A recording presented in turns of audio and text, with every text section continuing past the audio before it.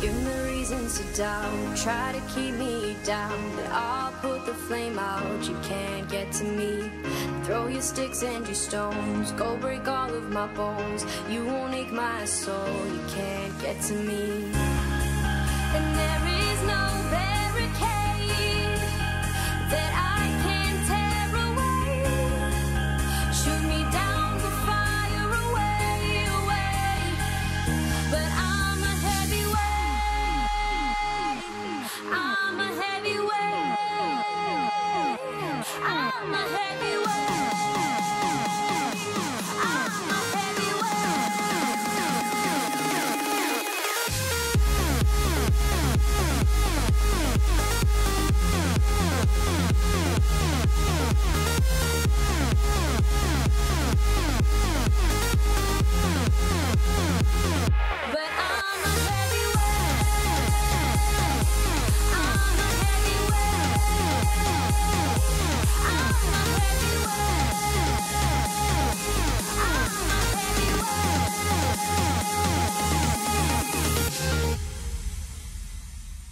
Push me down to the ground, what goes around comes around. You won't put the flame out, you can't get to me. Say what you wanna say, go take it all away, but I'm here to stay, no you can't get to me. And there is no barricade that I can tear away. Shoot me down, but fire away, away. But I'm a heavyweight, I'm a heavyweight, I'm a heavyweight, I'm a heavyweight.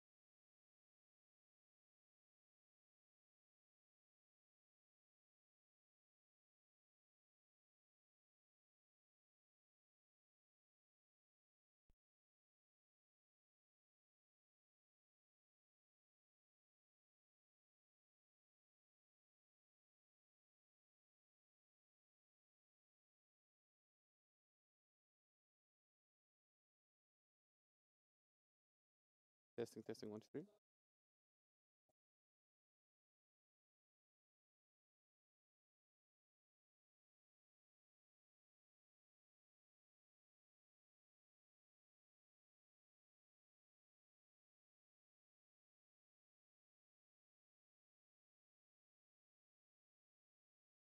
Ladies and gentlemen, welcome back again to VS Gaming. Our apologies for the audio issues, but it is good to be back, and this time with some sound. But it is actually something quite special that we have for you this weekend. Of course, it's something a little bit different. We're dropping the spells and we're picking up some guns instead. This is, of course, a CSGO event. And the first one, in fact, for the Masters League. And it's going to be something that I've been very looking forward to, and I'm very excited to be here. Of course, I'm fortunate enough not to be here by myself. I'm joined by, on my left-hand side over here, Recall, obviously a well-known caster. Great to have you alongside me this weekend. Yeah, thanks. I'm excited for this event. It's going to be a good one. Yeah, no, it definitely is. Yeah. And of course, Snare, a lot of you may not know Snare, but he's actually quite a prolific Dota 2 caster, and he's now joining the fray in CSGO. So welcome to CSGO, friend. Thank you, thank you. The pubs haven't been as welcoming as you have. I've lost a lot, but hope that VS Gaming has been very nice to us, and yeah, this is much better than that. I know those feelings. I remember when I started playing CSGO, it wasn't nice. No one was nice to be like, hey, Albert, good to have you on the scene. Yeah. It's more You should have asked me. No, my friends were nice to me. Everyone was playing against, just like, this is an opportunity to kill that guy. And knife him a lot. Knife him in the back because he doesnn't know I'm coming. Yeah. I'm very bad with the footsteps. It's not my go-to. But yeah, jokes aside, of course, it is wonderful to be back. And we are back, in fact, at the VS Gaming studio once again in mid-round. It really is beautiful, and we, in fact, even have some improvements, which is nice. And we kitted out slightly differently than the Dota event. We have we have our cows back for those of you who share your love for CSGO with your love for Dota 2. But we now all kitted out in black, and it's the dark event. Let's go with that. The dark event. Yeah. And no clipboard this time, which I'm now I get to use a nice snazzy black book instead. Black book. Yeah. but no clipboard, which makes me sad. I was enjoying trolling all the Dota people. Maybe CSGO fans, I'll get to do the same too. You could just hold it like this and maybe just, Oh no, I mean like old school clipboard. Yeah. Like old school clipboard. I mean, it was brown beautiful. color Oh, wow. back. Oh, wow. It was great. It was great. That's some good stuff. I felt like I had gone back in time. Yeah. It was by request as well, so no one is to blame except for me. So I thought though it's probably a good idea for us to chat a little bit about what is VS Gaming. It's obviously a brand that we've seen in the past, and obviously rebranded now to VS Gaming or Virtual Sports Gaming. It's definitely a brand that I think we all have had a lot of history with regardless, and a brand that we all share a lot of love for. But let's talk a little bit about this event in particular, the fact that it is the first and what that could mean. Gentlemen, what are your thoughts?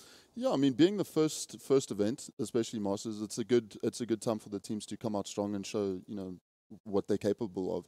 We have a couple of new rosters, and it's going to be exciting to see who comes out on top at this event. I mean, it's no sure thing. So, yeah, it's the first one and exciting stuff. Yeah. I think the interesting thing for me is going to see what happens to the scene afterwards, because what we saw in Dota, as soon as players got used to the idea that this level of play and this level of money is available to you, and then this level of attainment, this level of fame, suddenly you see everybody try that much harder to try and you want to become recognized as definitively the best. So in CSGO, we've seen it that there have been a lot of times where we know who is the best, but now knowing for sure that you're above and beyond the best and that everybody can see it is a big thing on all the players' minds, I would imagine. So I would expect to see them bring another level we haven't seen before at this event. So I'm really excited to see what we're going to see here. And of course, unlike Dota 2, we've seen quite a few CSGO events this year already. But as mentioned, this is the first for VS Gaming. And I think, I'm sure you guys will agree with me that there's a special place for VS Gaming. It is almost like the proving grounds of South African gaming.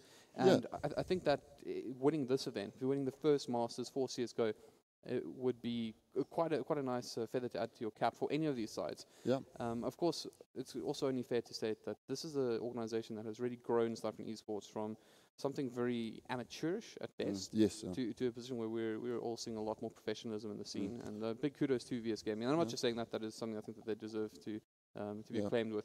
But moving along, I think it is probably a good idea as well that we chat a little bit about one of the previous events and just do a little bit of a recap. So for those of you who have not yet found the love that is Dota 2, and Snare will agree with me, it is in fact love. You should get involved. Well, I mean that's kind of something we can debate. That is a dangerous. I mean, Welcome to CSGO. Dota. I mean, great. Basically, it's just telling CSGO players to try harder. Like, convince me that it's better. Wow. I mean, That's the challenge for the weekend. Let's go with that. I think. I think there's certainly some guys out there that are going to impress us as well. So Yeah. we'll replace good old Caster with Black Poison and those sort of gentlemen. So it'll be interesting. But I do think it is also, for those of you who haven't had an opportunity to check out the Dota event, you might appreciate this. It's just a little bit of a recap from the Dota event held previously from VS Gaming.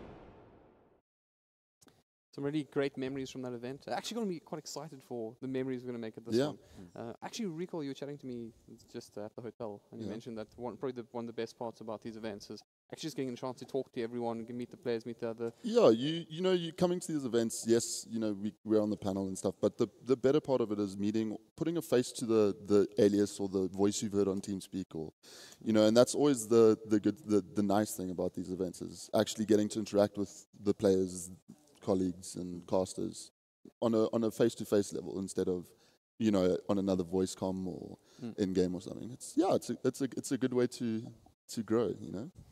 I mean, personally, I also think that's quite exciting in the sense that I think that we are talking about a sport here, right? Yeah. And sports Yeah. are watched live. Yeah. Yeah. And that does bode well in the sense that we will probably see a lot of fans getting an opportunity to experience this kind of thing in the future, and just get to meet the players, get to get to see things in real life. It is a very different experience, and certainly I share your feelings now. It was just really nice meeting the players, meeting the talent in person. Obviously, everyone from different areas. I mean, on this panel, in fact, we're all split, right? And we have a Durbanite, Johannesburgian, and a Cape Townian. So we don't get a lot of time to chat to each other in person very often. So it's really nice. And of course, the same thing goes with all the players. In fact, inside the teams as well, they'll often have players who play from different areas of Cape Town. Or sorry, in Cape Town. In Cape Town. in Cape Town, and then the rest of South Africa. Yeah, it gives the teams time to interact on, get some team building per se at these events, which is quite nice. I think it also allows people to see the human side of the game. Very often, especially with digital gaming or digital sports, it's very difficult for most people to get involved and know that there are humans behind the keyboard, humans behind the screen names, actual people who are not just doing this for fun, who are actually doing this for the express purpose of doing this professionally, of doing this long term, or doing this as an actual career path. So it's always great to be able to interact with people in that way and know that we're all very serious about this. Yeah. But I guess that brings up my next point quite nicely, is what exactly is that they're doing? So in this case, I wanted to ask you guys, for anybody, perhaps somebody who has maybe an Overwatch player or a Dota player who's coming in to watch CSGO for the first time. Yeah. What is CSGO? Well, CSGO 5v5, you have counter-terrorists, you have terrorists. The object of the game is, the round time's 1 minute 45. And the object of the game is to defuse the bomb. The counter-terrorists to defuse the bomb, they win the round. If the terrorists kill the counter-terrorists before they have defused the bomb, then the terrorists will win the round. Right. And of course, there's a lot more interesting parts to it. I mean, there's a very simple that's a answer. simple I was opening, actually really hoping from your best answer. My best answer? Yes. Well, okay, so there's... You said this to me, actually. it's that answer that we spoke about yesterday. Wow, I can't remember that far. Okay, the answer is shoot people, win game. Shoot people, win game. Yes, shoot people, win game. That's the object of CS. So I think if you are somebody who's new to CSGO and you're sort of a little bit concerned, well, I understand what's going on. At the end of the day, the team that kills the most people generally wins. It's not quite that simple, and there's a lot of technique and a lot of technique, tactical side, strategic side. Funny, I mean, we get stomped in it, right? I get stomped in. I don't know. I don't know about you guys, but I don't. I get stomped all the time. we're... The interesting thing for me about Counter-Strike in comparison to other shooting games is how it's one of the few games that skill matters a whole lot, right? But you can beat a better player by knowing the map more, by just out-strategizing a lot of your opponents. Yeah. And that must be what's happening to me. That's that option isn't always available for you in some of the other big shooters. For example, if you're playing Battlefield, for example, a greater game as it is, if you don't have the skill to beat somebody at a long range, there's nothing you can really do about that. But Counter-Strike, if you know the map, you know the sights, if you get into your opponent's head, you can outskill them, you can beat them, even though they're much better aimer than you. Yeah. I mean, that is true. You have maps that are based on, in my opinion, based on raw aiming skill. Like Dust 2 has always been that map where there's less tactics involved and more just if you're winning the angels, you're winning the map.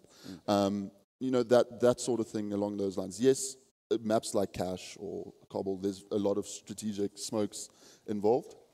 Taking sites, playing retakes. You get some teams that actually give up sites and then just play for the retake. So yeah, there's a lot of tactics involved, and aim, in my opinion, is also quite a deal. But as you say, it's more important to know the tactics. Or just rush B. Yeah, or just rush B. I mean, the thing with CS, right? If you stop playing for a week, I mean, I've experienced it. I've gone away or something. Stop playing CS for a week. You come back and you feel like you're so bad. You've just lost all sense of aim. So CS is a game that you have to carry on playing, I think. Well, I think let's chat about the guys that are in fact keeping on playing. I think it's only right that we introduce some of these sides that are going to be playing with us. And I decided to introduce them in the order in which they will appear at this event. So, of course, first up, and this is probably the side that most are going to be, heard of them before, Energy Esports. And they'll be taking on Southern 5, but you may know them better as the Pro Wolves, as they've recently renamed. Gents, I don't want to go into too much detail about the actual matchup just yet, but maybe you can share your thoughts on these two sides very briefly. Well, okay, Energy, everyone knows them. They've been a solid top 3 team for the last 5 years. Southern 5, not too sure what to expect from them, to be honest. We might get surprised by them, I think. I think Southern 5 is definitely a dark horse team of the weekend. Anything can happen. I think it's always nice when there's no expectations. Anything can happen. Then Energy, like we all know Energy, not just as a team, but as a brand. Energy is just consistently across all esports, always at the top. And especially in Counter-Strike, I think they're probably the most dominant here in comparison to in Dota. So Yeah, it's between Energy and BVD. yeah, it's But pretty much Really, those two? Haven't heard those names before. Who are those teams? surprising names. Also worthy of mentioning for Southern 5 is they're actually one of the wildcard qualifiers. Yes. Which is a little bit harder in my opinion because there's a particularly difficult side that they have to sort of compete with in that qualifier already, who almost expect 100% of the time to occupy a spot. But we'll get to that. We'll get there. Yeah. So congratulations, Southern 5, just for qualifying. It is, I think, for these smaller sides, just such an amazing opportunity just to see what this is like. So even if they don't fare particularly well here, and we saw this with Mythic in the Dota event, they still get a huge amount out of the deal. I mean, there's not a lot of time smaller teams get to play in booths or play at a LAN event in South Africa. So it definitely is, those smaller teams coming through wildcard spots definitely is a great opportunity for them, I think. Yeah. Definitely one of my favorite things about the whole structure of VS Gaming at the moment is the fact that anybody can win. You can now be a completely unknown side, no one's ever heard of you before, and maybe you're the next VS Gaming champion. Yeah, it exactly. keeps the field open, doesn't lock it as much. It's not as top heavy as it used to be anymore. Now there's always definitely. access into it, so very great structure too. Yeah. So moving on, we of course have DC and WRG. They're two sides that also are very well known. WRG not quite the titan they are on the Dota scene, but a respectable side. Yeah, they are definitely. I think it's going to be quite a good game between DC and WRG. You know, DC, a brand, a team that we all know.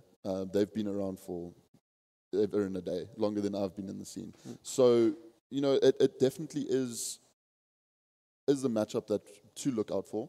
WRG definitely still a team. I mean, all 8 teams here, definitely all capable of winning the event. Do you agree, sir? Do you think that there's... Yeah, for the most part. I think DC for me is actually my favorite team coming into this because I kind of don't want Energy or Bravado to win again. but DC is probably the team that I think has the highest skill cap and the highest ability to get there. Just as long as they play well and as long as they are prepared to take on the Titans, I think they probably have the best shot of getting into that top 3 spot. So it's interesting you said because this is a reoccurring theme. People just seem to love DC in South Africa. What is it about these guys? I mean explain particularly for those who have never heard of the side before. They're fun. And, you know, okay, it's one of those weird things where whenever you watch a game, right, you want to always feel like the people playing the game are actually enjoying the game, are actually enjoying themselves, and are not just doing this because they have to professionally, but are doing this purely out of the love. That if you took away the money, they would still want to do this. And watching DC play, you get that feeling that if tomorrow we said, guys, you're never going to be paid a single cent ever again, these are the guys that would still wake up early in the morning and be playing all day. So it's very fun to see them play. They do innovative stuff. Sometimes you'll see them like 3 orbs in a game and you're just like, whatever, what are you guys doing? But they have fun. They enjoy the game. They make it interesting. So it's always, I think I don't know what it is about people who are attracted to DC just as a brand, but that's what just keeps happening. It just attracts fun players. And it's always nice to see fun players. Yeah, and I think also worthy of mentioning that they are one of the truly old guard. There are a lot of old players on this side. They go far back. I think, if I'm not mistaken, they're like sort of 1.6 players, really. Yes. So like deep into maybe 1.5 players. You know. but deep into the... Maybe 1.1 players, you never know. Probably they're beta players. Counter-Strike beta players. Well before CSGO even existed. Who knows, maybe they dabbled in Source, but let's hope that they didn't. Let's hope not. Okay, so moving on, I think we are running out a bit of time, which is great because I think we're all very excited to see these 2 teams. But it is only fair that we talk about the other 4 sides, of course, competing. Next up will be APG and Bravado Gaming. Yep. So APG is interesting. I believe they've had quite a big roster change. Yeah, they have recently. So I'm not too sure what to expect from the new lineup. It is a tough seed to get, though. I mean, let's be honest. You're coming into the tournament, you're playing Bravado first game. Not fun. No, I mean, it's not going to be fun. But, I mean, if APG come on form, we haven't seen much of them recently, so not too sure what to expect there. But I'm sure if they do come with some form, then it's going to be a good game. Yeah. But very unlucky seed, though. I think besides S5, probably the most unknown team, like the most unknown in terms of expectations, APG. We just don't know what's going to happen. It's either going to be amazing or not. Like, we'll just have to see. Whereas with Bravado, it's we've seen Bravado play a lot. Yeah, we've seen what they do. We've so seen what they do. we have a pretty Bravado's good nice. idea of what Bravado is going to be about, but that might prove to be their detriment because APG, because they're unknown, they don't necessarily have as much tape on them on how they're going to play with their new roster as it is now. So they could come out with something mind-blowing that none of us have ever seen before. Yeah, exactly. And nobody could expect it. Like rushing B. It'll be great. That's going to be the final push. Grand finals, Bravado versus. I mean, I think everyone's. I'm not going to say it, I'm going to jinx it. But Bravado versus someone that we kind of expect in the grand final, and the final plan is just over TeamSpeak. Guys, I got this. Rush You B. got this, Rush Rush B. B. Yeah. Easy Just strat. go. I'll never see it coming. And of course, that brings us to our last two teams, XTC and XD, which will be a tongue twister for the casters, I'm sure. I can't wait to hear that. It's going to be great. Yeah, it's going to be fun. Sitting on the panel, there's nothing better than watching the casters fail. Casters mess Yeah, up. that's it's- the best thing in the world. I mean, we're all casters here, Yeah, right? Yeah. we so, are. so we can enjoy We can this. empathize. It's so much fun to watch from the other side and say, yeah, I would have gotten that wrong too. But I'm glad you did that. But I'm glad you did it. But we were talking about that matchup yesterday, myself and Rico, Yes, we were. and we probably thought it's probably the closest matchup in terms of their skill set overall. So this is honestly the one matchup I have zero idea who's going to win. No. I have no. I just want to see a good game in that one. It's going to be a very good game. As you say, it's the closest matchup in the seeding of the 4 games that we're going to see today. So expectation-wise, I have no idea. It's literally a 50-50 in my brain. Any team there could win. So basically what we're saying is watch all the games, but make sure you don't miss that game. Exactly. Yeah. So let's talk a little bit about the tournament structure, because it's also pretty interesting. Of course, we are going to kick off with the games around about 10 o'clock this morning. Yeah. But interestingly enough, they're BO1s. Yes. I'm not sure how I feel about it, but at the same time, the one thing I do like is that if you know it's a BO1, right, then there's greater impetus for you to bring out your best map early. Yeah. We're not going to be seeing teams saying, you know what, we're good at this map, you're also kind of good, we'll veto it, it's fine. You're going to try and force to make sure you play your absolute best map. It also forces the teams to know each other. Yeah. In terms of best of ones, because you don't want to come into a tournament saying, we kind of think we know what map they're good on, so let's just ban that one, and then you play on train, for example, and you just get stomped because the other team is just that good and you didn't know about it. So, you know, that to me is important in best of ones, the draft of the maps. And like in Dota, I think the winner of the draft there is in a good standing already to win the game. Yeah.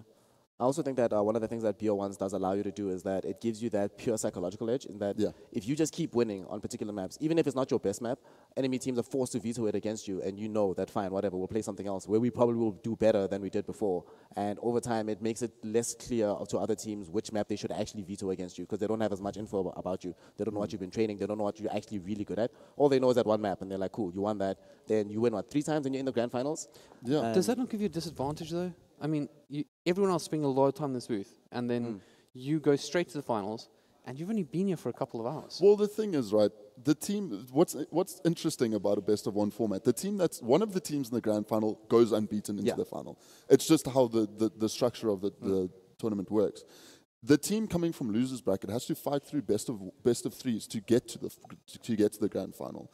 So it gives the losers bracket team, it gives a little bit of an advantage because they're playing more over the weekend. But the team that comes to the winners bracket gets a 1-game advantage. So that's their advantage, I guess, for not playing as much. Also, they get to see a lot more of how you play. Like there's pretty much going to be no surprises for the team that starts in the winner bracket in the final. Like they'll know they'll know what you're going to be bringing to the table, whereas you might not know the same about them. Exactly. You're gonna see what maps they're good on. Yeah. And it's going to be exciting. It makes for an exciting grand final, in my opinion. Yeah. So just in case there was a little unclear for you all, there will be BO1 winner bracket. Yeah. Low bracket or loser bracket will be BO3s, and then the grand final will be a BO5 with a 1-game advantage. So it's going to be interesting. And what I find particularly interesting about the structure is it almost feels like it's inverted. We often see it the other way around, where it's BO3 upper bracket, BO1 low bracket. Yes. It's interesting. Yeah, it is, but it also forces the teams in that format where it's BO3 upper bracket and BO1 lower bracket. It kind of makes the teams want to stay in the upper bracket because there's more chance of getting knocked out if you're in the losers bracket, right? I'm not saying it's an easier road in the losers bracket with the best of 3 Safer format, road. but it's a safer road. Yeah. You know, it definitely is a safer road. So if you drop down to the lower bracket, there's more chance of you going to the grand final than if it were the other way around. So Yes. it's a little bit. Maybe you still get your shot in the low bracket. So I exactly. think we'd all agree you want to be in the low bracket, but it's safer than it normally would be at the very least. Yes. Right, and on that note, though, talking about the actual matches, something that everyone likes in this world is free things, and of course we have those free things for you. And we will be giving away, I believe, 10 keys across the first match alone, I believe. Yeah, for one game, you watch one game, there's 10 keys out there. And it's also morning time, so if you're an early bird, you're in a a position here. Yeah. So stick around. Even if you're at work, just throw the stream up on your work PC. I mean, who's gonna? Yeah, exactly. Just Your boss doesn't need to know. You can, in fact, bring him in. Just he walks into the office, hey, sir, they're giving away stream keys. I'm watching CSGO. Yeah. Right. So that is very nice.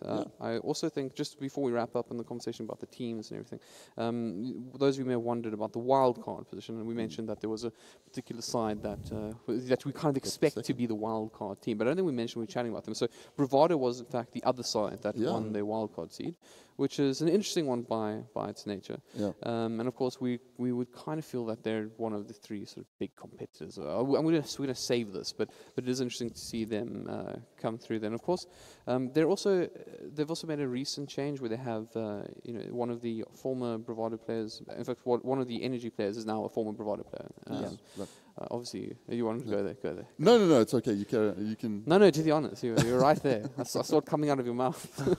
So in this first game, obviously, Energy has now picked up Black Poison, which is interesting. In game, I think he's in game leading. So it's since he's come into the team, we've seen Energy just sort of come alive, really, and they're just doing so much better with BPN in the team. So it's a good thing to watch. I mean, Energy now with that addition looks like 10% stronger at least. I think like the addition of Black Poison probably made them, before they were definitely in the conversation for top 3 all the time. Now it's hard to see who's better. Now it's like, okay, you have to like really split hairs to definitely say somebody's better than them. Like, sure, I'm pretty sure the results will follow up mostly, but one thing I've seen interesting about how they play now, they play a lot more, it's like more controlled aggression. Yes. Before it used to be like, they'd be like, all right, Dumpster, go kill them all. Cool. And that was kind of the game plan for a lot of the games. But now it's like very structured, very solid play that we see from Energy pretty much every game. And they make much fewer mistakes. Like they do. I mean, it's exciting to watch those entries come in. I mean, just one example, I was watching a game the other day where we got, they came into side, got both entries before anyone knew what was happening. Yeah. I mean, it's just, and it comes down to the strategic way that they enter sides now. Yeah. It's insane. Well, I have some great news for everyone. You've had enough of us, I'm sure, by now. And we are going to give you something that you've really been looking forward to. And that, of course, is the first game. We're going to go straight into the vetoes now. So let's see how it goes. Gentlemen, is there any map that you would like to see played just because you potentially like it? I'd actually like to see Nuke. And the reason I want to see Nuke, because I don't think either side's really prepared for Nuke that much. So I'd like to see just evening the odds and say, all right, let's just see what happens. We put 10 guys in the game, like pistols blazing, whatever. Let's see what goes down. I want to see Train. I think I love the map. I enjoy the map, and it's a good one. It's exciting. I want to see Nuke myself. Really? I have a fantastic reason why. You guys are going to love this, right? This is a bit of a Devon story, and I apologize in advance for that, but our observer threw my weapon over a wall in the CSGO game. It was an expensive weapon. I recently got a new skin on it, and I was very proud of it. Yes. It was tossed over a wall. He then told me, you know what he did? Can I see your skin? Of course. Of course you may see my skin. Yeah. And then I see him leaping into the distance, my weapon flying far away. I was not happy. So apparently Nuke is the hardest map for an observer to follow, based on the structure of the map. So I'd like to see him fail. That's my one for it. Otherwise, I'm actually a big Cobblestone fan. I don't know. I feel like that's really. I feel like it's not the most popular opinion. I think most people like Mirage. I mean. In professional, I mean, Cobblestone is a very popular map nowadays. It just, not too sure why, but it's become a popular map. So Dust is gone. We might see Dust. It's Dust 3. Yeah, Dust 3. Yeah. It might come up though. Inferno taken away as well as Cash. No Cash. Probably a good idea to ban Cash away from Energy. Train gone. Yes, that's a good idea. Very good Southern idea. 5 taking that out. That Energy's strongest map, I think, in my opinion. Yeah, so Nuke's still in it. I guess he's hoping. Like, Nuke's alive. Overpass gone as well. Overpass gone. I mean, I think we'll probably see Cobble throughout all the best of ones, in my opinion. I'm going to call it now, but I think that's the way things are going to go. I'll be pretty happy with that. I think it's probably the map that requires the least amount of in-depth knowledge of every particular area. You can probably get away with just being really good at the game and not necessarily have like spent tons of hours on cobblestone. So, but I mean, so obviously we would expect Energy to go into this as favorites, right? Yeah. So what is the map that is most likely to? I mean, even if it's been banned out, what do you gentlemen think is the map that would most likely give us, surprise issues to the Energy squad? I think if Southern 5 have been training it, Nuke would probably be that surprise map. Nuke's been taken by Energy. Well, okay. Okay. So this Well, there goes that idea. Oh no, we've been lied to. It's Cash. It's Cash. Okay, It is so Cash. Cash a good map. That's, yeah. I mean, Cash is quite an interesting one as well. I quite enjoy just the. I know it sounds weird, but I like the look and feel of Cash. It suits the environment of, and that's probably not the most technical analysis that you're ever going to hear. But I don't know. It's not exactly a pretty map, but it fits counter-terrorism, right? No, it does. It does, yeah. And I mean, so Energy taking out Nuke and Southern 5 taking out Mirage as well. So the pick being Cash. But I mean, so Cash, I think. A side for me is a big one. If you've got the smokes down, coming out of A main is just ridiculously tough because you have a very easy hold in the form of NBK or quad, and then you have to watch forklift, you have to watch uppers, and there's just so many angles to come out. So if you have the correct smokes, A side is easier to take for the terrorists. So see what happens. But Rush B. But Rush B. It's built into anyone who's ever played CSGO. It's been ingrained in our spirit. Yeah, well. So, none of us do we know Russians, which team is starting on which side? Just yet? I didn't see, no. Oh, okay. Because I think probably it's probably better for S5 to start as terrorists. Let's go around. I think they need some momentum. They need to be able to actually push the envelope. They need to actually make Energy a little bit uncomfortable. They can't allow Energy to be the ones pushing the envelope and getting aggressive, especially in the first map, especially in the first half, because I've noticed that Energy tend to roll over you. If you allow Energy to win the first half, basically you've lost. There's no way to come. It's very hard to come back against them. It's momentum. Yeah. I mean, if you let a team like Energy gain momentum in the first half, you're gonna have a very tough time in the second half of that game. So yes, I'd like to see Southern 5 start on terrorists just to see if they can get a foothold into the game and defend a decent score. I think getting somewhere like a 7-8 as close as possible. Yeah. Might be a good idea for them. I think anything less than double digits is probably okay. Yeah, I mean you're looking 7-8 or 8-7 rather, 9-6. That's somewhere where they're looking at. Cash becomes very difficult once you're hitting the 10-5, 11-4 mark. It does become a very difficult map to defend on CT. Do you think there's any chance we'll see anyone sort of just forgetting to defend and just going for the retake instead? I mean, not really. Maybe B side. If the counter-terrorist team realize early that they're going to lose it, and they haven't rotated over, they might give it away and try for a retake on B or A. Very unlikely on Cash though. Very unlikely. Okay. Right. Well, we are getting pretty close to that moment. Now you have fun. Being immune to this challenge, I get to ask you guys for predictions. Oh no. Now, I think you're getting it. I mean, with all due respect to 7-5, they are the underdogs, and maybe one of the easier predictions we'll have. At least not necessarily the easiest game, but potentially you guys will be quite happy to pick your side, gentlemen. Who do you think is going to take it? Energy, definitely. I think. I'm just thinking score-wise. Oh, let's go with that. That can be bonus points. Oh no. I think Energy takes it. Score 18-12. 16-12, you mean? Oh, 16-12, sorry, yeah. Not 18. 18. I would like to see a game. I mean, really interesting. I think Energy is going to take this one probably a little bit closer, 16-11. Okay.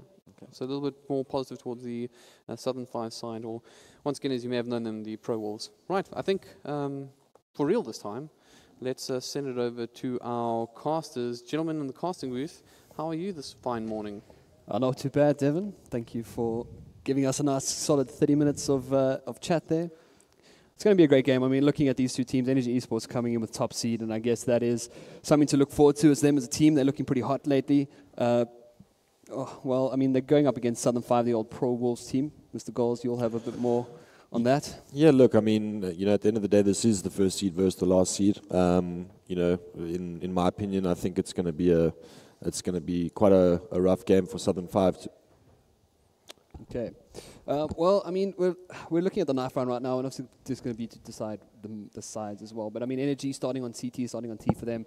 It's they've got a really, really strong T side. I mean, that's one thing. Maybe perhaps that Black Poison brought coming across, joining in as well. Black Poison is, he brought a lot of strategy back with him from Europe. Definitely. And I think that's something that aids a lot on the T side. I mean, looking at a strong map like Cash, where your T can be everything. I think at the end of the day, he's brought a lot more structure, and exactly like the panel was speaking about, that aggression now is becoming more calculated, and a little bit more at the right time. And I think Robbie's brought a lot of good work ethic. And but yeah, here we go live. Okay, and we are just going live into the game. Energy Esports versus Southern 5, game number 1 of the first day here of the VS Gaming Masters.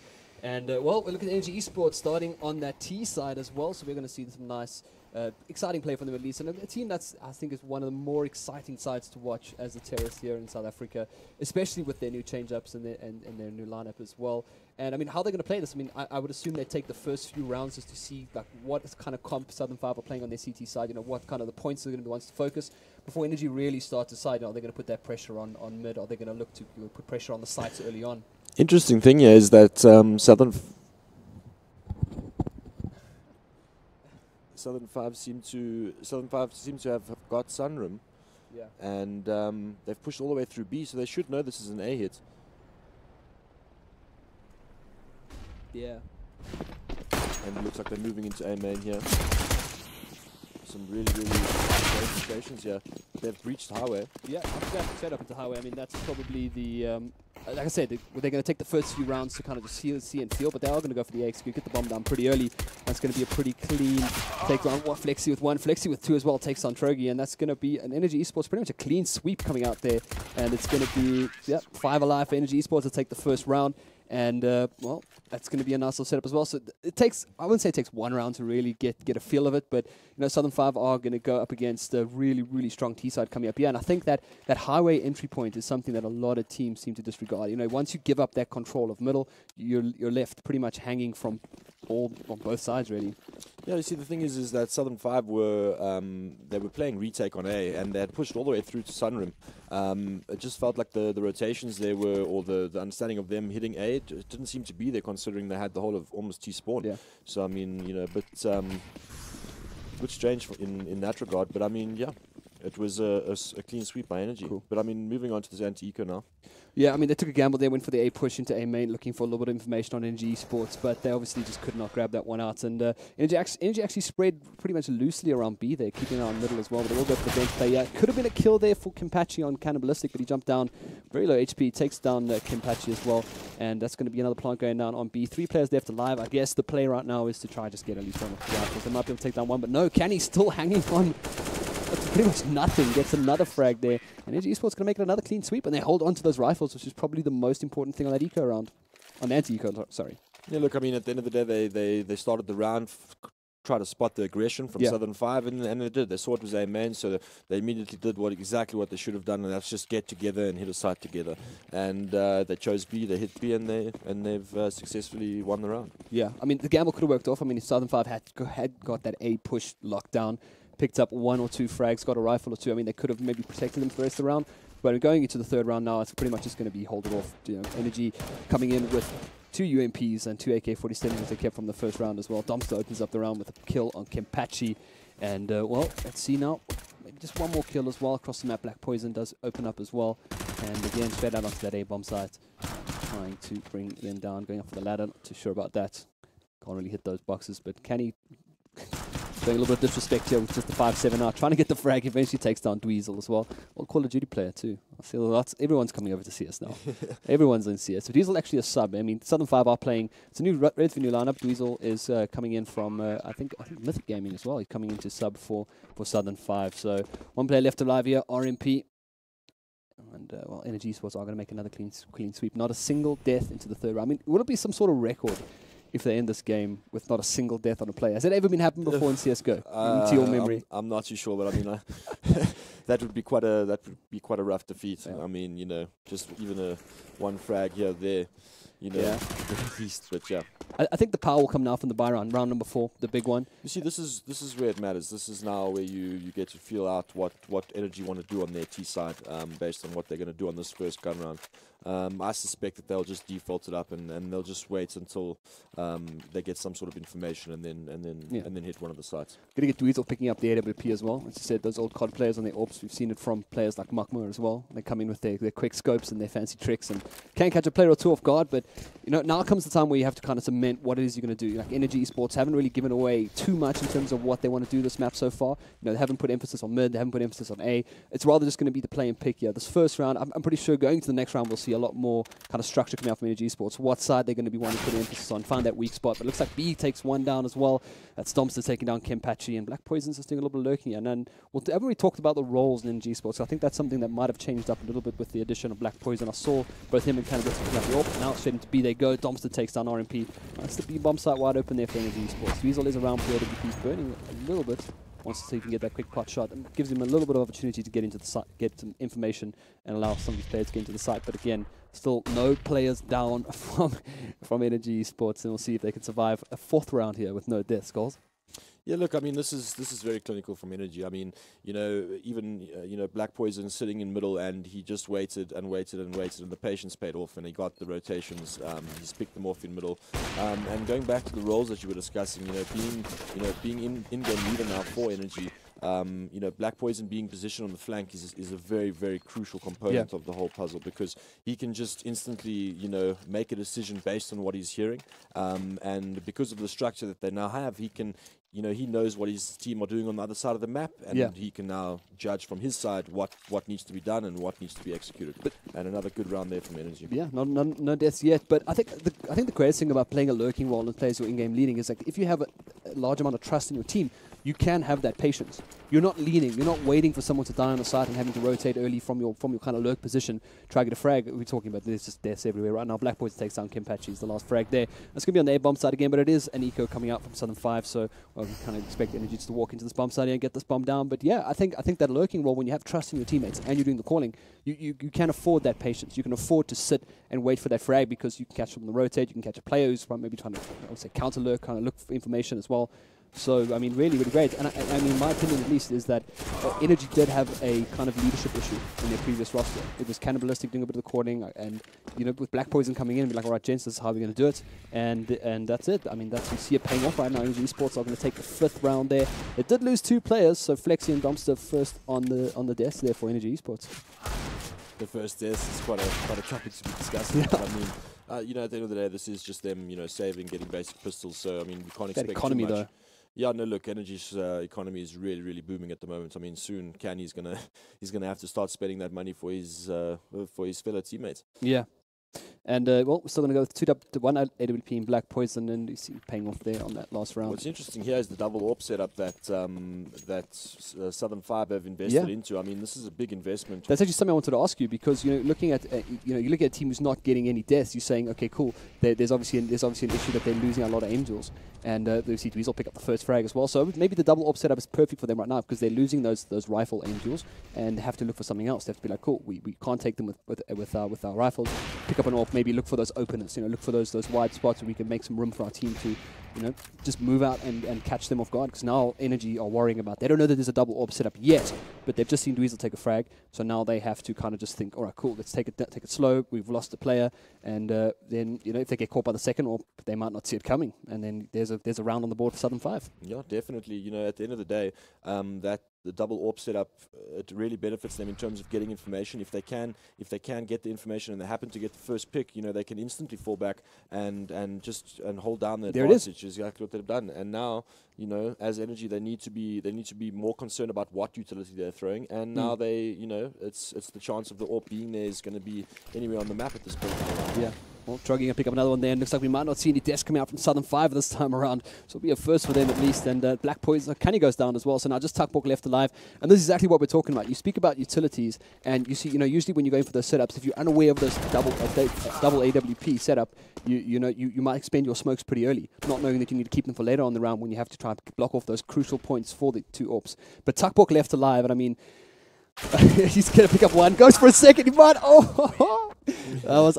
for a second there, I thought he might be able to do it, but then he was going to go up against the 2 AWPs. I would never really count him out. No ways. The problem is that Tuckborg had an AK there. If he had a Tech 9, the round was won. Yeah, 100%. But you see, pretty calm and collected NG Esports team right now. You can see on the camera there, and I think they're just going through the ropes. I mean, I think this tournament this weekend is extremely important for Energy Esports to kind of cement their position currently in South Africa. They did win a big match 2 nights ago, and I think, looking onto LAN, you got a new team, new lineup, and you want to kind of just look forward and be like, all right, let's kind of cement our position in South Africa. We no longer want to be known as number 2 team, but yeah, pointing at the screen. I know, I waffle sometimes, thank you. That's why I brought you here, because I waffle and you tell me focus. Yeah, look, I just wanted to bring out here that they've got a 4-1 going here, stacking towards the B side. And, some aggression there by the CTs. You should have got a fair amount of information there. Yeah, you might have seen a couple. And but they've stacked it. Well, now, with the information, they rotate pretty quick over. RMP up top doesn't get the second one, taken down by Cannibalistic. Now 1 player left on the site. Turn it into a 2v2, but now Dweezil's back up there. 1v1, Black Poison up against Dweezil. Dweezil with the AWP, so I mean, he has to switch it out here to take on Black Poison. Is it 40 HP? So I mean, this should be a pretty okay. No, Black Poison catches him with the edge of the clip there, takes down Dweezil. NG Esports 6-1. So yeah, this is what I was going to say at the start of the round, was that the last gun round, even though they won it, this was the most important one. Yes. Because why? Now they reset. Now they've got no economy. They've been double AWPing. They've got no money in the bank. I mean, your poorest guy, they can't even afford to buy a cheap pistol. Not even a decoy grenade. But I mean, this is now going to be a pretty much a double save for Southern 5. If they want to go for the double AWP setup once again. Well, it worked. It worked. I mean, obviously, Energy Esports played the right card there. You see, they went for the 4-1 onto B as well. So I mean, that put them in a good position to take down those AWPs, put pressure on those AWPs as well. It paid off. Now players just kind of sidestepping into that A main. Nothing really too exciting to talk about there. They're just kind of throwing bodies at Energy right now, get this round over and done with. There's a deagle on Kimpachi, so maybe you can do a little bit of damage here, but as you said earlier, the economy is so good on NG Esports right now. They can afford a few more rounds to buy it. Gets a tag, but it's not going to be a kill. NG Esports, I mean, looking at some pretty good stats right now. 10 for 2 on Cannibalistic. I mean, once again, leading from the front. And I think, with Robbie taking over as in-game leader, it does leave a little bit of room for players like Cannibalistic and Domster just to do whatever the hell they want. Look, I mean, I think the most important thing to note about Energy since Black Poison has joined is the general work ethic in the team. Oh, yes. And it's getting the team on the same page in every single small little way possible. And I think that's where he's come in, and he's brought the structure, he's brought the work ethic. And I think in general, when you're playing in a team and everyone's putting in as much as you are, and everybody is trying to achieve the same goal or be on the same page, that's when you even feel more confident as a player by having confidence in your teammates. And I think that's where we're seeing a lot of the improvements here by Energy Esports. Well, it's another eco coming out here. Southern 5 struggling a bit now against Energy Esports as they were hard reset. Had a good round, and that might actually work out. RMP going to be able to get 1 AK-47. If he keeps this, they will have, I think, an okay transition into the 10th round. But it's just going to be Dweezil looking for one more frag here. Energy Esports set up on this A bomb site. Oh, if he could steal that AWP, it would be amazing, but he doesn't get it. Tuckborg cancels him out there, and yeah, it's that confidence. But right now, talking of confidence, I mean, Southern 5 needs something here. They need another couple of rounds. Energy Esports, again, they're not showing their cards. They're not sticking to a set strategy. They're confident in just walking onto a site, getting those opening frags. Even if they lose 2 players, I mean, they're cool. They're walking with 3 and get the frags. Well, I mean, what I've seen so far is that all they've been doing is, on your anti-eco rounds, they're pretty much going with the basic default hold, putting pressure towards A main, because that's pretty much the easiest place for the CTs to push, converting those kills, getting into the sites. And then on gun rounds, they seem to just, at the moment, having a lot of success in walking into B. And, that involves just throwing the cross smoke, getting towards the site and you know, tactically just breaching the site together as a unit, and they're having quite a bit of success. And you can see, you know, on the CT side, on the ecos, Southern 5 seem to be always pushing when they're saving, but they're never ever really getting info on the gun rounds. So that allows Energy to get those 4-1s out and you know, hit a site without there being any sort of rotation or any sort of stack towards that site, you know. Yeah. I mean, this is what I was going to talk about. It's like this double AWP setup once again, and Energy haven't put really any pressure onto mid. And those are where the AWPs kind of pay off. You know, you're holding those long angles on A, but if you do get flashed out, you're not going to, you must open shot about that, but now going to get burst down by Cannibalistic. Domster takes some Trogi as well. And again, they just spread kind of towards that A bomb side. They got one player sitting out in the door. He's going to burst out any second. Canny going to catch the guy on ladder, trying to jump around. And that's going to be Leon going down as well. Energy coming up from highway, coming onto A, and that's going to be 5 players left alive. And yeah, it's going to be another round for Energy Esports. Another clean sweep. No, sorry, Cannibalistic went down there. Kempachi left alive here with RMP. They've got to save these guns goals. I mean, that's pretty much the play right now. You know, they have to. They've got, their economy is very, very weak, you know, and they need to try get around on the board. The sort of retake is very, very difficult. And what I find brilliant there by Energy Esports was that they knew that the economy of the opposing team was very, very weak. And what did they do? They just took middle control. They didn't have the utility to fight it, and they took it very methodically. Had the smokes in place. You know, got to the angle where you could post sandbags. Cannibalistic. And Dweezil missed that initial shot, which I think was the biggest thing right there. If he got that shot, it would have been a different round. Yeah, no, definitely. But I think you know, committing a guy to sandbags when you're not gonna hold middle strong with say 3 guys, then you know that leaves that player completely isolated. So you know that's where Energy capitalized on that mistake, and then they've got another round on the board. Well, 9-1 right now. Energy Esports looking strong in their opening match of the VS Gaming Masters, and well, we'll see another kind of, I would say, half-assed by coming out from Southern 5. And we'll see them go. Black Poison opens up the round once again, takes down Dweezil in that mid. It's going to be just a little bit of information play there from Dweezil, and we can't really, you know, bank on them getting too many kills out here. Domster takes another one in A main, and it's going to be one man sitting behind the forklift there trying to bring him down. Does do a little bit of damage there to Cannibalistic, but it's just going to be a little bit of poking right now. But that fire is really in a big press. Has to expend a smoke, but Trogi steps from the right and takes him down as well. It's a double there. RMP actually takes down Domster and Canny. So they're going to get 2 more rifles coming out, and that's going to be a great round for Southern 5 so far. I mean, with what they had, at least they managed to take down take away 2 rifles from. But this is crucial. I mean, you got a guy in CD spawn, and he's just going to cut the rotations off. Hitting B is the perfect play here. Yeah. Oh, and he catches him off. Now they know it's B, but unfortunately it's too late. Energy already there. They had the info, and yeah, they executed it and capitalized perfectly. Keeping that rifle probably would have been, I would say, a little bit more important. But then again, Energy going to get the 10th round here. Little pop flash from Black Poison. He knows Trogi's around here, and that's going to be such a nice little tap coming out there from VPN. Puts Energy 10-1. So I mean, some of the casters, I mean, some of the panelists threw out some very hopeful predictions there, like I heard some 16-12, 16-8s. But we off camera, we kind of predicted that this would pretty much go exactly as it's going right now. And it's unfortunate. I mean, Southern 5 coming in, they had the gaming house in practice as well, and you know, looking at their lineup, maybe just coming in first game, maybe some first game blues, hopefully. Yeah, look, I mean, you know, this is you're also facing against a formidable Energy team. I mean, these guys have had some good recent form. They're definitely coming here to win, and you know, that's this sort of steamroll is very, very hard to counter. I mean, now you've got players that are just feeling confident. I mean, look at Kani just running and strafing through the smoke there, and there's the trade. I mean, you know, they're looking good, they're feeling good, and you know, the scoreline looks good. Yeah, that little jump onto the ladder. I mean, I don't know if I'm a fan of that. I mean, obviously, you know they're going to try to look for the refrag, and you're pretty much running away with your back. You know, you don't have anyone else spotting you, backing you up from the A side. So, I mean, I think it's little mistakes like that in the end of the day separate a lot of these teams. You know, running back with your back, not having a teammate back you up and spot for you at least, and you jump onto a ladder where you just have no hitbox at all. Your hitbox disappears completely on a ladder. See, I think the most crucial part there is what he needed was just a simple flash from A once he had got that initial pick in middle, and that allows you to fall back. Yes, you know? perfect.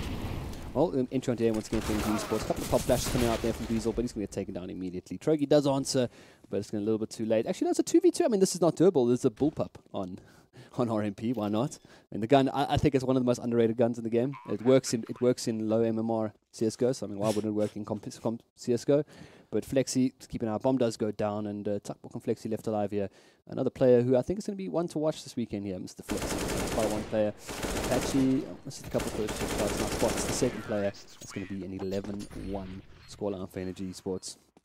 Lovely trading setup there in the 2v2. I mean, they're literally just, playing very, very defensive, waiting for the guys to walk into the sites. No util on the CT side to force anyone out of positions, and pretty much straight out of the textbook in terms of, holding down a 2v2. Yeah.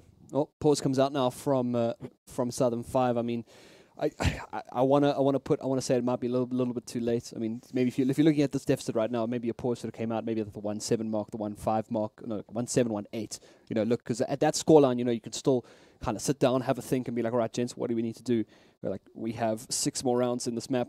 We need to maybe get to an 8-7, maybe get to an 9-6 or a 10-5 at least. What can we do differently? And I think it's just those little individual players. I mean, if you look at, you said bottom seed versus top seed, Energy Esports are on fire right now. But looking at the players, I mean, some of the players are having some good things. Unfortunately, some just not pitching up at the moment, and we'll see them having a little team talk there, just trying to figure out what can they do to get these last 3 rounds. Yeah, look, I think like you said, the pause. This is already 11-1. So I mean, I suppose rather late than never. But I think even just to break that sort of momentum is the most important part, because Energy are really just getting onto that steamroll sort of mentality, and they're not feeling any pressure at all. And Connie's yawning in the back there. Yeah, it's still very early in the AM. It is, eh? I'm very surprised to see him and hack him up at this time in the morning. It's impressive. Times are changing. Esports is happening. Gonna get those 9-to-5 jobs soon. But still, the pause going on here. If you are just tuning in, thanks so much for watching VS Gaming Masters game number 1, day 1 here. We got a whole weekend worth of action, CSGO action here. And, of course, some giveaways as well, I'm told, on some keys and some stuff. I heard the panelists talking about it prior to games. If you are watching on the stream, share it with your mates. Come tell them to watch Goals Casting. It's going to be a really, really sick weekend. And today it's the best of ones. Yeah, best of ones throughout the day. We've got one BO3 later this evening. It's going to be the lower bracket game at 8 p.m. So stick around, yeah. Watch some CS, enjoy the day. And of course we are going to get going once again. 11-1, 3 rounds left of this half, and Energy just want to close it out. 14-1, I think they'd be happy with that. See, this is interesting now. They're taking mid control, and the CTs have adjusted by playing, making sure that they hold that middle. They're trying to get a boost going, but look at the gun he's got. Cannibalistic, getting a bit overzealous there. Oh, this is good though. They push through mid, but won't be able to get the frag, I don't think. Oh, gets flamed away immediately. Leon trying to make do, yeah. The player's literally just right there through the wall, but Flexi will take him down. Eventually, Dweezil, 2 men pushing through mid, and Fergie left alive here on this A bomb site just to hold it down by himself. Hasn't his backup yet. Yeah, both players towards B. Doesn't get that first shot. Can't close down. Black Poison on what's that? Was that 11 HP? Tuckbook on 2 as well. I thought he was gone, but yeah, it's very, very low HPs on the Energy side. But I mean, they should be able to hold this down. Yeah, well, Dumpster picks up another one, they take him down, and coming in, not getting the opening frag, unfortunately. And that's going to be a 12-1. They're better round. I mean, they did a lot of damage there, a lot of information seeking, but just not able to close out those frags. Unfortunately, a lot of damage at this point doesn't really matter. I mean, you're sitting with guys that are pretty much at 16k. I think it might have even been worth it to potentially save that armor with those pistols. But this is another full buy going in the way of Southern 5, and let's see what they can do with it. Let's see how they adjust on the buy round. Well. No, Dweezil once again with his AWP in middle. Wants to make something happen. He needs to make something happen at this point of the game. They want to get that 3-12. I mean, it's not impossible. We've seen some big ones, but it's going to be a boost of Trogi up top, so that's always a bit of a cheeky spot too. But Energy sort of gravitating towards A at the moment. RMP actually does take up the opening frag. It takes down Black Hawk. Big hit. They know Trogi's up there, but now does he drop down there, or does he wait for the backup from his teammates? Yeah, he's going to stick it out.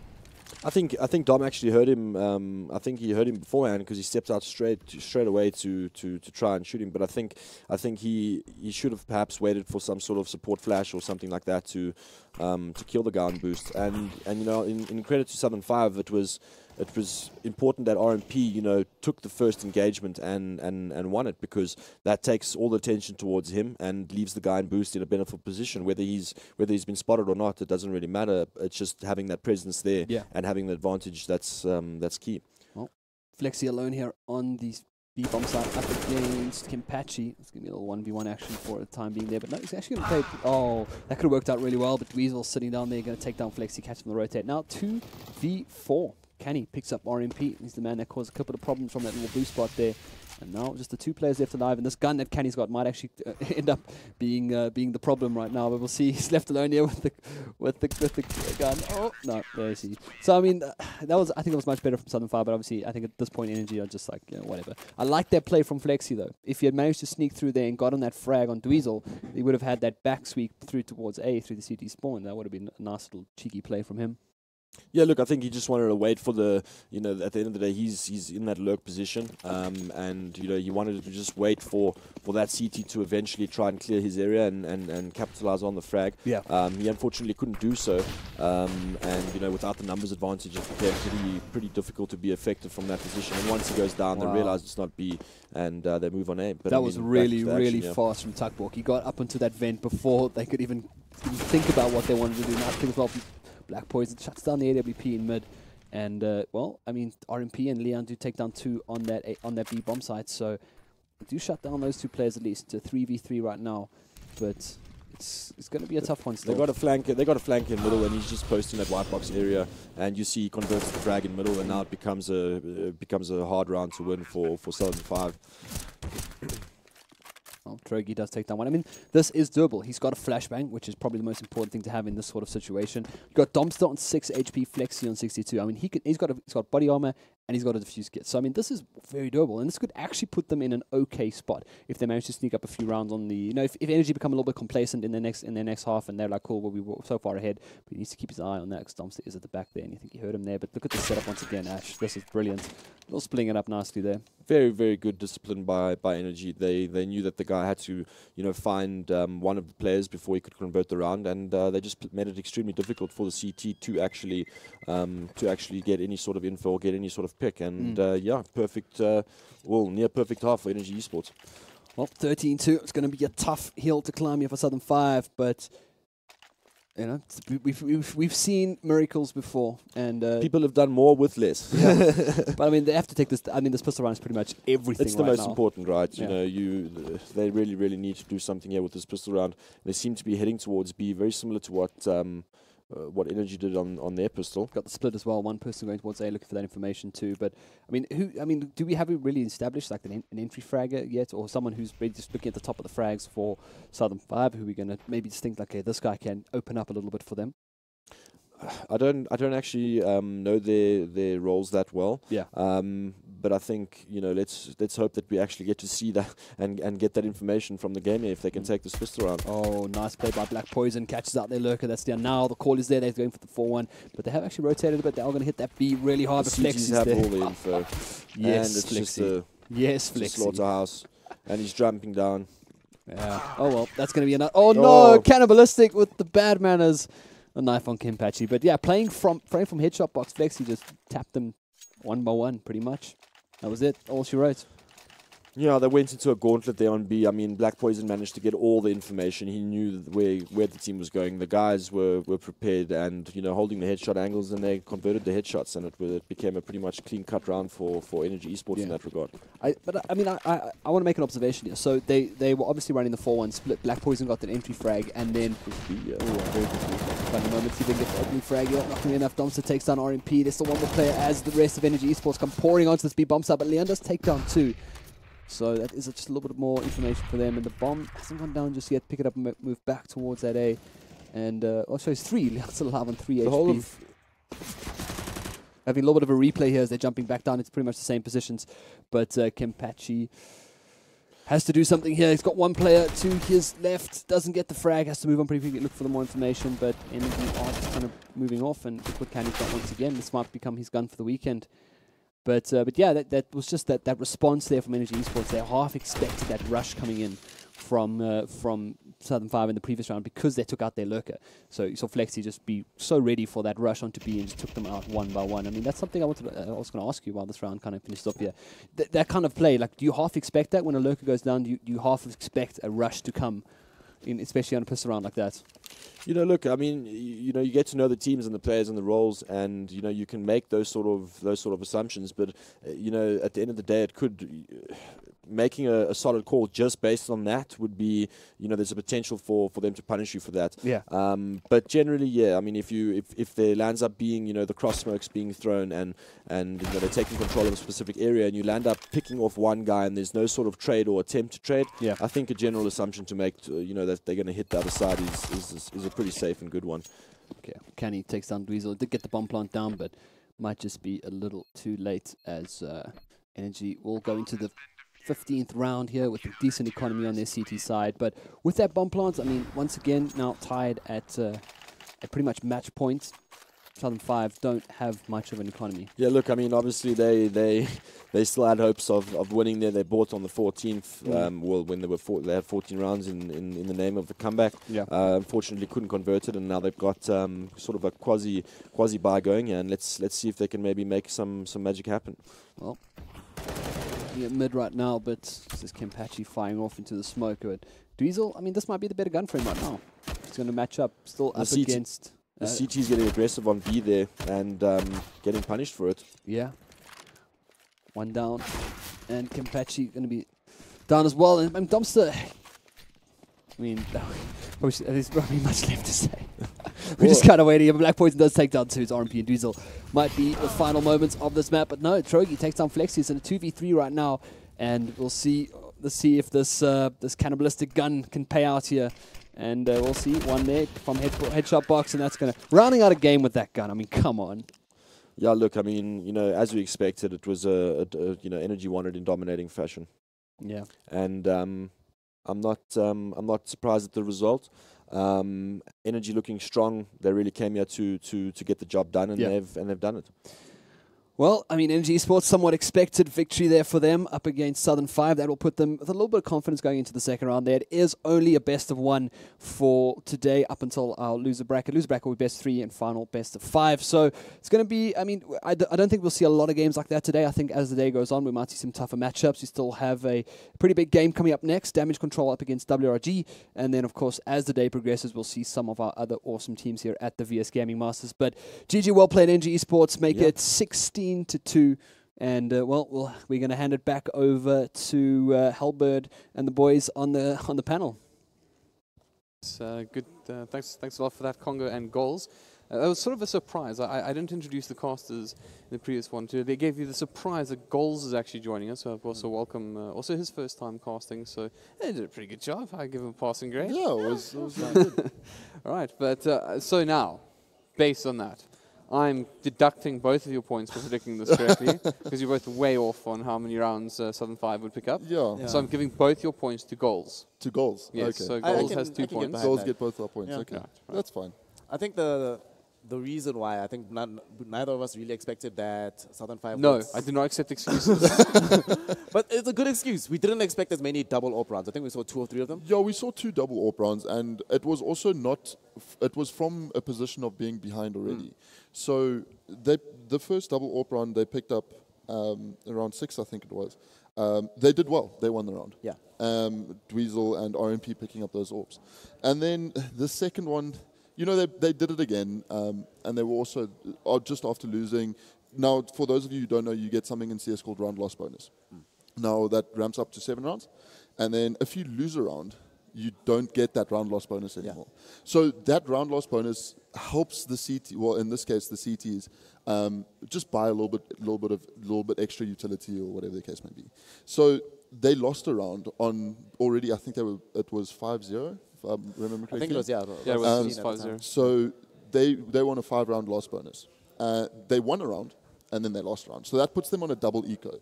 So they have to save twice before they can really buy full again, with full equipment. Do you reckon it would be better to do like a double save or like a partial save? Well, I mean, I think, I understand why. Cash is a map that you can double AWP on. I mean, there's good spots in terms of B, mid, you can even utilize an AWP very well. So I understand why it was done, but I think just from a position of being behind already, I don't think it's... You're sort of putting all your eggs in one basket. You know?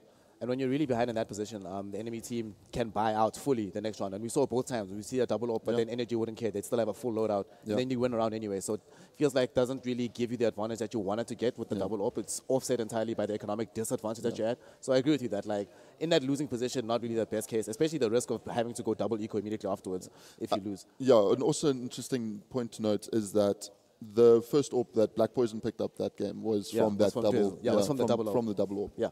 I feel like that's not a good thing. Not something you want to do. It's just nightmare moments. You mentioned a little bit about losing rounds. Once we are catering to some of the new audience, so to the more seasoned veteran viewer, excuse these kind of questions. But let's chat a little bit about just what we expect after you lose your first round in a match. Well, losing the first... Okay, so there's two different sides to it. Obviously, your CT sides, losing the pistol round, you're generally saving twice before you can actually full buy.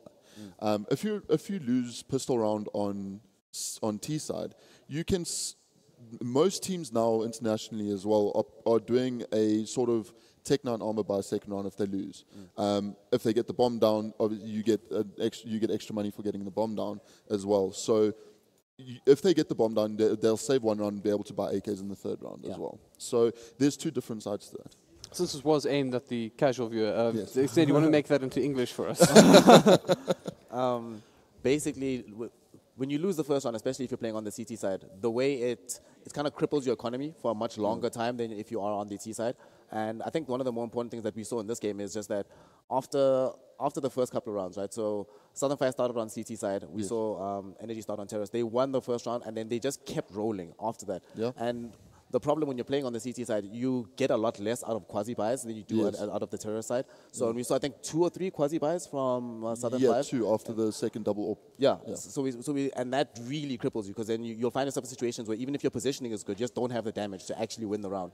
And we saw, I think, once or twice where RMN would actually get the drop on Black Poison, but you can't finish the round. You probably have this bullpup and there's nothing you can do. Then they turn on you and you get just smashed afterwards. I mean, it's what we were talking about in before the game, where you let a team like Energy gain momentum and then it just carries on going. You know, there's no real way to stop. But the thing is, generally, you know, you see it in some games where after a tactical pause, you kind of, the team composes, and if they win the round, then you'll see them kind of gain some traction and pick up a couple of rounds. But that didn't really happen, unfortunately. Do you think it came too late, the tech pause? No, I don't think so. I think it was in good timing. But I just think that in this game, Energy did quite well in out-aiming S5. Yeah. One thing we were talking about as well, which probably didn't really help S5, is the fact that they lost so much early economy and they were forced to keep buying out items. They didn't have as much utility, and they kept making... Each game felt like it was very even in terms of their positioning. And if you're playing against a team like Energy, who will out-aim you, you want to complicate the game as much for them as possible. You want to be throwing out smokes for them, throwing out flashes, make them think about going around corners before they actually get there. But if you make it on basically open affair where all it's down to is aiming guns, and you have the same level of guns on Energy, usually better, then you're pretty much guaranteed to lose. Well, I mean, talking about the aim, I think that it was round 3 before S5 picked up a kill? Yeah. No, I think it was round 5 before they got their first kill. Was it round 5? Yeah, the first 4 rounds, no kill. Yeah, and then we saw that sneaky little TK as well.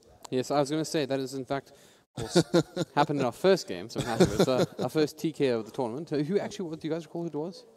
Not too sure. I think we will find out. Yeah, we will find out. We have, we'll find out, and then we'll make sure we keep a special place in our heart for that player who killed his friend. But I think it is about time we start talking about the next matchup. That's going to happen at 11:30 and will be DC versus White Rabbit Gaming, or Damage Control versus White Rabbit Gaming. They're obviously, I think, probably a better, a more competitive matchup between those two teams. Yes. I think, bearing in mind, obviously, this is a little bit expected, that we're going to see the high-ranked teams playing against the lower-ranked teams. This is obviously the Energy coming with the top seed into this tournament meant that they're going to play the side with the lowest, and this time being the wildcards. Somewhat lucky it wasn't the Bravado wildcard. That would have been interesting. Yes. No, that would have been interesting. Bravado Energy game, first game of the tournament? I think I wouldn't have mind, to be perfectly honest. But DC and WG are coming up next. That'll be at 11:30, so we'll be taking a bit of a break until then. But make sure you join us again. I'm sure there's some more stream keys to get I think so, to receive for your patronage, and of course it will be an exciting matchup, I'm assure you. So until then, we'll see you a bit later.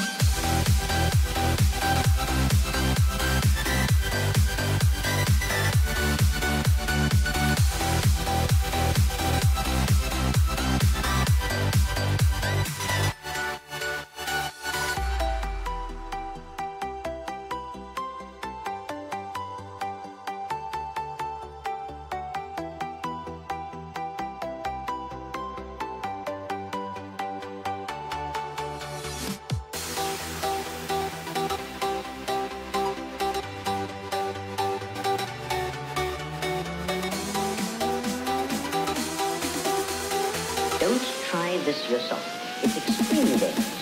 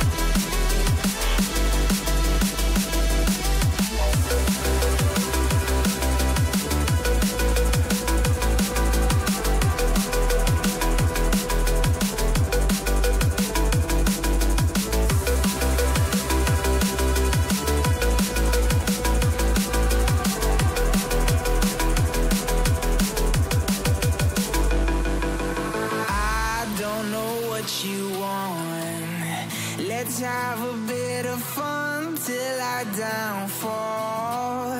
My love, if you feel like I do right now, don't say you're on the run to the other side.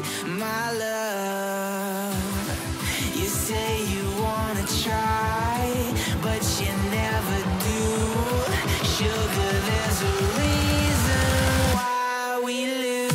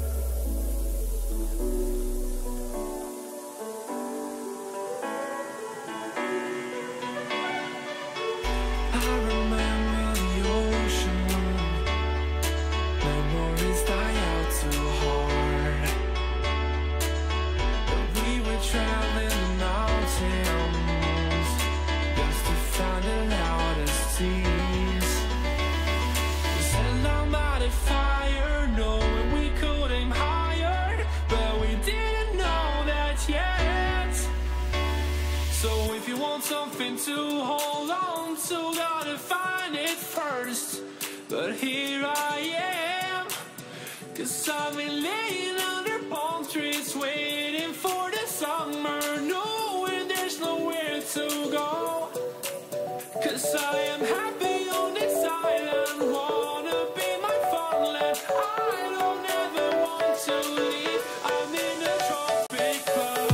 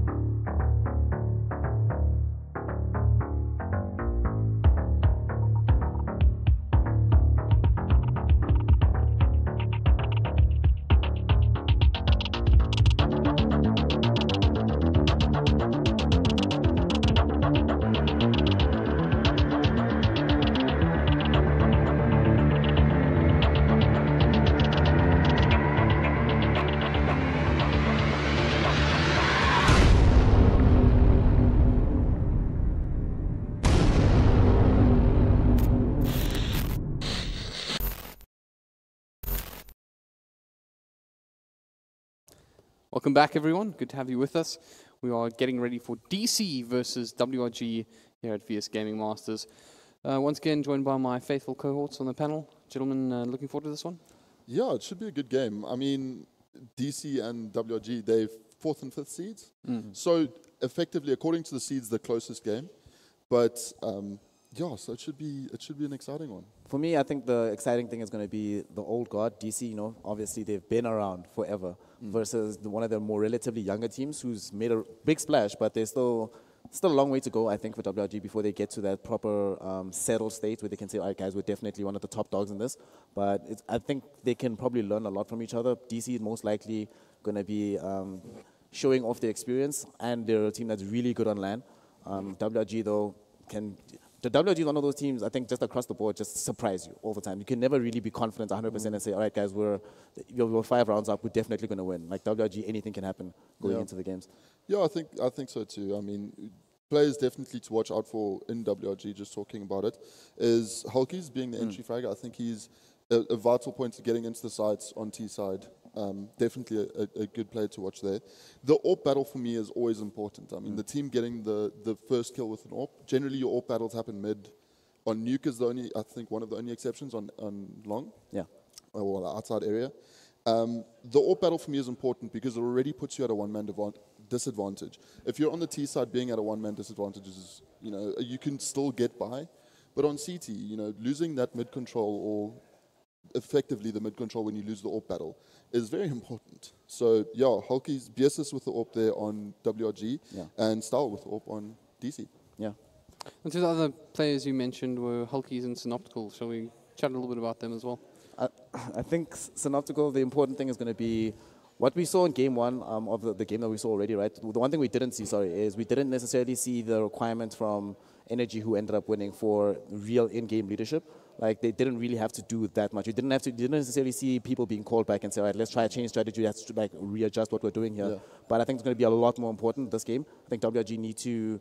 The important thing is solidity, right? Going up against a team like DC, a team that knows there's very little about this game they don't know at this point in time, right? So the way to beat them, you need to be able to get your team on the same page. Say, all right, guys, we're going to be on as a unit. We can actually do this. So I think that the important thing is Sin being the captain, being the leader, being the rock of the team. I think his team needs to not necessarily play around him, but think around him. That's what the important thing for me to come out of him.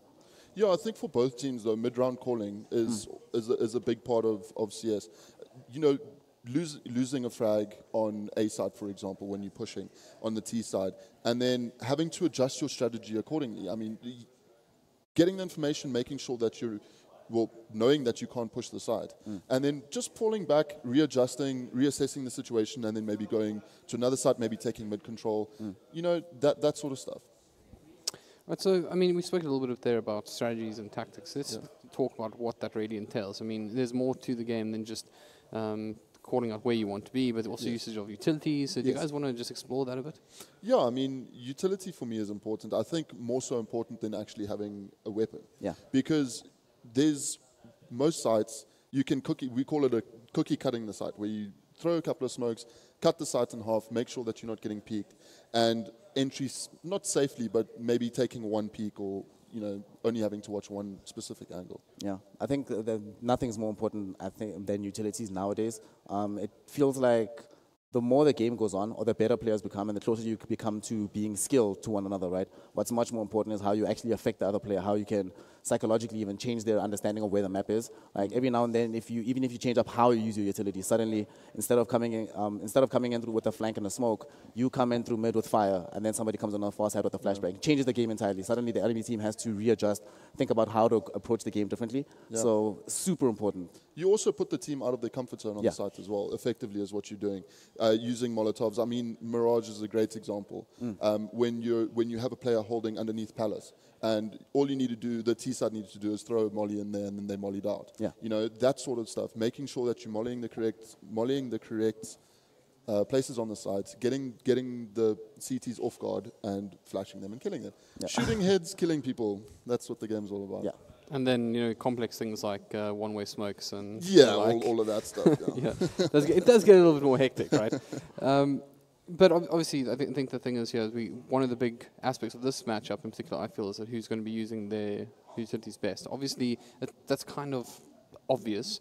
But at the same time, we're talking about, as you've mentioned in the beginning, this is the 4th and 5th seeded side. Yeah. Although, you gentlemen were chatting during the break about that you felt DC was probably the third strongest side going into this? Yeah, well, if you look at current standings in South Africa, you know, I think, in my opinion, you know, you have your Energies, your Bravado, and DC.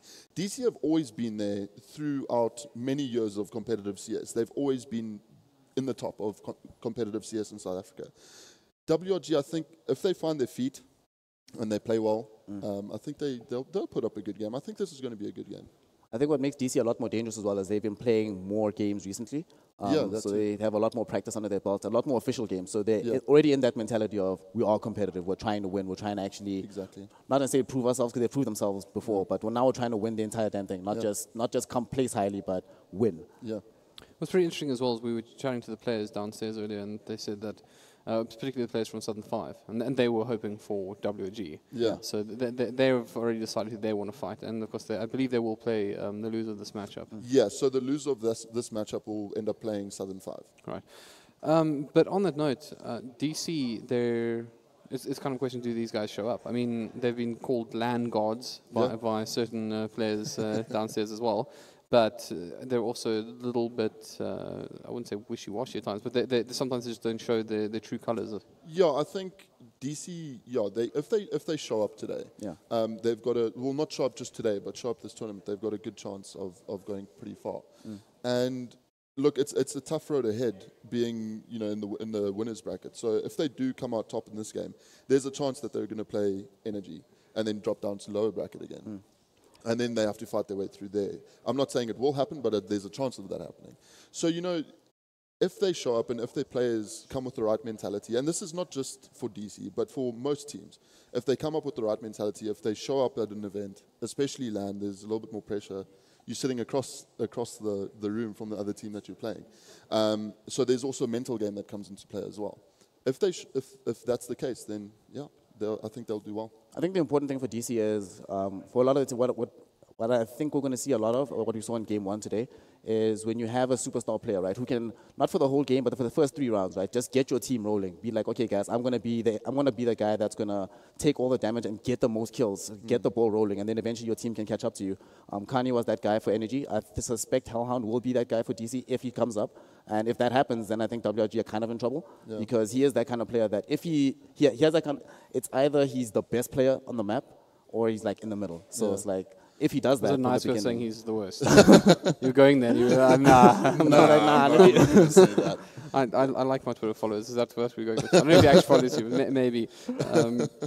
But I feel like we haven't spoken a lot about Styles. Actually, we mentioned him in the build-up to this. But to me, Styles is probably... I'm gaining a Twitter follower and losing 4 here, probably. But Styles is probably my favorite DC player. He just seems to be one of those guys that when he's on form can really apply quite a bit of pressure to his opponents. And I think it would be my person. So if he puts his hand up, this might be a bit of one-way traffic. But then again, I'm just the panel host, so I'm definitely not the one to be making these calls. But whilst we're talking about the panel, we also like to have a little bit of fun on the panel. So I'd like to draw your attention to our cows. Now, I have an argument with one of them. For those of you who have... You're arguing with the stuffed animal? I am arguing with that stuffed animal, a very particular one, right? So for those of you who watch the Dota event, you know that we have a thing about cows, right? And so called the moon cows, very, very apt if you... if you follow. Yeah, if we'll leave as a bit of an inside joke in this case, but the moon cows, there it is. But you see, one cow there, one cow in particular, and I'm actually just going to grab it quickly, and then we'll bring attention to this young, is it a guy or a girl? I can't remember. These all have names. I forget their names. But this one has a very special name. Okay. This one is cow sheep. Now, what I'd like to know is if you gentlemen feel that this is in fact a cow or a cow sheep. I think I'm going to go 50-50 and say it's not an acceptable answer. No? Okay. Try again. Can it be a bull cow sheep? Why not? Can't it just be a horse? Why can't it just be a horse? Because it's clearly not a horse. It's really not a horse. Yeah, that's like something else. I don't know.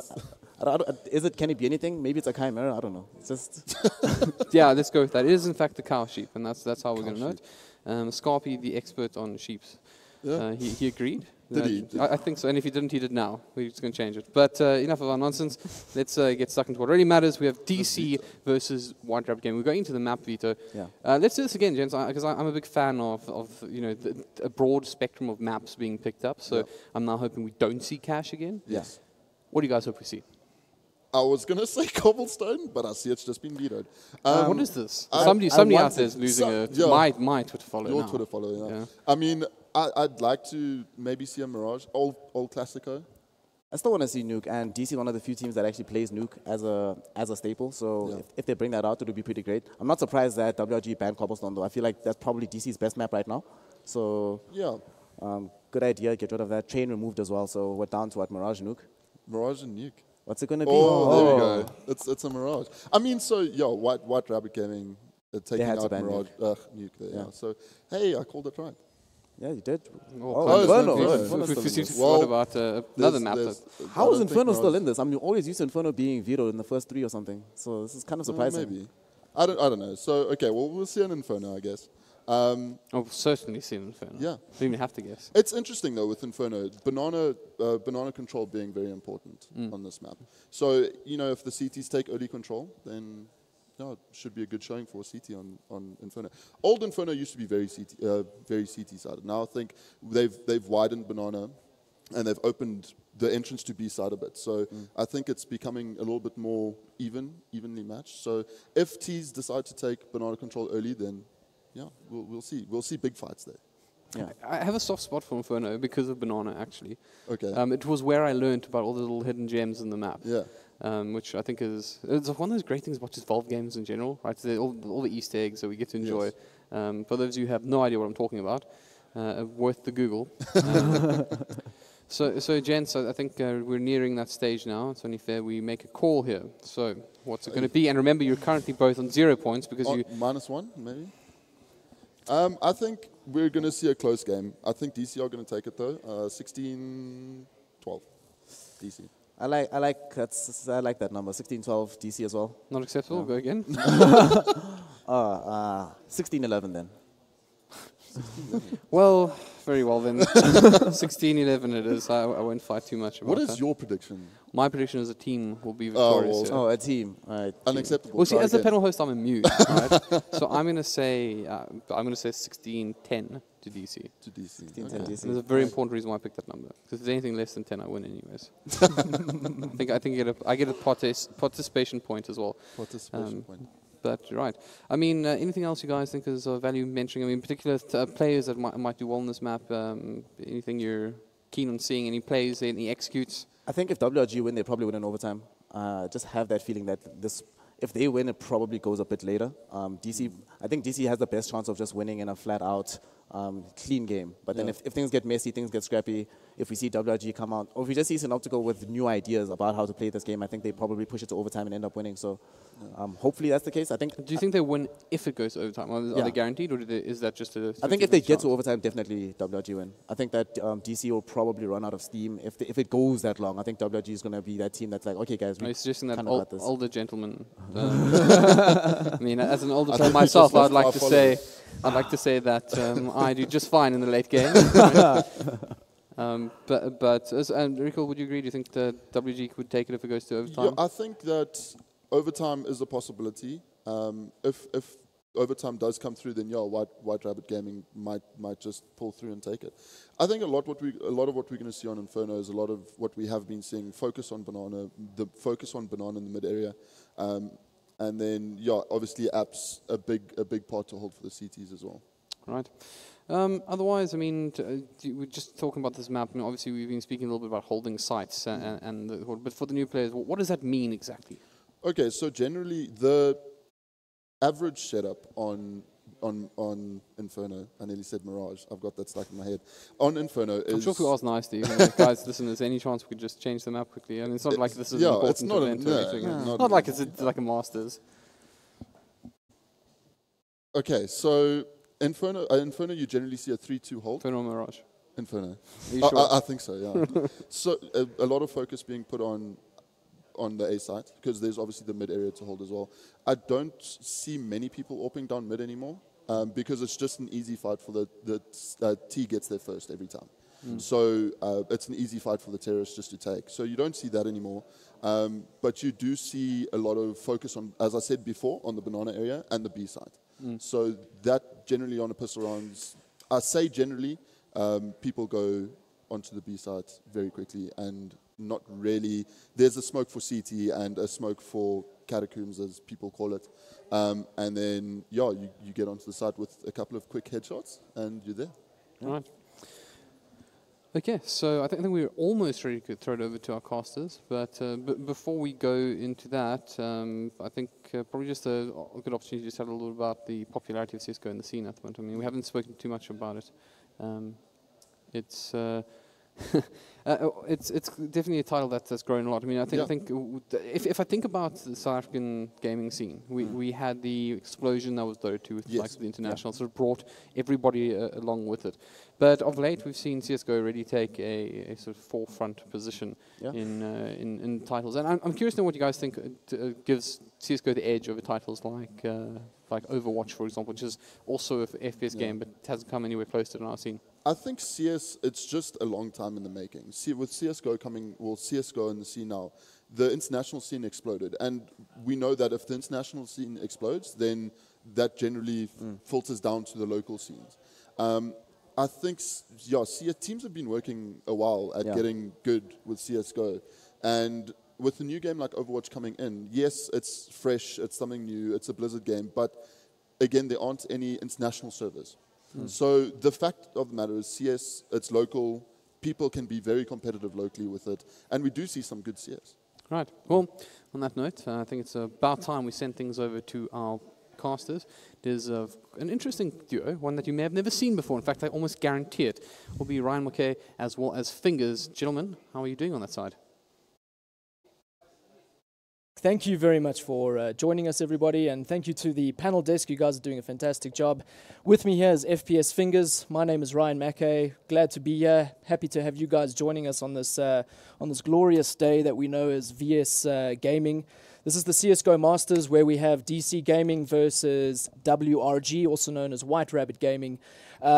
I think we're on a really good map right now, Inferno. It's one of those kind of maps that have been redone since the older versions of Counter-Strike. So I think we're in for something quite special. Yeah, I think it's quite an interesting veto.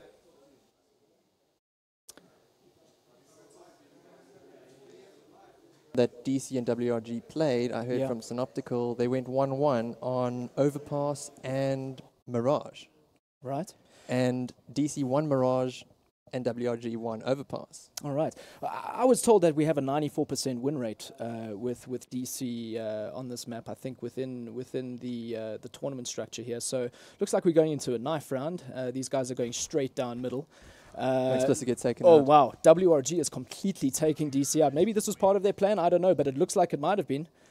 So it looks like we have the knife round going in favor of White Rabbit Gaming. So let's see how they will most likely take on the CT side. It would make sense to do so, and that's exactly what they do.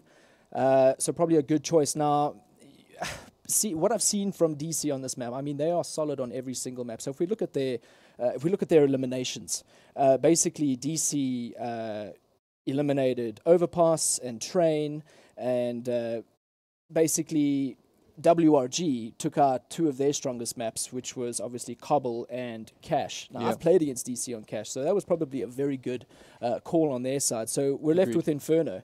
In terms of this could kind of go any way. I mean, if we listen to the panel, they had some predictions of 16-10, 16-11, and so on, double digits.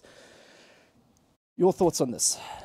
Where are we heading? Where are we going with this? Where are they going with this? I find it strange that WRG have defaulted on Mirage. You know, I thought they would veto it after losing that game. But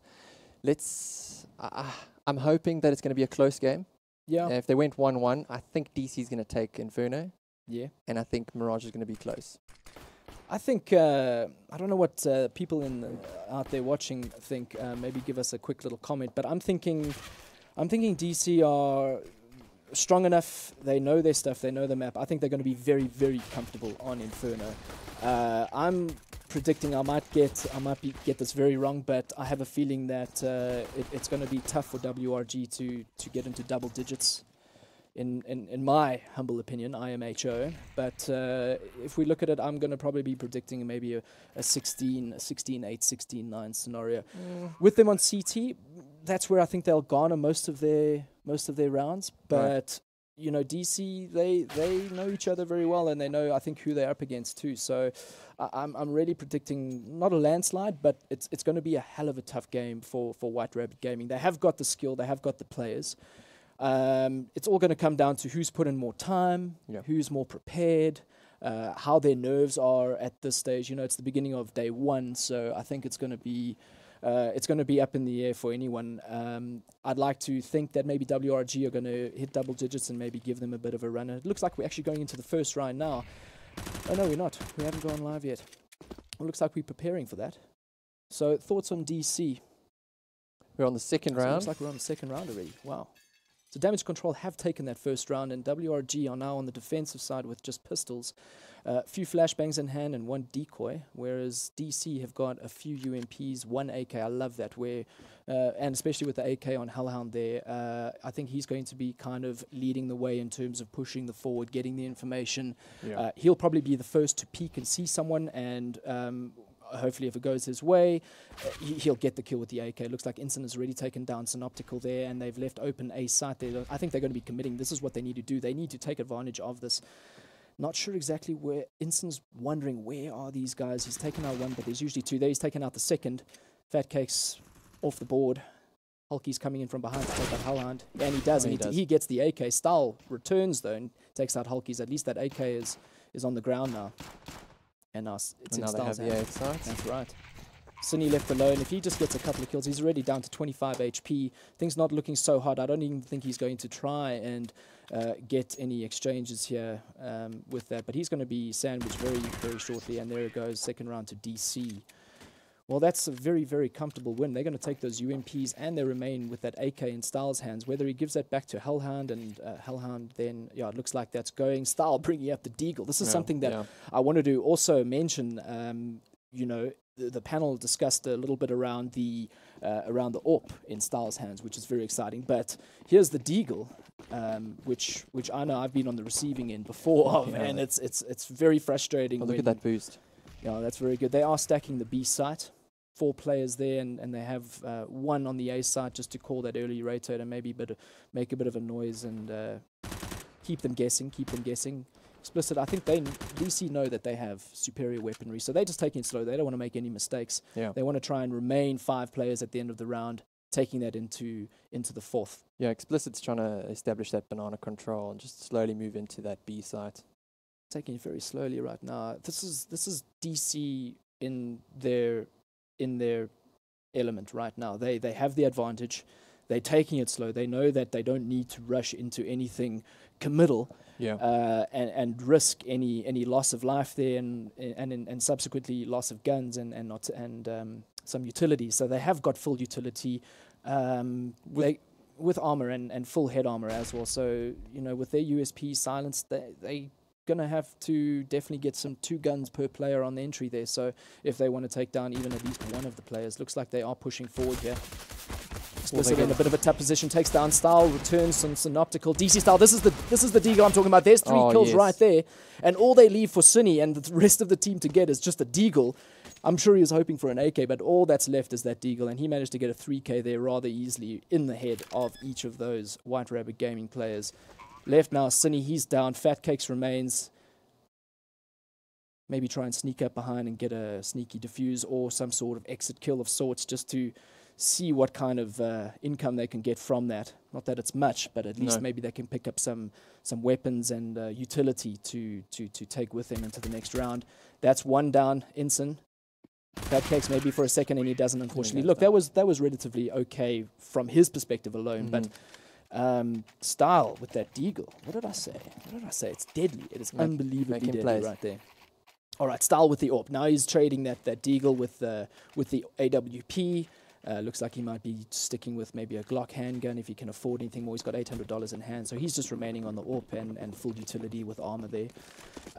This is the buy round now for WRG, and they're not taking any risk. They're running right around the back of the site, so they don't show any information in middle there. They are boosting onto this little copy right here, and they have got 2, 3 here stacked up. This is highly unusual, but and with some great points of strength there, but with the gap there being A apartments, so they need to be very, very vigilant around, you know, where they're leaving the gaps.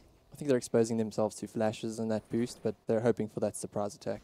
Yeah, and right here you can see they can hear everything that goes on in the apartments. So DC need to be kind of careful in terms of what information they give. As soon as they let go of that shift key and they start running and walking and making sounds, like right now, WRG will be able to call that to their teammates. Looks like they're still remaining 2 inside of B there. They're not sure exactly what's happening, which is probably the right call. Looks like we have 2 DC players moving up banana to see what kind of information they can get, maybe a pick or so, and then they can capitalize on that. Again, taking it very slowly, not making any mistakes. They know how crucial this round is. If they get this round, they are going to be in a very, very dominant position moving forward. So, and Style, I think I haven't seen too much where he's trying to make those entries. Perhaps up banana there, he's with Ensign. They're moving back now. Looks like they just want to kind of keep 2 players on rotate. They are getting a third. Apocalypse takes down Synoptical. Now they've opened up the A side. Now they need to capitalize. I think they still suspect 1. They don't know that the 3rd player has rotated. Cine in library there. He's going to be spotted very soon, and the team will call that, and then they will know where that 3rd is. Rotates coming into the A bomb side. That bomb's going down. Money secured right there. And it's WRG to try and take this, whether they decide whether to save the guns. Now it's a 2v4 situation. This is not looking very good, and they do decide to save. Probably a very good decision. 2 guns. That's all right. You know, it's tough. Like, what else do you do? I mean, do you try and go in there? I mean, maybe another team like a Bravado perhaps, or an Energy, they would probably make the same. I think it's the right decision that they make. Yeah. But moving so far out, I think they could perhaps be a little bit more confident and aggressive in terms of their angles that they're holding. They could have definitely worked together there. I think getting some exits and take them head on, but they choose not to, and that's fine. But I think in order to take DC, they need to get that confidence up. Here we have a replay coming up. Here's the open entry from Apocalypse. 1 kill, 2 kill, and A side is clear, and they capitalize straight on that. This is where the experience from damage control really comes in, where they have their confidence, where it's like, okay, we've got 2 kills, guys. Yeah. It's 5v3. Let's move in. I really would have liked to see White Rabbit Gaming get around by now, you know, choosing the CT side and winning that task, or that knife round. This is the round. Like, this is the side. They chose CT first, which is kind of the preferred choice to start on a map as a generally considered CT-sided map. Again, DC are they're playing their style of game. They're playing their pace at their time, you know, the way they want to play. So they're dictating the pace of the game as Ts, and that's the beauty about Ts, is that you can dictate the pace. And now WRG are trying to adapt to that. They're quite aggressive now. They are going aggressive. They haven't got head armor like 3 of their players. So this is going to be quite interesting here. They have got a double lineup here with angles on Banana, and I think DC they're not even entertaining that idea there of going up and on. They have Style with the AWP they're holding out. He knows something's up. Oh, he's getting caught out with gun in hand, with no gun in hand. I mean, and Beasters takes out Style. They know they can get that AWP. They can't take it immediately. They know this. And Howland is there guarding that AWP. Very good decision right there. This is the kind of teamwork that you do need, where you don't give any room to breathe. No. WRG, they do need to get that AWP. If they can get that AWP, they might be able to kind of swing something. Looks like Hulkies is moving back, and he's probably going to either stay within the B side or rotate to A, maybe save that gun, and most likely. And it seemed like that was their goal, you know, to play a bit aggressive, get a pick.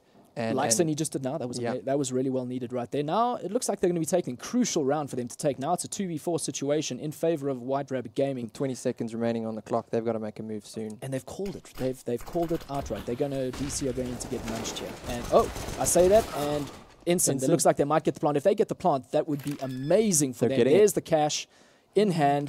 It's a 1v2 situation. If anyone can do it, it's definitely Ensign. Now, WRG. 2 versus, they need to kind of split. They have no idea where Ensign is hiding.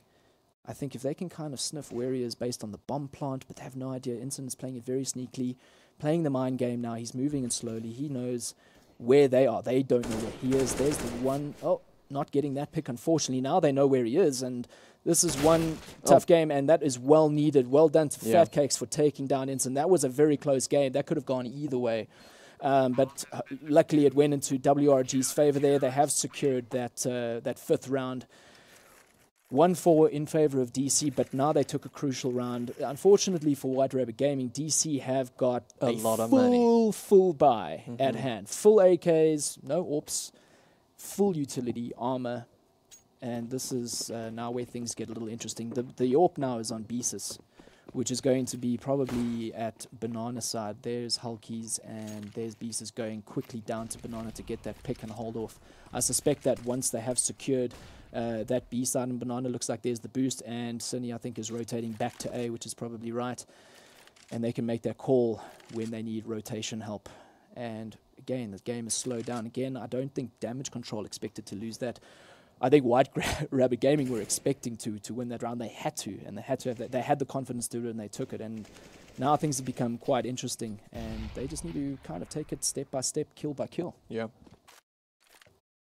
little bit of smokes going down, trying to keep WRG guessing as to which way they're going to be rotated. As you can see on the mini-map, the bomb is down at T-spawn, so they're not looking to give any information to WRG as to where the bomb is, because that might just signify which site they're going to be leaning towards. And right now... And now with 3 in Banana, they go get the bomb, and it looks like a B commit.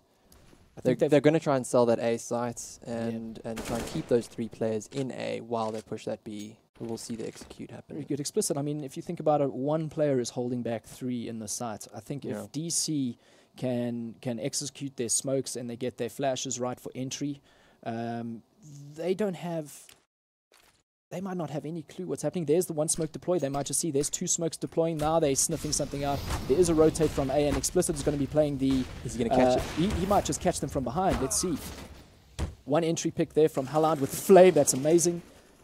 Bomber's going down. Smokes are deployed in the right places. They haven't got any point of entry right now. They have to just play the waiting game and see what mistakes Damage Control make. And right now, it looks like they have got everything secured. Halland with the second kill, Inson with the third there. And it looks like Fat Cakes is going to have to save. AK in hand. Does he save this? Unfortunately, Halland chases him down. This is the kind of style that DC play where they know they have the advantage. They don't want to leave anything for the next round for the other team. They are going to go straight in and take them down. So right now, we're sitting at a 1-5 in favor of Damage Control. WRG. Synoptical there, struggling a little bit with 1 kill, 6 deaths, 0 assists. And right now we have APOC kind of leading the way there. Not by much. Not by much. It's very even, but DC are very well balanced. And this is, I think, a signifier of a really well orchestrated and committed team with each other. Fat Cakes. This is what I love seeing, that kind of aggression. They needed that. Just unpredictable. It could almost be predicted to say, well, these guys are probably going to rush now. And this is exactly what they did. So unfortunately, they did get caught out there. They have lost 2 guns from Style and Halland, the 2 brothers there. We left with APOC, Inson, and Explicit. 3 versus 5 situation. Cine now getting that angle, trying to play a little bit on keeping off angle there on unpredictability. And he's really a scout, you know. If he sees something, then the others can rotate. But right now, they're committing to holding A. That's right, and he's at the bottom of Banana, so he's hearing everything right now and communicating this to this team to say, guys, listen, I'm hearing one still close to T-spawn ramp here. Don't, you know, rotate straight away, but just be ready to pounce as soon as I make the call as to their committal. Now you can see there's one. And he does it. Unfortunately, he just doesn't get that spray down enough. Inson takes him down. He does get the one exchange, and they do make the call of the rotate, and it looks like they're just in time. Fat Cakes at the back there. He's going to pull a surprise unless he gets smoked out. He has... Here's the plant. He has heard. He's hearing it again. He doesn't. He knows it's a fake now. He's going to let them plant. Yeah, with 2, he didn't really need to stop it. You don't know he's there yet. Excellent pick from Fat Cakes there. He's going straight forward now. Apocalypse now. Unfortunately, for Fat Cakes, he was just a little keeping his click a little hole, like a little long there. He should have just let go of that and rather get the kill first. They're having more than enough time. 3 versus 1 situation. Smokes down. He knows exactly where the plant is. Look at that. He might just get this. He might just get this. He knows exactly where the bomb... and there it is. Unfortunately, I can't hear the timer, but I think they obviously do have it now. They have got time to defuse, and there they do take it. And that is a very, very well-needed round from White Rabbit Gaming. Now brings up the score 2-5, still in favor of DC, but now they are slowly crawling back.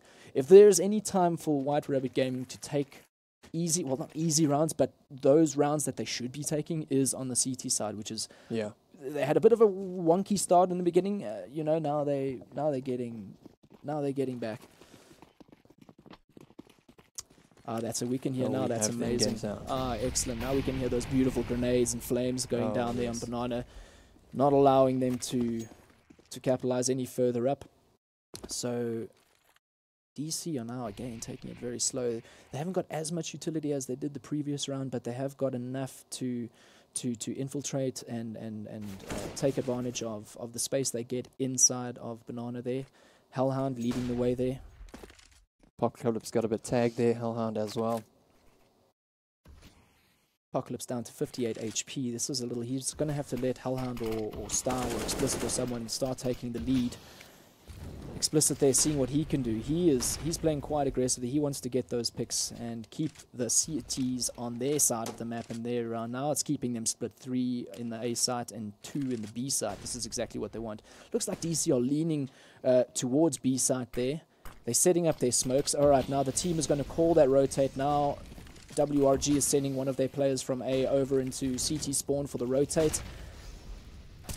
You can see that WRG have got these placements down. Unfortunately, Inson with the headshot onto Cine. Didn't expect that, but they needed to get at least a 2K there. Hulkies is blocked out. Can he take that kill? No, he won't. Bomber's down. That's Inson paid off. Inson, 4 HP. He's got to kind of keep back a little there now. Beasus with the AWP trying to get those picks. It's going to be very interesting. They're going to have to commit. This is a very crucial round for both teams. It looks like DC are in well control there of their spots. They are well spread out. Instant down instantly. Beasts with the close range off and Fat Cakes. Wow. This is exactly what they need. If they take this round, they know exactly where they planted. They're just going to spray. It looks like DC are going to be getting this bomb plot there and that last kill. So Style closes it off. Style. That is the style of his Look style. at this Fat Cakes play. Fat Cakes really did some good work there. Unfortunately, he just wasn't able to finish off the rest of the team there. Those smokes there. Such a good play from DC. You can tell that they have got their angles down. They know exactly where the bomb is planted. They know exactly where to stand after plant. And they know exactly where to spray when it comes down to the ticking timer. So, well deserved round there from DC. Oh, that nade. Cracking nade there onto Hellhound. Down to 51 HP. This is kind of the things that White Rabbit need to do. I don't know if they have much else in hand. They have no more utility. Only 2 players, Fat Cakes and Synoptical, with Kevlar, no helmet. They're going to have to let them play close range if they expect anything. Yeah, Style with the AWP again. Sinner can make that CZ work. You know, is he going for that pick and just to get a gun? We'll see. Hellhound Style, Inson moving slowly up banana side, trying to get whatever information, clearing the space, making sure that there's no little tricksy tricks happening up there where they're hiding behind the sandbags and so on. Executing their smokes and flashes, and they're going in as a team. This is exactly how they need to capitalize. They know probably that White Rabbit Gaming are saving, and they know they just need to overpower them, make sure they're watching their angles, smoke off their entries and exits, and commit to that bomb down to the floor. They're not watching that corner, unfortunately, and gets one pick. Style takes down Hulkies. Beezers with the pick there. Oh, this is very back and forth now. It's a 2v2 situation. However, they don't have any utility or armor except for Fat Cakes, who's now down to 3 HP. But now the surviving. That lurk from Cine, unfortunately, wasn't able to take that kill there, and Inson just completely taking down Cine there. Good attempt there. Fat Cakes with the AK. It looks like that bomb is going to go down no matter what's going to happen, and Inson again. You can see there's a repetitive style going on here. From DC, where they know their placements and entries into B site and post plant where to stand after that. Maybe White Rabbit Gaming can start picking up on this. They need to maybe. It's so tough because I mean, what do? I mean, if you put 3 players in B, DC will start sniffing that. Guys, it appears that they only have 2 in A, or I'm sensing 3 at B. So they need to be very careful what information they give away to DC. Otherwise, it's just going to be the information game. And right now, the T's that's their job. It's T's meant to get the information and capitalize on that. Fat Cakes, they're playing some really pushing CS here, and they're taking DC by surprise, which is exactly what they need. Now they just need to slow it down. Unfortunately, Hellhound, for Synoptical, Hellhound gets that pick on them. They needed that kill, unfortunately, but now they're in a bit of a tough situation. 3 versus 5. They seem to be finding Synoptical every round. He's really having a tough time at the moment. DC explicit with the bomb in hand in A apartments. Not sure exactly. I think Cine has something. Oh yes, right there. Bomb is down. He knows that. He's calling the team to rotate. There goes the B holder rotating to A. He's still worried a little bit about the B behind push, so it looks like he's going to remain there. It's probably a smart move, but as much as he's seen the bomb drop, they're denying him. They still keep continually observing it. Yeah, it's all up in the air. It all comes down to Oh wow, Cine, well needed kill there onto Hellhound. Perfect timing with Hellhound's back to him. Looks like they're going to commit to A still. I think this is a little bit. Can't commit just yet because they don't know exactly where they place them. It's a 2v3 situation. Now it's a 2v1 situation. It's going to be up to Inson to decide whether to save his gun, save his armor, and what little utility he has left. He's taking it slow in apartments. I think he's just going to try and get what kills he can, maybe. And if he can somehow maybe get a plant, if he gets a pick onto Hulkies, it's not going to happen. Not enough time, unfortunately. Well, things are now changing around for White Rabbit Gaming. They still have quite a bit of work to do, but they are clawing their way back now. They have 3 rounds at hand. They have the cash. They can buy the utility. They just need to figure out, okay, the AWP's going on to Beesus. You know, as we head into the 11th round, you're seeing where Sinner's getting those picks is where he's established his position, and he's really waiting for DC to make a mistake. Right. And then that's leading them to get the momentum to then take the round. Yeah. Look how far back now DC are playing. They're all the way towards, you know, behind their half of the map. And like I mentioned before, WRG now sending 3 players for the initial push onto B. So now that they've kind of got into position and they're comfortable there, oh wow, Explicit there managing to get that. They need to capitalize now. I think they are. Yeah. They're going to be pushing into apartments there. I think Inson just needs to figure out now. He's spotted. Unfortunately, he doesn't get that kill. He does take Cinny down to 6 HP. At least he's done that amount of damage. And I think they aren't committing just yet. I think they obviously respect WRG's positioning here. And, you know, like, this is no Mickey Mouse team. I mean, neither of them are. Like, to get to this this place in the tournament, you have to be on top of your game. I'm seeing an instant shift in DC's aggression. You know, you take a few rounds from them and all of a sudden they go cautious. Yeah. I mean, they could have gone into A sites and taken it right there. Right. I mean, when who was that? Was that, I think it was Inson? Oh, unfortunately, Apocalypse gets taken down and Style returns onto Cinny. Now they have control of A site. And it's a 2v2 situation with the bomb being planted. They are in advantage here. He's just got to be careful of stepping there. Beezus has got some skill with that AWP. And he's got the first side opposition there, so he needs to be careful. Hulky's now moving forward a little. See what they can do. He should have called that he saw Style close to the A side. He did hear that. Style did make a noise, and they do know about that. They're going to both look up there. This is exactly how they need to play it. Explicit there knows that he hasn't got enough time to... Oh, wait, does he? He thought he did. I think he faked it there. He did fake it. He knows, has he heard that defuse? And oh, that could have ended quite badly there without that insta headshot there. But they do nonetheless take the round, and Damage Control is in a somewhat commanding position here against White Rabbit Gaming. And the fact is that WRG are low on income at the moment. So they need to save this one. It looks like no armor has been bought. Couple of P250s, one CZ, and APOC. Look at, I love this. This is something that is very interesting, where 2 of the players have taken up UMPs. Yeah. They know that they're going to be saving, or that WRG are going to be saving. Yeah. So they don't need to go into these fancy AKs and AWPs and so on. There's no head armor. No head armor, so they know they can just take advantage and keep it quick, fast-paced, and get into that site. So as soon as they get a pick, mark my words, they're probably going to capitalize on committing to the site. Synoptical here, keeping it slow with that 5-7. He has some... Oh, he's been spotted, and he knows Explicit is there. He just needs to be patient now. There's Fat Cakes also lining up there on the angle. Taking it slow. Explicit holding down 2 players to that angle.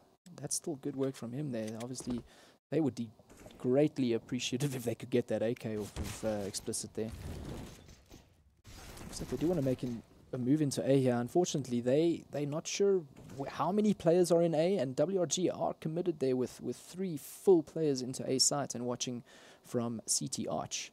So they have technically 4 players in A, and I think DC are smelling this, and they are now testing the waters in B, smoking up the entry and exit point there, and they're going to be committing into the site. I'm not sure if Hulkies can hold this.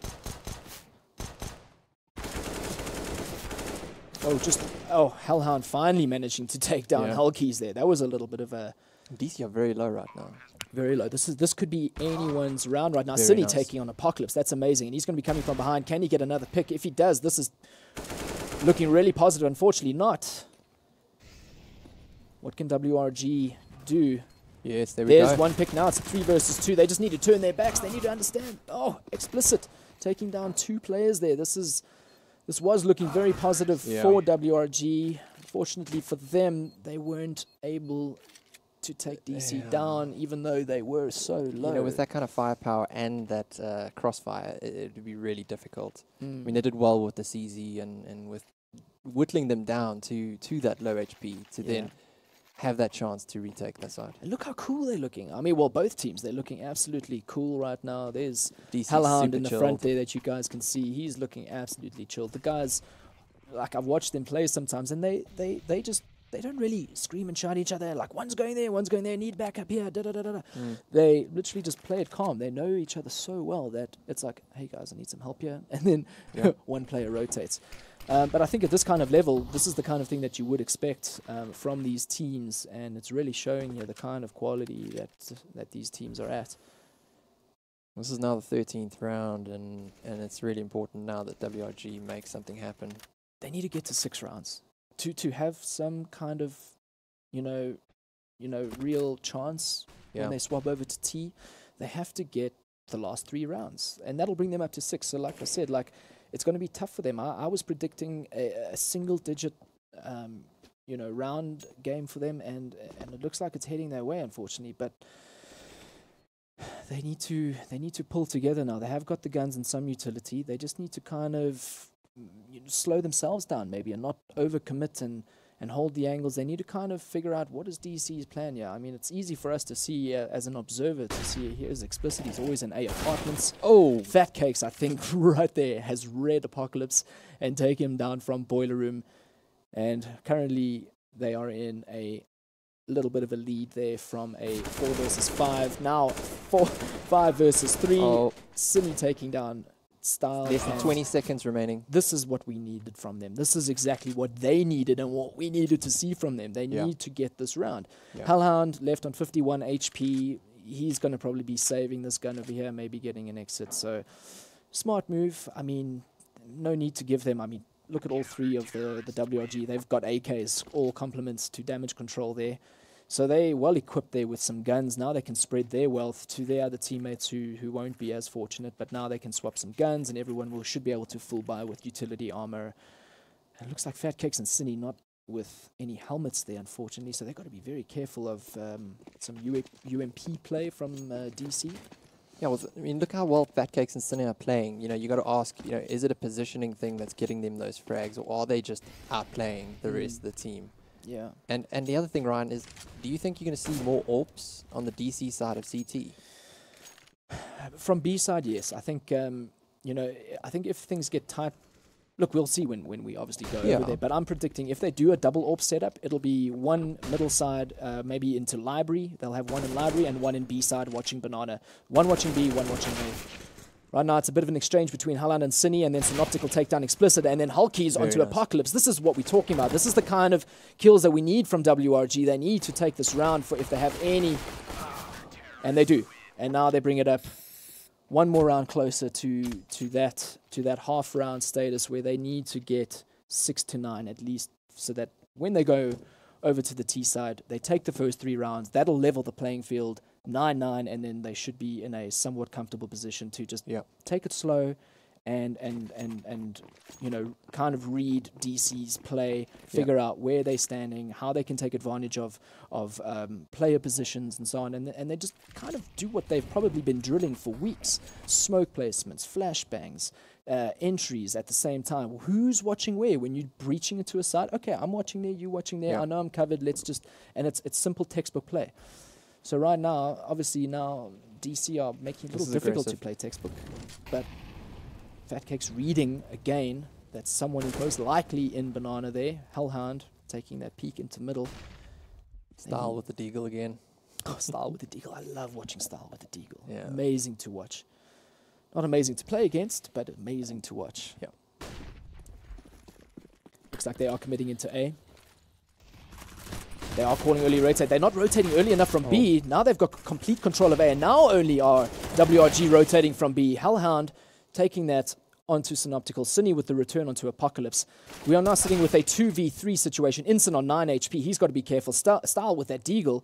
Not knowing exactly where Hulkies is. Hulkies, I think, sniffing exactly where the DC are. Now he's spotted one. He knows. He's just taking it slow. I don't think he's been spotted. He knows.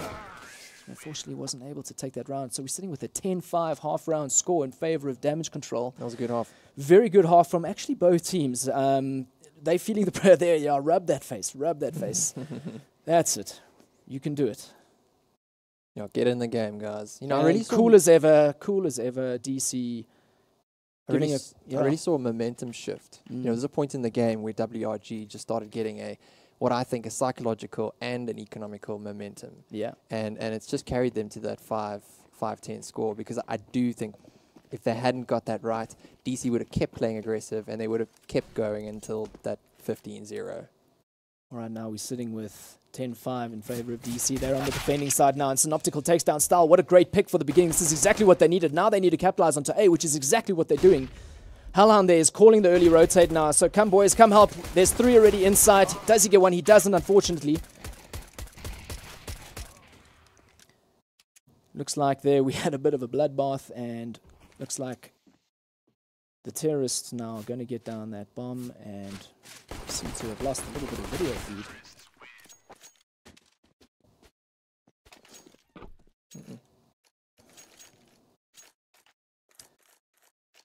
And we're back.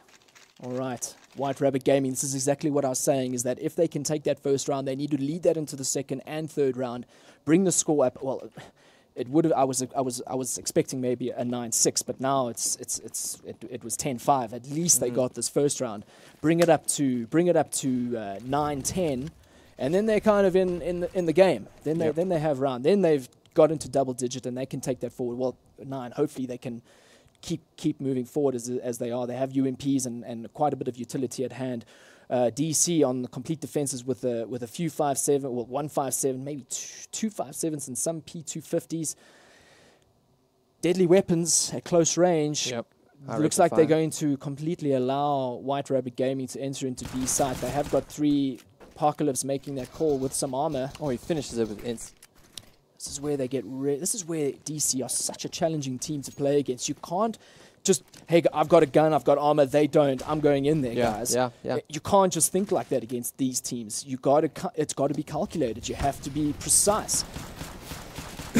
Synoptical now. Fat Cakes also with 1 pick each. Hellhound only able to get 1 onto Hellkeys. We're sitting with a 3 versus 3 situation. Fat Cakes on 8 HP. They just need to keep their angles, make sure they're not showing themselves too early and running down that clock on the timer of the bomb. Ensign picking up 1 of the UMPs. Is he going to lead the way? Beasts takes down Apocalypse. Now it's a 3 versus 1 situation, and they do take that round. This is exactly where they need to be. That's the start they needed. This is the start they needed. 7-10, still in favor of DC, but in terms of this half, White Rabbit Gaming have taken the first 2 rounds, and this is exactly where they want to be. Fat Cakes with an amazing 19 kills and 13 deaths, 2 assists. He's really carrying this team. Beasus has been doing, maybe he can shine on this side of the half here. Only 7 kills, 1 assist, 12 deaths, but he's going to hopefully be picking it up. I think Damage Control are definitely not underestimating this team. They've already picked up the first 2 rounds. Now Cine and the rest of his team leading the way into A apartments. They're making the noise. I think they're going to be going for a full committal here. Hellhound with 1 pick at least. Hellkeys now returning that favor onto Hellhound. Cine with the exchange. Style onto Cine. This is a back and forth now. 3 versus 3 situation. At least they have guns in hands. I love that Molly. So good. Slowing them down. Leads the way for them to plant that bomb quite comfortably. Apocalypse now, I think they're going to be hoping for some better case scenarios of getting some exchanges, maybe getting a gun. Synoptical take it. Oh, and there we go. There's those first 3 rounds with WRG, etching ever so closer to their score, bringing it now 8-10 in favor of Damage Control still. But this half, White Rabbit Gaming are showing us exactly why they belong in this tournament. Yeah, and really Synoptical and Hellkey showing their T side. Very curious to see Damage Control, what they're going to do in this round, how they're going to be splitting. They have got some somewhat inferior weaponry with those pharmacists, but with that gun in the right hands, it's no joke. Right now, Apocalypse and Style both on the pharmacist, leaving the rest of his teammates, Instant, Explicit, and Hellhound with some M4s in hand. Rest of WRG with full AKs and the AWP on Beasus. He needs to kind of lead the way with entry into the site there. Maybe he'll be doing something along Banana side there towards B, but that remains to be seen. So as the AWPer, you do generally want to create that is your job, is to create the opportunity, is to create those opportunities for your team to get that pick, either commit or rotate and fake it out between the sites. Explicit now. Looks like WRG are gaining a bit more ground. This is exactly what they need. Squeezing Damage Control into their corners and forcing them behind boxes into less space for them to maneuver. Explicit on 1 HP. Wow, he just needs to play it tight now into those corners. Hulky taking down Explicit. He finished him off. Good for him. Cine on 34 HP. He's the only one that's really low right there, but I think that's going to confirm it for them. They might just do a wrap round into A. DC are going to be rotating into B there, so their rotation time is good. Hellhound with 1 kill there, 2 kills there. Fat Cakes there now finishing him off. That was quite expensive for the WRG. Hellhound did very well there to take that 2k. Beezus with the AWP. I think he needs to just be careful with his HP there on 37. Synoptical getting the pick onto Apocalypse. Now, this is looking very, very positive for White Rabbit Gaming. 3 versus 1 situation. Inson going to be saving. Probably definitely the wise choice there. And like, where do you hide in this situation? It's like, okay, well, the bomb's down. So as you can see, WRG showing full respect to damage control here. Rightfully so, but I think, you know, with their 3v1, they need to maybe split off, get that. There's no reason to leave Inson with that gun. Looks like they are pushing here together. At least they're together now, and they know that there's not going to be any wraparound. Inson managing to save that full armor. Here we have a replay with Hellhound with a 2k, and then Fat Cakes finishing him off. Really well done there. Unfortunately, it just wasn't enough. We are seeing the AWP, but there's the AWP into Beezus again. White Rabbit, actually. Still on 7 kills. He's just not, either he's not seeing them, or DC just aren't presenting themselves to him for him to kill him. But unfortunately, he's still stuck on 7 kills there. But maybe something's going to shine for him now from onto the B site. DC in a very tough position. Quite aggressive. Few P250s. Oh wow, Style going in aggressively. He's just not connecting those bullets, and Cine just finishing off both of them there. Now they should be committing into B side, which they are. Early rotates coming in, but what are they going to do? What are they going to do? They have a few handguns in hand there, and against some AKs and an AWP. Best thing they can do, which is what it looks like they are. If Hellhound can get this AWP from Beezus, that would be really, really good. Beezus hasn't spotted Hellhound yet, just hiding behind this wall. Maybe when these guys start to exit, he can get those kills. This is exactly what he would need. Get those dollars for the kill, and then the AWP. Oh, and he has been spotted, and he's tagged. And Hulky's returned straight away with that Tech 9 and just pummels him straight away with like 30 bullets a second. It was really well done by them, not giving them any room to breathe. All right, now this is damage control. The guys, look at the scores. It is 10-10. White Rabbit Gaming have taken these 4 rounds straight up, or 5 rounds straight up, sorry, in the second half. So it's technically 5-0 to WRG as tees. Phenomenal play now. The tables have turned. The tides have changed. Damage control, feeling the pressure. Yeah, and you can see the communication in White Rabbit Gaming. The guys are talking more, they're getting involved, and you can see the morale is way up. Way up. I think the synergy's there. These guys are working as a team, and I think DC are a little bit disjointed at the moment. I think they will, and Apocalypse gets taken down by Beezus. This is the kind of entry kill that we needed. Now they need to capitalize on B. Do they commit to B? Do they fake it and go to A? Looks like they're still taking it slow. Maybe they're hoping for one more pick. Granted, it is smoke. They don't want to just commit straight through smoke. I mean, maybe they will if they just get a little bit of a pop flash there, but it's quite dangerous. Looks like they might. Okay, it's fading now. Do they decide to perhaps get one more pick off at B?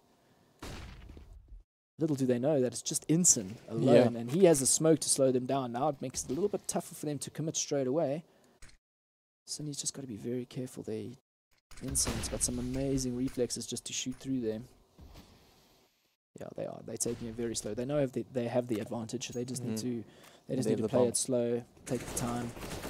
Looks like they're committing through mid there. Are they going to wrap around to B? They might, or they just go straight into A. They've got to be careful of Explicit probably. Oh, it's Hellhound in the ditch there, and he gets 2k once again. He's doing so well in that position, and Fat Cakes again is the one that takes Hellhound down. They get the bomb plant down, and now they just got to defend. Cine picking up Style. What do these guys do? Again, now Inson is going to be hiding in the corner, saving his gun. You know, right choice, but I mean, he's got to do something. I mean, how many rounds are they going to just let go without challenging, you know, the glory moment of a 1v3 moment? At what point did they say, I'm going to go it. I'm going to go for it. This is my time. We're live. I'm going to, you know, take this for my team. Unfortunately. Look, they still have a few rounds to go, so they can pull this back. And I think that he's just playing really carefully now. And Cine on there. This is what I'm talking about. They need to, why let him keep the gun? They've got tons of cash at hand. They just need to hand him down. Ensign knows, oh, where's he hiding? Where's he hiding? And they make it to the next round. Again, Ensign saving that silenced M4 there. And White Rabbit Gaming, for the first time in this match, taking the lead. Yeah. And look, I was wrong. They've got double digits now. So this is something. This is something. And this was DC's essentially pick. This was DC's pick. I don't know if it's their strong. They're strong on all maps. On all the maps, they have their favorites, which they're obviously the strongest on. But this isn't their strongest. I think White Rabbit Gaming were pretty happy getting this map. I'm not sure whether this was their favorite, but obviously they chose Mirage. Obviously it's a best of one, so they only get the sides pick. So unfortunately, White Rabbit Gaming, well, unfortunately for DC, I think they didn't expect this change in momentum in favor of White Rabbit Gaming, and had a bit of a slow and sloppy start, but I think once they kind of figured out their stride, which is what they've done, Apocalypse picking up Cine there. Not expecting that. No back. It's always a tough one when there's a player on top of those boxes. But now they're at an advantage. This could be an 11-11 situation, but remains to be seen. It's still an 11-10 situation. 4 versus 5. WRG taking it relatively slow, knowing that they are a player down. Unfortunately, Cine, I think, who is one of their higher fraggers on this map so far. So now they need to kind of regroup and figure out exactly where they need to go, what they need to do, how they're going to break entry point into the sites. Looks like they might just do a wraparound into a site. Style burning a little there. Oh, it's 4 HP. He did get some damage done there, and now Fat Cake's down, and it brings the score to 11-11.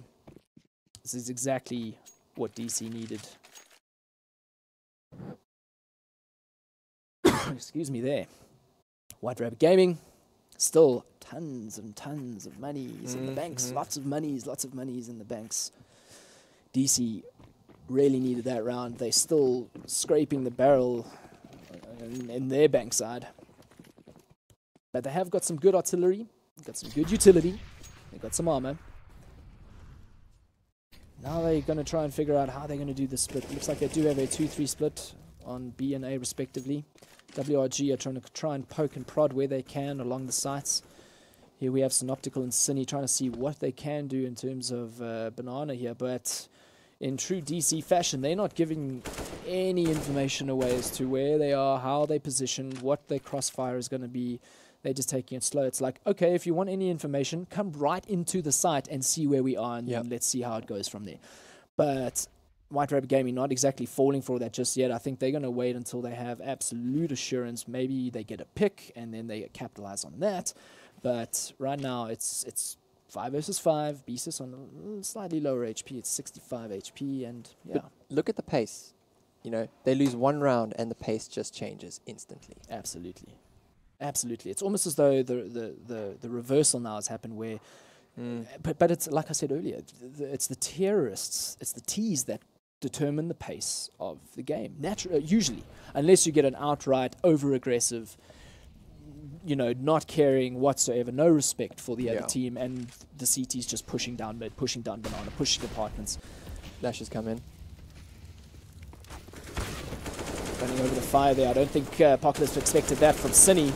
Cine getting a 2K there onto the side. That side looks clear now. I think they are aware that Style is on backstage area there. The bomber's going down. He does notice that. He is spraying him down. How are they going to play the angles? This is the question now. Cine taking it easy there. Style checking out where. I think he has a suspicion as to where they are, but unfortunately he gets smoked off there. That's going to make it quite difficult. Hellhound exchange there, and that's it. Yeah, it's exactly what they needed. Now this brings the score to 12-11 in favor of DC. Very interesting. Gregory. Sure. Very 23rd round. 23rd round.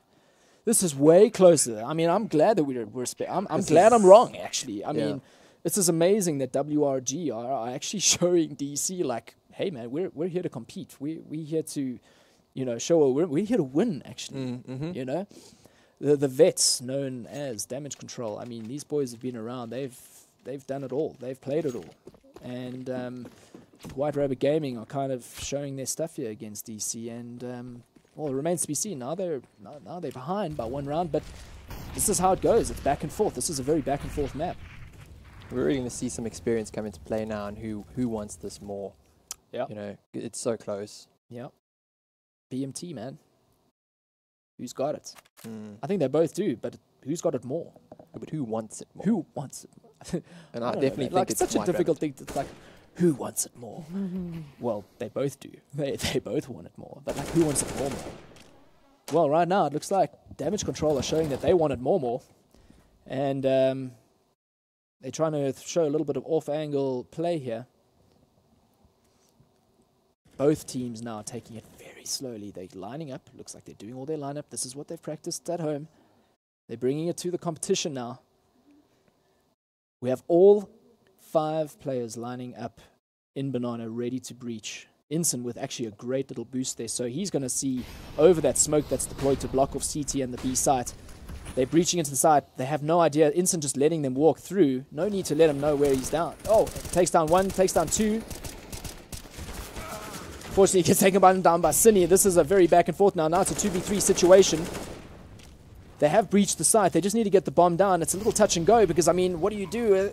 At least he gets a smoke down from Cine there, and now it's blocked off. So they've got a few seconds to kind of get themselves together. Styles taking some spam there. Synoptical taking a little bit of a risk there. That was well paid off. Brilliant Synoptical. Excellent play from Synoptical there. Halland left alone. I love watching these 1v2 situations. Can he do this? He can. He can. Wow, he has got that cross there. Halland taking down Cine. Now he's going to fake. He has to go for it. He's not going to let go. Pros don't fake. Pros don't fake. No! Oh! Well done from Synoptical. Not just letting Halland, he might be faking it. No. That was really good. Take him down. And as much as Halland didn't get that, he played well. No, he threw the nade. He knew the position of both players, and unfortunately didn't get that. And now we're 12-all. That's it. This is way closer than we expected. Yeah, this is really, really kind of what we want. And it's day 1, man, match 2. And we already have a 12-12 game. Is it still morning? Is it still morning? No, What time is it? Not just not. What year is it? WRG. Taking it slow. Fat Cakes moving in with the UMP, rather fast pace. This is the beauty of that kind of weapon. He's jumping straight out into the ditch. Explicit not taking any of it. Hellhound. Hellhound is like, what, they dead? What? Oh, Explicit. I'm so glad you're on my team, man. So, looks like WRG are in a little bit of a bind at the moment with the 2 players down. Style and Explicit teaming up there. Synopsis straight up onto Explicit's head there. Style's like, okay, I'm going to hang a little bit back here. Synoptical doing the same thing. Now it's like, okay, guys, let's bring this back. I'm a little low. What do we do? Let's go Banana. Still got a minute. Still got a minute. 59 seconds, 58. APOC. What is he here?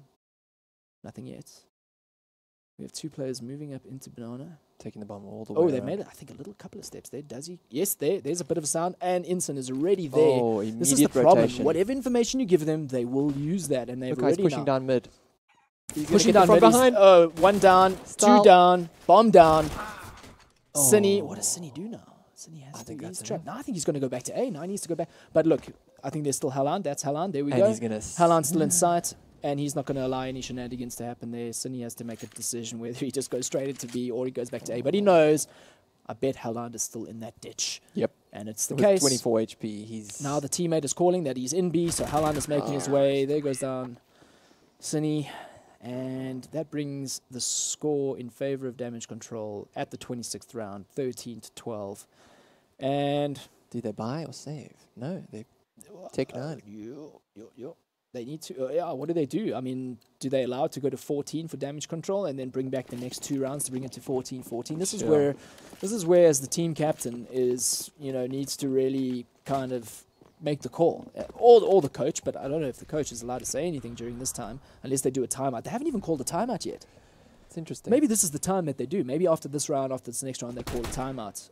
I would recommend maybe WRG call a timeout, speak to their coach. What do they do? The coach surely should be seeing the kind of play style and the positions from DC to say, guys, let's lay this out.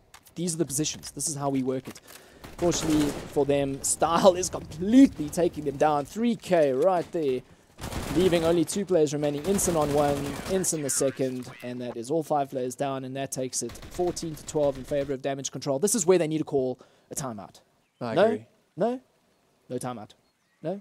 All right, well, I think if that was the time that they should do it, but it looks like they know exactly what they're doing.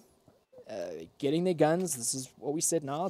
Now they have to do or die unless they decide to take it into an overtime situation, but that's going to be quite tough if they're buying this round, and if they lose this one, they won't afford the next. This is a problem.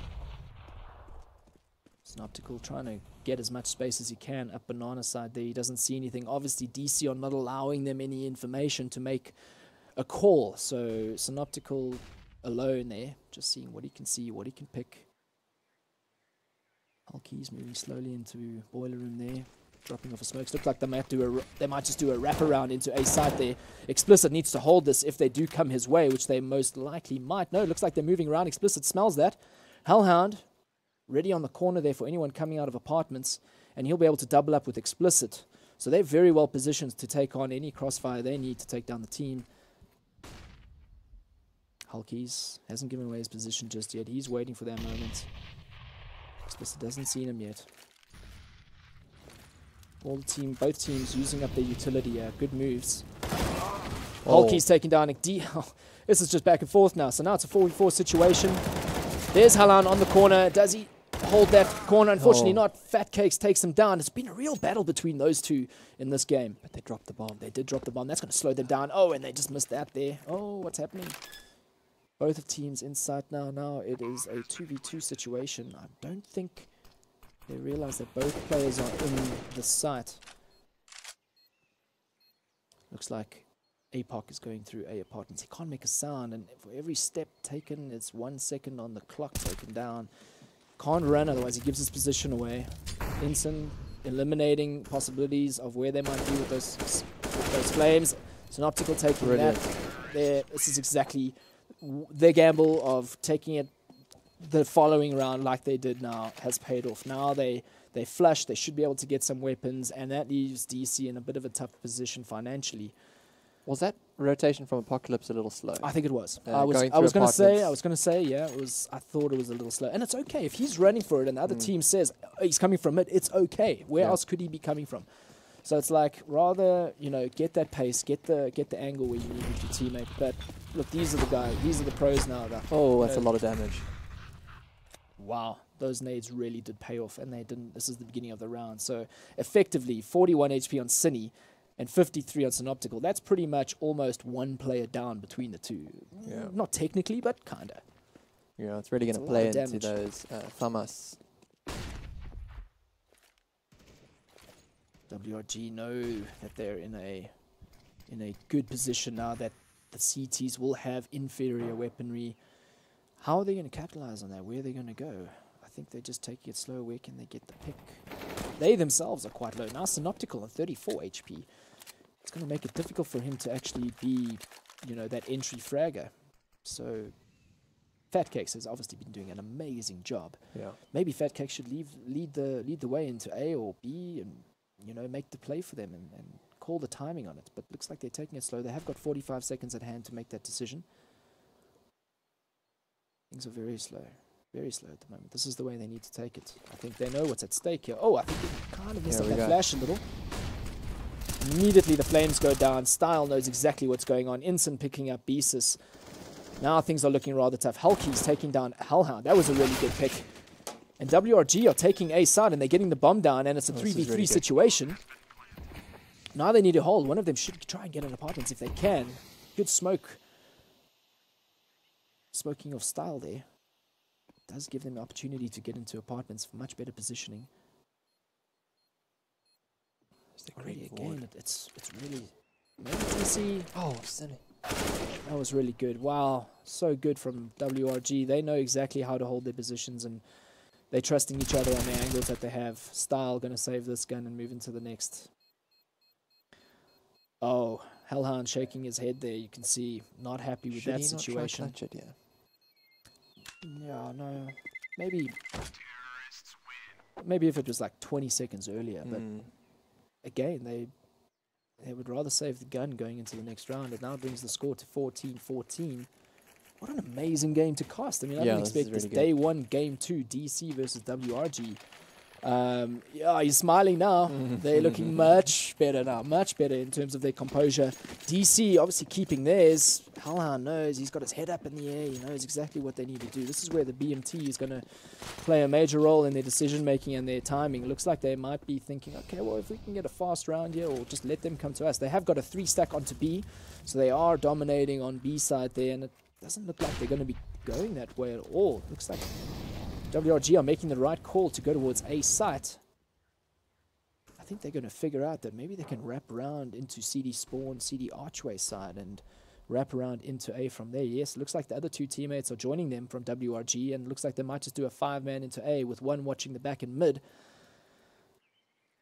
Yeah, they're definitely setting up for an A execute. This is very interesting. Yeah, they are wrapping around CD spawn arch. They are going to make their way into A. GD size to go B. It wouldn't be a good thing to do that, but now they know at least where Explicit is. Obviously a game in A apartments. That hasn't changed, and they read him like a book. Fat Cake's taking him down. Bomber's going down. This is a very positive round now for White Rabbit Gaming. This is going to be very difficult for DC in the next round, where it's 15-14. They won't have guns. Oh, geez, an optical headshotting instantly there. And DC are backing off already. Saving at least a gun each there. Well they'll need that. played. Very well played from WRG. I mean, they were in position and they got that mid-air shot. Let's take a look at the replay. Unbelievable from Cindy there. Boom. Didn't see much.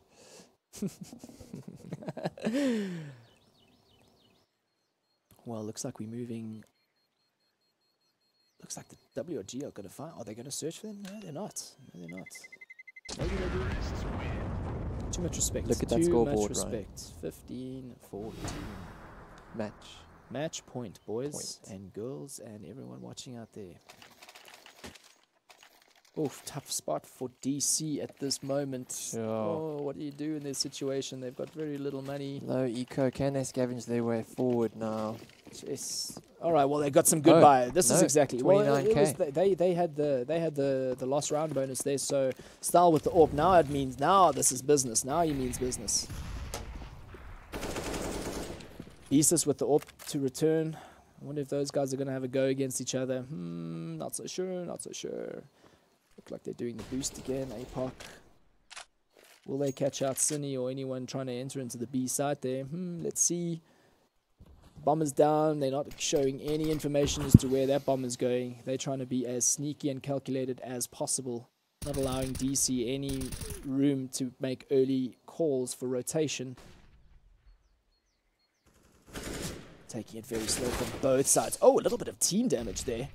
But it's only 9 HP.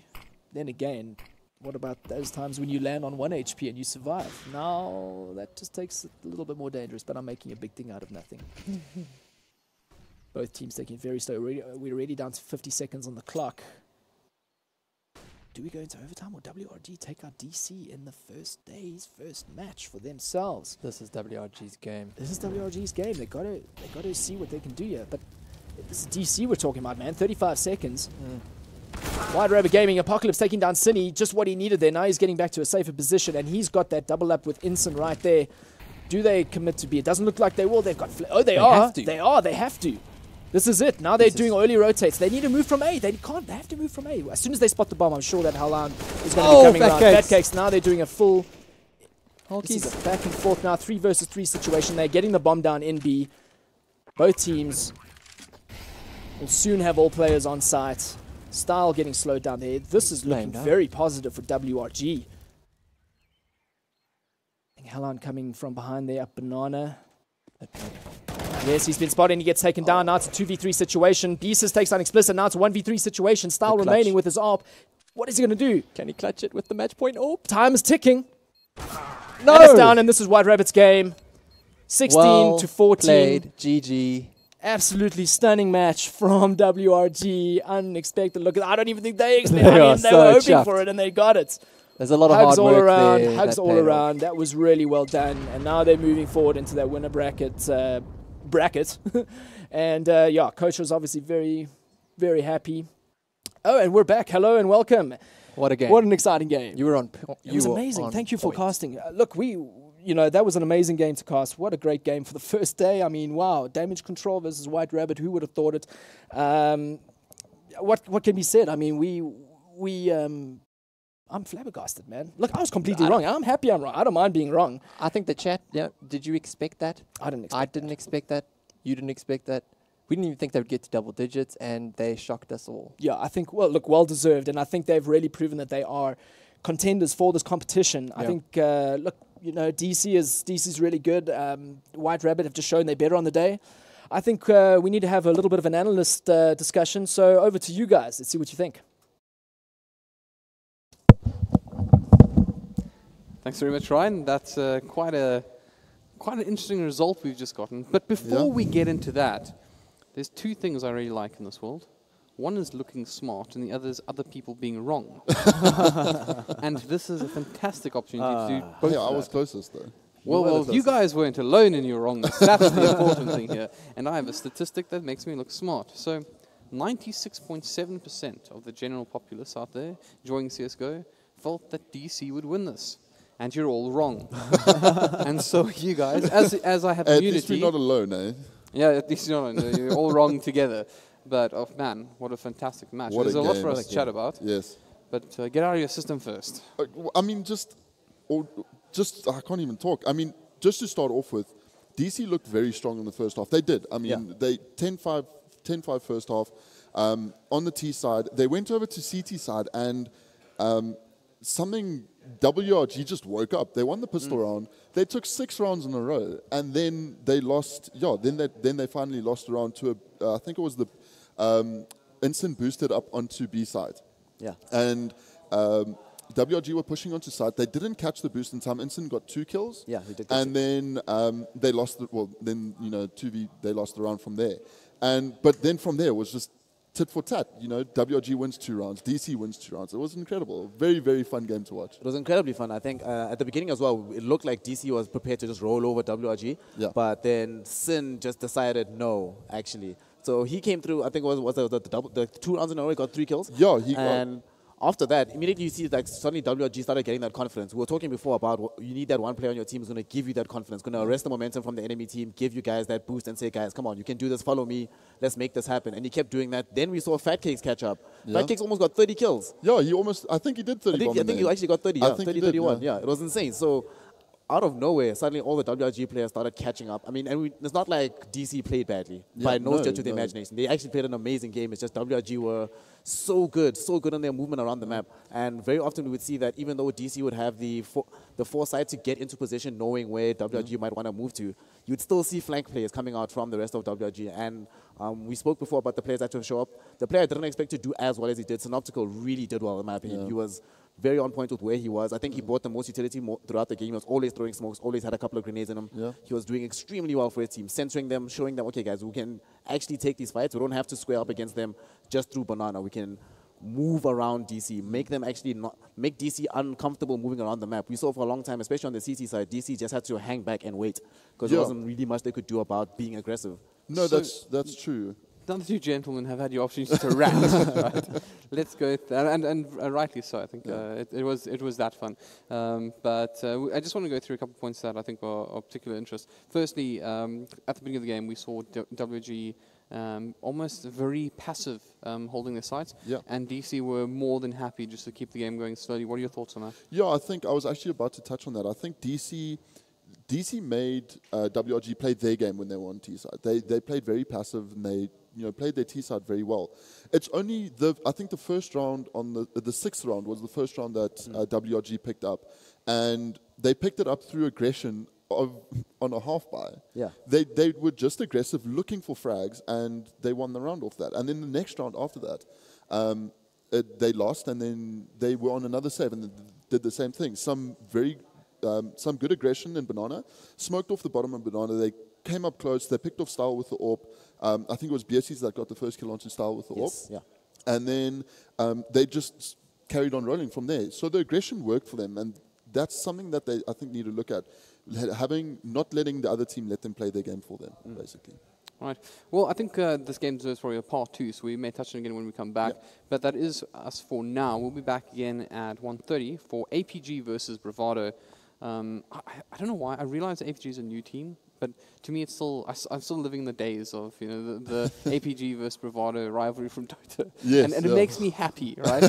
So I think probably this matchup, as we somewhat expected, would be the tightest game of the first round, and it would be hard to beat. But of course, who doesn't like seeing Bravado swinging their skills around? And of course, APG probably have a lot. They have a lot to prove here. Before we head over, I do want to congratulate Silent or Bernard van Kampen, who's won a Stat Track M4A4 Dragon King. It sounds nice. I want one. I want one too. Yeah. I'll send my Steam URL in the Twitch chat or the YouTube. And then chat. you'll give it straight to me. That's an order, soldier. Anyways, guys, for us for now, thank you very much for tuning in. We'll be back once again at a little bit before 1:30 for the kickoff of APG vs Bravado. Till then, have a good one. We'll see you soon.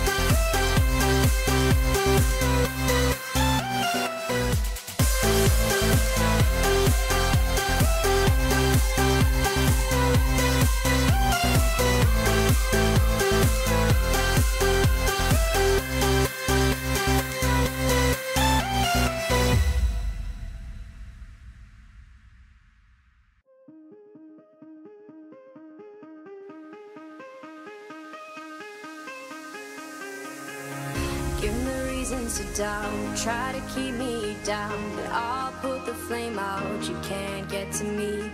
Throw your sticks and your stones, go break all of my bones. You won't ache my soul, you can't get to me. And there is no barricade that I can tear away. Shoot me down, go fire away, away. But I'm a heavyweight. I'm a heavyweight. I'm a heavyweight. I'm a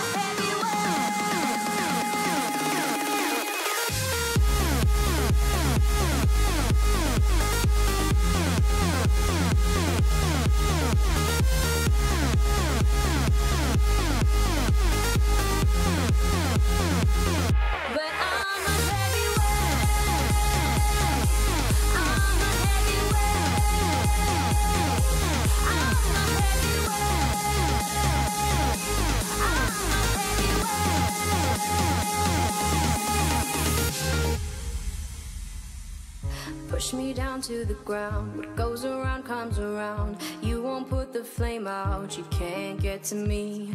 Say what you wanna say, go take it all away. But I'm here to stay. No, you can't get to me. And there is no barricade that I can tear away. Shoot me down, go fire away, away. But I'm a heavyweight. I'm a heavyweight. I'm a heavyweight. I'm a heavyweight.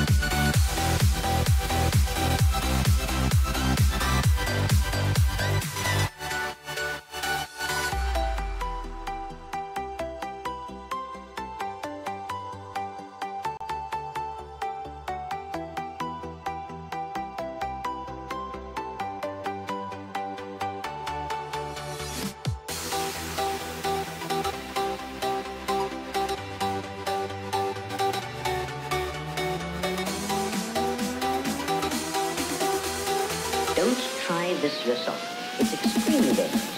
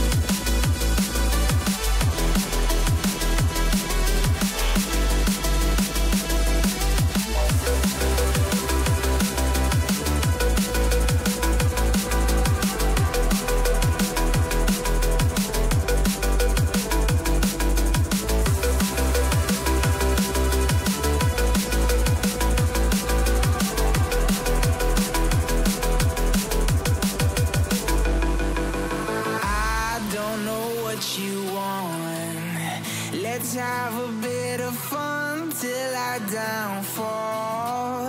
My love, if you feel like I do right now, don't say you're on the run to the other side. My love, you say you wanna try, but you never do. Sugar, there's a reason why we lose.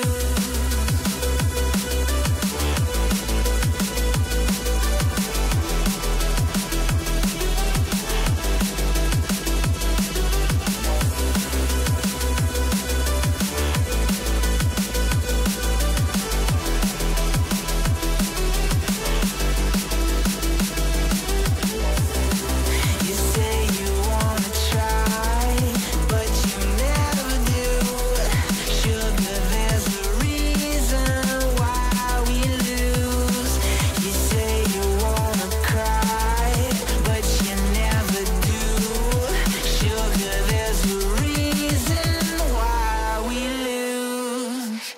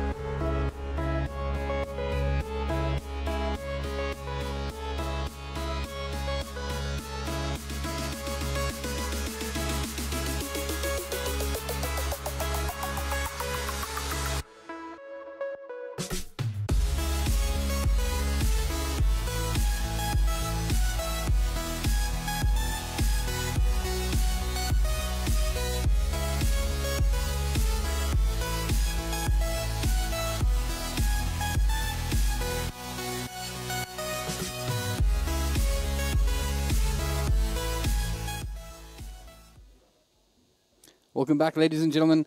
It's quite a fantastic match that we're following up for. So Bravado and APG have some work to do to give us as impressive performance. And I think, with all respect to the Bravado and APG lineups, I think we're going to revisit that DC game, or DC versus WG game for a moment. I wanted to ask you guys some more technical questions about that particular matchup. One of the things I found quite interesting was actually Hound, very early on, picking up an AK. I think it was the second round, like flat out buying it out. What do you guys think about that? I think it just shows a bit of confidence. Also, you'd like to have that one rifle, just a little bit of meat in the SMG buy. That is the norm that we see. Yeah, it just shows a bit of confidence, and if you can hit the shots, I mean, why not? It is if you lose the round, it's a big loss. I mean, you're losing a rifle, and it's you giving the enemy team basically a free buy for the next round.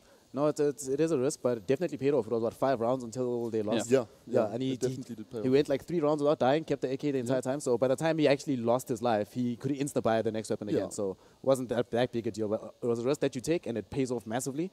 And there were a couple of key plays where he was like versus 1 or 2 other players, where if he had a worse weapon, if he had an SMG or maybe even a pistol, might not have actually been able to take the win. But because he had that AK, guaranteed damage, and was able to actually make sure that his team wins the round. I think it's interesting you say that, because I mean, one of the things we saw quite frequently in that matchup was a lot of players sitting on very low HP after a skirmish. So obviously the little bit of extra firepower always paying off in that situation. Yeah, it does. But speaking about firepower, one of my favorite thing in CSGO, other than dualies, actually, is the Deagle.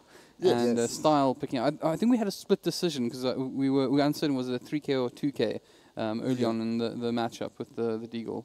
Yeah, well, that 3K, I mean, it just shows how powerful a Deagle is. If you're a good aimer and you use the Deagle, you can go up against a fully board team. I mean, it's a one-shot headshot. You can get 1 or 2 if your aim is good. So it definitely does pay off picking up that Deagle, and I mean, he just showed us how how it could pay off in the right situation. Also, like, it gives your team a psychological edge, because then the enemy is never really, even if they know you're going on a econ round or maybe a quasi-buy round, they're not confident of the fact that they can actually beat you now, even with better equipment. They're like, the last time we went up against this, should I push the shot? Should I not? You're like, I don't know about this. So yeah, it really, Style actually played out of his mind that game. Would he be your pick for the DC players? For MVP? Yeah, for DC. Probably Style. Like, HH came through in the clutch at the very end of the game, but just from the get-go, Style was just there everywhere, wherever he needed it to be. Well, even when his team was facing really bad odds, like there were a couple of times where they were around Banana, like maybe 3v2, but Style either has an AK or a Deagle, then you're like, all right, cool, there's still a chance for this. And what he did, which was also very interesting, is that he saved for a very long time before buying that first AWP. Didn't go quasi at all. Went straight in for the thing that his team needed him for. But while he was doing that, he was still performing really well with the pistol, so he played really well. That's the thing with your AWPers in your team. They generally go and they'll save 2 or 3 rounds. Where, for example, the first buy rounder, say, for example, you're T-side and you win the round without planting a bomb. You'll see your AWPer saving, buying maybe a P250, very, very light, saving for the next 2 rounds just to ensure that they can pick up that AWP. If that's obviously where they're going with it. Of course, you have some teams that refuse to buy an AWP for the first couple of rounds just to feel out the other team. I know that some teams only pick up an AWP when, in response to their enemy team picking up an AWP as well. Right, and moving on to the other side of the... In fact, I just want to say, before we do that, I was quite impressed by Inson as well. I feel like he was a bit of a rock in that for the DC side. But moving on to the other side of the... I won't say the river, and you understand why. Dota puns. But I think Fat Cakes definitely... Yes. In a big way. I think we said 30K'd in that, 30 bombed. Yeah, you got a 30 bomb. I mean, you don't generally see that. He just played out of his mind. He was hitting shots that, I mean, even I think he was surprised at some stage that he was hitting those shots. Weren't there like 3 or 4 headshots that he hit while someone was in midair, just out of nowhere? Well, I know it was a spray down, but I mean, it's still difficult to get. It's still super hard to do. Yeah. He was definitely MVP. Midair spray down. Yeah, no, he played very, very well. But I'm interested, he also took a pretty interesting defensive position on CT. He was actually sort of at the mouth of apps, not really applying too much pressure. You mentioned that you felt that they were giving away a lot of the control in that area. Yeah, I felt that WRG in that respect, they were giving away a lot of control that they should have, I think, been taking. But it also tends to the playstyle. They were playing very passive on CT. So they give away apps control, they give away banana control. There were a couple of rounds where they actually fought for banana control, and then they just decided, no, we'll just smoke it off and we'll hold passive on the side. It does help in the end when the breach comes through, because you haven't lost a play yet. Because in apps especially, you tend to maybe go 1 for 1, maybe 2 for 1. That's really good situation, but it doesn't often turn out the way you want it. You might lose your life, and then you already were player down. So in that respect, WRG, they did it well. They didn't underpeak and they didn't overpeak, which was good. Right, and then I want to bring attention to the eco rounds. Now, I think in obviously such a tight game, we all felt that WRG played quite well in their ecos. Yeah. I mean, how important was it to their overall victory in the end? Well, it was definitely important. I mean, if you look back at the first 2 rounds that they picked up, those were from a quasi-buy and an eco round. It turned out on the CT side, when they were ecoing, they played a little bit more aggressive and caught DC off guard. I mean, there was one round where, I can't remember who it was, but they pushed all the way down second mid and they went into... Banana. Well, no, they pushed down mid, went into Banana and caught 2 players off guard, dealing a lot of damage. And then their team just goes, well, you peek the corner, you're going to die. Because they've been headshots, so they only have about 10 to 12 HP. So it worked out for them in the end. Yeah, I think the big thing about them is that whenever you're super aggressive like that on an eco round, you always force out the better economical trade with your enemy. Even if you end up losing like 4-5 or 3-5, it's fine. Like, you know that they've bought weapons. They've spent $2,000-3,000 this much. And suddenly now you're like, okay, guys, that's fine. You can equalize in the next round. And any future buys, now you might even force the enemy to go into an eco round themselves 2-3 rounds down the line when you are picking up your own weapons. So it does really help in that regard as well. I mean, that's the thing, right? So you're looking at a team that is full eco, only P250s, it's $250, going up against a team who's fully bought. If you get 2 kills, that's a huge economic advantage going into the next round. I mean, you making, especially if it's, say, for example, the 3rd round buy, the 2nd round buy that the T side would do.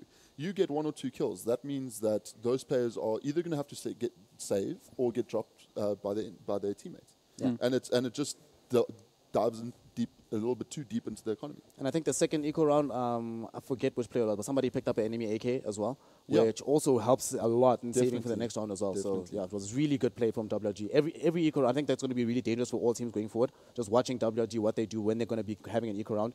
Like we might see other teams being forced to respond with their own eco rounds just to not lose out in the economy, just to keep the game even at that stage. So before we move on to our next matchup, we have a couple of admin things to do, by the way. But oh no, here we go. Before we move on to that, I'm going to enjoy this one. Before we move on, do you think that, I mean, DC we've touted as being a top 3 side here. Yeah. Does this put them in the race? Or WG? WG in the race. I definitely think it does. I mean, they still have a tough road ahead of them. But it definitely, look, it is a best of 1. So their performance was really good on the best of 1 format. Yeah.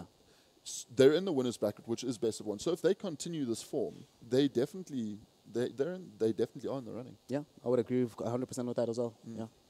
We'll see what they can bring us. What they've brought us, and I think most importantly here, is that this is the first time in the history of my broadcasting career, and I talk about this on like as a caster, as a panel, just behind the scenes, that I've reached game 3 of a day, and not a single point has been allocated to either of the panelists. Well, yeah, I think I should get a point because in the end, no, it clearly says here 16-12 to DC. Hold on. I did say that WG would win if they went into overtime. But right? they didn't go into overtime. But they went to the very last round. You guys are stretching real hard here.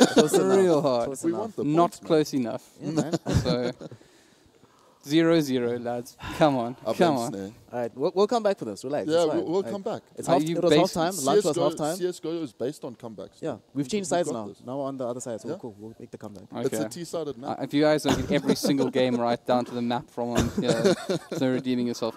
Then I don't actually know what he won, but I do need to point out that Penguin ZA won something on the stream. Enjoy your something. Won a couple of keys, I think. Yeah, he's won something. He's won something. Yeah. Penguin always seems to win something. You know what he's going to do? He's going to trade in for Hearthstone pack. Maybe. Knowing him. Or he's going to buy a Penguin costume, which I think he should. Right, but okay, so we're actually about to get into the Veto now, so we'll use a bit of that Veto time as well, just to discuss Bravado and APG. A big, quick shout out to Marshmallow, the executive director of the panel, apparently. The latest addition to the fluffy friends of VS Gaming. Yeah. But so obviously BVD. We expect them to do well here. Yeah, it would be this would be an upset if they lost, but very much so. But we don't know actually because this is an entirely new roster from APG. So actually, it's going to take a few rounds before we even show how good they are. Like we haven't seen them in officials, we haven't seen them. I don't think any of us have seen them in scrims, so nobody knows what to expect. Actually. I must say I haven't seen this new team play, but what I can tell you is that if BVD gets cash, it's going to be, it might just be a one-sided affair. Yeah, BVD on cash should not happen. That's, if nothing else, make sure that doesn't happen, because then you will lose, guaranteed. What map do you want to play them on? I mean, Nuke, man. If I see Nuke, I'll be happy. Ban for Nuke. I don't, I mean, all BVD is just good all the way around. They need to take maps where they can beat them, I think, on strategy and not based on aim. Yeah. I would agree with that. I think you can't, this is going to be a similar situation as we saw in Game 1. You can't allow the team that's actually better than you to have an even game. You want to complicate life for them as much as possible. Yeah. Make them think about the game differently, play in places that they're not particularly comfortable with. So just make it hard for them, I think, is the only way to win this game. Oh, just gone to the vetoes, but come on. BVD knows. They know. They know. You see, here's the thing I was going to say. I mean, if your best bet right now is to outsmart players of the caliber of Detroni as far as you know, the amount of history and experience that man has. Yeah. You know, good luck. That's very true. But I did chat to the APG guys, and they did mention they were looking. I mean, they're being quite realistic about the affair. They're not expecting to win this by any means, and their sort of first goal is that they're going to try to get towards double digits, which I think is a pretty like solid kind of way to look at this. And I think if you can get double digits against Bravado, you probably can do quite well overall. I mean, that's probably something that's worth mentioning, and something I think we forget quite often in the South African scene is that back in the day. When the prize pool was your fund back to the LAN, and then progressed slightly beyond that, it was really only the winning team that got anything out of the deal. Yeah. But of course, finishing as high up as possible in these events is obviously just as important. Yeah, so no cash either. No cash. But what I think we can touch on a bit is that it's an interesting note. BVD with their new lineup have only maps have only been taken off them by 3 teams. Yeah. Since they've changed their lineup. So, I mean, Can you name the 3? It's a good run, huh? Can you name the 3? Hey, XD, Energy, and someone else. I feel like it's DC. DC, DC, yeah. it It was was DC, one, yeah. There we go. So, I mean, look, Inferno going out now as well by BVD. This is going to be interesting because... Probably bad Mirage now, right? No, Overpass is gone. Oh, Overpass. Oh, wow. Okay, so what's this going to be? Which Well, pick my is gonna be? cobblestone's gone, so I'm unhappy already. My nuke's gone, so I'm unhappy. I mean, I really would have liked to see a nuke game, but I know that I was having a chat to some of the players, and they said that nuke is generally a map that often gets banned in SACS. Yeah, it's just too confusing, I think. I think no one plays it specifically often enough. You just rather get out of the way. And it's also one of those maps that doesn't just rely on your team being better. You can lose to a worse team on nuke. It's not that surprising to see, so rather just get rid of it. Make the game as open as possible. Yeah. I kind of want to see Mirage be the final. I suspect we'll see Mirage. I know it's the new. I call it Dust 3 earlier. Dust 3, yeah. But it is nice because I think that is one of the most practice maps available. Are we gonna see a train? It's train. Wow. Yeah. It's BVD picked it. Okay. BVD picked train. So this is the thing, right? Train is. We were talking about it, I think, earlier today or yesterday, off stream. But train is very difficult to hold. Yeah. In my opinion. So if the T's with a good T execute onto A side, I mean those smokes coming over the top, it's going to be difficult to hold. I'm excited to see some new strategies coming out from these teams. Right. Well, I think Bravado kind of feel. I feel like they're scary on this map as well. They're extremely scary on train. I'm kind of surprised that it's still in the pool. I would have expected that maybe APG would not want to play them. I think Cage Train, you just like, let's not play Bravado on these. Or, here's some, APG have been practicing. They could have just been maining train. Yeah, and they've just been playing hours and hours on train. And maybe they feel like they have a good chance against it. So our current speculation is that they're going to try and beat Bravado. Yes. With tactics. Yes. Outsmarting the likes of the Trony. Yes. Is it fair to say this is Bravado's favorite map? No, I don't think so. I think Cash. I think Cash is a favorite. But a scary one. Yeah. They're good, yeah. Okay. Good luck. It's not going to be easy. It's not going to be easy. But this is the thing. I mean, you get a map against one of the best teams in the country. You're going to be scared no matter what map you play on, to be honest. Yeah. You just need to keep your head. They need to bring their A game, actually their A++ game. Yeah. And try and win this. Also, I'm just hating because they picked the band Cobblestone. It's also a best of one, so all you have to do is win. You just have to be in the moment, be in the zone for one map. Like, it's a lot harder to carry that through to a best of 3, best of 5. But if you can do it on one map, it's also a huge confidence boost. I think especially if you win the pistol round, you get a couple of key rounds at the very beginning. It's good for you mentally. You're like, guys, they're not that unbeatable. We can actually do this. But the thing is, remember, best of 1 format is the great game of upsets. Yeah. It always has been. It always will be. It's just the better team on the day at that time. Yeah. And that's what's exciting about this format. You generally have upsets, which is exciting to. Hopefully, we see that. Well, I mean, it's one of the great things, the privileges of the work we find ourselves in is we can always root for the underdog. So yes, yeah, let's go APG, guys. Let's. I'm rooting for you. I mean, let's cut aside the fact that this is still a top class SA team. These guys can shoot straight, and on the right day, who knows? Maybe we do see probably, in my opinion, maybe one of the biggest upsets we would possibly see for some time to come. Possibly, yes. Yeah, I think so. I think that's safe to say. But yeah, the right day with the right aim and the right sunshine. Yeah, you just never know. And also, again, we actually have no idea what this team's about. We don't know how they play. We don't know what their favorite positions are. We just don't know. And I'm always excited to see teams that don't know. No, I'm excited to watch this game. It's going to be a good one. So do you understand that they have had some issues recently? Yes, they wanted to boot camp, but they couldn't because some of their players couldn't make it up to Joburg. So that does make a difference. Yeah. I mean, especially of a team, I want to say new lineup. They are playing with the sub as well.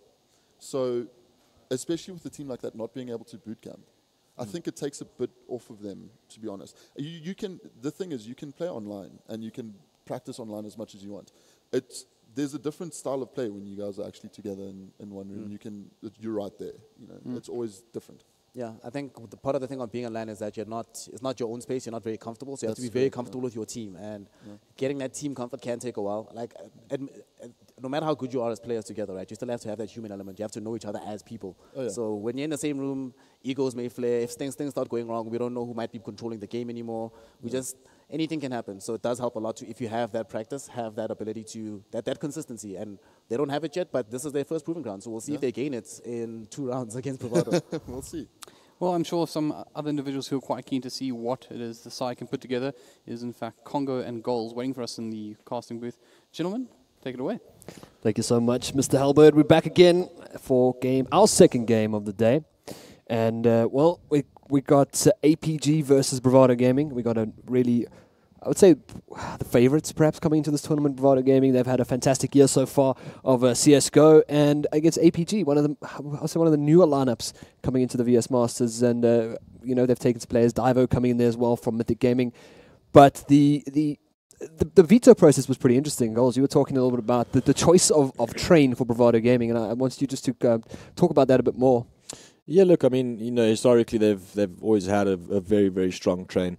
For me personally, it was no surprise that between Mirage and Train that they decided to go with Train, just purely based on the fact that it's a very structure-intensive map, and the more team structure and pretty much common understanding that you have amongst your team, the stronger you're going to be on the map.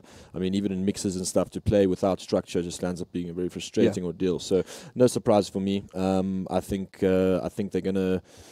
I think it's going to be a tough hill for APG to climb, but I mean, let's see what happens. They've obviously prepared for it, so You say, but Mirage could be slightly more volatile map for a lot of teams in terms of there's an element of unpredictability with Mirage. There's a lot of corners, a lot of angles to take, and while I mean I would say pretty much all maps are rely heavily on team coordination and teamwork and such.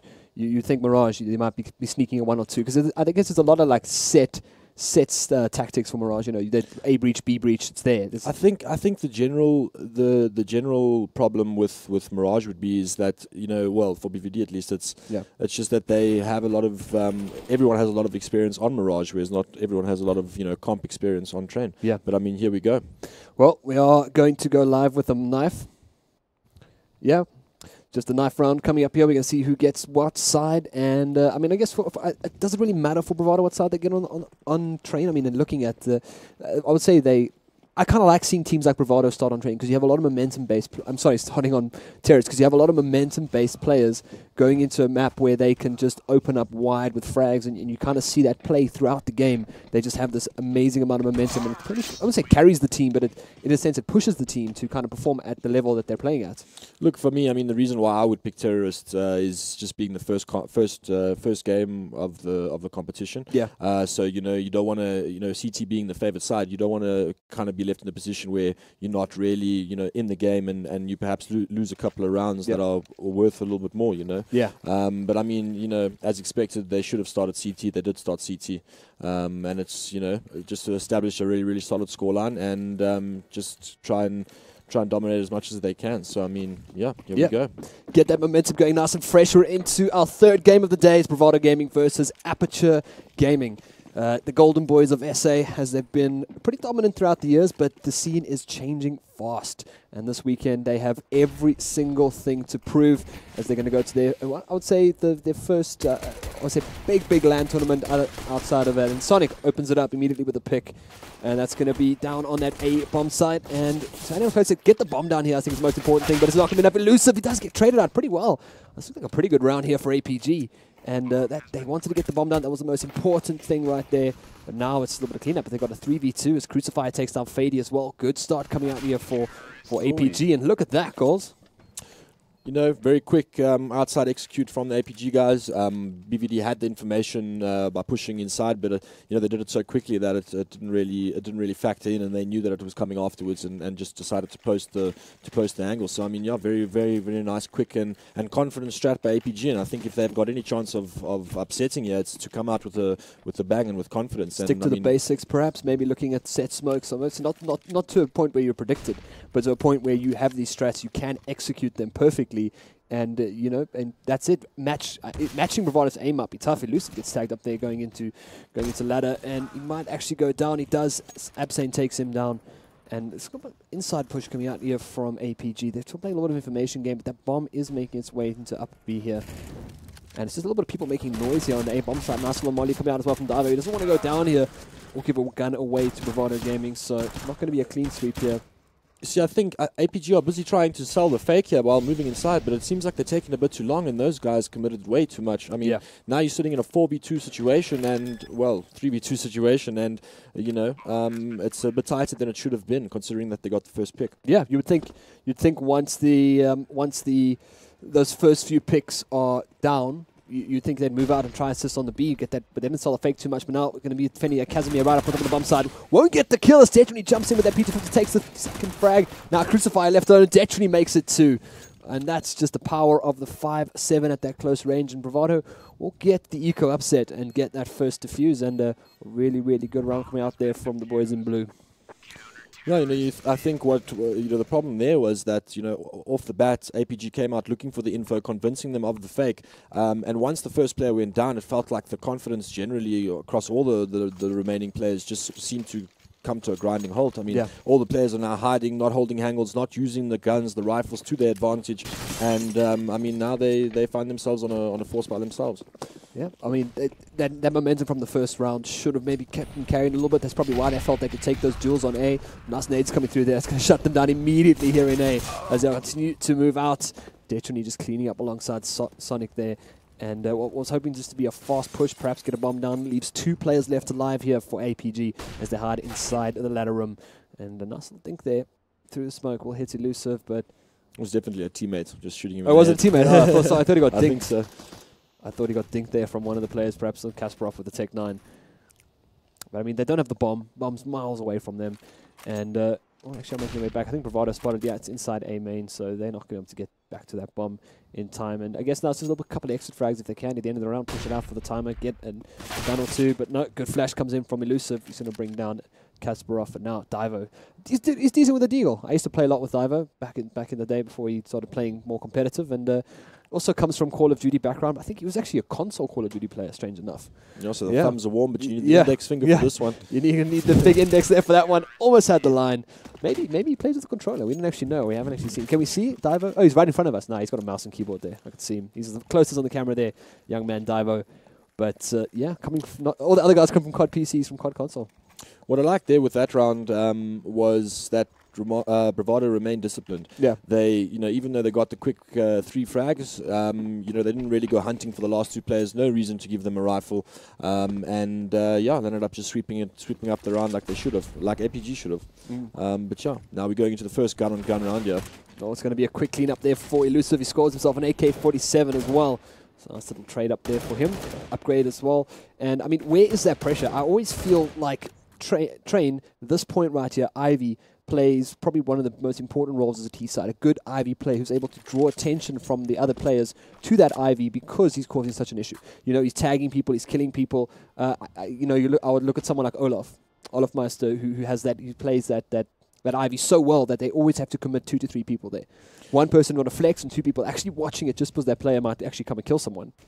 See, the crucial part about that area of the map is that you just need to initiate some sort of presence. Not like that, obviously. I mean, right now they're not really smoking off the sides and going into the area. Yeah. And Bravado are easy, just able to peek and kill. So, I mean, for me, they need to establish that Ivy presence because you want them to be conscientious of the area. But you need to also have some success there. And right now, they're just dropping down 1 down ladder, 1 down Ivy, and there's no real utility, no area control take from that perspective. And you just see them kind of get picked off 1 by 1 there. You kind of hope you look at that execute from the first round where they kind of just got onto A, they got those initial frags, but then again, rifles versus pistols, we're looking at, Bravado holding those angles so perfectly, and that's the issue with Train. While it benefits both teams with having your Ts and your CTs kind of moving in between the trains, in those initial few rounds, were the most crucial with your smokes and your flashes go out for that initial push, you have to kind of stop, move them away from holding those crucial angles. Well, now we'll see Casimir getting down here into ladder room, and I mean, it's pistol round once again here. But Bravado doing the same thing. They pretty much held them off at the same point every single round. just clean up right now. But you'll see with Bravado set up outside, I mean, they've got every single player. You can see they're all on the same page. Every time one of them takes contact in a certain area, there's another one that's going to be peeking to either trade or to combat to basically just peek and grab that attention away from the players, making it incredibly difficult, especially with pistols, for the APG guys to get any sort of advantage. Well, looking at that, but great start there for Elusive. 7 for 2, 7 for 1 on Detrony as well. So, I mean, good start there for the two players in Bravado Gaming. And at the same time, I mean, Train, as you said, you speak about that kind of that refrag potential. And then at the end of the day, if you're not refragging, you're just adding a little bit extra suppressive fire and creating a little bit of attention to that site. And at the same time, this has to work eventually. I mean, for Ab saying that fast drop into ladder room has to work eventually. And I think if it does, I think it'll be a nice little opening up spot as well, because Elusive is controlling that ladder room at the moment. And, they haven't really put any emphasis on B. They haven't looked for those initial picks. I feel like it feels like it's almost rushed at the moment. But they are going to go for an A execute here, so this might actually work out. Nice pick there by Divo. Wants to get the second one as well. Won't be able to take down Detrony. It's Elusive Detrony playing this A to perfection. 2 players left alive against 4, and it's going to be pretty tough ask here to clear up these last 4 players on the A-bomb side. See, the thing, what happened there was they obviously went for a quick outside breach. You saw 3 heading towards the middle. And the guy Ladder, who's been caught out, I think, for a couple of rounds now, he committed to the push when the rest of the team had been mollied off. So, I mean, whether the timing was just insane or the communication wasn't really there, the fact is you've got 2 wings of your attack that aren't attacking at the same time. So, I mean, if they landed up getting out of that middle, Elusive's under a lot of pressure. He can't be holding that angle. He has to push back, but with the molly being in mid and Bravado and Detrony specifically being able to get on top of the trains, getting a little bit closer, being able to support Elusive, suddenly that sort of advantage doesn't exist anymore, and it become we kind of witnessed what we just witnessed, and that was just a clean clinical defense by Bravado. Yeah, once again, and I'm back onto pistols. They are going to pick up some arbor, some smokes, and some flashbangs as well. So maybe he's looking for a quick catch Bravado off guard, but this emphasis on A is starting to waver a bit. They must have heard you, because they seem to be running a full inside rush. Yeah. But look at the rotations. I mean, they're coming out straight away. They need these flashes. These flashes have to make everybody blind if they want to get this breach down, because Bravado now have put a couple of members in. They've still got the 2 sitting on A, 1 far back, 1 kind of teetering towards Zeg. He wants to get in, but that's going to be a nice little spread. And a good position as well from Fady. Not really worrying too much about his right, because it was smoked off initially, but Crucify does finally bring him down. Now it's onto that A-bomb side. The Portapod, getting the bomb down, but Divo, 7 HP. That's going to be a nice quick kill there for Sonic. So, I mean, good attempt. It's just they didn't account for the Fady. Yeah, look, I mean, for every single round since the beginning, I mean, we're going into round 8 now, they've had some sort of outside presence, be it a full-on breach, be it a fast breach, slow, whatever it may be, but they've always had some sort of presence, be it rushing down ladder or going towards middle. And there, I mean, they rush straight towards inside. Elusive's playing close at the ladder, so he heard them, and you can already see that Bravado had a good feeling that that they were inside, and they were able to rotate that additional player inside. So Fady's just playing extremely confident on top of the train, screaming at them to come to him, because his teammates are there to back him up, and he's not really worried. He gets 2K, he prevents the bomb plant, and his job is done. The rest of the UTIL reigns in, and the rest of the players, and they get the round, they convert the round.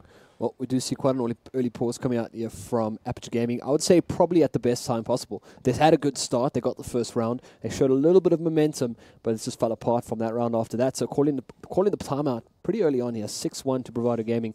And this will give them a chance just to reset Bravado's momentum, slow things down a little bit. And that is going to be on the back of a buy as well. We can see the AWP coming out as well from Kasparov. No AWP yet. Oh, sorry, I lied. Detrony does have picked up the AWP now as well.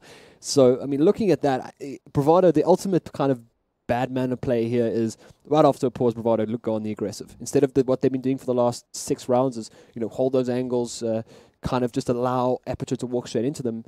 I guess go for a fast rush here. This is the thing, right? So, I mean, as soon as another team pauses, okay, if you're in front, that they obviously considering and talking how they're going to change things up and what they're going to do. This is only the second real buy round, so, I mean, how much adjustment they can make, I don't really know. But at the end of the day, Bravado might be thinking, look, they're going to adjust. Why don't we just, preemptively adjust ourselves? And we don't see anything too different from the CT setup. Bravado Detrony taking an aggressive peek there, tagging up the other AWPer.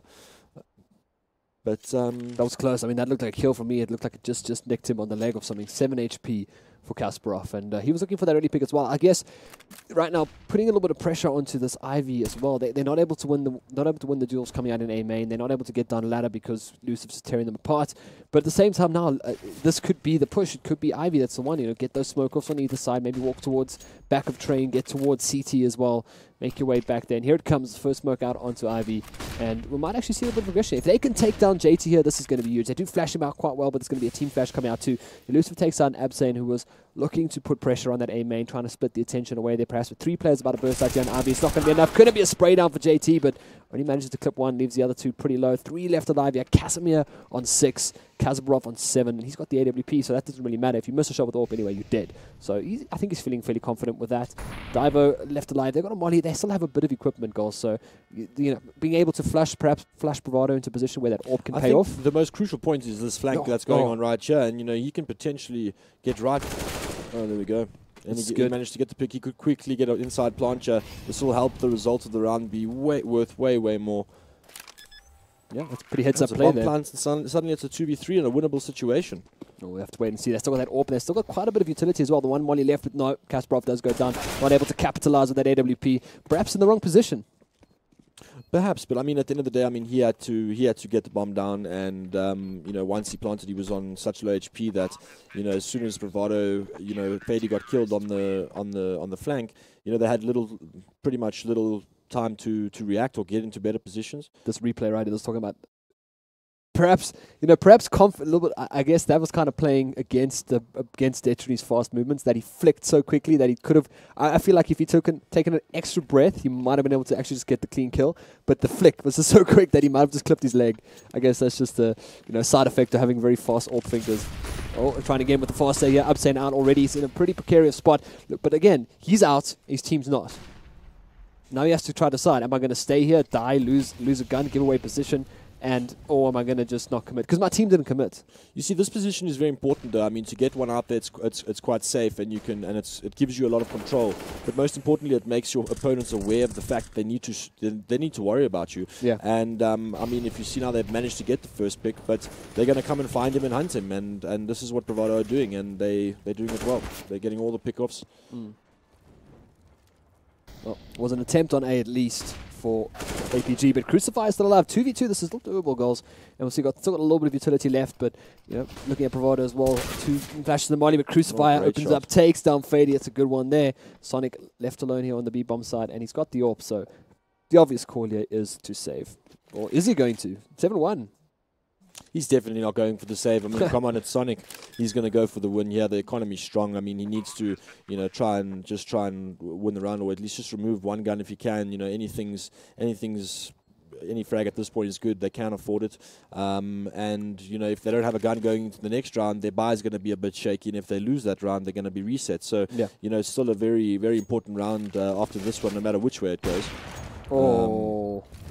Could be a good molly though as well. It's going to flash Crucifier. Oof, just a little to the right there. Not going to be enough. Nice little pick there as well. So that was a 3K for Crucifier there. Yeah, he did very, very well. Look, I must be honest. I mean, if you look at BVD's positioning there, they were overextending a bit. I mean, they were getting really, really aggressive. I mean, Elusive's still playing at that ladder every single round. And eventually a nice pop flash comes through, and Crucify is able to land a pick and catch another player off out of position.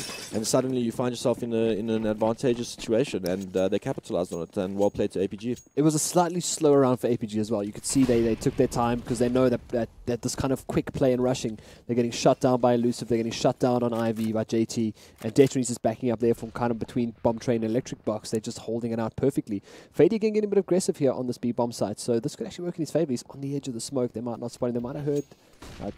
Crashed and fell down. Wasn't going to hear that one, but look for a little bit of information there on B. He didn't spot anyone, but there are quite a couple of players there, so might still play in their favor, but they do still have quite a bit of numbers, and I like this 4-1 setup for A, and kind of 1 or 2 playing that flex position in zigzag.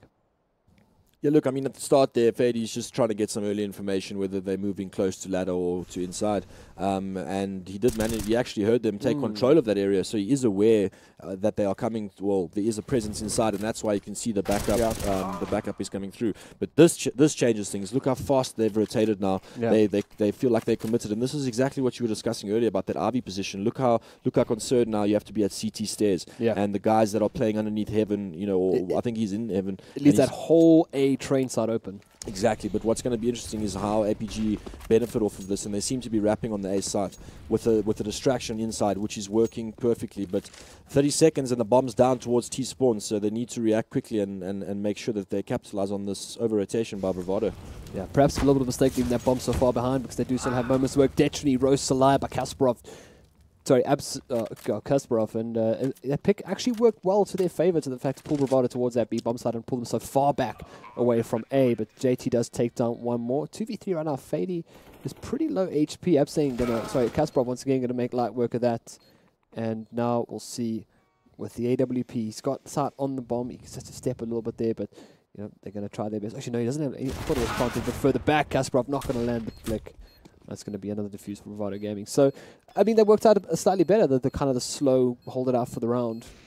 I feel like APG's underestimating their own player. I mean, they got the first pick in IV and they settled for a bit, and then right after that they started initiating on inside, where Bravado already had a feeling that they were coming there, and they over-rotated their entire team over to the inside bomb site. But the guys that were outside weren't sure that they had sold it enough, and they didn't commit to that. Had they done that, they would have, planting at that bomb train is all fair and well, but if you're all staying within that area, you just leave yourself open to so many retake angles that it's very difficult for you to hold. And had they had that extra bit of time, they could have got 2 ladder, they could have got 2 sandwich, panda area, Ivy. They could have just posted angles where the BVD players would be coming from, and they would have secured the round. But I mean, at the same time, nice retake from BVD, and unfortunately, like I discussed, now they reset. Now they've pushed into a 4-spy. After this, they need to save twice, and this is where the economic economic battle ends, basically, where BVD are just sitting nice and flush, and APG are sitting with a tough situation. Nice of the molly out there from Fady, trying to hold this push off one more time. Takes down one. Low to the side, but no, the last Sonic is there to back him up. Elusive. Oh, this is going to be great for... oh, no.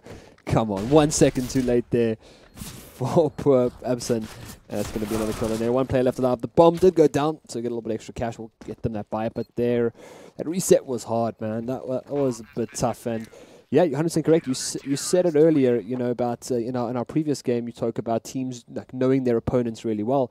And that kind of pick on Ivy, which pulled Bravado back, back into Ivy, back into CT, I mean, it's not that it's a common occurrence, but that is kind of the play to go. When you lose that person who's holding your front line up on Ivy, you're going to see your players, your enemy team, moving quite far back to hold those longer, further angles. And Bravado aren't scared of their angels. They're willing to take on any team, and we saw that even when they were overseas, and you were overseas with them as well, and you guys weren't afraid to take angels because you're that confident as a team, and people are there to back you up as well. Like you said, the refrag potential. But APG, they've tried the slow, they've tried the fast, and it's just, for me, it's coming down to that decision making, that final crucial, look, when the bomb go down, when are we going to move on the side together? And well, that needs to change up, I think.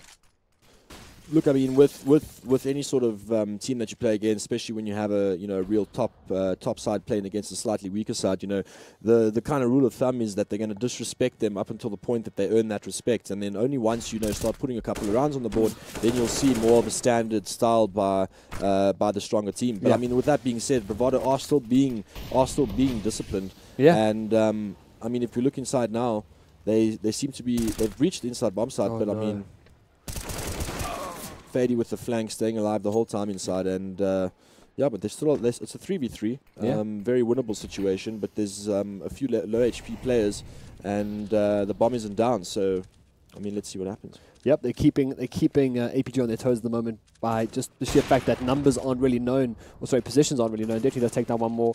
Knows the bomb's going down. This is going to be brutal. Brutal.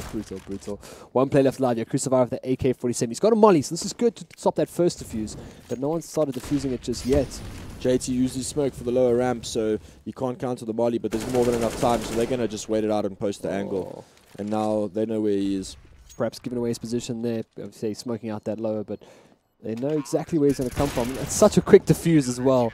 Kasparov Crucify just could not do anything about that. Such a tough situation to be in. I mean, you've got your lower ramp smoked. You have no idea where the CT players are, and you kind of need to gamble. And unfortunately, you've got probably one of the top AWPers in SA posting, waiting for you to peek the angle. So I mean, a very, very tough situation for him to win there. But I mean, they got the bomb down and got a bit of extra cash, and let's see what they can do with it. Well, they have 3 rounds left to do it, guys, and 10-5 might not be impossible. We saw what happened in the last game with DC and White Bravado Gaming. So we see Benasel pushing out here. I think this is going to be whack-a-mole for Detrini. If he wanted to, he could have stuck that out. But Sonic's got an AWP as well, and he takes off Divo's head. Did he spam him through the wall? I think so. He spammed him through top, yeah. Goodness, Sonic. I would like to see a replay of that if it's possible. We definitely need to get it. If it's possible. Spamming. I mean, the call was there because the first player peeked, kind of cautiously to see, like, okay, is anyone up here? And then it's obvious, like, okay, there must be more there at least. So see if we can find that. It might be hard to find the angle, but if we can get it, that would be fantastic. Maybe just check the demo.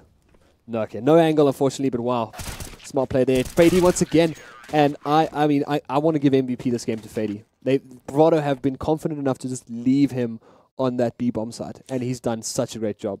100%, he's anchoring very well here in the bomb site. But I mean, they're providing him with a lot of support and a lot of information on the outside bomb sites, and you can see the communication is crisp between the two defenses, and he's able to just have that solo freedom and you challenge when he needs to challenge, and he's winning the duels. This is also another thing, is that Elusive's getting so much information here, and it's just never ever counted. I mean, the only round he hasn't played there is the last one, and that's because they had the AWP set up inside. Yeah. So I mean, he's literally just sitting here. He can hear everything that APG give to him. But this is what I like to see. They're pressuring him outside of the ladder area because he's been there every round. They are so tired of Elusive's nonsense. They're just going to spam the crap out of him and just throw nades and mollies at him. But this is a good setup. They go for the straight up on A, and they want to try and at least push them out and try to flush Bravado out of those positions, because they're holding this train here perfectly. Crucifier from the back takes down Detrini now. I think he slipped through Ivy too, so this is looking like a better round for APG, and they will sneak one more onto the board here. And there it was. It was that straight-up play, just like you said earlier. Straight-up play, deal with Elusive, and then they pretty much had a pretty good position. That's the thing, right? So, Elusive's getting some pressure from ladder, and, as soon as the guys are able to get out that mid-zig area, they can start pressuring him. And, I mean, they don't even know that he's there, but he's been killing them from there every single round, and now they've decided to punish him. And once they've cleared him up, combined with a couple of good smoke grenades, and they managed to take the outside. And what I like is that they didn't rush into it. They got the picks, they had the advantage, and they just made sure they put the round in the bag, and they put another one on the board. So nice round from APG. They forced JT off Ivy pretty quickly, because Crucify killed him and came around the back and then killed Detrini. So they were, they had a lot more position there, and that was the crucial play as well on Ivy, which we didn't get to see. But he managed to pull through and take down JT, and then turn around and take down Detrini as well, which was great, getting behind that back. But now looking at this, Detrini takes down Diver once again. And speaking about Fady up on top of those trains in B, Detrini's also been doing a great job on this A-bomb side, on that blue train, just holding his own there. And someone snuck out to Electric Box. Absane does get taken down, and nice play there from Sonic. And that's something as well. We haven't really seen a lot of aggression on that lower ramp from Bravado, going up, getting that information. It's going to be, I think, another quick cleanup here for Bravado. 5 players left still alive. They know exactly where he is. Casimir wants to try and do something. One down, not going to get the second. Yeah, look, I mean, speaking about that inside aggression, I mean, there's no real need to actually do it. I mean, if you're having all your information at the other sides of the map. So, I mean, if you look at Ivy, and most importantly, like we've been discussing, the ladder, BVD are literally, they've got a wealth of information on the outside bomb side. So it's not even necessary for Fady to look for picks. If you're not sure how the team is running with their strategy, and you don't seem to have a I don't know, like a leg to stand on in terms of where they're going, at the end of the day, you need to be pushing for that information. Yeah. And I think Fady, he knows that. He's got, like I said, he's got all the information, and there's no need for him to push. No need to give a stupid advantage away. Yeah. Well, into the first pistol round here of the second half, or the only pistol round of the second half. And, well, they managed to take their first pistol up against Bravado, and that was on their T side. But now CT, that was interesting. Little jump shot. The jump run and headshot. A classic. A classic. Well, it's going to put them in a little bit of a tough situation here. And the one player so low, especially with body shots coming out there from the train of Glocks about to rush onto this A bomb side. Fady, a little bit blinded by smoke, and now he comes out. Tags his teammate, lets him know him there. It's going to be Kazrov turning around. A little bit of a mess up there at least, but Sonic does take down Crucified. Turns it into a 4v4. We're still waiting for one more player to get that rotate around and get that pick, but Asparov still holding it out here. Takes down 2, and this all of a sudden turns into 2v1. Detrony left alone. He's pinned down at the electric box, and you know, this is going to cause quite a bit of frustration, because I mean, you had guys going for knife kills and such, and I think they assumed that the round was over, but suddenly 1 or 2 nice shots, and it's now it's at a 2v1, and Detrony's very, very low. He spoke about that whole respect thing, and I think it's got to the point now where, you know, at this point in the Energy versus Southern 5 game, we had Cannibalistic, or he knifed someone, and he was buying the... I can see the smile on Sonic's face there. He was the guilty party going for the knife kill there. Of course he was. JT denied him, probably had a good laugh himself, and then they both went to bed. So, you know, as disrespectful as it was, it's cost them the pistol round and potentially subsequent rounds as well. So, I mean, well up to APG. Yep. Not allowing that disrespect to come through, but they do go for the buy up on the armor pistols as well. Quite a bit of equipment on the elusive too. I mean, he obviously opting off the armor there, and Crucifier, I've seen him do some good stuff with this with the scout as well. So we'll see what can he do, maybe settle them out. And I actually wouldn't mind seeing an aggressive scout coming on Bravado. I mean, with those pistols, you can get some good tags. There's a really nice outside wrap that Bravado are doing here. They've smoked off the Ivy for the support snipers. They've just cut off the bomb site. They've secured a plant, and you know, at this point, their job's pretty much done. Yeah. Well, the Ivy wrap once again. I said that crucial position, but they are going to get the defuse, and it's going to be another round on the board here for Aperture. But they did quite a bit of damage. They managed to hold on to the 3 rifles at least, but Bravado, I think, capitalizing quite nicely on that eco round, getting the bomb down, and that's double plant for them. So we could possibly see a buy coming out here.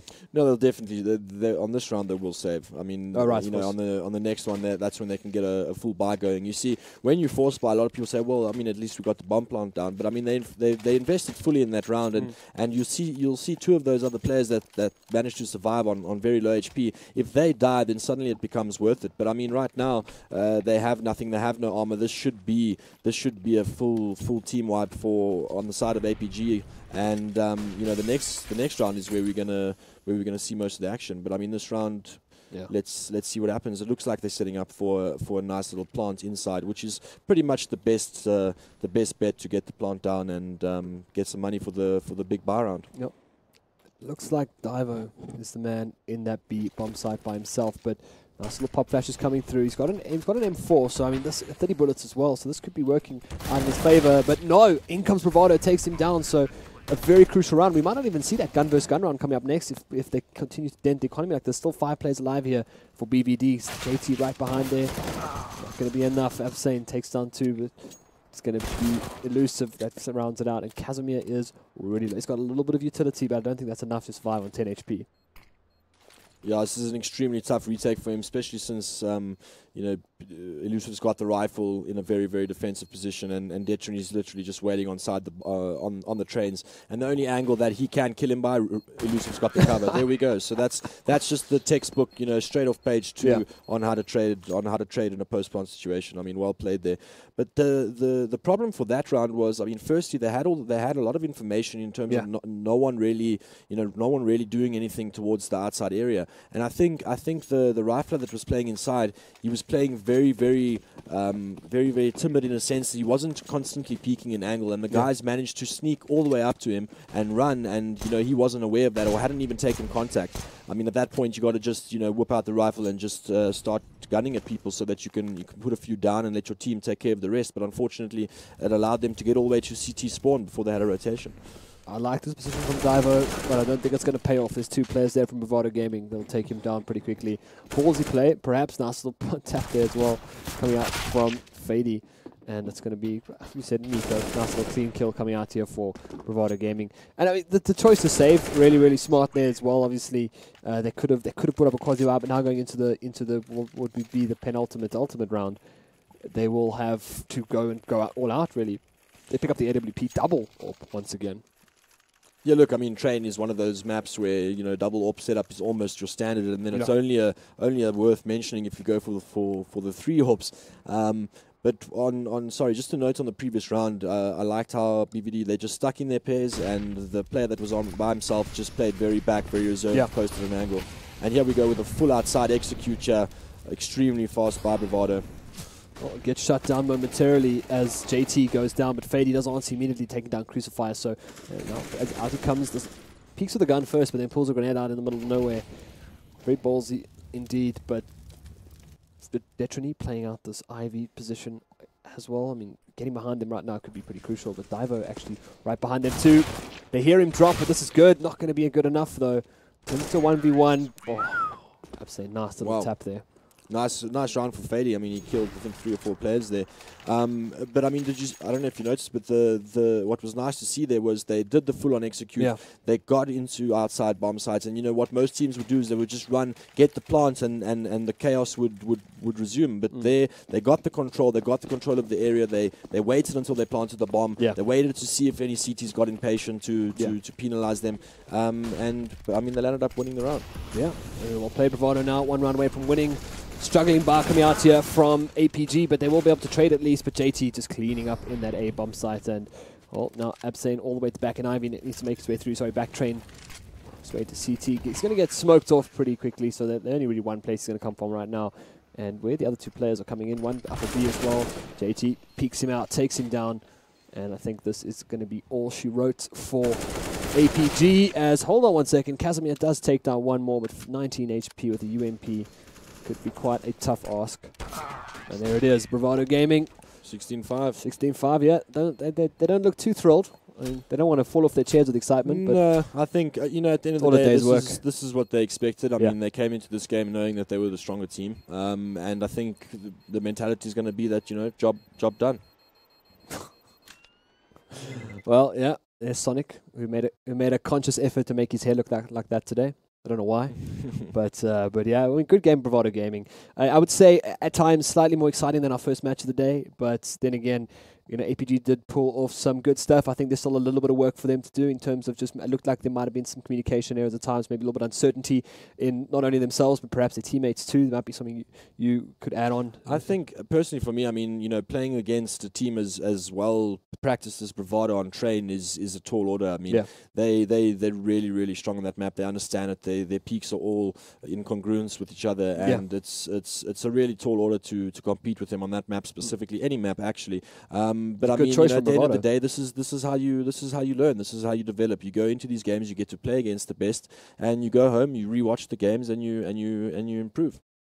Well, that's going to be all from myself and Goals. We're going to hand back to Hal and his birds on the panel desk. Thanks very much, Congo. Your birds. Hal and his birds. Yeah. You're now birds. Well, I mean, decide what birds you're going to be in a moment. So here's something interesting that happened. Probably one of the most interesting things about this entire series, in fact, is that we never did predictions.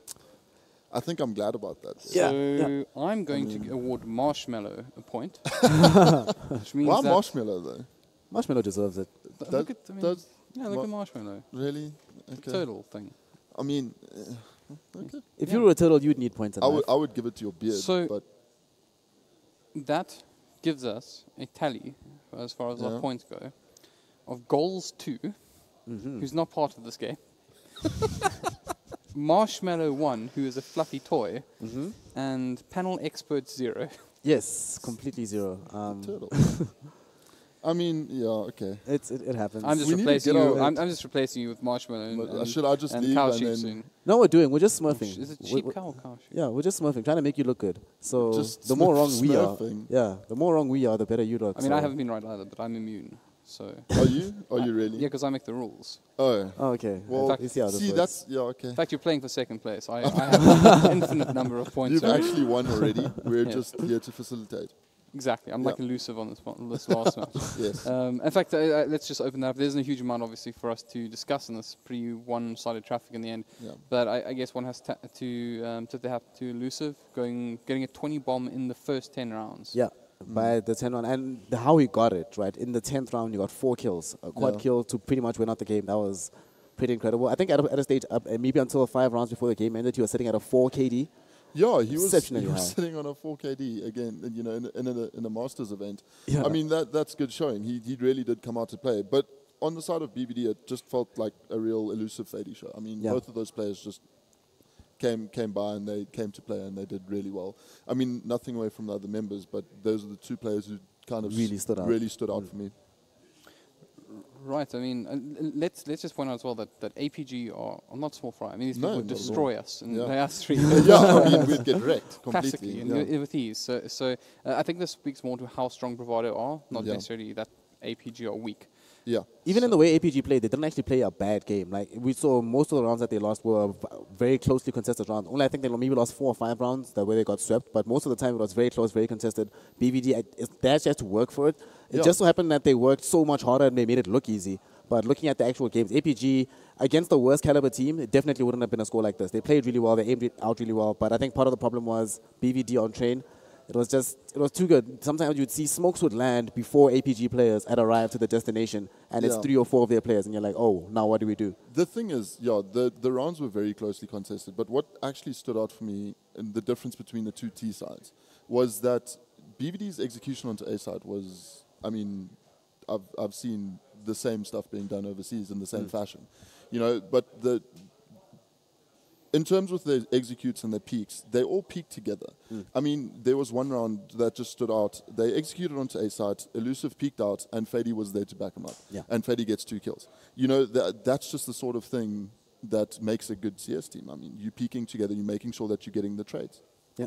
Just good, solid teamwork from BVD. They looked like a unit. Everywhere they went, you had that idea that they were moving as one. The communication was on point. There was never a time when somebody was purely isolated by himself, unable to do anything. It was just a good, really, I think the best team performance we've seen today from anybody.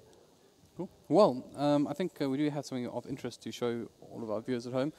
We do, in fact, have, let's call it an interview, because I'm not sure what to expect here. But the other VS Gaming interviews, if you've seen, have been interesting. Let's give a little tip of the hat there to a certain XTC friend. But let's see what what we heard from these players here.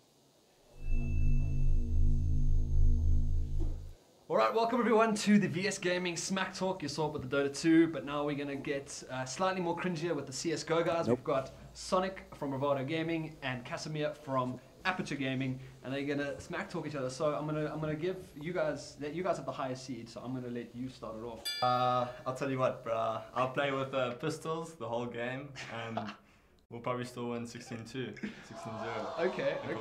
Now you gotta go back for that. I don't know. Like, to be honest, watching you guys last night, you looked kind of shaky. 11-1 half and 12-3 half. I'm not mistaken, to be honest. It was my best, bro. I was lounging. I was chilling. What's your final statement going up against? Right, well, it's always interesting to hear what the players have to say. Yep. But I guess that's sort of after the dust has settled. So we'll see how APG go ahead further on. They might have a better success in the lower brackets, and that is once again one of the interesting things. If you missed out on some of the previous panels, we discussed that it's BO1 upper bracket, BO3 lower bracket, so APG will have an opportunity to redeem themselves. Of course, for Bravado, familiar territory, cruising in the upper bracket. Yeah. But I think from us here, I mean, I'm not sure if you guys have anything else that you would want to... I just wanted to point out that it does maybe potentially give us an energy Bravado game before the final. Yeah, that is true. I mean, in the winners bracket, I quite like it when one gets knocked down a little bit early, just to throw the cat amongst the pigeons. Yeah, so it's going to be that will be exciting. If we see that and one of them getting knocked down, then it's going to be exciting. Angry brawler version of Bravado just going to get you. Going to get you.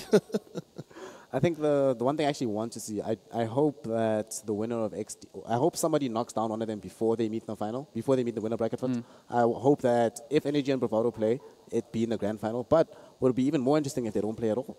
If we have a completely new Titans matchup and the two of them, well, I'm sure both of them came prepared to play the other. Oh yeah, right. So if that doesn't happen and they're forced to go up against an opponent that they actually haven't prepared for, that could be interesting. Could be very interesting. WOG XT final, something like that. Maybe WOG XT final. Just go for something completely different. Maybe XTC as well. You know, it's a trifecta final. Yeah. Each one plays around, see which team picks up the most. Right, enough of my nonsense. So, speaking about XD and XTC, there will be the next match we will be watching, and that'll be at 3 p.m. So we're going to take a bit of a break. But that is a pretty interesting story as well. XD have some surprises in their lineup. They do. But they do. We'll get to that when we come back. Will. So we'll leave you on that cliffhanger. But until then, guys, we'll see you soon.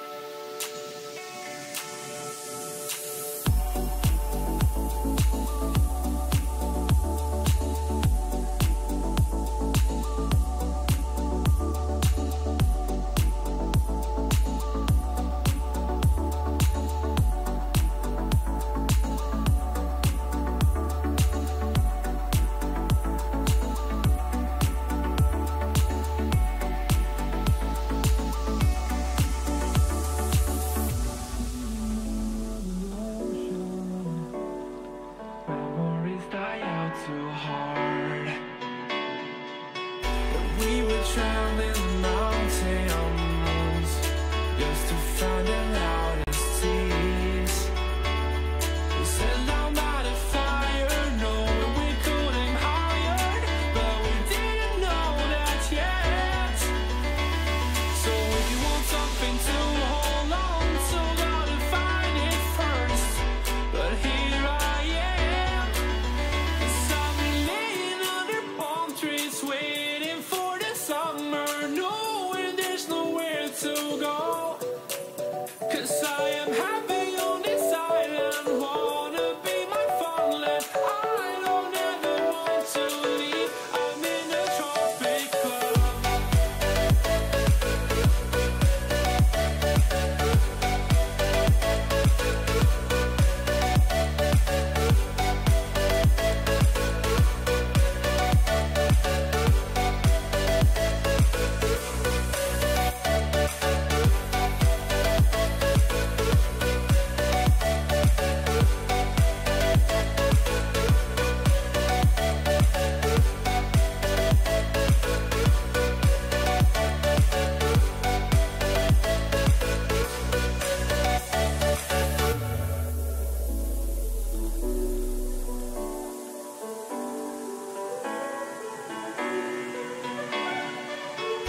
I remember the ocean, memories die out too hard. But we were traveling the mountains just to find the loudest seas. We sat down by the fire, knowing we could aim higher, but we didn't know that yet. So if you want something to hold on to, gotta find it first. But here I am, 'cause I've been laying under palm trees, waiting for the summer, knowing there's nowhere to go. 'Cause I am happy on this island, wanna be my farmland. I don't ever want to leave, I'm in a tropic club.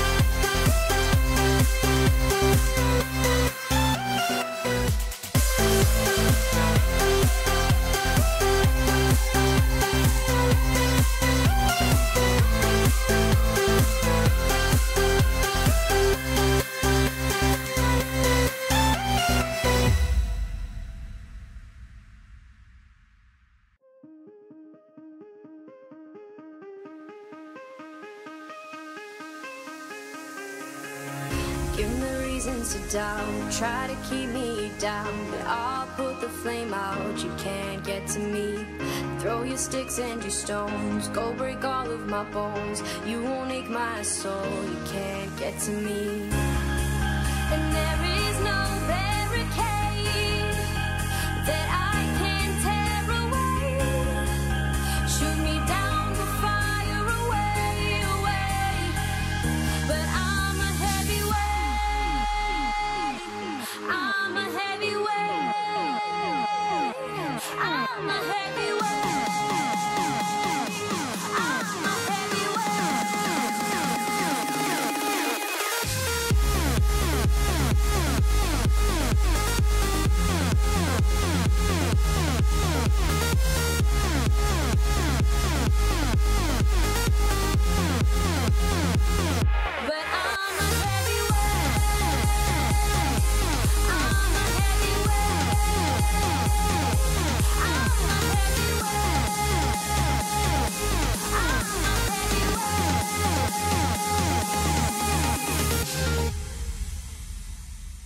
push me down to the ground. What goes around comes around. You won't put the flame out. You can't get to me.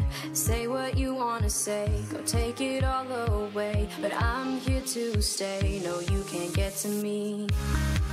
And there is no barricade that I can tear away. Shoot me down, go fire away, away. But I'm a heavyweight. I'm a heavyweight. I'm a heavyweight. I'm a heavyweight.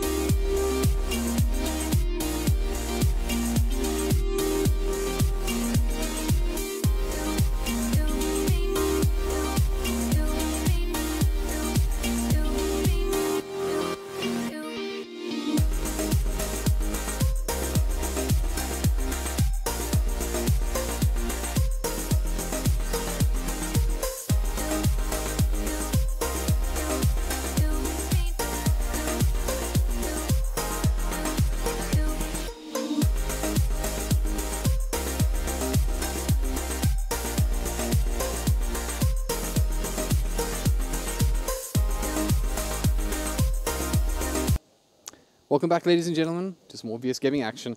And we're going to start things off here with a little bit of a recap of the day so far. Starting off with the previous encounter, I guess is only fair, since I also have a nice new statistic for you all. So 95, let's just call it 96% of you all felt that Bravado were going to win, and this time you were right. And unfortunately, that means I can't be, enjoy you all being wrong.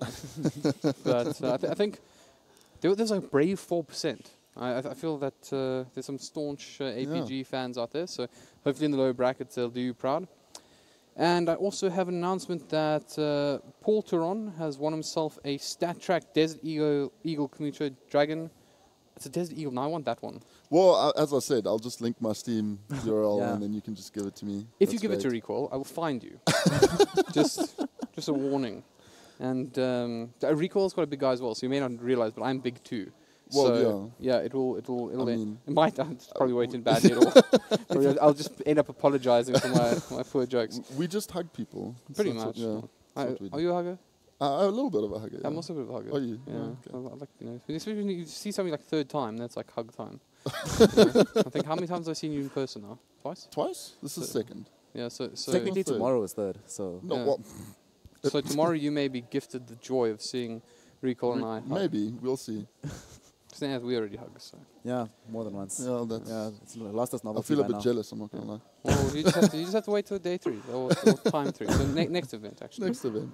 Okay. Yeah, so otherwise, just once again, going back on track of the day so far, in case you missed it, if you're a late riser and have only just joined us, the first match today, which I believe ended 16-2, you said, Recoil? Yeah, 16-2. Energy started off 16-2 half. Sorry, 13-2 half. Very impressive. Yeah, it would have been a very impressive half. 13-2 half, and then they ended 16-2. Right. Yeah. So obviously against Southern 5, who were the wild card winners. Yeah, they came through the wild card. I mean, it was a hard fought game by Ian, and it was unfortunate. It was first seed against last seed. Yeah. So there's the results to show. Could have been Bravado versus Ian, though. That would have been. It could have been. That would have been exciting. Yeah. First game of the day. It might have also been better for Southern 5, maybe. Like it's not good for your confidence to go up against the best team and then get crushed. Probably APG's one will feel the same way. Yeah. Like it doesn't feel good to lose that badly in the first day. It kind of messes with you, screws with the psychology, and going for more like deeper into the tournament, especially in the lower bracket, you're not that confident in your own ability anymore. But if you play someone a bit closer, but then you lose. Let's say you lose, instead of losing 16-3, you lose 16-9. Yeah. It's like, okay, we lost, but there's still some things we can fix. Because I think if an opponent is too far ahead of you, then you're not always really sure why you lost. You just know they were that much ahead of you. You don't know if you lost because of strategy, whether you were out-aimed, whether you were just figured out. So it's a lot more difficult to figure out how to improve. Well, I mean, we were having a chat to a couple of the guys from APG, and they were saying, no, they're just going to go back, watch the VOD, see where they went wrong, and try and improve. And I mean, it doesn't look like it's shaken them that hard. I think they're going to go back, look at where they can improve, and then come back stronger tomorrow, I think. So the next match of the day, of course, was WG versus DC. Yeah. Spoiler alert: DC actually falling to WG in what is probably our pick. It's our pick of the match. Matches so far. Definitely match of the day so far. I don't suppose you have the score for that recall. 16-14. I like you. Good. Although that's kind of an easy one to remember now. But yeah, 16-14 to WG. A pretty fantastic game. So it actually was also a bit of a comeback. If I'm not mistaken, WG was 0-5 down in the first half. Yes. So just a little bit for the guys that didn't watch, obviously. WRG were down 0-5, and they came back into the half. They'd ended 10-5. Second half of the game, they just came out guns blazing, won 6 rounds in a row, and then from there it was just tit for tat, sort of, and they came out on top in the end. So obviously, congratulations to them. They're obviously going to do very well. And I think moving ahead, we can decide what is their reward. Who do they get to play? Ian? Oh, reward. Interesting word to use. They get to play Ian, yeah. I'm not sure that much of a reward. But you have to play them eventually, right? I don't think any team who expects to win this event can avoid playing Ian or BVD. So if it has to happen, it has to happen. At least let it happen before the finals. Because if you lose, there's another chance to come back. But then it would suck to lose in the final, and then that's it. You're only second, and there's nothing better you can do about it. I think as well as beer one. I mean, if you're gonna if you want to play one of these sides that you expect to be top finishers in the tournament, rather play them in the beer one. You know, if you're an underdog, well, get that one critical win, send them packing, and obviously each time you do that, it puts you much higher up in the final position, the final standings. So, you know, there's money in the line for all the teams. Not just the first place finishers that walk away with everything. So every single win you get is important. So why not beat Ian in a beer one? I mean, if you beat Ian in a beer one, you're guaranteed top 3. Pretty nice feeling. Yeah, no, guaranteed top 4. Yeah, top 4. Yeah. Still, I mean, it is. Yeah, it's a good feeling. I mean, it will be a tough game for them. I think. I have a feeling it's going to be a bit of a tough one. Yeah. But you know, if they were playing well in the second half of that game. They came back very, very strong, and they were just working really, really well as a team. So if we see that, maybe they have a good chance. I think if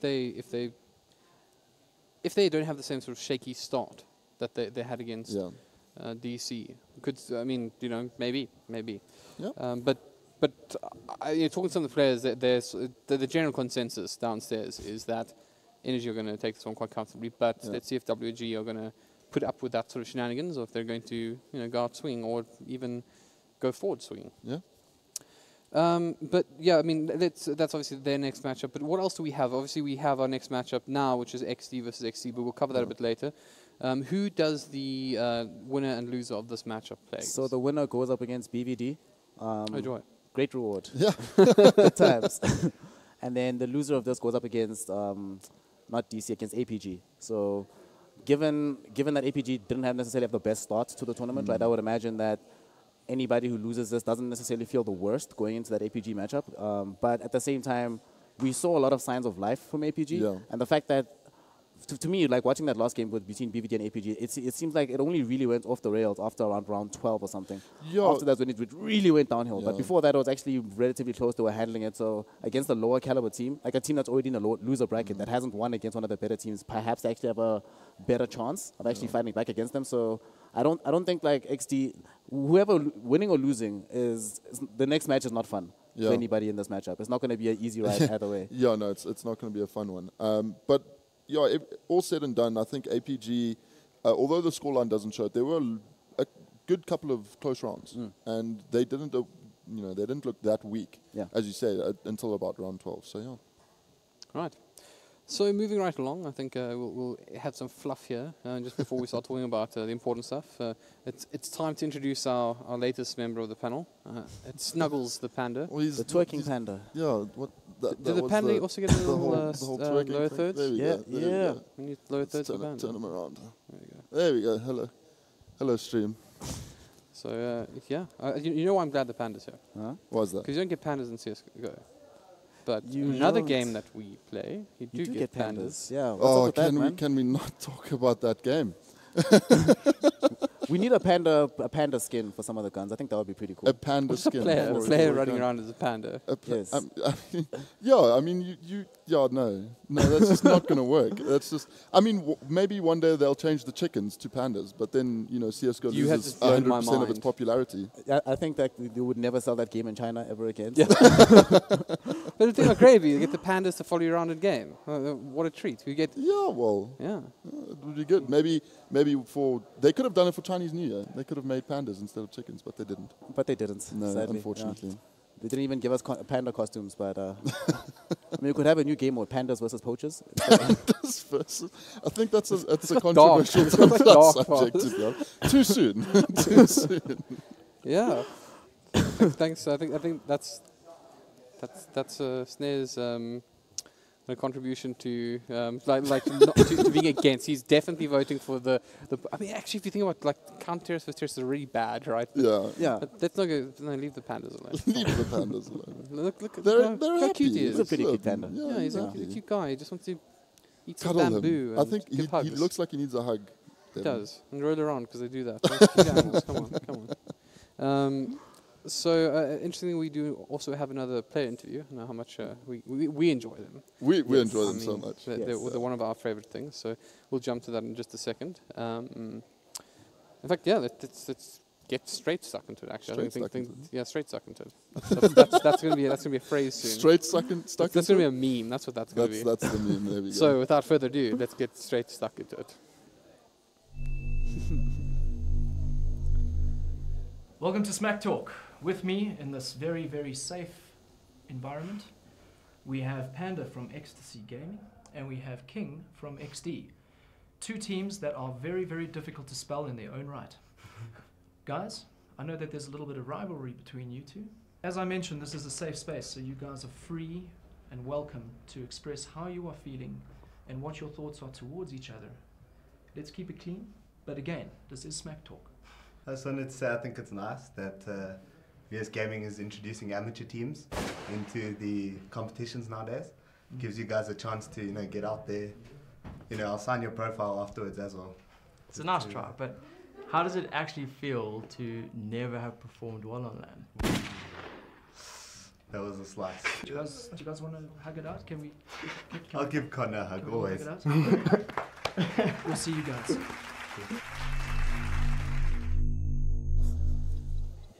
Okay, I gotta know, guys.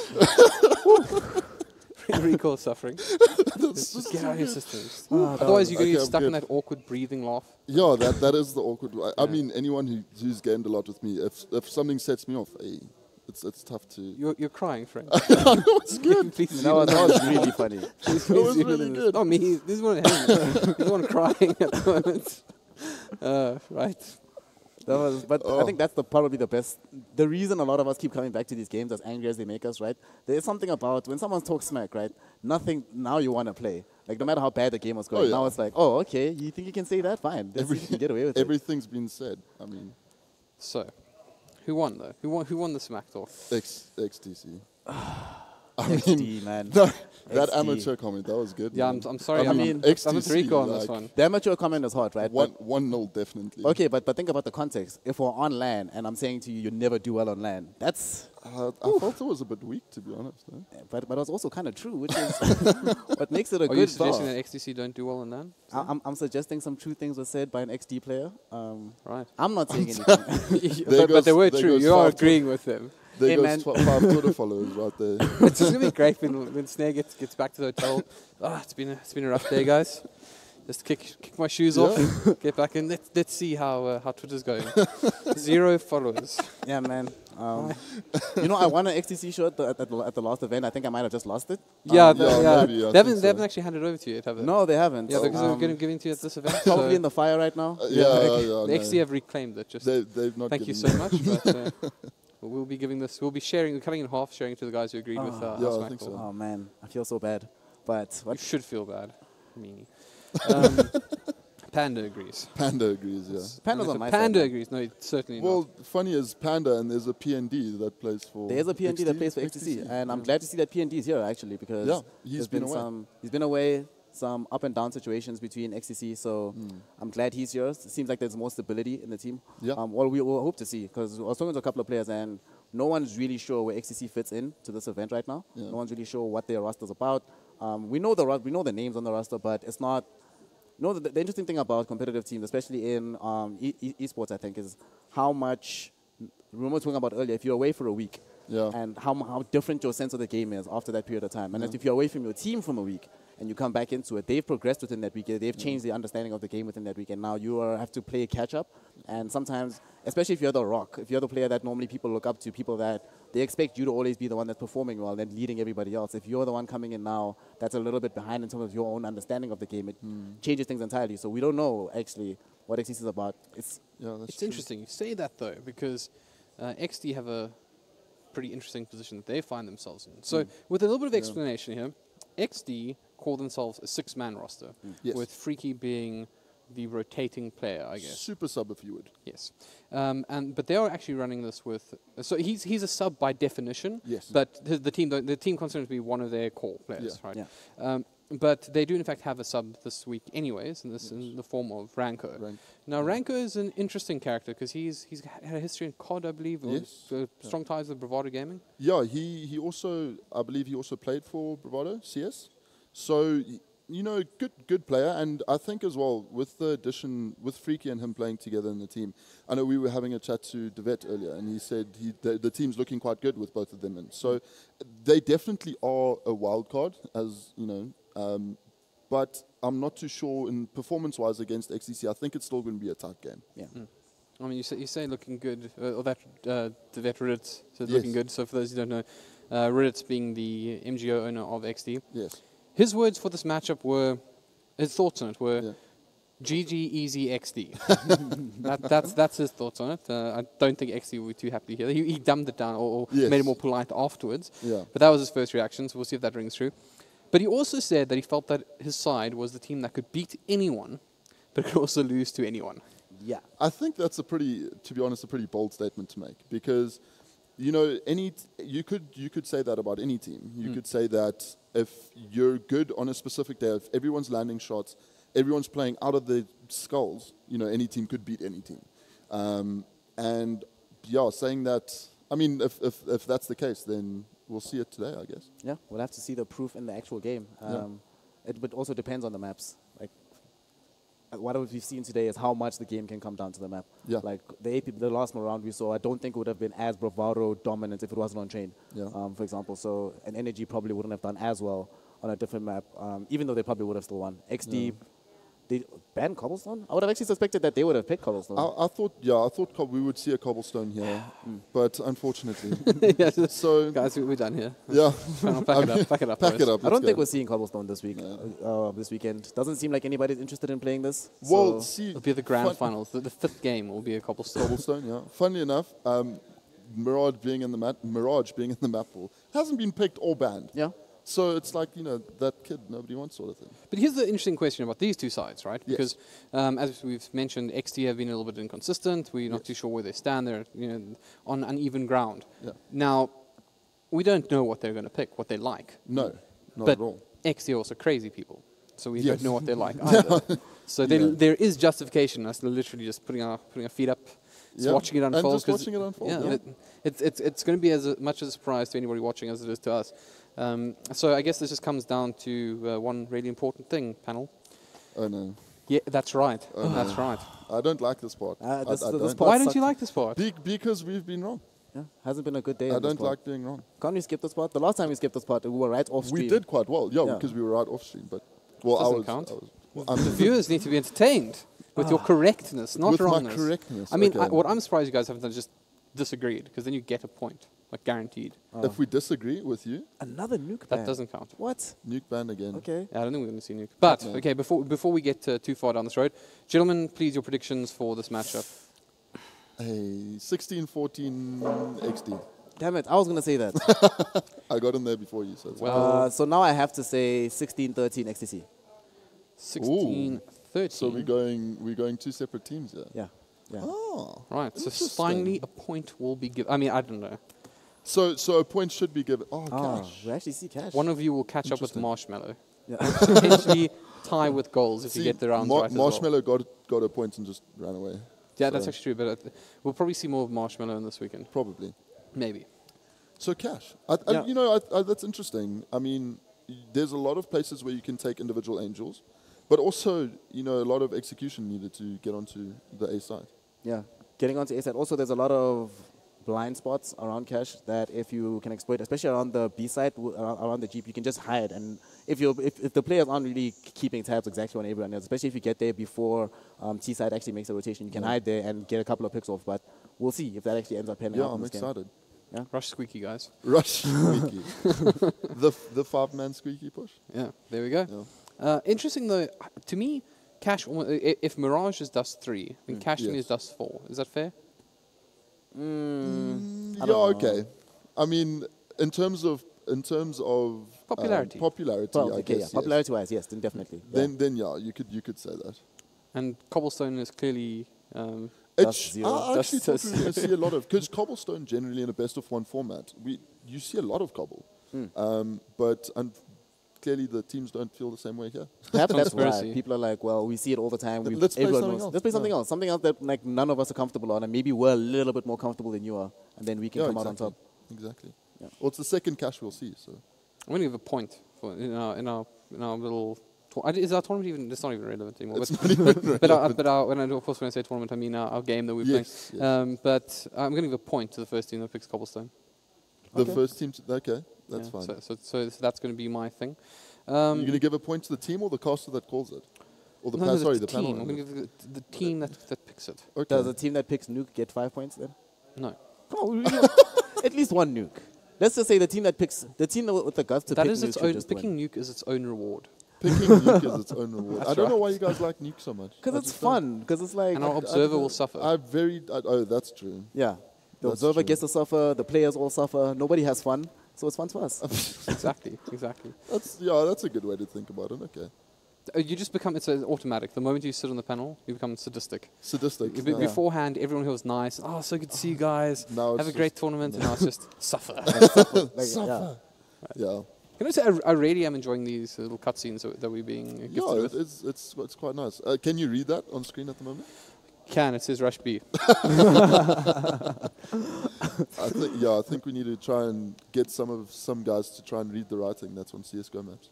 I feel like that may be dangerous. I feel like all higher ranking, if you're high ranking enough in CSGO, you just automatically understand Russian. Oh, really? Like, yeah. Okay. I know in Dota, the higher MMR you get, the better Russian understanding you get. I think, in my opinion, if you rush B enough, then you start understanding Russian. You just become a Russian, and you're like, cool, guys, it's fine, we got this. An affinity to vodka and that sort of thing. Yeah. So, getting back on track to this particular matchup, we mentioned we don't know too much about these sides. Yeah. Do we know who we expect to have the better aim? Who's more effective at using the utilities? What are we seeing? So, of the games that I've seen recently of both teams, XTC didn't really play that well, but they weren't playing what their full roster, and they had a lot of disconnects. Some rounds they were playing 5v4. It was really strange. And then XD has actually been doing really well, as I've seen them recently. So I don't know who's actually going to show up today, because part of the problem is that there's an XTC that exists, that we know exists, right, that can challenge the ENs and the BVDs of this world. But there's also an XTC which lost to F3 2 days ago. So which XTC are we going to see today? And then there's an XD which can beat, like David was saying, can honestly beat any of the best teams, best team that we have available. But they took a map off Bravado. They took a map of Bravado, but then we were talking about it. They once lost the game. They were starting 13-2 and then lost. Yeah. So exactly. So we'll see how this goes. Yeah. Right. Well, we will hand it over to our casters then. Take us through this action. I think this is going to be a good one, guys. Definitely one of the matches of the day, I believe. So take it away, Ryan and Fingers. Have a good one, lads. You guys are far too kind. Thank you very much. And welcome back, guys, to our casting panel here. With me, FPS Fingers, and myself, Ryan Mackay, also known as Ake Parker, whichever day you catch me on. But yeah, I think we're in for an exciting game. XTC versus XD. The knife round is currently happening. So with that said, let's get to the game. Let's get to the game. All right, looks like the boys are starting to meet up in the middle. We got a few slashes happening right now, and it's a bloodbath right now. XD taking it. Looks like it's 1 versus 1.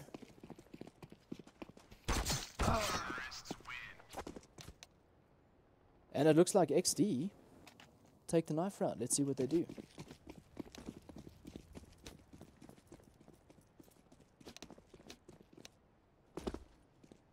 Match going live. Match restarting. And here we go. Fingers. Thoughts? Well, my prediction is XTC are going to take it. Yeah, I'm going to agree. I'm not going to give a score. But I want it to be close. Me too, of course. It's lack of casting games that are close. I just want an exciting game. No, me too. Me too.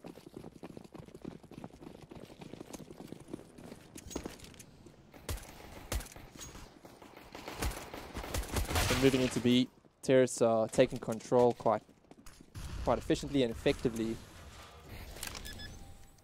Panda getting down that bomb for XD. Now it's a retake opportunity for the CTs. However, it's a 3 versus 5 situation. This is not easy. King B, Asterix, Rachno left. This is something tough for them, but I'm pretty sure if they can just get at least 1 or 2 entry points, they can definitely take this. Looks like King has taken out Zin there. Asterix with the other on Viking. One remaining, Rachno. The super sub himself, can he? Unfortunately, he gets taken out. He gets taken out in XD. Take the first round. XTC. Sorry, did I say XD? I meant XTC. That's going to be a bit confusing. Of a tongue twister, especially when we say them both.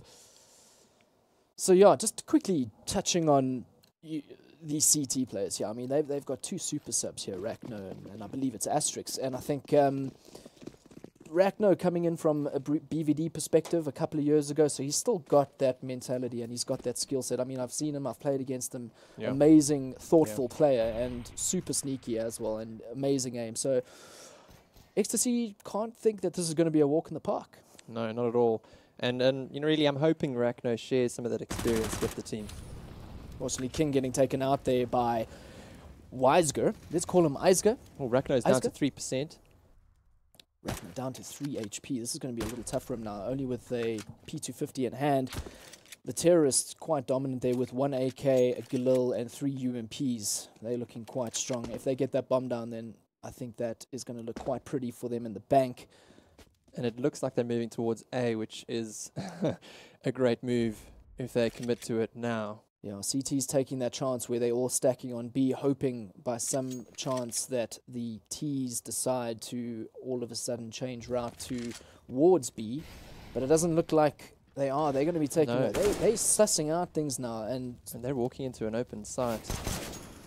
Look, it's a 50-50 kind of gamble right now. I think they're going to realize that there is no one in a site, and they're just going to commit to that and plant. And Asterix is peeking. Asterix is calling it. He gets taken out by PND.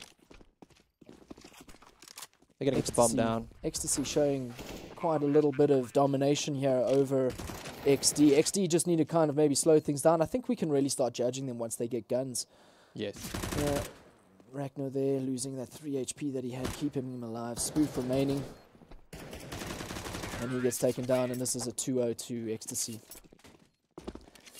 So I think, you know, putting so many players on that B site is really a gamble. Of course. It's a hope that they push there, and then they can possibly take 1 or 2 picks and then use the guns against them to potentially take the Yeah, I think what they best wanted there was to actually just get a few kills. Like if they could just get a few exit frags or entry frags for that matter, you know, I think things would have been a bit more attractive to them for the next round. But now they're still stuck on a couple of P250s. And XTC is still not dropping anyone, and they've still got their remaining guns and full bank there from the previous round and full utility. Now they're just taking it slow, making sure they don't get rushed. Splitting across the sides. Each side of the map here. Zin on the B side there, watching for that flank. Very smart play there, not letting anyone through. The bomb looks like it's going to be rotating around to A side. I think they'll probably want to commit for an A breach, but I think they're still sussing things out, taking it slow. I think it's very, very good temperamental pace that they're taking it at here. Very smart play. They obviously realize that they probably, you know, without saying too much, but maybe they are feeling a bit more confident as a more synergized team being together a bit longer, you know, as a full 5 stack. But right now, we can't count XD out of this just yet. We've got some skillful players. Panda taking that first kill onto King. Now they're making their way over to B site. Looks like they have a 3 stack there. Freaky getting a kill onto Panda. Really well needed kill there. Spoof there showing himself. He's getting quite low, but if he can just keep a little bit tucked away, I'm sure that he can guide in the other team to commit to the site without realizing that there are actually 3 there. The last 3 remaining now. It's 2 dropped. 1 still left today. Oh. That's Asterix. Asterix is looking like he might just get that sneaky look, and he gets 2. Oh. Well done. Now he picks up the gun from one of the players, and unfortunately Turtle takes him down, and that is that. And that is a 3-0 in favor of XTC. Sure. And, you know, Freaky buying the armor that round. He got 1 kill. They've got enough to buy now, and we're going to really see what they're made of right now. 4th round. Yeah, 4th round. This is the moment now. And we're going into that. 3-0 XTC. Smokes over middle by XTC as they make their way, it seems, towards A.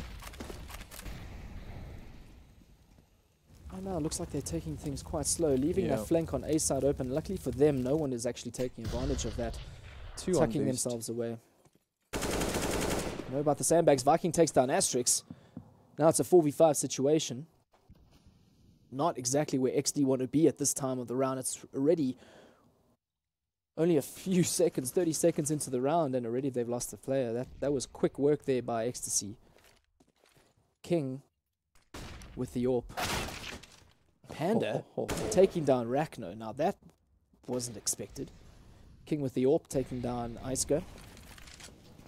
These are still a little bit up in the air, both for XD and XTC. This can go either way, but it looks like with the advantage is obviously in XTC's round here. Spoof with 1 pick, Freaky with the other onto Zin. XD Freaky taking out Panda. Where are they going to commit to now? The bomb is down inside the B site. It looks like they have to go in. XD take a round. Take the 4th round. And that was a well-needed round. That was the buy round. Now let's see the cash for XTC. Looks like there's still quite a bit. How are they going to spend their money? Are they going to drop a gun for one of their teammates? Looks like it. They might just get a full buy, a Galil onto Panda. Yeah, they're doing a bit of gun swapping there and some creative accounting. Yeah, Zin had the 8k bank there, and he's really helped the team out in this round.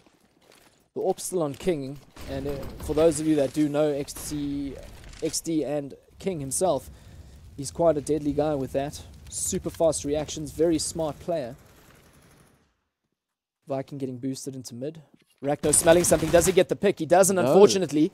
That was really well needed for Rachno. Unfortunately, he just wasn't able to. Now Panda taking out Asterix. Now they're 2-player deficit. This is really not looking very fortunate for XD. I think they're feeling that this is going to be a B execute. Freaky onto Zin there. Does he get another? Unfortunately, he's smoked out. He's going to pop a flash there. Let's see what he can do with that. Slowing them down slightly.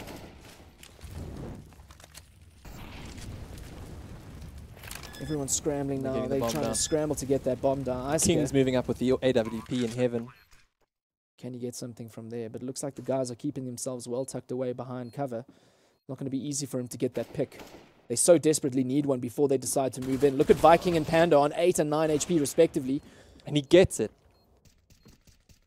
It's a 3v2 situation. They might just want to consider saving their guns, which I think it looks like they are. Yeah, I think that's probably a smarter move. They might have gone. I think if they realized how low Viking King and Panda are, and Turtle on 62 HP, it's one of those things where it's like, okay, guys, we'll give them that round. Okay, we're kind of feeling our way around here. We're getting it.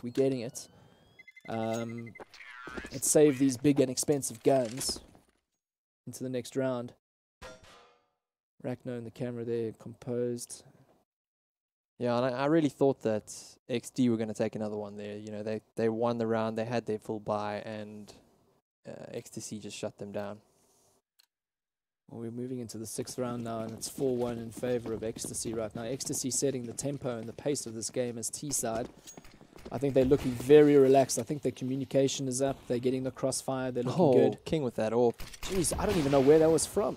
Oh, that was from B side there. He was holding B. That was really well done. Well needed now. That there leaves XTC in a bit of a tough situation after buying. Oh, the breach through mid. Viking and Iceco getting those picks on Rachno. Traded. Very well traded. Viking though on 14 HP. At least they got some kills to compensate for the amount of HP he's lost. And he's moving from vents. He's gonna take Asterix in the head. Oh wow, Viking, so sneaky. But now it's left up to King and Freaky. King with the AWP still. What is he gonna do with it? might consider saving it and getting one more pick. If they get one more pick, I think, onto one of these players. Vikings already on 14 HP. Zin and Turtle. Freaky's got a really nice angle now. Going to see if King can get the crossfire, and oh wow, oh man, I don't know how that happened, but there was something that happened there. Unfortunately, he just wasn't able to connect that P250 onto the heads, and Turtle finishing it off onto King, and King losing that off. That is a very, very expensive loss right there. And unfortunately for XD, it is 5-1 in favor of XTC. Yeah, Freaky's really doing well, but it's not enough, and King, he's lost that AWP now. I think from what we've noticed from these couple of rounds is that they keep losing mid. They might need to consider maybe doing a 3-1-1 stack, 3 mid, 1B, 1A. Panda getting a pick onto Rachno again from mid. He look, granted he has a P250 in hand only. Spoof now pushing through mid and gets the pick onto Panda. That was well needed. Not deciding to pick up that gun, but rather holding onto mid and falling back slightly. Not overcommitting there. I think they realize that they not exactly have an advantage, but they still in it. They're still in it. Viking holding on to the A long side there. No one's pushing just yet. XD with very inferior weaponry. Obviously, they're not pushing just yet. I mean, they did in the beginning, and that paid off slightly. Now they're just taking it easy, waiting for the calls, waiting for the picks. Looks like XTC is gearing up for an A execute. Molly on point there. Now the team decides to. Viking creeping up into the A side. Yeah, they're taking it very slowly. They know exactly how to play this. They're taking it slow. Turtle with the middle breach there. Walling over into the side, pushing. Oh. Good sense there from Viking, picking up Spoof, who was on top of the railing, and Turtle pushing through mid and picking off Asterix. This is really, really some showcase that they're putting on for us here.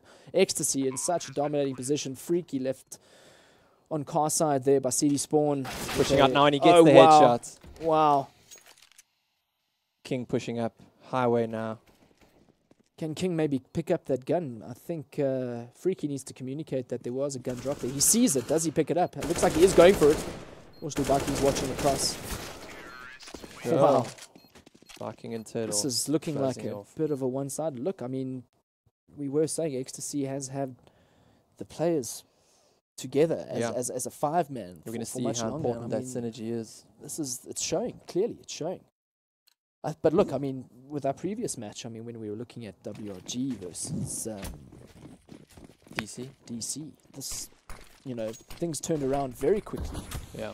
So maybe we can expect something the same. Look, now XD have bought, except for King. King is unfortunately stuck on a pistol. Teaser pushing over boost, mollying the sandbags and getting that vent. But look, they taking control of mid every time, and with almost any game, it's all about mid control, and it's not just in any game like soccer or rugby or anything like that. This is, you know, Counter-Strike taking control of the center map there. This is exactly what they're doing. Unfortunately, they are 2 players down now, but you know that's the risk you take when you start taking over. Rachno with a great kill there onto Turtle. Finally, he's really showing some kills there. This is exactly what XD need, and they do take this round, and this is something that they desperately... Unfortunately, I don't think that they've broken the bank of XTC just yet. Let's take a look at this replay.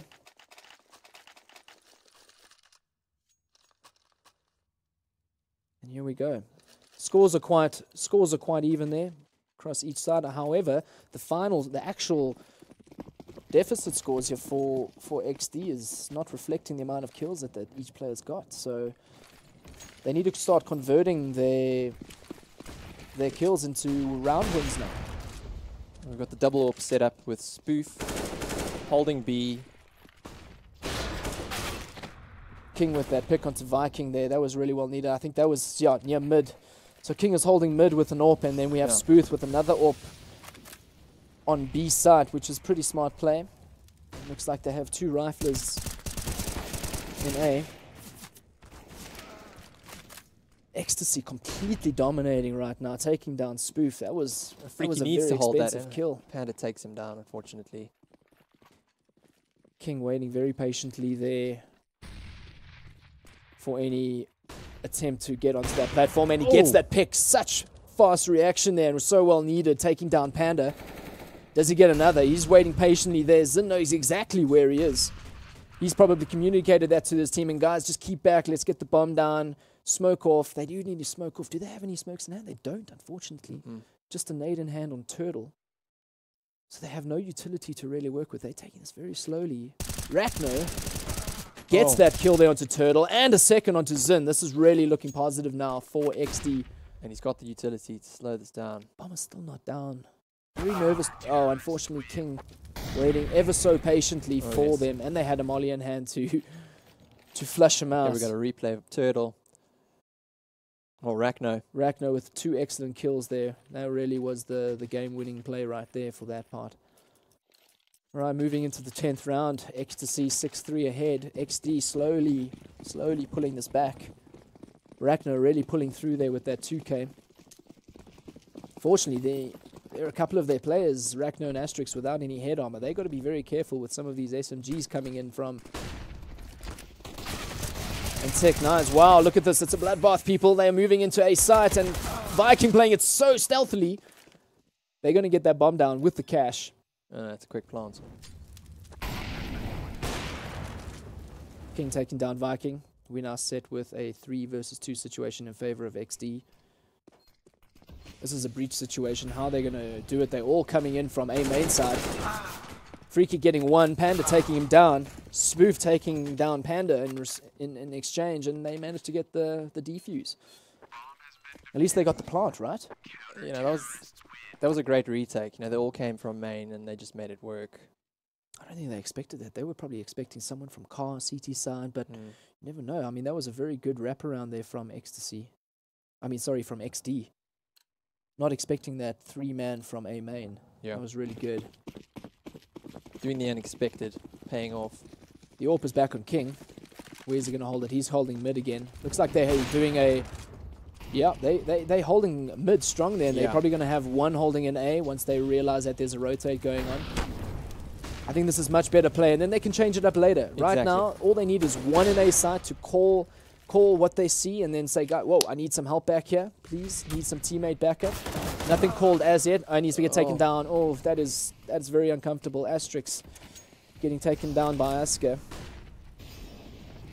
And XTC capitalizing straight up on the advantage. Now they're going to plant inside of a site there. They've got some smokes down, throwing their mollies. They really are.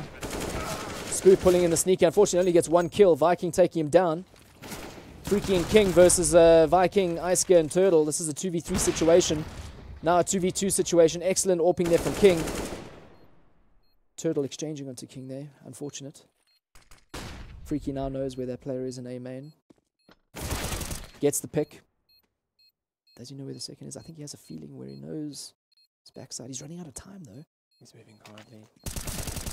Oh, play the time. He gets the read. It looks like they're playing the time. What does he do? Oh! And he gets it. Very well played there from Viking. He knows exactly how this timer works. Freaky, unfortunately, just not enough time to work there. You know, I was about to say, you know, they're holding that middle, and it's starting to show on the scoreboard, but it just seems XTC turned that one around in the end. You know, it's often the questions asked whether this is a T map or CT-sided map.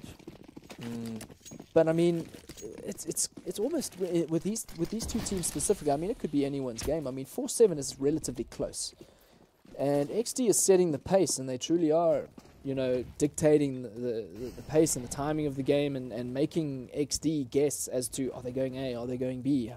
How many are there? I mean, should we leave 1 there or 3 there? How are we going to do this? So it looks like Asterix now is wrapping around. This is the kind of play I like to see. He's kind of using information. Now they're getting a lot of intel there. Rachno onto Isker.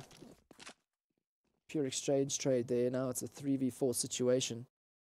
Freaky, Asterix, Spoof left. Unfortunately, not for Spoof, not realizing. That was very unlucky for Spoof. Not thinking there that counter boost had happened, but it was a good try.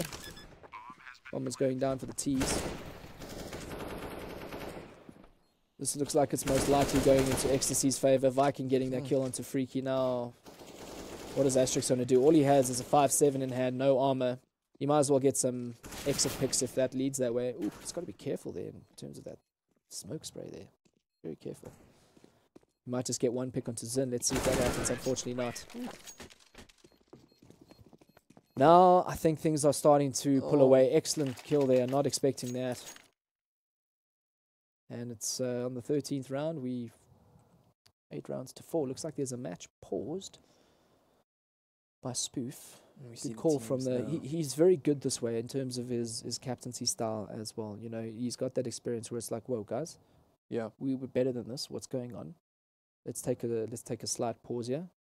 Rachno obviously chipping in there. Very experienced player, coming from Bravado a few years ago, coming out of recent sort of retirement. I don't know if 2 years is recent, but Spoof there really knows how to bring it in. He's an excellent character guy that knows as a player, and he knows exactly how to bring in the team. So I'm very excited to see how after this pause how they take it around. Look, it's very difficult. I mean, look at their bank. I mean, we've got Freaky with 4-2, Rachno 4K, Asterix 4K, King 6-5. Maybe he gets an AWP. So they need to decide now: are they going to go AWP with maybe 1 or 2 pharmacists? Looks like they are buying some Kevlar, no helmet. There's an M4 on Asterix. There we go. There's the AWP onto King. Yeah. So the spin goes up 15,000, 20,000, and yep. XTC with very comfortably there with full utility. If we take a look at the 2 shining players from XTC, we have Viking and Panda really moving up there with the double digits, and we got Freaky and King for XD also in the double digits there carrying their team. But things are rather, it's very strange because I mean a lot of the players are you know 1 for 1. If we had to look at side by side, they're very equal in terms of their kills and deaths. But 100%. the scoreboard doesn't reflect that. And then I'm not sure about the armor, the head armor helmet buys for XD with the AKs, but a lot of mollies going down. Looks like they are committing straight up. King with the AWP there onto Iska. Viking exchanging onto King. This is really, really looking good for XTC. They are in the side and they are planning. It's a 4 versus 3. However, Turtle's on 6 HP. He's just going to keep himself tucked away. It looks like they're in A main. Rachno's pushing up. He's hoping to take the site. Jeez, they might need to consider. If they don't get a pick now, they need to consider falling back. But it looks like they are going for it. Time is ticking. What are they going to do? I think XTC are well to position. They're going for it. And Viking, he takes Freaky out. That's it. I think Rachno gets a great pick there, but is he gonna get the pick and just fall back? And unfortunately, Viking does take him down. MVP. Right there. Well done. 9-4 in favor of XTC. We're moving into the 14th round, it looks like. And things are looking really, really positive for XTC right now. How does a team deal with the frustration of having a pause and then... Well, look, that's a good point. Very good point. They just had a pause. What do we do now? What do we do now? Now they're saving. Now it's like, okay, guys, well, almost. Whatever they discussed, we don't know. But maybe they felt like it was kind of close. They just got overrun in A sides. Now they're getting overrun in B sides. Zin and Turtle taking down Spoof and Freaky. Now it's a 3v5 situation. Very uncomfortable position. Look, granted, it is a save round for them. They have got P250s. So they're probably just going to look for some exits now. Rachno trying to get some exits from behind here, but he's going to have to wait very, very patiently for anyone to come towards T-spawn. Asterix in the vents, and he's been spotted, unfortunately. He's going to be moving back. And yeah, looks like it's going to be 10 in the bag for XTC. And I'm sure they'd be happy for an 11-4. XD can only hope for a 10 or 5-10. They need to get one more round, which should be enough. You know, hopefully should be enough. It's interesting how they're alternating A and B. You know, they're continually keeping XD guessing.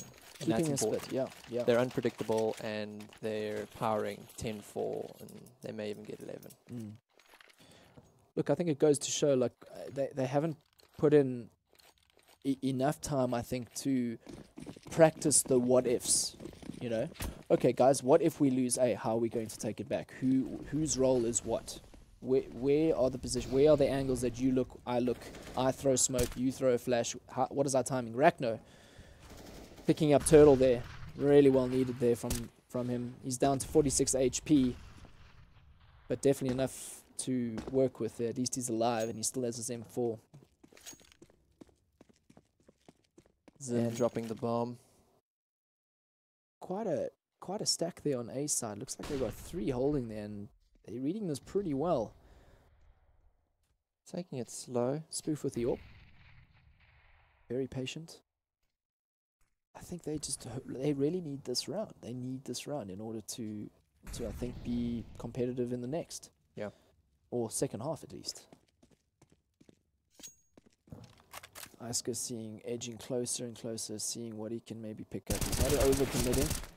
King with a great pickup there onto Viking, who boosted in mid. Unfortunately, that didn't work out well for Battle of the Vikings. Kings. Battle of the Kings, the dethroned. Viking and the King. King B. Panda Looks like taking a lot of damage.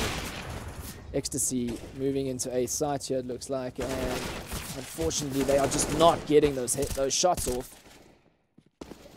Iska on 10 HP, Panda on 12. I'd be very interested to see Iska getting that pick onto Asterix. Well, they're all this so is very low. interesting. Look at the HP on all of the players. Every single one of them are sub 20 HP, except for King, 23. Wow. No clutch if that was a round they for needed, that Panda. was a round that they needed right there. So 10-5 in favor of XT, now swapping sides. I think they're in high spirits. I think they were like, okay guys, if we can get this, we can take them into the next half. Yeah. Now they tease. I'd be very interested to see. Now this is, I think, where Spoof is really gonna start to shine. Is guiding his team as to, the timing and the positioning and the faking and so on between the different sites and he needs to. He really needs to pull it up now. I think one thing's for certain is that they need to fake information and gain information. They need to play a balance between the sides. Cash is it's like a pinball map. I've always thought of it like that. Like, it's like, okay, you've seen the bomb A, no problem. Okay, well, now you don't anymore, and now the bomb is all of a sudden at B. So which side do you go? Keep them guessing. We've got to keep that guessing work. And they're guessing it's A. They've stacked 4 in A. Jeez, I wonder if this is going to work out for them. This would be amazing for them if they do. They need it. Booth moving out. This isn't going to be good for XD, but if they can get those entry picks, they just need those entry picks. Fingers. Oh, wow, spotted. Iska spotted there. At least one. And now Freaky taking down XTC. I mean, Iska. King XTC moves out. Iska. Gets taken out by Viking. Freaky takes out Viking. Quite an exchange now. 3 versus 3 situation. They know exactly where Turtle is. They just need... Oh, Turtle taking some shots there and messes up his smoke. I don't know how big the deal that's going to be, but I'm sure he would have liked that smoke rather in place where he wanted it. Ragnar getting that kill. This looks like it might just be going their way. 3 versus 1 situation now. No. 2 versus 1, and Asterix is on 4 HP. Turtle can do it. They're both low. But Asterix No, needs to peek him and now picks and it he up. takes it. Wow. They needed that. I'm sure they're going to be super, super happy that they picked up that round. All right, now I'm sure that their confidence is up, and I think Ragnar going straight in for the AK. This is good. They shouldn't all... Okay, good. King has got a Mac-10 there. Freaky... both and Spoof with SMGs. I think this is going to be fast-paced. They got the hard-hitting AKs behind Ragnar and Asterix. I think this is a good little mix of weaponry and some utility they got there. Not too much. They, keep the guns out rather than flash here, smoke there. Not, it slows things down. They need to keep it fast-paced. Exactly. And, with XTC forcing those AKs against rip those helmets right off. Yeah, man. Turtle up on the box there. I think he does spot a little bit of activity there. No one at B. No one at B. XT don't know this just yet, but that's okay. And Spoof threw a decoy. Is that a decoy? Yeah. No, it looks like they all and it rotated worked. Back. No, it worked perfectly. It worked so well. Look, it was a gamble from XTC's side. I mean, they still got all 5 players alive, but it's a gamble, and it's going to be paying off for XD. If they can just creep into that B, they haven't got enough info. They haven't got enough info yet to really make a call. Is to say, well, guys, there's no one in B. And now the CTs are moving. CTs are moving behind. They've got all the info. They think, oh, guys, it's definitely no one's here. Let's go. Let's push behind them. If they get caught off guard, this will be a major, major disappointment for XD. But they're going right through middle. Wow. Look how Going slow right paced past these the guys. CT spawn. I think it's confirmed that no one's wall hacking right now. Very sneaky. Sneaky maneuver by taking XD. this very easy. And they're I think they're gonna. Rachno's they're like gonna checking realize corners. no one's here. No one's here. He's looking. Watch. Every corner. As soon as guys, okay, let's go. Let's He's go. gonna check it. It's clear. It's clear. It's clear. Let's go. Get that bomb down. As soon as the bomb down, watch the CTs are gonna be moving straight away. There we go. Are they just gonna remain where they are? All right. So. All right. They don't want to retake with Oh well, one look, flash they and have. one smoke. Okay, fair enough. They do have armor and pistols. They're Yeah. gonna save them to the next round. Okay, fair enough. I think rather stick together. So they're gonna be staying where they are. Fair enough. I think that's a good call. Very good call. XD securing this round. I think they're going to be very happy, and they themselves obviously don't want to drop any players with the guns in hand. They need to take them into the next round. They need pretty much every cent they can get so that they have as much as they can for the next rounds. A little bit of smiles there from XTC. I think they're in a very comfortable position, and they're good there. Obviously, there's some smiles from XD. I think they were very comfortable with that one round win there. I think that is going to be lifting up their spirits, and I think getting that blood rushing and thinking, guys, we got this. It's now 7-10. So things are looking up for XD. Now we have the split of CTs, 3 going A, 2 B. We have Spoof moving into A main. Oh, wow. Oh, push from Panda, getting onto Spoof there. Headshot. He's going to continue pushing. King is not falling straight into that, and he falls down to Panda. Headshot again with that 5-7. Asterix is flanking from the side. Oh, wow. This is Freaky. looking really Asterix. Wow. It's a nice 3v3 situation. Freaky gets the bomb down. 2v3 now. Wow. At least the bomb is down, and now they just need to play it. Oh, wow. Keep your gun out, Freaky. Now Zin Almost moves there. in. Oh, excellent headshot there from Asterix. Well needed there. Insta-kill. They just got to play their time and keep the angles, which they're doing. Asterix with another pick onto Isker. Zin looking for the headshot pick there, and he gets one. Does he get the second? He doesn't. Wow. XD pulling this back slowly but surely. Wow. Great headshot from Freaky at the end there. XD have got money to buy. They are committing some of them. Do they all commit? Yes. They're going to buy. There's the 3rd M4. There's the 4th Farmus and the 5th with an M4. Okay, good. And yeah, they're looking solid. I think both teams, this is going to be a very, very interesting round. Whichever team, or I think more specifically XTC, if XTC lose this round, Turtle onto King there. Excellent play there. If XTC lose this round, they're going to be broke. Yeah. So really good pickup there on King B. Spoof just looking for information in A. May even open the door. I think Spoof is going to be happy that King got picked there. Oh, So and they've lost. Rachno takes an AWP and Turtle in mid. That was really good. Now they at least, I was about to say they just lost mid control, and now I think they've kind of gained a little bit back. They haven't got full control, obviously, but at least they got a pick there. Now it's a 4-4 situation. AWP still in hand. Freaky for trying to Rachno. sell it to B. I'm thinking they're going A.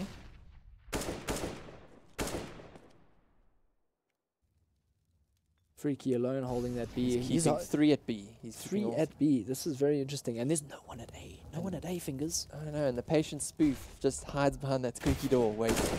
Oh, wow. Asterix has spotted one at least in vents. Keeping A open. I do like that mid to late boost. It's just a bit unpredictable. Now we have Panda holding the site on his lonesome. And Spoof Panda is now going to be calling the man. early. Can he hold off on his own here until it's going to take at least 10-15 seconds for his teammate to rotate into the A site? He can hold this angle. He can do this. We've got guys coming up from That's highway. one. He gets it. Does he get the second? He does. No. Oh, almost. And they were almost lined up for him there. Isker getting Now the it's up pick to onto Freaky. Spoof. Freaky. He gets the one. He gets the two. second. Does he know where the third is? I think he might have seen him through the smoke there. Time's running out. He needs to get that kill. Clutch hype 2, Time, 1. Time. Oh, unfortunately. And Zin ends his life. Jeez, that was very unfortunately and very well timed there from XTC. I mean, they managed to get the kill after the time had gone. So very expensive there. That was a good hold, unexpected. They rotated really quickly. And it They was did, that that's it good. was that rotation up highway that made all the difference. Totally. But unfortunately, XTC got that round. Well, unfortunately, when I say unfortunately, I always mean for the opposite team. Fortunately for XD, they weren't able to They are get rushing that. B. They're moving in with Tech 9. Zin holds it, killing King B. Rakno gets taken This out is by like Viking. a slap for slap here. Each player taking it down now. Now it's a 3v4 situation. They have the bomb down. Viking on his own there. He needs his teammates back up straight up. Spoof a little bit further back. He's going to wrap his way around. Oh, and Viking takes him. 2v3 now 1v3 behind. situation. Bomb is down. He's going to leave it. They got the bomb down. They got the cash. I'm not sure if they're going to be exactly ecstatic about that, but they'll be happy they got the bomb down. But fortunately for XD, it's another round XTC closer for forward. XTC. I'm getting like tongue twisted here with these XTC and XDs. Yeah. And G's, like, really? But it's all good. It's all good. XEDCT. XEDCT. What? DC versus XTC. Jeez. Anyway, back to XD versus XTC. XTC with the commanding lead at the moment, 12-8 on the Spoof 21st flashing round. over, they're going for a quick boost, and they get mollied out.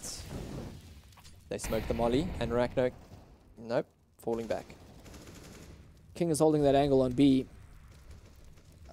If he's lucky enough, oh, he sees a smoke. Unfortunately, he's going to be blocked there. Does he get that? He doesn't even spam it. Doesn't even spam it. King B's waiting for that pick. XTC pulling up the sneaky Anyone vent pushing? push. Yeah, now they know. He knows, he's going to wait. Not revealing his situation just yet. Rakno knows that there's someone in vents. Oh, and Viking gets naded down to 51 in the vents. And they're spoofed by his favorite squeaky door. This would be a very big deal for XD to take this round. They need to take this round. And it looks like Spoof is getting his team ready there for the A breach. Him and Squeaky Door. Isker now is calling for his teammates back up. Oh. And wow, just an exchange. chance. Rakno getting a 2K. He's really pulling it in for his team this time on 9 HP, but he did get the 2K. Bomber's going down for XD. Turtle rotating from highway. He just misses getting naded there. Looks like we have one teammate. Unfortunately, no one wrapping up from Freaky behind. takes him out. Freaky kills Viking. Now it's a 3v1. Zin is probably going to decide to save his gun. Definitely smarter move. They are ahead. They just need to keep what they got. I'm sure they have a bit of bank in the following round to carry forward to the next. Yeah. But Panda. now XD looking really solid now with the AK, with the 2 AKs and the AWP in hand still, plus the bomb plant. Yeah. Things are looking good. He's going to be in a good spot. Look, Panda's got just over 4K. Zin's got 1.6, including a gun, so they should be able to buy. Whether they will or not is the question. Take a look at this replay. Here's Freaky getting his 2 or 3K. I think it was a 2K. 1 and the 2 straight through the smoke. Really well played. Such good intuition right there. Great spray control. Looks like we have a pause here from XTC. Probably a good time. Good time. Yeah, these next rounds are going to be make or break. Let's take a look at their cash. They are so low. They have 1 M4 in the hands of Zin there, and the rest of the team is all sub 3K. Panda's got 5.7, but what are you going to do with that? It's like, are you going to buy 2 UMPs and, I don't know, against all those AKs? Yeah. And the infamous Spoof with his P90. I wonder if he's going to get aggressive and creative with that in the next round. Be interesting to see. That bloody P90, eh? It can really wreck somebody's day. I've been on the receiving end of that. You know, Counter-Strike is such a simple game. Yeah. On the surface. Yeah. And then you get killed by a P90. Yeah. It's like, got the angle, got the speed. Next thing P90 and you got 50 bullets coming your way. Yeah, right. Jeez. Yeah. Well, CSG is simply when 5 Ts try to plant the B and 5 CTs try to get the D. It all happens at either A or B, and the winners get the GG. That's a little CS poem for you. Very good. Did you write that yourself? May have been sent to me on Twitter. Oh. I can't give credit. So you can't take credit for it? No. Would you mind saying that again? I didn't catch that from the beginning. All right. CSG is simply when 5 Ts try to plant the B, and 5 CTs try to get the D. Not that D. It all happens at either A or B, and the winners get the GG. Very good. Well, here we have XD and XTC. And XTC trying to get the GG. A Spoof goes to his favorite Spoof squeaky P90. What's he going to do with it? Freaky gets the kill on Freaky. Zin. Very well done from Freaky there. So well needed. Now it looks like they are ahead. Freaky a little bit down on HP there, down to 22. But they still are ahead, one man. Spoof, what is he going to do with that P90? Oh, he just loves that squeaky door. He does love that squeaky door. That is a spot. King with B, P90. he's watching with that orb. If Viking Here we- peeks, oh, he of course doesn't get it. Does he not But even now get he's that? going to molly it, and This is the time for Spoof to move out. Is that it's Molly? Yeah. Is he going to move out? Oh, not yet. Maybe. but Viking's holding that angle. They're suspecting where he is. Ragnar takes out the lurk. Seriously, Ragnar is doing very well. And How now many kills is that guy on now? He's doing really well there. 18. Very good. MVPs, Freaky. Yeah, very good.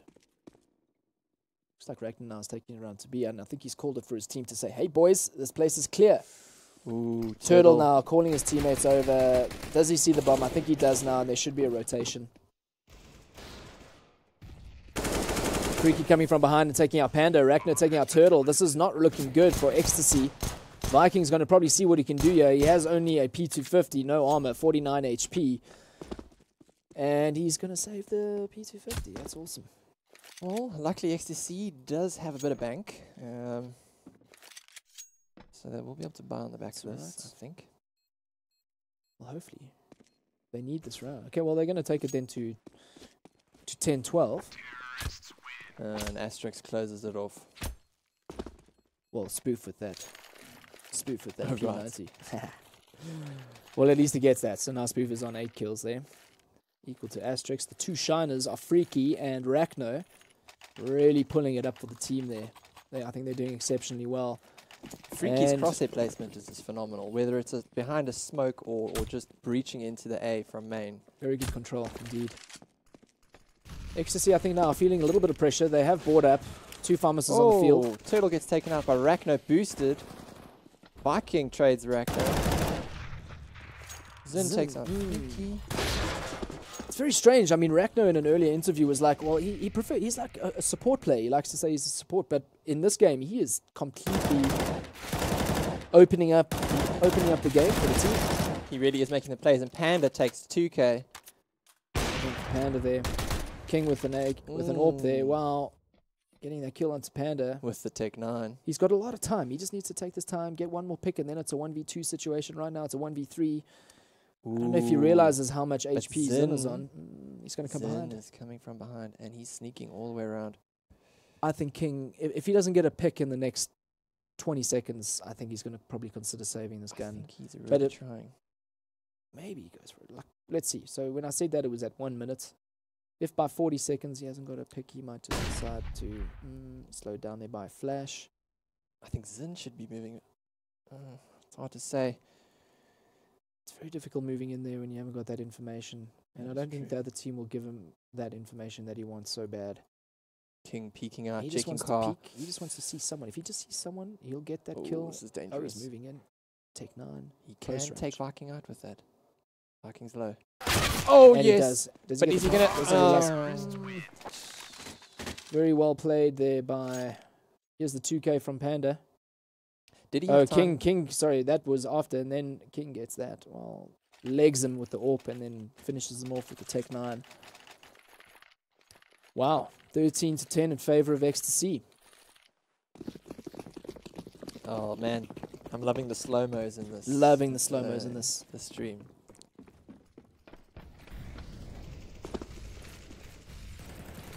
Zin's got to be careful. King smokes it out. Let's prevent a push out from XTC.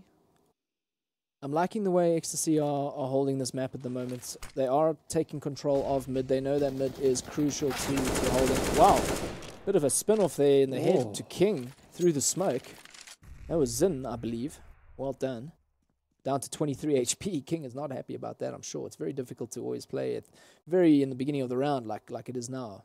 Just over a minute. You know, the 24th round, we're blessed with another close game. It's very close. And it's a goodie. I mean, I wanted to predict, rounds, but this one I was like, nah, I'm not doing that this time. So it's I'll just say interesting how Vikings chilling in the vents, and Spoof is loving that squeaky. A little bit predictable from both of them. King seeing what he can find. Oh, and he gets burnt. No. That was so unlucky. That was But he so was unlucky. he was dinked. He was dinked. And that is. And he was moving just a little too close for comfort there. Oh, Ecstasy. Panda and Iceberg getting those kills. Viking cleaning it up now. Now this is almost looking like it's falling apart for XD. Sure. Look at those talks. Rachno definitely having a word in there with the team. And they're forcing. They've got it now, right? Well, I suppose if they don't want to take it into overtime, then yeah. Looks like they are buying up. Freaky with the AK. Rachno with P250 and some armor. This is a very, very uncomfortable situation for XD now. XTC just need to hold on, take it patiently, not Freaky make gets the boosted. mistakes. Wow, Freaky's going straight through the He flame takes there. Takes damage down to 22 HP. I don't know if that was worth it. He I'm took not a sure. nade and a molly there. Not sure if that was worth it at all. But It time will tell. Depends. He's got the position now. Can he hold it? So the rest can move up through main. Well, he's got that intel. Panda knows that Freaky pushed through mid because it was called by Iska. Ooh. Very close AWP shot there on Rack. Oh, Panda knew something was up there and he manages to catch Freaky out straight into the head there. Not that he needed the headshot to kill him, but wow, finishing him off solidly there. Rack, no, picking up that molly and deciding to use it. This is not looking good Taking for the B. XD. 2 players down now.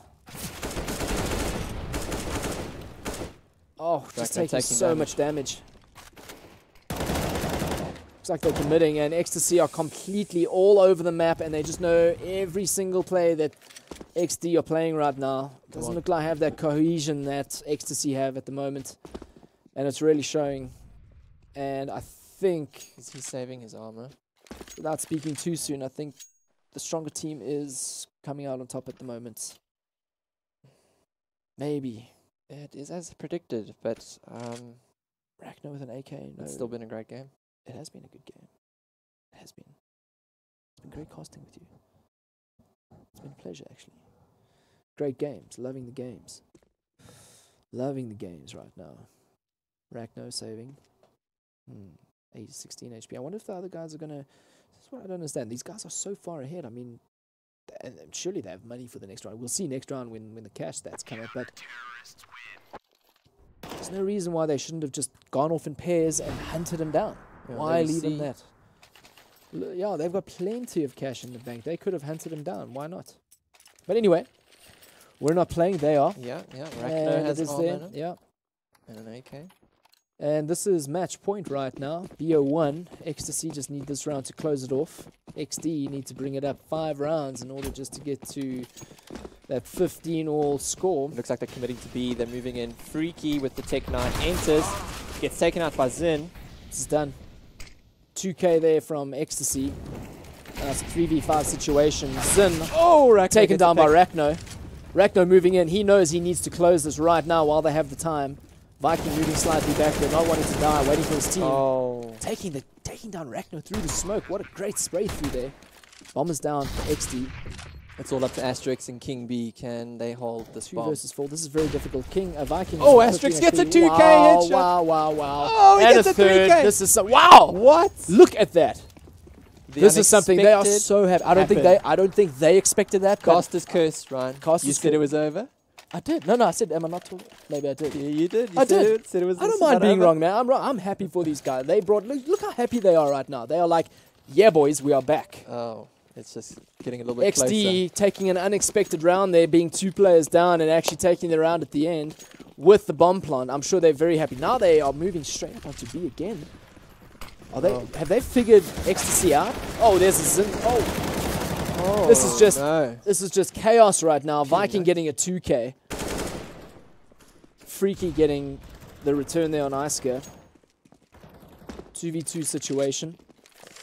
Wow, things are a little close for comfort. I think Spoof is going to slow things down. Yeah, he's going to be taking it back to A side. It's a 2v2. Splitting them up. This is really, really clear. This is exactly how you need to handle the situation. Yeah. As T's, make sure you just rotate. I mean, they have to now cover both sides. That's it. They're going to be split up. 2v1 situation. Doesn't matter how they do it, unless they gambled and said, oh, turtle flashes. He gets Freaky.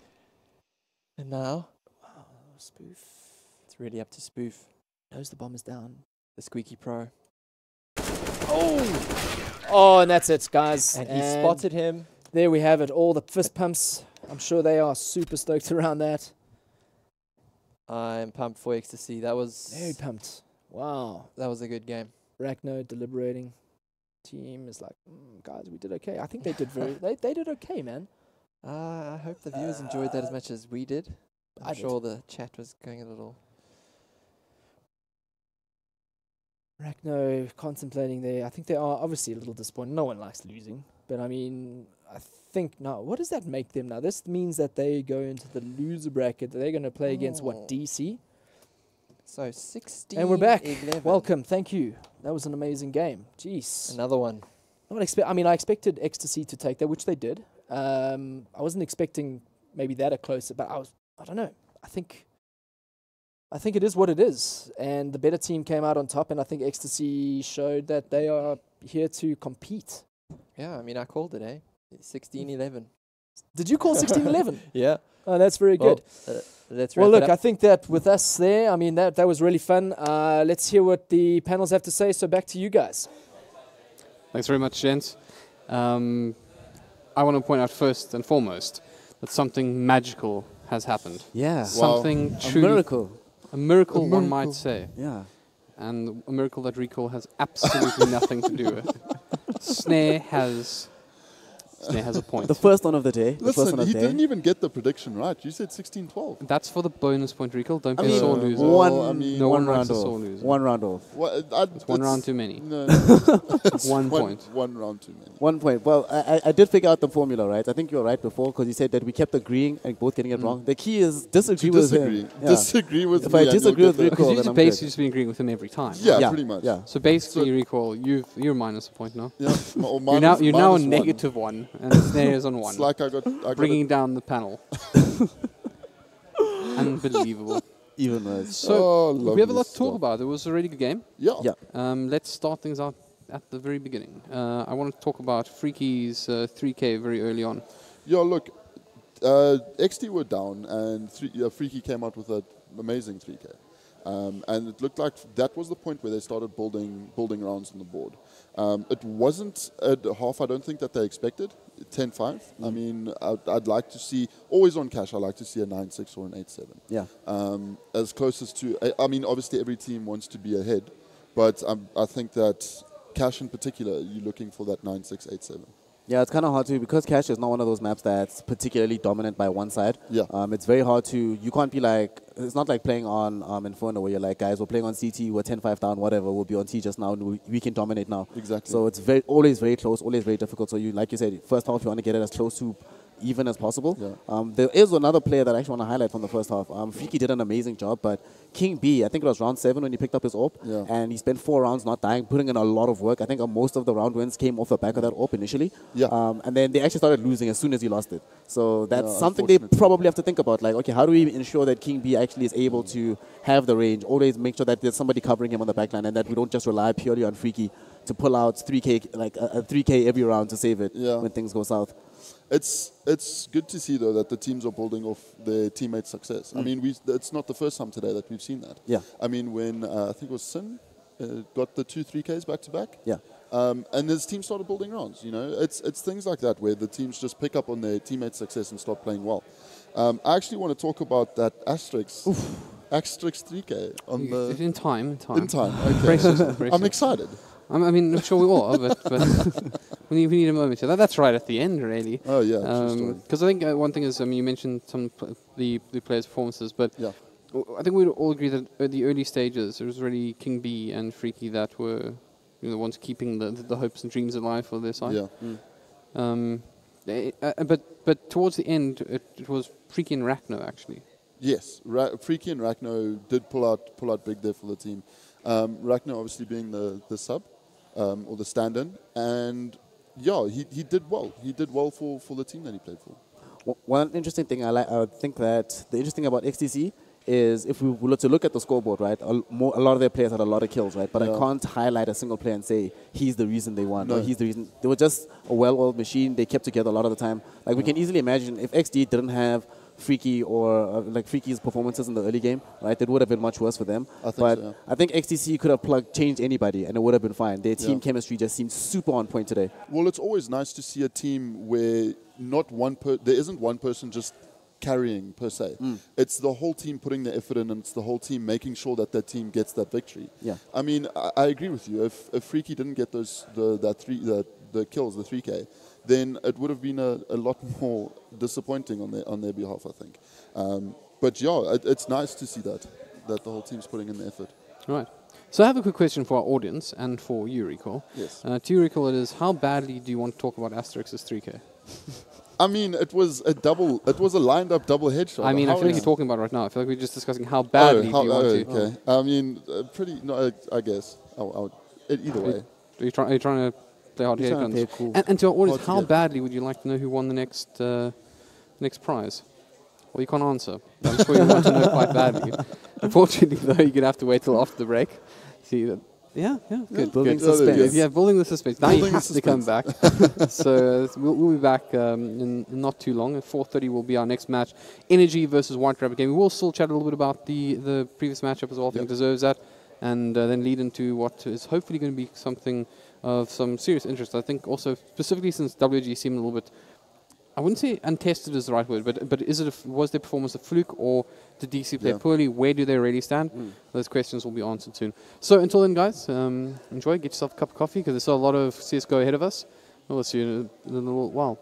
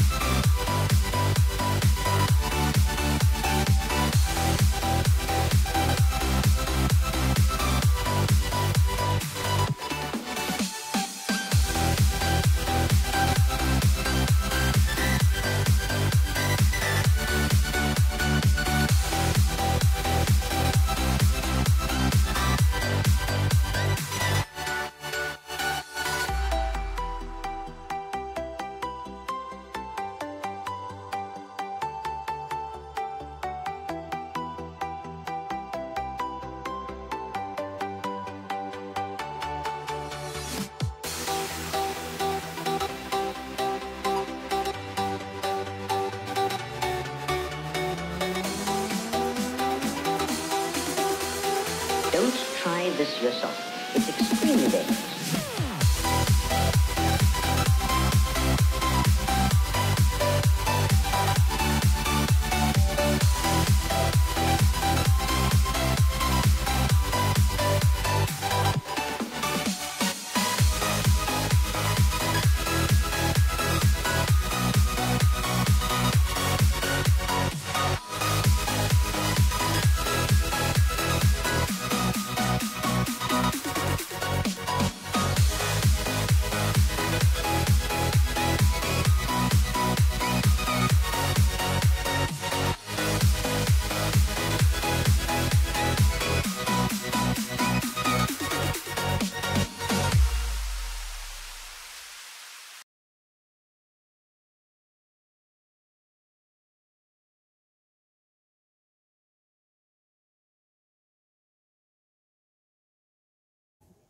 Hello again.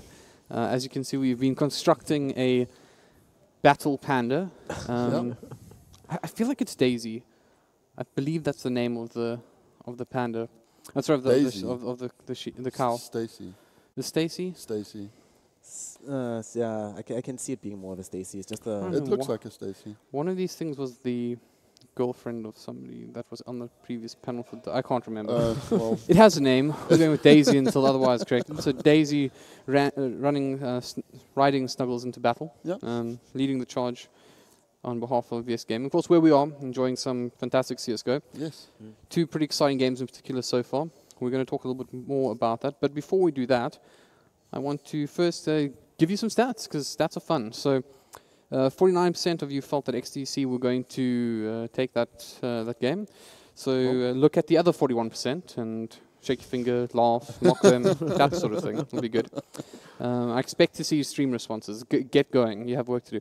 And then, of course, another person that you need to give a hard time to is Tyron Leppen, also known as Tyrox, who won himself a StatTrack AK-47, which is definitely something I'm stealing because I know him. It's the frontside misty one in particular. So well, I mean, that could also come to my Steam account. I'd like it, thanks. I'm definitely just going to. I know him, so I'm going to be. Hey, you Tyron. can't pull that card. I guess I can. No, yes, you I can't. Can. What's the point of being in this position if I can't abuse people I know? Why have power if you don't abuse it? Exactly. I mean, this man understands. You are going to make a great little leader one day. So, risque jokes aside, let's get back on track here. So, we're just going to talk a little bit more about the previous match. I think it does deserve a little bit of our attention. And then, of course, get going into EN versus WG.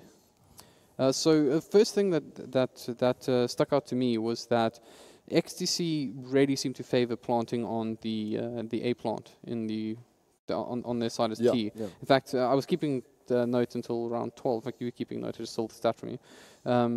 That by round 12, they'd only actually planted once on B side. What do you guys think about that? I think they decided already in advance what they wanted to do. They were like, right, guys, this is the strat, this is how we want to play. And the main thing that we saw from XTC was just, it seemed like they had a game plan. They knew how to beat XD, and they were never going to deviate from that, regardless of how the rounds were going. We saw a couple of times what would happen.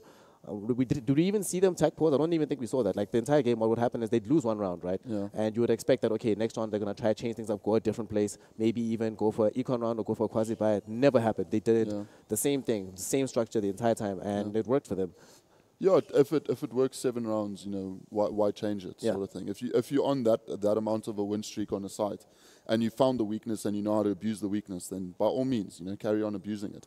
I just feel that once, because they were on that streak, and then attack pause came out from XD, and it just seemed then that it started changing a bit because XD picked up a couple of rounds. They started playing a little bit more structured. Their holds were good. Their players started showing up. They're getting the headshots, making sure that the entries are dying when they're trying to enter, not getting killed. And yeah, by that stage, they didn't change much because they kept going A. And then after sort of half-time, when it was a 10-5 half? Yeah, that's 10-5. Yeah, 10-5 half. Yeah.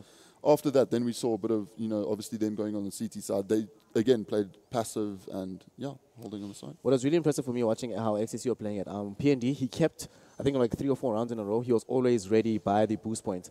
making sure that there's no possible way for XD to actually make inroads towards A. So kind of forcing them to go towards B, where XTC are already more comfortable playing around that area anyway, because they know A very well. That's how they were winning. So they know if you try to win in another way, they can know how to stop you. And I think we only saw 2 or 3 bomb plant actual wins from XD. Most of the time, they were forced into situations where to win, you have to kill everybody, because strategically, I think XD after a point realized that strategically they were beaten, and what they had to do was try and outskill XTC. And sometimes it would work. So we get amazing things like the Asterix, the Asterix 3K kill. But well, I'll hold up. Yeah, we're not going there yet. But beyond that, like it got to a point where XD, what they started doing, and like Spoof started changing up his buys, going for like I think P90s a couple of times. So trying to do something different, try to throw off XTC's game plan. Because I think even XD realized, guys, the thing we're doing to try and win this game isn't really working for us anymore. And they try to change it up. But I think at that point, it's kind of too late. When the enemy team has your number like that, and one of your best players, firstly, isn't showing up, and now is forced to go into different item builds, then it doesn't really end up working out for you. But before we go too far away from the initial point about the planting, I mean, we've gone pretty far already, but let's bring it back. There's something I wanted to ask, is about the tactics indeed. Yes. Do we feel that XD did they just do the same thing? Did they just repeat the same mistakes? Did they try to change things up a bit? They try to change things up. I mean, we did see then the quicker rotate from mid to A when the plant was when the execute was coming in, but it just seemed like they weren't hitting the shots. I mean, you had, I can't remember who it was holding forklift, and the flashes and smokes came in. He creeped through the smoke, went back to forklift, waited just a little bit too long to start firing, and then missed the kill. And then that then puts a man advantage inside of the terrorists. And I think that there is why they lost so many. They just didn't take the duels quick enough. Right. And you did also mention the tack pauses. I'd like to point out with 2 tack pauses, that is 2 more tack pauses than the average game or South African game of CSGO. Yeah, I think the tack pause from XD came at the right time. XTC were just on a roll, and I want to say they didn't use it to break momentum, but I think that was part and parcel of the reason. They were sitting. It was that was actually the first round where I think it was Spoof picked up the P90. Yeah, immediately afterwards. Yeah, and he didn't have enough money to buy, but he had enough money to say buy like Armor UMP, or I think he bought the P90 after the tack pause, and he wasn't aggressive enough with it. It's the weapon that you need to be aggressive with. You need to catch somebody off guard. You need to get a kill, trade out for an AK or something. I mean, speaking about Spoof, he also was somebody that we felt he was kind of bottom logging. But you gents felt that's probably because he's the IGL and with his subs. I mean, yeah, I think in IGL generally you see, well, not, I wouldn't say generally, in some cases you see the IGL not performing as well, just because they focus more on the tactics of the game, where they want to go, what they want to do. You do see a lot of IGL suffer in the performance side when they're playing on. I think also in this game, part of the reason why Spoof wasn't doing as well in terms of in-game leadership was probably trying to open up space so that the rest of his team could do a lot better. And it kind of worked out. Rakno did really well. Yeah, he did. Like, he did. So it's one of those things where you do what you have to do for the team. Sometimes it's not about you, it's not about your own glory. There were times you could see where he wouldn't have any utilities, wouldn't have a flash or anything, but he'd run in first, right, expecting that he would draw all the aggro, draw the fire, while his team could try and maybe make a flank play. Yeah, and sometimes it actually did work out. I think it was round 13, one of the rounds they won just before the halftime, where he went and he pretty much solo died, trying to creep through from mid, but then the rest of his team was already at the A bomb side, like ready, trying to get things going. So you're like, oh, okay, so maybe you can try and do something, try to bottleneck the enemy team. So if you do what you have to do to try and win the game. So, but sometimes your own score suffers, but what can you do? Well, hopefully win the game. Well, that's the main aim, I guess. Yeah, I mean, that's probably the only score that matters at the end of the day, is how many maps you have. Yeah. Unless you, assuming you don't care for being kicked. I mean, that's probably something to consider your own personal, every player's personal profession. It's time now. Is it time? Is it? It's Yeah. time. You ready for this? Okay. You've been waiting. Recoil. Yes. What did you think of Asterix's 3K in round 25? That was okay. Okay. Moving right along then. Glad we had this discussion. Oh, come on. No, it was good. I mean, it's you know, you don't generally see a lineup like that, and it wasn't a clutch moment. It was 10, 15. I think it was 10 or 11, 15. And it did win them the round. I mean, an amazing 3K that came out of him. I expected after that that XD would take a couple more rounds. Yeah. I think I was saying on the panel, I hope they take, a couple more rounds so that my prediction comes true, but obviously that didn't happen. it generally, we've seen it already in this tournament, where a player shines in a round, and then the next 2 or 3 rounds are sort of won on that moment. Yeah. You know, we didn't see that, unfortunately, but it was a great 3K. I mean, lined up double headshot, and then a third coming out of CT. Yeah. It was good. And we saw what even happened within the booth. Like, immediately afterwards, the XD players looked like a different team. Like, sure, they lost the next round, but they actually, I think if that had happened a lot earlier, like, it would have given them a lot more momentum, a lot different things to think about, right? You're thinking about, definitely. You're not thinking about, like, okay, guys, we made that one call, all got smoked, and then 3 of us died. You're thinking about, hey, our one clutch player came through, saved the round for us. Guys, we can keep doing this. We can do this again. Yeah. So it changes everything, but a little bit an too amazing play at the end of the game. Yeah. Yeah. Obviously, a good point for the losing side in this matchup. Interestingly enough, I was chatting to some players outside, and they actually preferred to play against XTC in the lower bracket than XD. So it's interesting from that perspective as well, where XD may be a little bit more of a threat down there than this game might show. So we'll see how they handle the lower bracket as well. But obviously, congratulations to XTC for keeping their run the winners bracket alive. But another 2 sides that have done so, in fact, already progressed to round 2, and this is the beginning of round 2, is Energy and White Rabbit Gaming. And fortunately, we get to enjoy another video between 2 of their players. Welcome back to another round of banter here at the VS Gaming Masters. We've got Hulkies from WRG and Cannibalistic from Trevor. Cannibalistic from Trevor from Trevor. So we're going to start off with Hulkies and see what he has to say to Cannibalistic. The only way Energy is able to pick up a W is to pick up their old ex-player Black Poison. Ooh, yeah, that's not as bad as WRG's only W being in Dota, though. I saw that coming. That's deep. Okay, we'll cut it off there. I can't do this.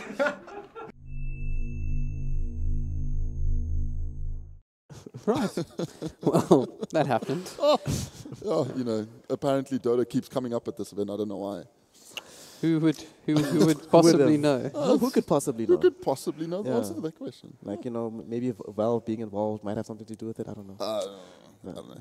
The CS is clearly the better game, though. But who wins this round, guys? I think that's a clear EN win. In that Yeah. That was. But in its own right, that's also a WRG win. You know, like there are some WG players out there like yes, that are like this is okay, representing well. Right? Others sort of laughing about it, which is good. I mean, it's good to see them having fun. Also, I feel like that it's important to note that Congo definitely lost that somehow. Yeah, he Congo did. lost, Definitely lost. Minus 2 points. I think memes will be made. Yeah, memes will be made over then. We should see the gifts coming, I think. Yeah, I like that. Cannibalistic from Trevor. Cannibalistic from I mean, you've seen it here first. Ladies and gentlemen. An entire new MGO has formed around one player. And I'm sure we expect he'll be entering this tournament alone. He should actually change his name now to Cannibalistic from Trevor. That'd be good. Or just Trevor.cannibalistic. Yeah, all that. Yeah. So that happened, which was fine. But okay, so moving on to the serious stuff at hand. Of course, we have Energy versus WG kicking off any moment. And the first thing I want to talk about is the performances of 2 particular players from WG, being Fatcakes and Sin. Yes. So Fatcakes probably... Has any player actually carried as hard as Fatcakes this day? I think he's the only player that 30 bombed today. He's the only player 30 bombed. He carried his team through multiple rounds. Well, his Sin helped a lot as well. It's not like Sin did badly. I think it's kind of crazy that probably Sin's performance, like he was second best on his team, right? I'm probably one of the better players on the day. That's how good Fatcakes performed in that particular game. So it was really amazing. So I think what I'm interested to see, right, is how Energy decide to deal with it, because one of the ways that Energy we haven't really seen them have to strategize that much. We spoke about earlier because they just swept through their first game. So how do they deal, especially because I suspect they're going to lose the pistol round. WG tends to have shown themselves to be very good on the pistol round and on the econ rounds. So after losing that, and then you're like, okay, fine, guys, now both Sin and Fatcakes have guns. We have nothing. What do we do now? How are they going to try and get around this? Yeah, I think that's a fair point. I mean, WRG did show their worth when they were on the eco rounds. I think it's a little bit of a different situation, though, where EN is a lot more passive-aggressive in their style of play. So whereas DC was very passive, they slowed the game down a lot. And the aggression caught DC off guard. But now with Energy, them also being quite an aggressive T-side, which we saw, they, I think, won't get caught off guard that hard. And I think they yeah, I don't think they'll get caught off guard, but they still need to watch out for it. They need to watch out for that push on the pistol, because both ecos, WRG pushed out and was very aggressive on CT side. It's interesting. I mean, I'm quite impressed by your perception of this WG squad. I thought this would be a little bit more sided towards energy, because although you've spoken very positively about WG and the way they play, I'm sure we all agree, Ian, firm favourites going into this. Oh yeah, definitely. I think this. I don't think this is going to be the walkover that maybe Ian thinks it might be. I think it's going to be close rounds, but that just depends on the map.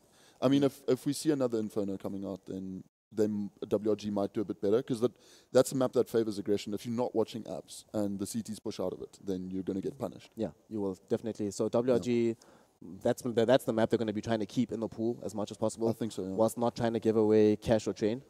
They might give away cash. They already saw how energy play on cash, so maybe they've tried to prepare a strategy for that. But I think train is an absolute no-go. Train definitely should be a prior ban, I think, here for XTC. Listen to me. For WRG, because energy is just that good on it. They just are.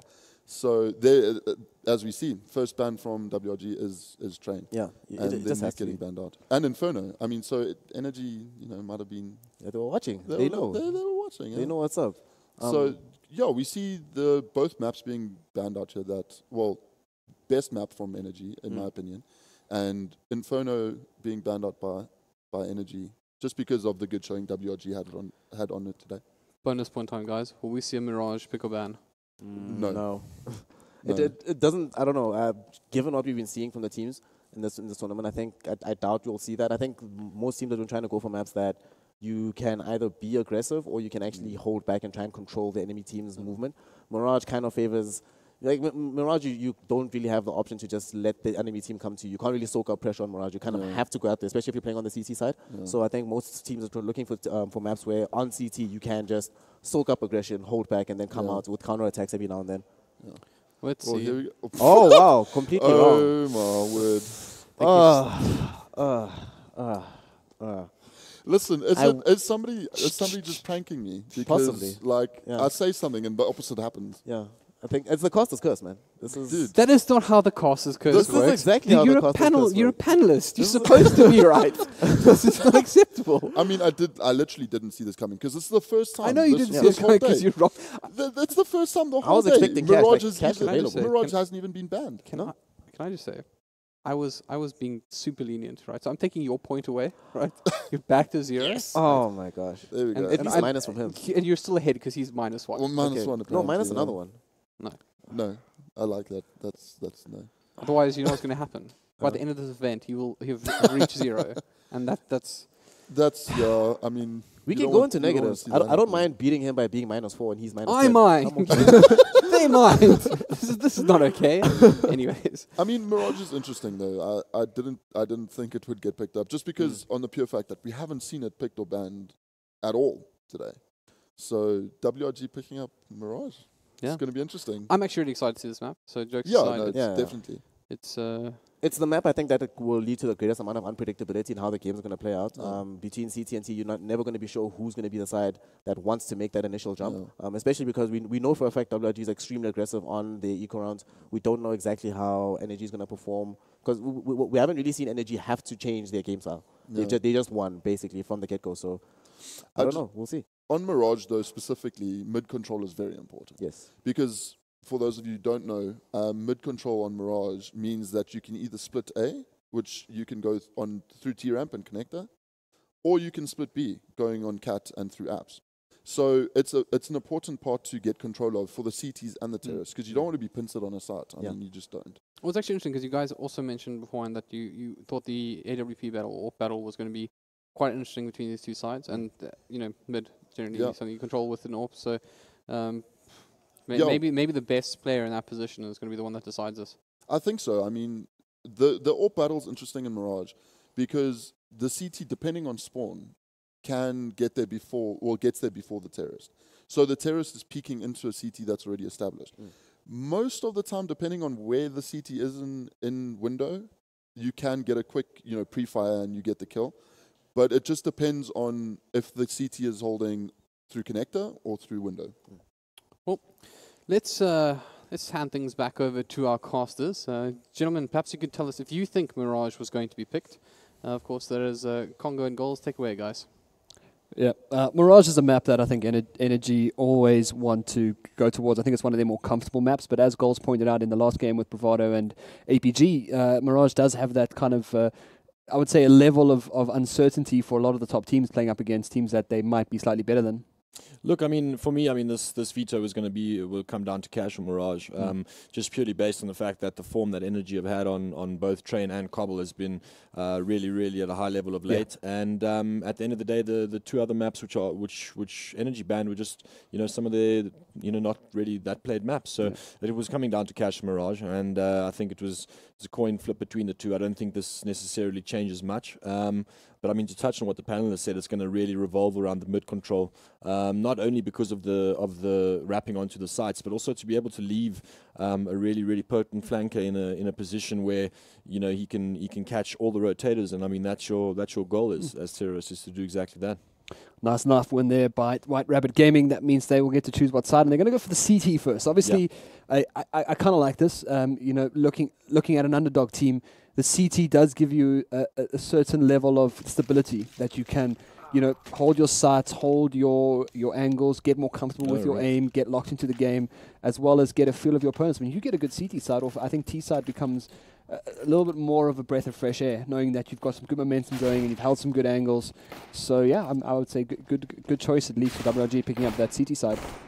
Yeah, look, I mean, everyone wants to. CT is the easier side on this map. So if you want to get off to a good start and put your opponents under pressure, then that it's probably the best option. We've obviously got a little bit of silly buggers going on here. I think Flexi was killed, or he joined the wrong team, and when he went over, he died. But as long as they're having fun at the end of the day. But Energy, I mean, Mirage has always been like a map that I think that they're very comfortable on, and even though starting on CTs, I would say, as you said, the easier side to go on. There's still that level of, I would say, this new kind of anger that Energy are playing with. With the new lineup as well, we saw the confidence in their first game up against Southern 5 was a straight shot 16-2. So WRG actually had a much better T side up against DC. They brought that Inferno game back on the T side. So interestingly enough, I mean, they might actually, if they can get a couple of rounds on the T, I mean, go for like a 9-6, go for like a 9-6 or even an 8-7 on their CT, which is preferable for a map like Mirage. We might actually see them put up a really good score in Energy Esports. I mean, I don't want to go as far as say they're going to upset like they did DC, because Energy, I think, are here to prove something this weekend. But they are looking like a very strong team. Yeah, well, here we go with the game, going live. All right. Welcome. If you are just tuning in, this is VS Gaming. We're into round number 2, and it is going to be White Rabbit Gaming up against Energy Esports. If we make our way through the best of 1 winner bracket, we do have some teams already down to the lower bracket. No one's out yet, but there will be someone going home sad tonight, as our final game will be a best of 3 lower bracket game. But Energy Esports, my emphasis now on that B bomb site. We do have the one man lurking towards the A ramp, and I mean, the call could have been made already. I mean, a lot of numbers over towards the end. We've got a flank as well. Look at that number. We've got Fat Cakes looking to get behind Energy, and he's actually taking a look to see. There's quite a bit of information, but they've gone through lowers goals. You see, the thing is, that they started walking B apps, and they forced the rotation back. I mean, White Rabbit Gaming were pushing up middle, and they had all the information. They've fallen back now, and now they're getting. We've got an exchange of kills here on the A side, and looks like Energy do have the advantage on this one. Canny is in a late flank position. Yeah. Well, they're running to 4v2 right now, and I mean, WRG did a good hold there for the first time. I would say there was a rush out onto CT ramp from T's, which is natural for this. When you don't have any like smokes to hold off that angle, you kind of rush in, jumping around the corner there with his pistol out. Domster, doesn't matter, takes the frag anyway. One player left on the side, Hulkies. Can he do it? Can he overcome the Panther from Cannibalistic and take this round on? But he's getting shot from all angles now, trying to figure it out. And eventually, Domster takes him down. So nice little first round there for Energy. Gets the bomb plant, gets the round as well. Yeah, brilliant idea by them. I mean, what they did was they kept the contact always at close range. I mean, that's what you want with the Glock. Went through lowers, straight up connector, and they just rushed the site. And I mean, CT being such a strong position, to hold and such a key point, that's exactly why they're charging it down, because essentially on the retake they're going to hold CT, and they've got such a strong position to defend from. And they went for that, and it's worked out perfectly. Well, Again, Flexi with the AK-47 going to look for a little bit of information on B. And I like that play. I like that you get that good B spawn. You get there nice and quickly. You can catch them out. But Black Poison takes down Sinner in the mid. It's going to be a nice open up there. But Fat Cakes does answer, taking down Dumpster. But this is a good push here from Hulkies. Can't capitalize just yet, but it still puts them in a pretty decent position if they can secure one of those rifles. Unfortunately, the AK-47 is not going to be one, but they can maybe get a little bit of something here. They are making their way to B bomb side, but a nice nade comes out there from Takbok. But that's not going to be enough. Perhaps maybe the wrong time there for Synoptical to jump out of the window. That was a bit of a close call there for Energy. What happened there is the CTs managed to clean up or clear out a ramp, and they immediately knew or could take a gamble to move towards the B site. Yeah. And they started rotating towards it, but that's when Black Poison got a pick off middle, and it delayed the entire rotation because now everybody's not that sure. Yeah. And eventually they landed up going on to B and having some success on the picks.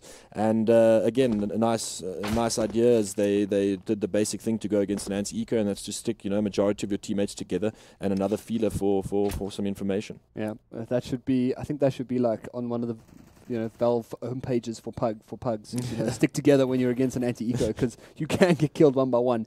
But now talking about ecos, White Rabbit Gaming, their final round before that big buy. I think it's going to be quite a telling round as well between these two teams. But we will see now a little flash out in the mid looking for that information too. But Sinner's all the way out. So again, there's that info being fed that they are sort of out towards middle and out towards B. But is he going to capitalize on the kill there just yet? Not yet. Beezus does take down one at least. So they are sort of okay right now. Managed to pick up a rifle, so this is good. I mean, in terms of an eco round, they did quite a bit of damage there to Black Poison, but he did take down 2 frags before dying, so his job was done. Now it's just Beezus left alive. He's not going to be able to capitalize, and well, Tuckbook, is that a 4K for him? 3K for Tuckbook. Again, I mean, White Rabbit Gaming really getting that early information, and I'm surprised they're not being punished for it. They're clearing either Palace or A-Ramp every single round and not finding anyone there, getting all the information. But I mean, the mass amount of util and guns on the side of Energy, even if you have 5 guys, they'll molly you out and they'll find you and push you out of those angles and just take that round. But what's more interesting is what's going to go on this round, is it's our first gun round. Yeah. And I like the immediate, play, kind of negate middle in a sense. Look for that information play once again. Like that right there. Very nice one there. Canny already down to 10 HP. So it's a little bit info there, but look at this. This is the problem with not having that middle, but doesn't matter. Beezus is there, takes down Black Poison. So it's kind of what we really expected. I mean, a really, really good play there coming out from WRG. Sinner's playing that deep as well onto Catwalk. Nice pick through the smoke there by Sinner, and this is what we wanted to see, goals. This is what we were hoping for. Another push as well. That's going to be 2 players left alive here for Energy Esports. It's Flexi and Connie, but Connie got that really, really early tag as well. But he's got 10 HP, and we've seen him do more with less before. Like that just there, picks out the one, spots the second, not being able to get brought down. Flexi's still alive here, and there's a couple of AK-47s here for him to grab. So if he wants to clutch this round, it's not impossible. He still has a minute left on the map, so he's got time to play with. Yeah, look, I mean, I think he's going to try and wait as long as he can for a CT to make a mistake. But I mean, they're all very well aware of where he is and where the bomb's situated. So I think this is going to be a tough one for him to actually win. But I mean, we've seen, like you say, we've seen people do mad things. So I mean, let's see what he can do. Yeah, it does look like they expect him to come up the connector side. Yeah. Well, I'm just going to take a peek around here. And if he manages to catch him into a couple of 1v1s, I mean, it's possible, but not like that. Lovely hold there by WRG. What I found quite interesting there is that they basically made the assumption that on this gun round, Energy Esports would be taking middle. And like you said, they just negated middle. They left the window completely. They doubled up in connector, and they caught off one of the Energy players with an off angle, and it was landed up that first pick snowballed into a second, and suddenly they had the advantage, and they played very well. They didn't push, they didn't go hunt, and very, very well disciplined CS. Oh, Black Poison with the shot there on the A ramp. He obviously got a very nice spawn, and he managed to catch the CT that was cheekily jumping straight to connector. And I assume it's for the same setup. Actually, funny enough, that is a crazy shot. They got punished for it. But that shot alone is incredible. It's so quick. I mean, I would half expect Black Poison to pull that kind of stuff off. But now 1 man down already, Fat Cakes down. But the information, and that plays a lot for the information game as well, because now they've got one less player to keep that one angle. And Dumpster being really, really cheeky here. Oh, he's getting tagged from Catwalk. And I'm liking that as well. So they're playing on that Catwalk. He's doing as much work as he can. But now they're trying to get him out. You see, this is where that as the controller players, they, even though they took the control of connector, they didn't necessarily split on A, but they just got Dom into the connector, and he had to just wait for any sort of rotation. So while they're actually hitting short, he's catching guys with knives out and things, and he's actually getting some nice flank, or doing his flanking role really well from that connector area, and that's the importance of mid control. Well, unfortunate hard reset there for White Rabbit Gaming. Seem to get a lot of these. It's very unfortunate. Just those consecutive rounds, and specifically on CT, I mean, it's really important to maintain that economy, especially if you want to go for any sort of AWP in your strategy. And now getting this reset, it's harsh on the economy and harsh on the mindset. Well, they didn't go for the AWP in the first buy round. Interestingly enough, they'd rather relied on those close angles at the panel. But look at this, though, push into A main. They're gonna get rewarded with 2 there, but actually 3 goes down. One more player coming out of Palace, sorry. And Sinner's going to go around and grab some rifles, and this is great. Gets the AWP, which is a big one. We just spoke about getting out that AWP, and Sinner just gets gifted one as well. Kenny's out on A side. He's getting tagged from Catwalk, so he has to watch all the angles at the moment, but I'm pretty sure they've assumed they've gone for the ZWP, but this might be enough. Tags him on the leg. Good flash comes out. There's one player. There's one player coming behind. He's going to rope in. Gets the one. Can he get the second? Not enough. But it's 100 HP versus 15, and Flexi has the bomb. So what's the play here, Goals? I mean, he's obviously going to wait for the plant and then try to take it back. Yeah, look, I mean, I think Sinner's taking a big gamble here, and I actually quite like this. He's running all the way back towards the connector side. I actually saw something similar to this with that Immortals did. Yeah. And he's got a nice angle coming from the connector side. And let's just see, because you can see Flexi's really worried about the T side, but now he's clicked in. And he's now spotting the connector, because if the guy was ramp or apps, he would have peeked already. So does he not see his head? How does he not see his head? He hasn't focused yet. It's very unfortunate.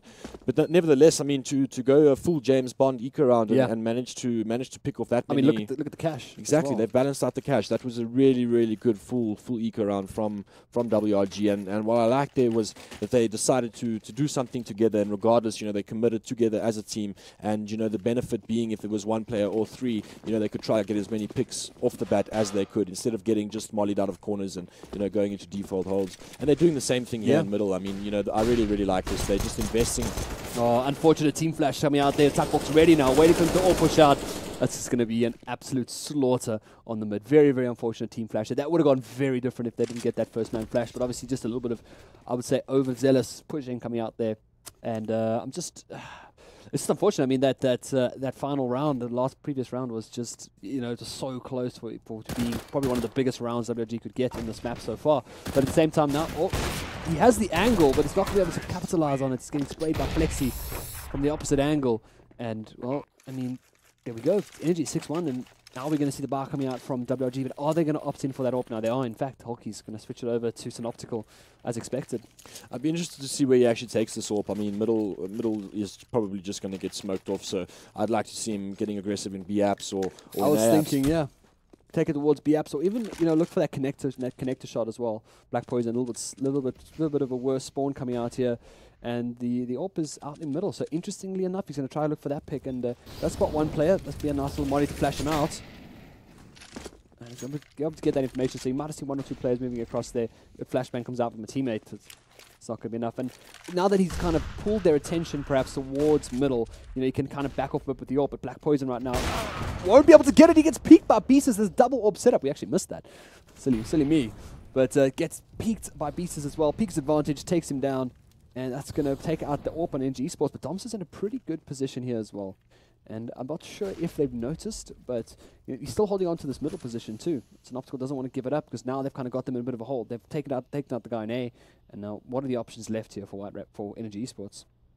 Well, this is it. So I think their best option here is they need to even the battlefield, which is exactly what they've done. And getting that mid control resulted in him getting up connector, and he's got the pick. He seems to be getting challenged from short. Yeah. They need to try and breach the site here before Hulky makes the rotation. Well, they might still have a little bit of superior firepower, but there are 2 flashbangs in the hands of Hulky. So if they are going to get that breach in, might want to just grab the second AWP. Maybe what's the play here? Save the AWPs, because they're both on this economy now, but we'll have to wait and see. Beast is out on the edge. They're looking for that AWP shot. Does Hulky's go for the AWP? Is he able to maybe pick off one of the players here? Maybe just upset. Maybe just a little bit more cash inside of Energy Esports to stop allowing them to just free buy every round. Nice little pick there as well. And this is actually looking a little bit better here. Picks up the AK-47, but the bomb is ticking away quite hard. That's going to be a second. Now Domster left alive. They have to commit. Oh, no, Domster's there playing the tap-in game. Gets a tap and a spray down. Lovely. You know, that another thing that we saw earlier with Energy, and they're doing it again here on Mirage, is they're playing in such tradable positions. I mean, the guy on A ramp, as soon as the guy stays or in sandwich gets killed, he can trade from ramp. And as soon as, you know, if, in the case that both of them die, you know, you've pretty much got the safest position, and that is at the bottom of connector with the bomb planted for you. Basically, the round handed on a silver platter. Look, Dom still had to execute it well and make the shots, but I mean, he's no stranger to doing that. So, well played by Energy Esports. This is looking really cool. A little setup coming out here, but look at the aggression goals. This could be incredible. They get the flash over there. Oh, they get 1-2. Beautiful. Beautiful from WRG. They're going to go for more here. Beezus is hungry. He wants to get the last guy. He pulls out the AWP. Might look for the peak as well. This could have possibly been a clean sweep there. But now look at Flexi. If Flexi does this, I don't even know. Oh, lovely round there by WRG. You know, they, like I said, you know, sticking together and committing to some sort of idea. And I mean, I even say this to my own teammates. I say, you know, even if the idea is running backwards with your knife out, you know, as long as you're committing to it as a team and everyone believes in it, you know, your chances of winning are a lot higher. And you know, they've done it there where Energy went for a full-on execute. And I feel like I need to question that a little bit because, you know, they knew that they were going to be saving. They knew they had low things. So there's no need for smokes and things. Why, you know, just run out and get the easy frags. But, you know. Well, just to explain for some of the viewers who perhaps aren't so clued up on Counter-Strike, there are two ways to play an eco. Either you hold your angles close with your pistols, you upgrade pistols, hold angles, or you balls to the wall, rush out, get a frag. And that's exactly what WRG there. WRG did. Yeah, but 9 times out of 10, you're going to go for the balls to the wall. But now there comes the setup once again. So WRG not calling this one out, unfortunately, but they are going to try make their way onto the side. Bomb going to get planted safe in the smoke, trying to get the spray down. Yasinner's hopeful with that one there. Won't take the bomb planter at all. They will get the bomb down, and they take down 2 players in the process as well. So fantastic little execute there from Energy. They just wanted to show the viewers that they can actually do it. They can do the setup very well. They just, you know, when they're getting rushed with pistols, it's a little bit tough. Look, I think... Oh, wow. What a play for Cannibalistic. Can he make it a third? Yes. Last bullet. He does get dinked, though. Yeah, lovely round there by Energy. You know, they pulled off a really, really well executed strat. I mean, you know, as the bomb went down, if you notice the utility, you know, every single player on Energy had used everything, and they had pushed back the players from CT. They had pushed the players back from the connected jungle area, and they had the rest smoked off, and they could just plant and get into those post-plant positions. And you know, that's where your Tech 9s and things are really beneficial because suddenly your angles are all closed up, and it results in you being close range. So really, really good stuff there from Energy. Well, they are going to opt for the second option now of an eco. See, I'm glad I get to show this. So people that aren't familiar, they get to see now what I was talking about. They're going to go for the safe one there, but Energy's still a little bit undecided. And again, goals, we see a hard reset coming out for WRG after, you know, having a fantastic eco round, picking up some guns, and then losing out like that. But Sinner, expected there by Domster, sits and waits for that push. He knows they're going to be coming on the aggressive with the eco. So Energy perhaps this time a little more, I would say a little more learned. They understand that they could be rushing and looking for information with those roams and the pistols, but at the same time WRG go for the other option. They're like, no, we're just going to hang it out. Oh, inspecting his gun. Does get a bit of a body tag there. It's going to be just a little bit enough to show where Canny is, but Bomb is still quite a while away, so it's a run back now, and Energy still have options. Minute left in the game. 5 people alive. Look, I mean, you know, they've got guys on both ends of the maps that are getting information, and as you can see, I mean, the guy on A ramp by Tetris, he's pretty much cleared the whole side. He hasn't seen movement for some time, so they've got the guy on B looking for the further information. He's picking up contact now, and he realizes, well, it's most likely a stack, just like the other guy would have told him. And now they're going to just clear out A and plant, and you know, this is disciplined CS. This is good to see. Well, Energy showing restraint, as Goals said, something that you might not have seen in the past from the Energy Esports lineup, but we did talk a little bit about Black Poison's influence on the team and how their Counter-Strike has changed a little bit since his addition.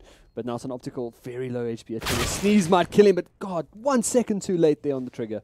It just wasn't enough. His crosshair was on his head, just could not click that fast enough. Nice little peak coming out there as well. And well, we'll see now 2 frags for Domster this round alone, and only 1 for Cannibalistic. So Domster has been having a fantastic week of CSGO. Let's just say that right there. And I hope it continues throughout the weekend as well. Just bring us a lot more exciting games, but they are going to save their upgraded pistols. And oh, can he steal a gun? That's the question. Oh, Got it. Get one more, yeah. No, he gets picked off. You know, I mean, you're speaking about Black Poison, and you can definitely see that the level of discipline and restraint on pushing and killing. I mean, specifically in Cannibalistic's play. I mean, you can see in recently he would have just ran out and tried to get kills as often as he possibly could, and get them most of the time. But now there's a high level of restraint and discipline, but also calculated aggression. But that's the difference. I like this now from WRG. They want to change things up a little bit there. Still going to play from the connector, but still getting that quick jump out. Actually, 1 or 2 men, so they want that control. But again, here come the smokes out from Energy Esports. That's the same thing they did on the last buy round as well, except they had pistols last time.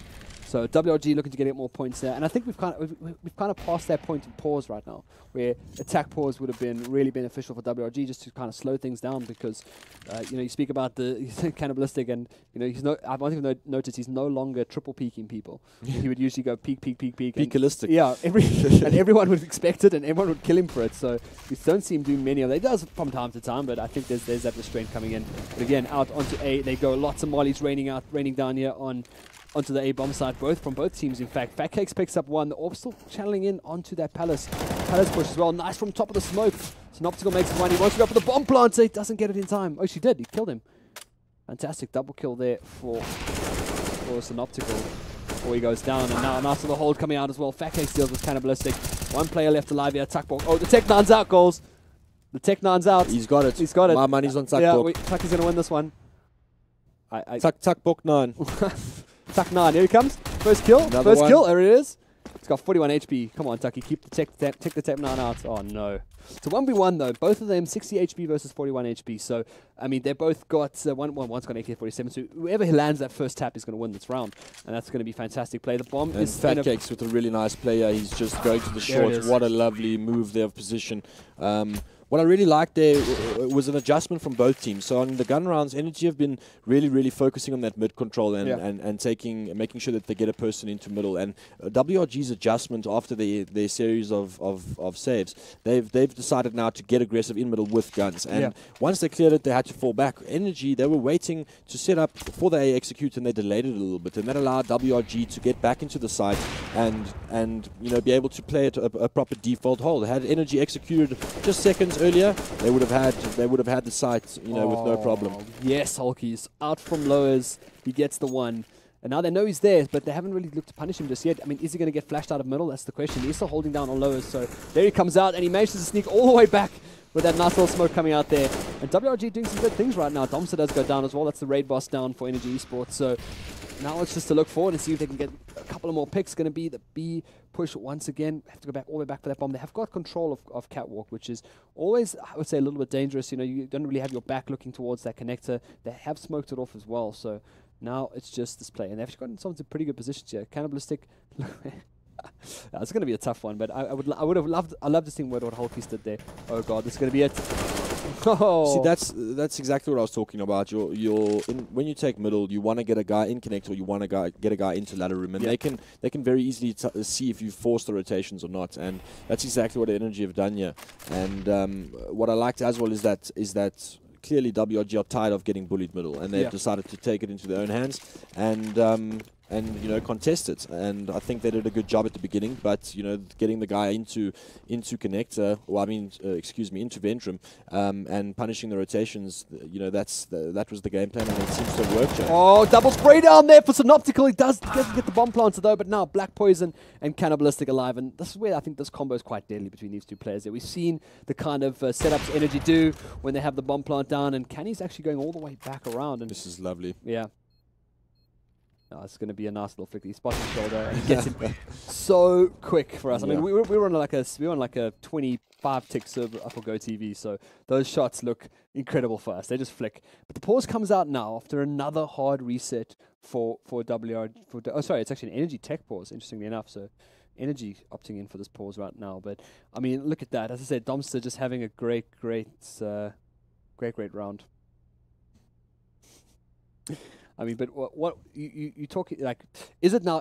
Would you say it's like late round execution right now? That's kind of the problem for White Rabbit Gaming, because you sound like you're happy with what's happening at the beginning of the round, the information they're seeking, but it feels like that late game kind of closeout is what they're struggling with now. I think so. I mean, they look, the rounds are the scoreline doesn't really represent how close the rounds actually are. I mean, they're having quite a bit of success. In terms of the trading the frags and things, it always just lands up becoming a 2v2 where they're just simply getting out-positioned and out-traded by energy. And I think what they perhaps need to do is commit a little bit more into the original position. I mean, in middle, I really feel like a proper pop flash from the A site in towards middle, with guys stepping from connector, the guys stepping from lowers. You potentially could have made that 1-for-1 trade into a 2-for-1. And I mean, when you're playing on the CT side, you don't want to be trading 1-for-1. That's definitely favoring the terrorists. I mean, that's exactly what they want. It leaves one of your sites a little bit weaker. And also, I mean, they're leaving the sides of the map very, very weak by focusing on that mid control. So I mean, once energy seemed to be realizing that, and just waiting it out. And here we go, another mid push. There's a really good flash coming out as well, but the counter flash was there from Energy Esports, and now the cleanup crew has arrived, and it's Dumpster once again. And I think they kind of figured that out now. They kind of know that WRG are looking for that mid control, and Energy seems to be dealing with it perfectly. They're getting some good flashes out early on. Black Boys going to pick up another one there, and it's Candy coming in from that A-bomb side. So again, it's just a swarm right now coming onto this pretty much on every angle they can.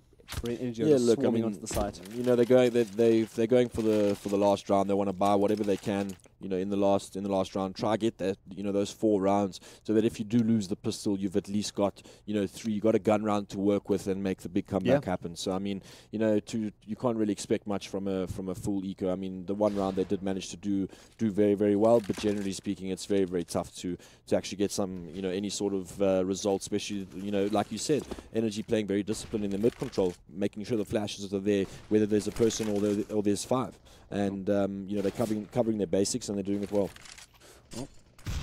We have a couple of challenges going on the map right now. We've got one here between Flexi and Hulkies in the B apartments, and we've got Black Poison poking around on A as well. Flexi going to win that one, but Beezus does answering from Catwalk, so it's going to be a nice little information pick as well. But as you said, trading with the CT, they're not favorable, unfortunately, for WRG. Nice little pop flash out again. Oh, they almost kiss at Dumpster with a quick, cheeky duck. I like that. He crouched immediately as he started spraying, because he knew they were both going to be shooting each other's faces. So a nice little jump down there. Dumpster is left on 8 HP, though. So, I mean, that is, I'll say, a little bit of an issue. But don't think it's mattering right now. Sinner. Seeing him through the smoke. As the smoke's fading there's a second or 2 before it completely fades, where you can see the enemy on your radar, and that's where your really aware players that are looking for those types of things are picking up. Yeah, we learn something every day. That's why right before the smoke lands up dissipating, you'll see guys land up looking at the smoke. Oh, and then they spam it. So that's how Trevor actually picked that up. I mean, even teammates can call it. They'll just say, "Hey, we saw him on the map," and then you know that he's hiding in the smoke. Interesting. Okay. Well, there we go. Now we all learned something with Professor Goals. Really interesting. But now onto the switch right now. Energy Esports 12 to WRG's 3. And we'll see what this pistol tells. I mean, White Rabbit Gaming, once again, I feel like every match we've cast today, it's like we talk about how important the second half pistol is for the team who's behind. And Fat Cakes, quite a big rush up here. They might have almost caught the guy coming up there, but have a look at this. Nice little flash as well. Kenny has to fall back. They're going to rush him in here with the USPs. That's going to be great. But Black Poison playing from that jungle area is going to pick up 2, actually. Fantastic there. And again, falling back into this BA CT. Slight overextension there. You got the first pick. There was no need to push any further than that. And I mean, they played it very, very well. They flashed as they were breaching lowers, and they got spotted. The guy had to fall back, and as he was falling back, there was a flash coming over a ramp, and it cost that CT his life. But just a little bit of overextension, and it allowed Black Poison to get the first pick, get into a favorable position, and land the second shot. And now we're sitting in a even 3v3 situation. Even's is a tough word to use, as we see 2 players. Okay, one goes down about 13 HP on Synoptical, but yeah, in a 3v3, I mean, the rush, I mean, Black Poison there was just the winner of that round. Taking out those 2 players peeking him. Nice little pick there, though, from Lovely shot. Synoptical. Catches him crouching in the corner, And the bomb will go down here for WRG. So can they have this? Can they have a good post plant? I don't think they have time to have a good post plant at all, with the energy kind of just wrapping in. See what Sakbok needs to do now is just wait for his teammate to change position and come and assist him. And he's doing exactly that. He's coming through window, but Synoptical will hear him. Oh. Very low HP, can't really do much about that. Well, he's in an okay position right now if he wants to go for that. He has to just disrupt them for long enough, but they do have a kit, so it's going to be a defuse for Energy Esports there. And rightfully so. I mean, getting a bomb plant down, that means they will get a buyout in the 14th round. Oh, good replay. Solid replay. The panel discussion. I like that. I'm sad I missed it. Oh well, yeah. So with the buy coming out now, a smart move not to touch a single thing, not even two upgraded pistols here, keeping the cash as light as possible. They want to get that gun out the next round. 14th round for Energy Esports would mean that they'd have to get those guns out, and they might go for a little upset, a little eco upset, but it doesn't look like that might be the emphasis here. This is essentially a full save with a couple of upgraded pistols, right? What I would prefer to see, I mean, your goal here on a full save, the best scenario is to get the bomb down, and I just feel like sacrificing potentially a deagle or a P250 for a smoke and 2 flashes or whatever it may be, you can definitely push the CTs back to a position where you're able to get that plant. And I feel like this is not, unless you got a wild deagler who's already dead, unfortunately. The benefit of the round, I mean, it's pretty much now just a time game, and you're going to wait it out and wait until you walk into the rifles of Energy. So, I mean, that's personally, I think that would have been a slightly better option. But I mean, these rounds are very difficult to actually to get anything done. So, I think the next round is going to be a very pivotal point in this game. And I mean, they want to go for the win. They're buying on the 14th. So, let's see what happens. Think about that. One good flash can change around completely. 100%. Like you get two people. Same as a bad flash. Yeah, 100% as well. Yeah, you get a bad flash, kill your team. Cannibalistic though does get dealt with on the balcony. It's going to be another CT clean sweep, or a CT sweep there. In fact, the Kenny went down. But yeah, 100%. You could smoke off. I mean, even going for not upgrading your pistols, going for like a smoke train on A, just running in there, getting that bomb down. Exactly what Energy did when they went for that bomb plant. They actually converted the round. They had armor and a lot more util. But I mean, that idea, exactly that. I mean, that's what you want to do. You want to get that bomb down. And I think having a strategy like that in your arsenal is very, very important. Well, Energy Esports now going to be facing off against a whole array of AK-47s, but it's not going to be enough. Takport was in what could have been the winning position right there. But he did manage to take down one, but there's going to be a CT down, and now in the 4v4. The information, at least, was, I think, better than the kill there for Takport was the information that he's now be able to feed to Energy Esports as Black Poison. You do see him immediately move to the left. And you can see now that, once they got that frag, the guys rushed up lowers and they went to go fetch the gun or whatever they did there. But that just enabled, I think it is Flexi that is pushing the B apps there. And, he's heard them move lowers, so he knows they're not watching behind it. They've got all the info in the world here. And they know that they're sitting in the middle. They know they're sitting towards A. And they really don't. All they can do now is just literally make a strong rotation and hold either middle and A. And it's exactly what they're doing. Well, nice little rotation there from Domster, manages to pick up pieces. So already trouble in-house White Rabbit. Synoptical does answer with a nice heady onto Cannibalistic in A. So now he's got a little bit of room to work with here, but all of a sudden just turns it right around. Domster does go down, so we're finally not going to see White Rabbit getting eco reset again. So they will be able to get this to single this round out here, and it's to make it 14-4. And rounds like this, and if the rounds continue to be this close, goals, and if they continue to keep taking rounds off the Esports slowly but surely, they don't have rounds to work with, but if we're going to see it going down to 2v2s the whole time, we're going to see an economic struggle for Energy Esports on their city side. Well, I mean, that economic struggle is already real. I mean, if you look there, they can't even, they're going to put together a force buy, yeah. But fortunately, they've got enough rounds to gamble this and just invest in this round. And I mean, if they win this round, the game's over. Yeah. They've hard reset White Rabbit Gaming, and that's what they're going to do. At the end of the last round, I feel like a lot of the duels just came down to simple 1v1s, and there was no trade potential in the Energy setups. And at the end of the day, with an aim duel, the other guys got formidable aims, so you might lose those. And unfortunately, they lost all three. Well, looks like little information here on the B-bomb side. Domster plays it smart, doesn't want to lose his gun just yet with peeking recklessly, so he does chuck a smoke out. going to be enough to hold them down. A little bit of spray as well. Doesn't tag anyone. Still just slow play coming out here. And yeah, I mean, you're throwing this buy together. You know, I think a lot of CT teams say that. They're like, oh, we got a lot of rounds. Let's just buy up and force it. Meanwhile, you do that for 4 rounds in a row, and all of a sudden, you're looking at a real game on your hands here because you've let the other team get up to 8 rounds or even 9 rounds. Yeah, look, I mean, anything after this round, I would say would be definitely questionable. But I mean, considering that you if you win this round, the last round went to a 2v1, I believe. No, there was 3 remaining players. So I mean, if you kill them here, at most they're going to have 3 guns, and that sort of becomes an easy round to convert into the map victory. But I mean, here we got a nice B execute going and a scout shot by Black Poison. Well, they're going to storm in, but there are a couple of players in the side. Domster's there with his M4. He takes down 1. He's turning around, takes another. Domster once again just being that flagpole for Energy Esports. Roots himself and kills 3. It was a very broken up breach there by WRG, and I mean, they're molling off the car, and one of the guys is coming out and he's trying to clear that angle, and he's just getting shot from the side. I feel like that first, I didn't get to see the shot, but Black Poison probably got a really, really nice shot. And once you kill the first, the spearhead of that breach, it just becomes a blunt stick, and at the end of the day, it breaks it up, breaks the momentum, and that's where Energy were able to rotate and just trade out and take the round. Well, WRG clutching at straws at the moment, trying to get whatever they can into their pockets and onto their waistbands. But nice little jump down here. Sinner takes down Canny, punishes him for that aggressive position, and out they come onto A. So it's not over yet, goals, but Tuckbok does answer through the smoke. But look at this. This could be the one. Wow. Are they going to? I don't think so. Maybe, but not yet. Let's wait and find out. Sinner, though, trapped in that sandwich. This is a very tough situation to be in. I mean, all the CTs are together. And they know that all the terrorists are on the site, so they're just waiting patiently. They're getting a flanker now to come from CT, and once he gets there, if he doesn't get picked off at the WRG in a real tough spot.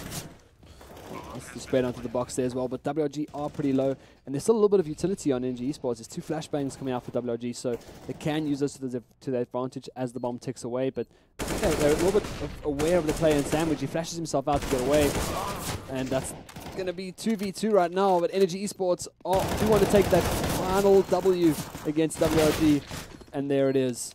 Going to get the defuse, and that's going to be a 16-4 to Energy Esports, looking really strong.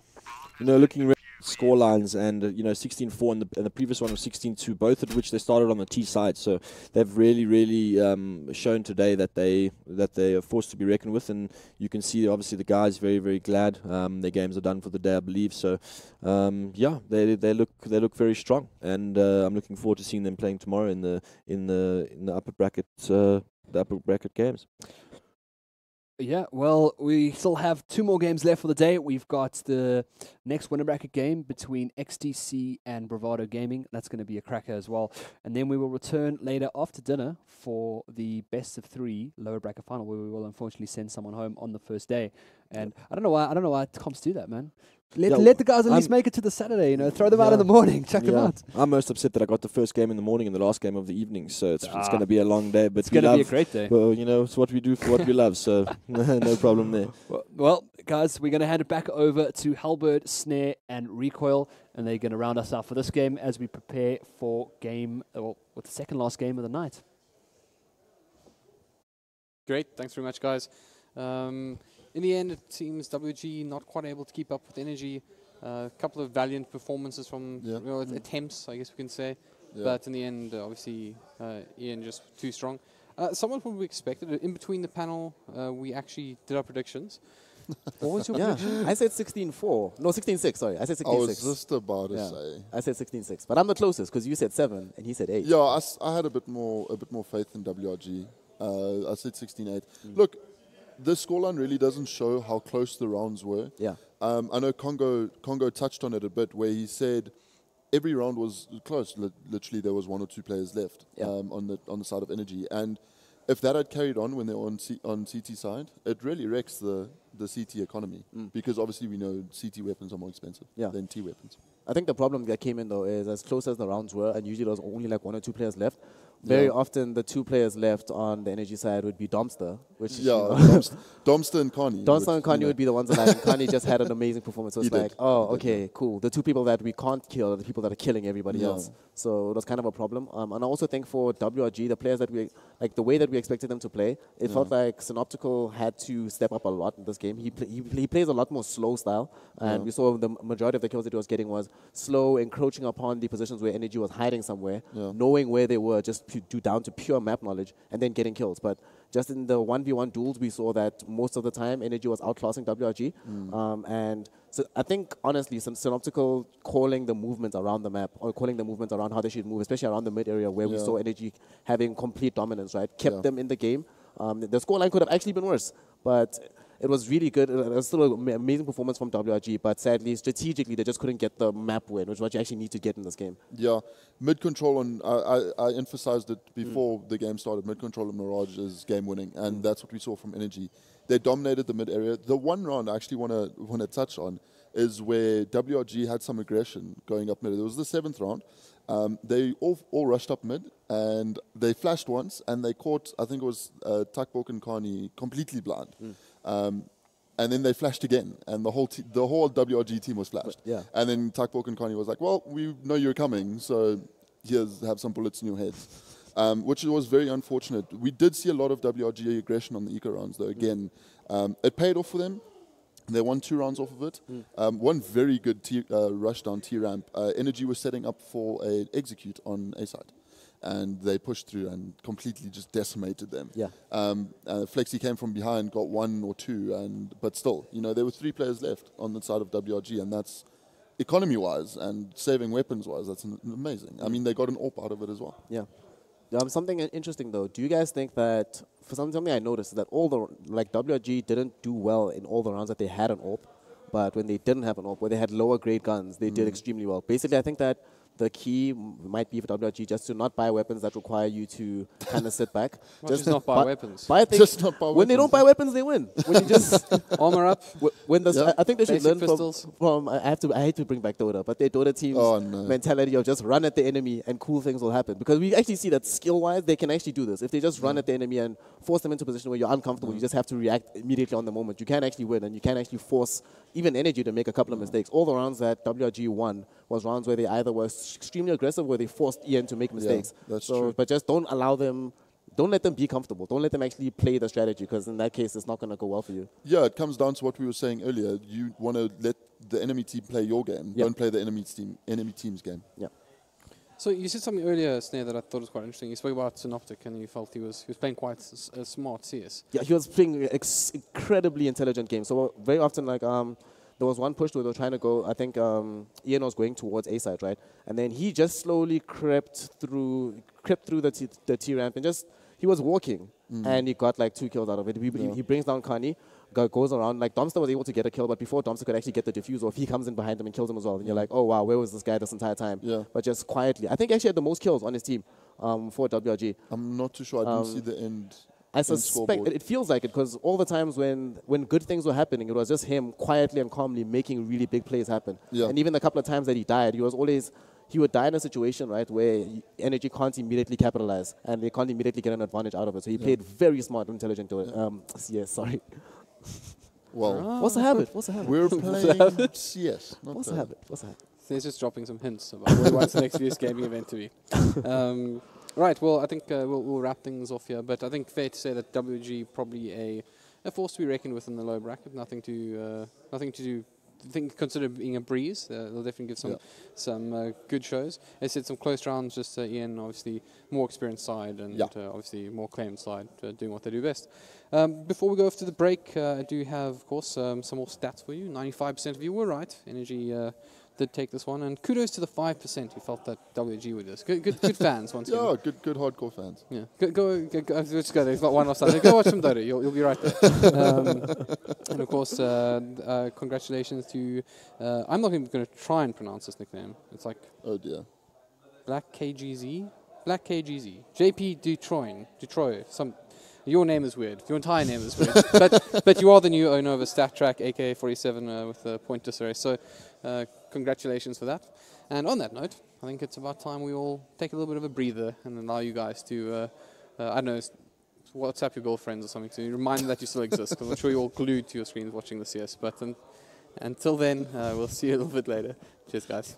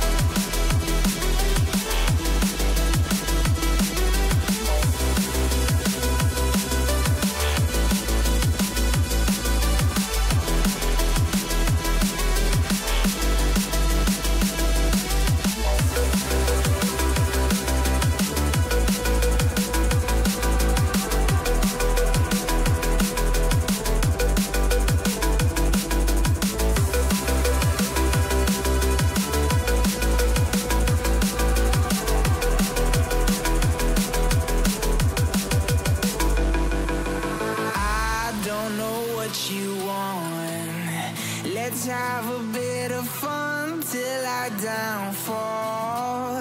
My love, if you feel like I do right now, don't say you're on the run to the other side. My love, you say you wanna try, but you never do. Sugar, there's a reason why we lose.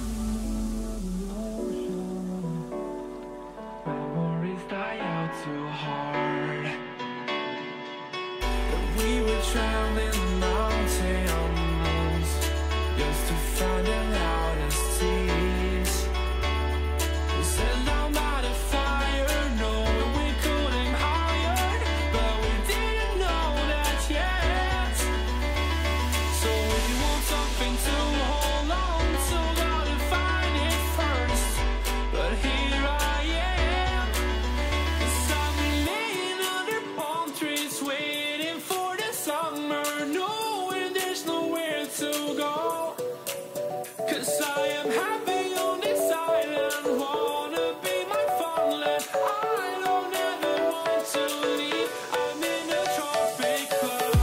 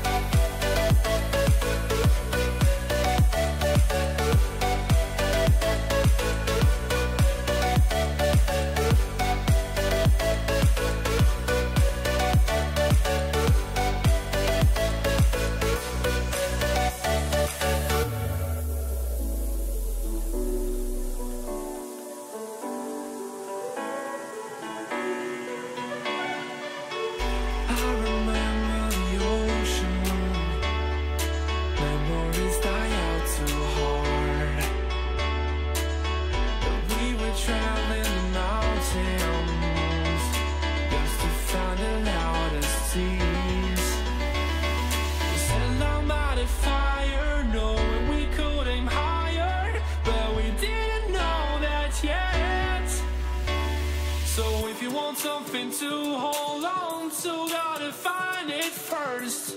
But here I am, 'cause I've been laying under palm trees, waiting for the summer, knowing there's nowhere to go.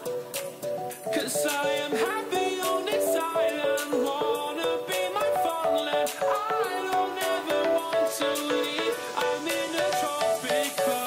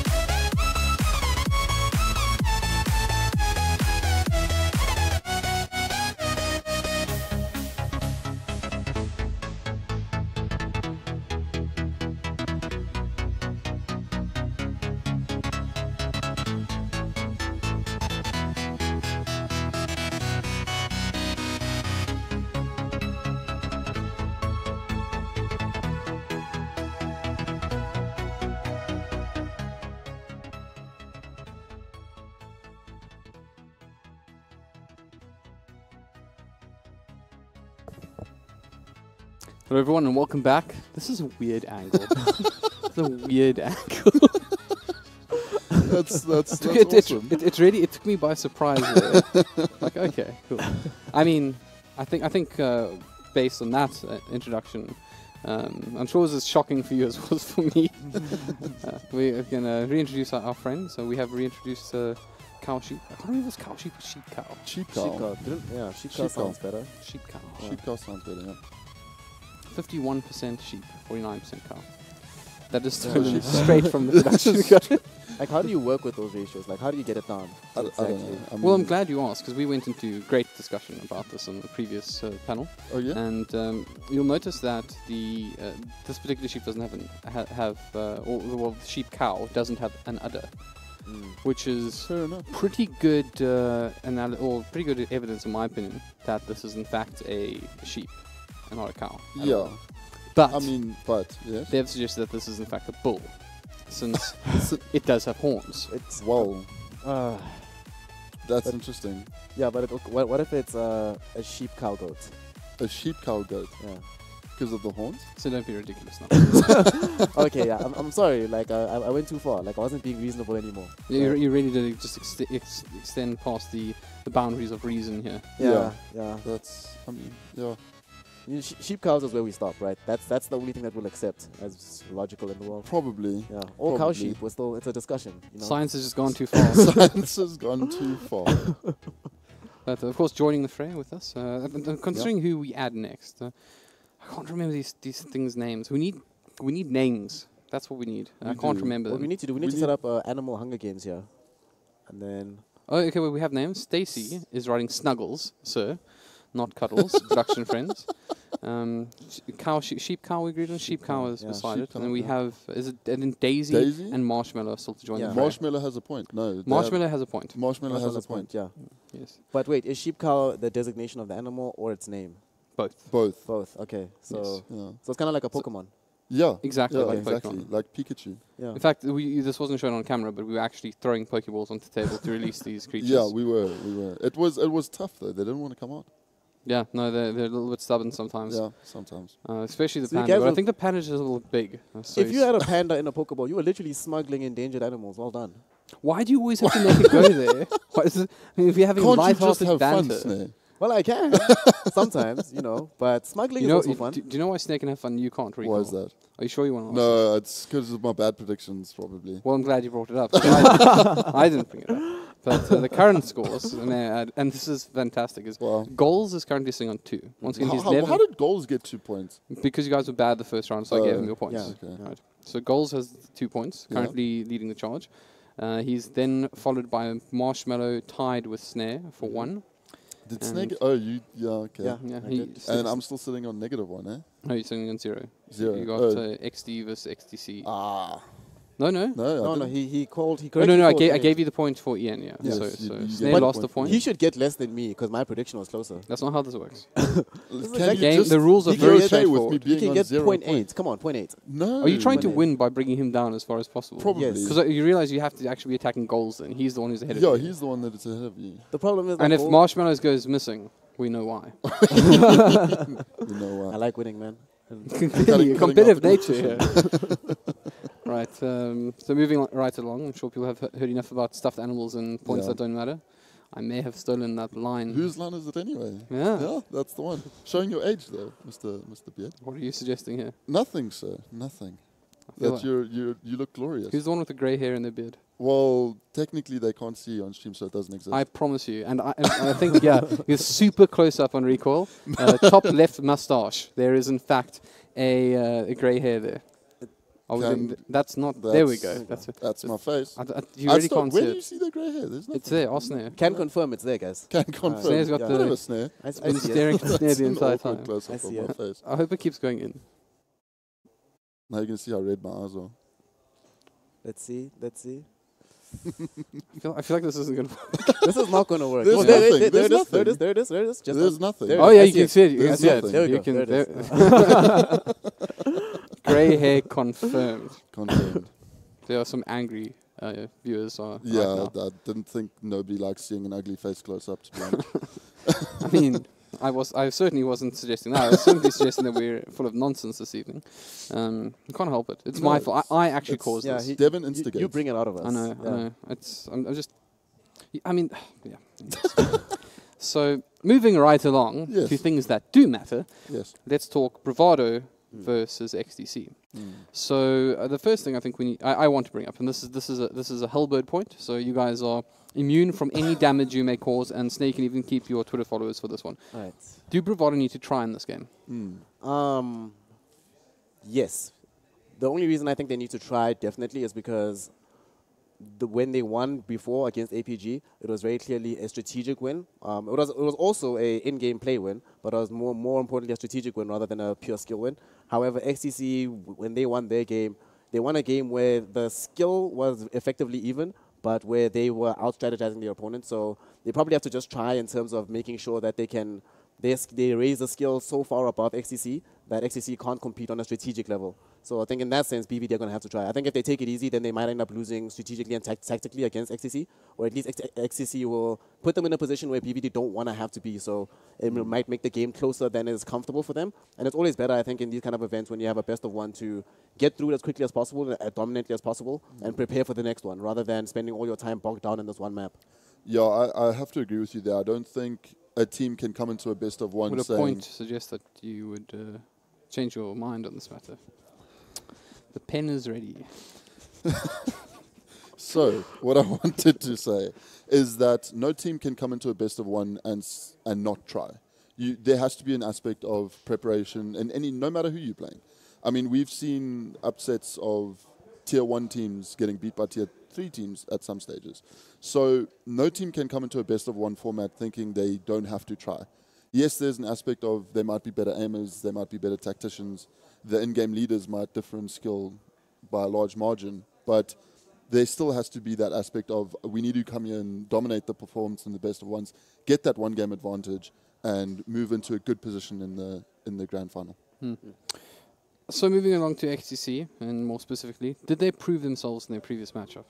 We spoke about them being on uneven ground. Are they? I think they proved that they can find a weakness and exploit it. I think they proved their sets plays are really good. Executions on site are really good. They proved that in the last game. However, there are gaps in terms of how they hold and retake sites that we did see in the last game. So they need to just, I hope they had a chat about it and found their weaknesses, because as no team does, they had 5 rounds taken off them. No, I'm lying to you. 11 rounds taken off of them. So there was definitely mistakes made by them, and I think coming into this game against BVD, those mistakes need to be ironed out, and I hope they had a chat about it and watched the game and saw those mistakes and found them. I think as we saw with the WG versus CN match, when you make a mistake, like flash your team, okay, that's a fairly big one. Yeah, that's they're going to punish you. You get punished. And Bravado are obviously a team of very similar caliber to Energy. Yeah. I think it's arguable to say who's the stronger team out of those two. Yeah. But you know, both sides are going to punish you in that sort of environment, and of course, XTC simply cannot afford to make any mistakes of that nature.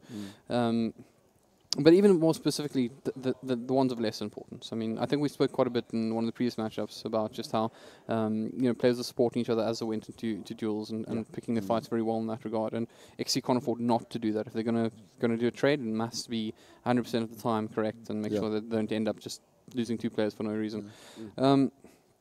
But speaking about XTC, they did have very good executes.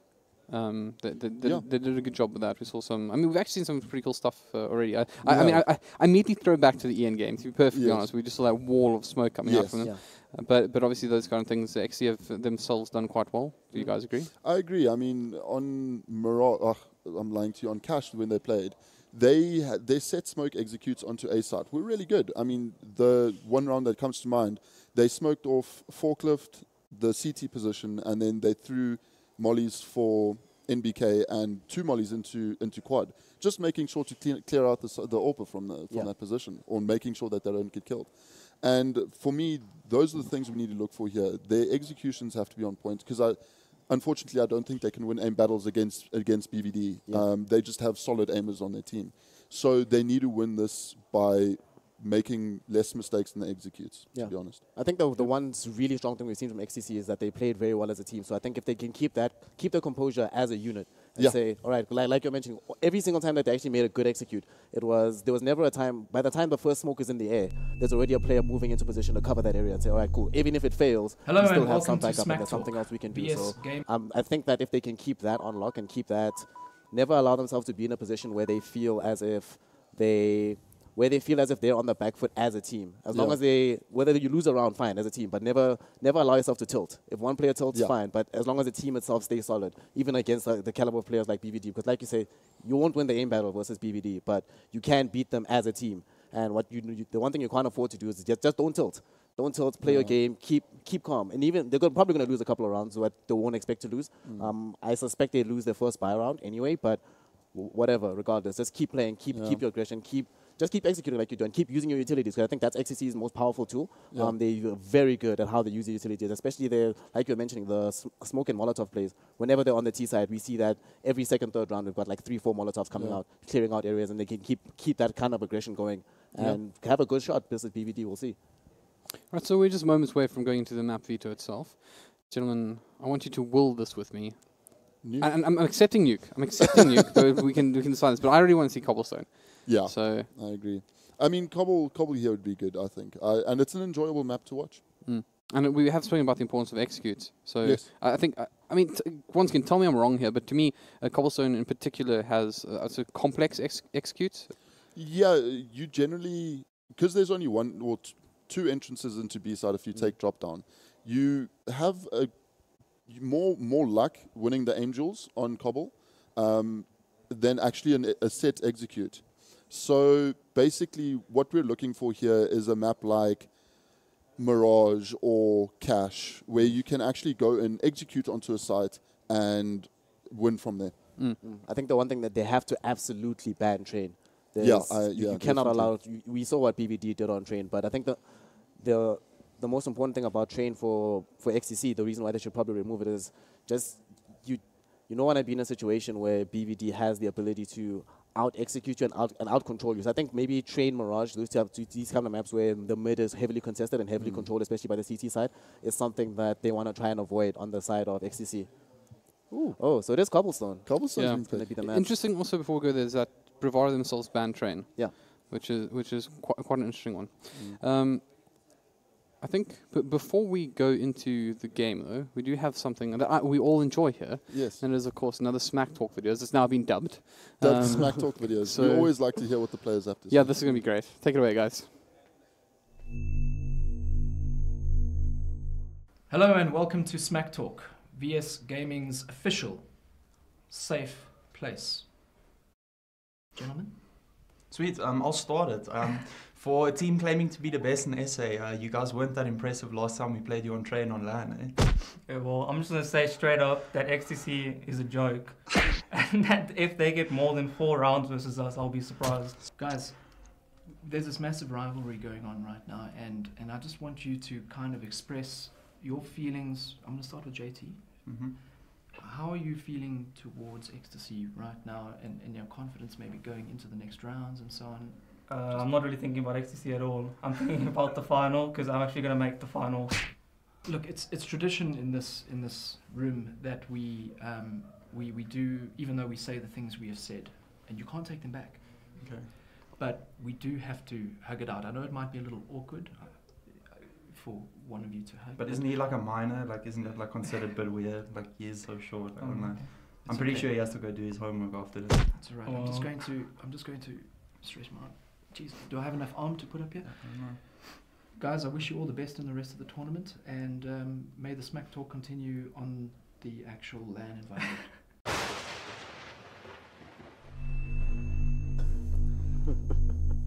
I feel like he was winning it. It wasn't a great one, I'm not going to lie. No, it wasn't the best one we've seen. From both sides, but BVD... Actually, can we just call that a draw, a bad draw? No, they were winning. BVD was winning until the age comment came through. Yeah. I think that kind of slid XTC. It was a comeback victory, really. Yeah, it was. Maybe like we're going to see in this game. Hey. Well, actually, anything, as long as XTC get more than 4 rounds, then basically they've won. True. Yeah, true. I think they probably will as well. I don't know if I'm going. You got the looks. I'm concerned. Never mind then. Predictions, lads. Oh no. BVD 69. Ooh. BVD 16-6. Right. Okay. Well, let's see how wrong you. Your prediction. I told you I'm immune to this. This is not how this works. We're moving into the casters in just a second as well. Let's see how correct they'll. I mean, they don't have to predict. They just win because you guys are, giving them free points like goals. Like, I still don't understand how you got the 3 points there. I think it was a bit biased on you. Yeah. I don't think that really matters too much. No, not match really. fixing, right? Yeah, that's like it's my game. I get to decide how it works. Game. And if you keep backchatting me, young man, you may find yourself minus another point. No. Okay. Or maybe I'll just give another one to Marshmallow.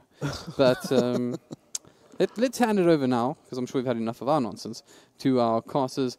Gentlemen, I'm sure it's going to be a fantastic game. Take it away. Oh, thank you for that delicate handover there. Thanks, guys. Again, I'm with FPS Fingers, and we're in for quite a game now. XTC versus Bravado. I think probably the two most focused teams we have right now. Just speaking to XTC earlier, I mean, like, these guys are laser focused at the moment to taking this. And Bravado, without saying, I mean, they in it to win it, as they always are. But I think XTC is definitely, they've got the drive to take something now. Maybe. I don't know. Yeah, look, I hope XTC can get more than 5 rounds. Yeah. Well, let's all hope. I mean, I'd like to cast a longer game, at least heading into the 20-round region. So let's maybe see what they can do. Predictions, Mr. Fingers, what do you think, bro? 16-5. 16-5? Jeez, okay, wow. All right, well, I'm looking at going Bravado, maybe 16-10. Guys, we're going straight into the game. No time wasted. Bravado are CT and XTC are T. Wow. Here we go, people. Here we go. So Bravado starting on CT. Ooh, it looks like the Turtle and XTC. Take 9 to Viking. XTC look like they're making their way to B round here. Looks like they're going to do the classic first round drop into drop down and straight into stair. Oh, wow. Detrony with a beautiful silenced UMP there. I mean, USP. Oh, elusive takes this is 2. I think you might be right, Fingers. Based on what we've just seen now, 16-5 might be imminent. Jeez, they're going to have to pick up after that. I don't think they expect it to be ended so quick. But look, they started quick and they ended quick. So what do they expect? Looks like they're going to be going into a Tech 9 and armor. Oh, well, my mistake. Looks like 5 Deagles. 5 Deagles, Fingers. Oh, wow. Well, this is going to be interesting. They've spent every single dollar 3 on flashes. armor, and sure, let's see what happens here. This can work. Looks like Bravado's taking it quite standard here with their splits, watching all entrances and exits. Bombers down at the moment. They don't want anything to be don't want the enemy team to be seeing anything just yet. Panda got hit by a smoke, it looked like. It takes 5 damage for that. Does it actually do 5 damage these looks days? like it. I remember the days of 1 damage. I Yeah. remember trying to get that 1 damage kill, man. I remember the flashes doing 1 damage. Well, look, this is a complete opposite to what we see the first round. Now they are taking their round slowly, and Panda ate that nade, now leaving him on 48 HP. He still has a flash in hand. There are still 1, 2, 3 flashes. Now 2 flashes in hand for XTC. What do they see there? Are they able to get anything? Elusive holding strong. Detrony taking out Iceberg.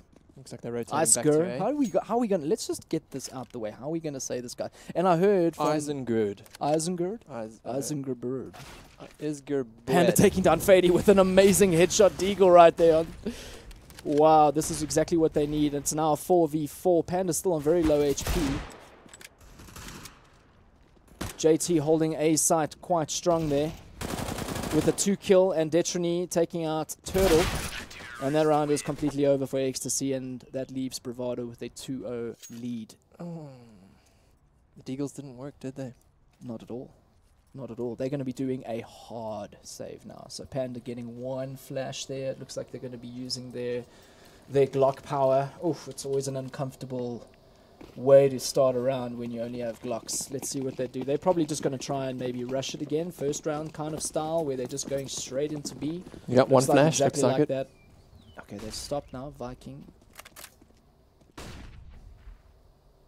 Detrony smelling something up. I'm sure he must have Vikings heard something peeking, there. moving forward. Detrony There's takes one him kill. out. Detrony 2. Turtle And takes down Detrony. At least he got a 2k there. They picked up the M4. They need to reload that before they move forward. Bravado all over XTC at the moment. They're not falling for any of their tricks. They know exactly what's coming. The information is there. Elusive taken down by Zin there. Killed with their own guns, very nice. Great little pick. Can they get another? No. Sonic takes down Zin with the M4. Unfortunately, I don't think they're going to be going much further. And here's Turtle on 19 HP. Not very comfortable.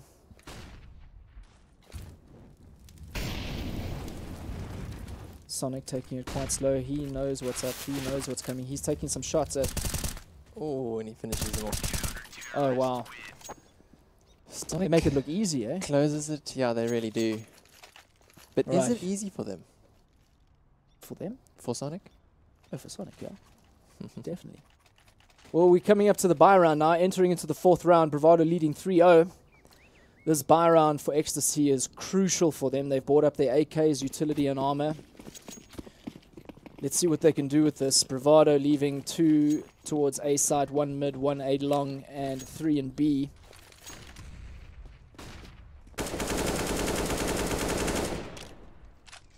XTC taking it easy. They have been smoked out. They can't exactly just commit right now. Fady with quite a forward little position there. Fady and JT holding A sides. About to see Panda. This is cobblestone, man. It's such an up and down. Hopefully we can see something. There's Zin on Fady.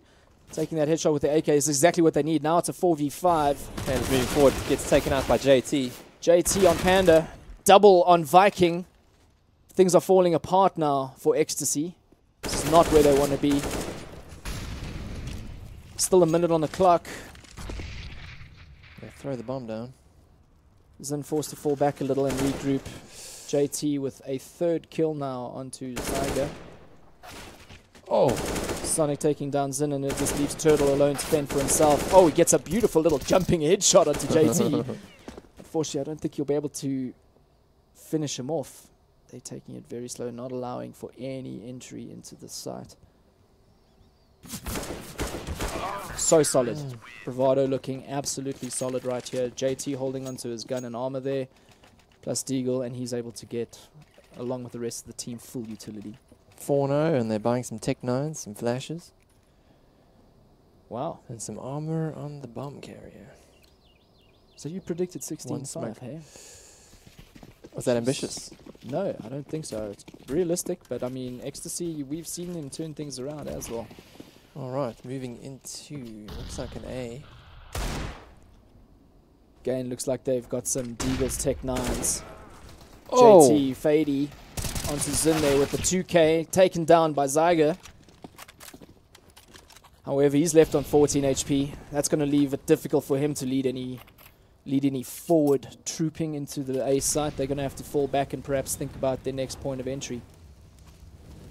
JT holding down the middle quite solidly there, waiting for that cute little jump there from Turtle. Unfortunately, they weren't able to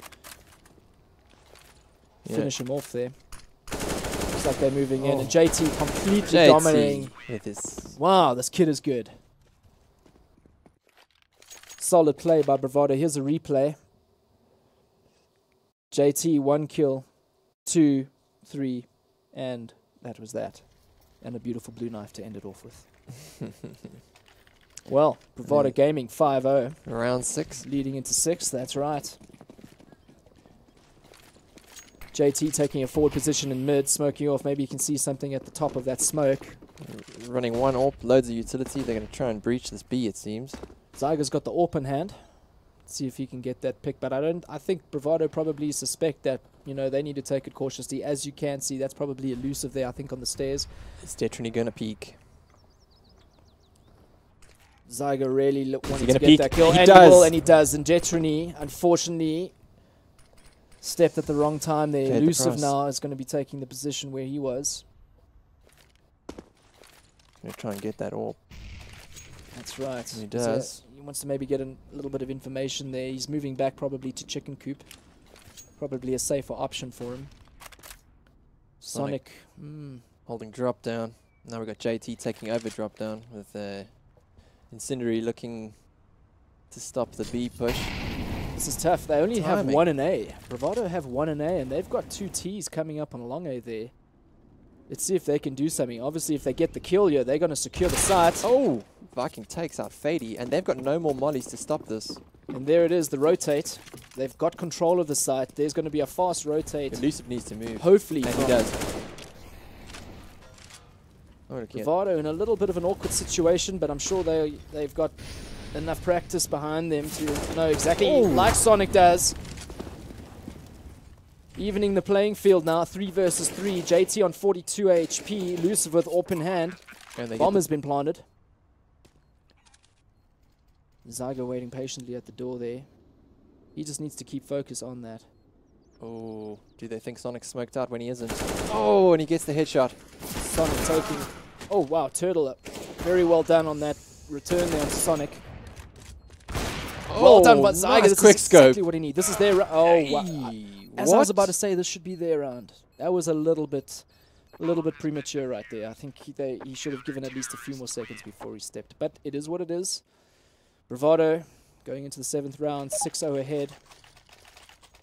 And a timeout. Sounds like a timeout from XTC. Probably, yeah, not a bad time. This is a crucial round. There's money in the bank for all of them. They're able to buy some automatic rifles and probably an AWP. Let's see how they decide to split this. Or they they have to buy. They should be buying. Yeah, They need yeah. a round on the board. But look, they did a full buy. They got the bomb down. Yeah. And they're 0-6. Yeah. It didn't work. So now they're really asking themselves, how do they get on the scoreboard versus Bravado? And If one of them buy an AWP, that means that he won't be able to buy armor. So one of them, whoever buys the AWP, should stick with that AWP. yeah, unless there's a donation and then possible. But you know. then whoever gets donated with the AK, whoever buys the AWP won't have armor. Right. But he could run This an is a eagle. tough. I don't think they're going to get an AWP this round. Maybe Viking will get the AWP, no armor. Let's see. Maybe he just sticks with the Glock. That would be very... there's the AK. All AK. All right, so no AWP on field. This is going to be quite tough. I think if they had to make a play, Detrony with that AWP in B, that is quite a toughie. But if they get their right smoke placements and flash timings, maybe they could pull something. I mean, they got maneuverability right with those AKs, but I mean, then again, they're up against Detrony's AWP. I really think that XTC had that round because they still had all of their utility. Bravado had none. Mm. And I think they threw a few premature mollies. Yeah. And it just... that smoke didn't quite close off the Yeah, vision they left of the the gap. site. Yeah, I remember, yeah. Sonic got that pick, and from there it just fell apart. So they have what it takes. They just small little intricate details like smoke placements, making sure that there are no gaps. This is what when you want to play Bravado. These are the little differences you have to make. Fady pushing aggressively. Viking returning onto Detrony, leveling the playing field now. 4v4. Panda down. Detrony down. Fady moving back on long A.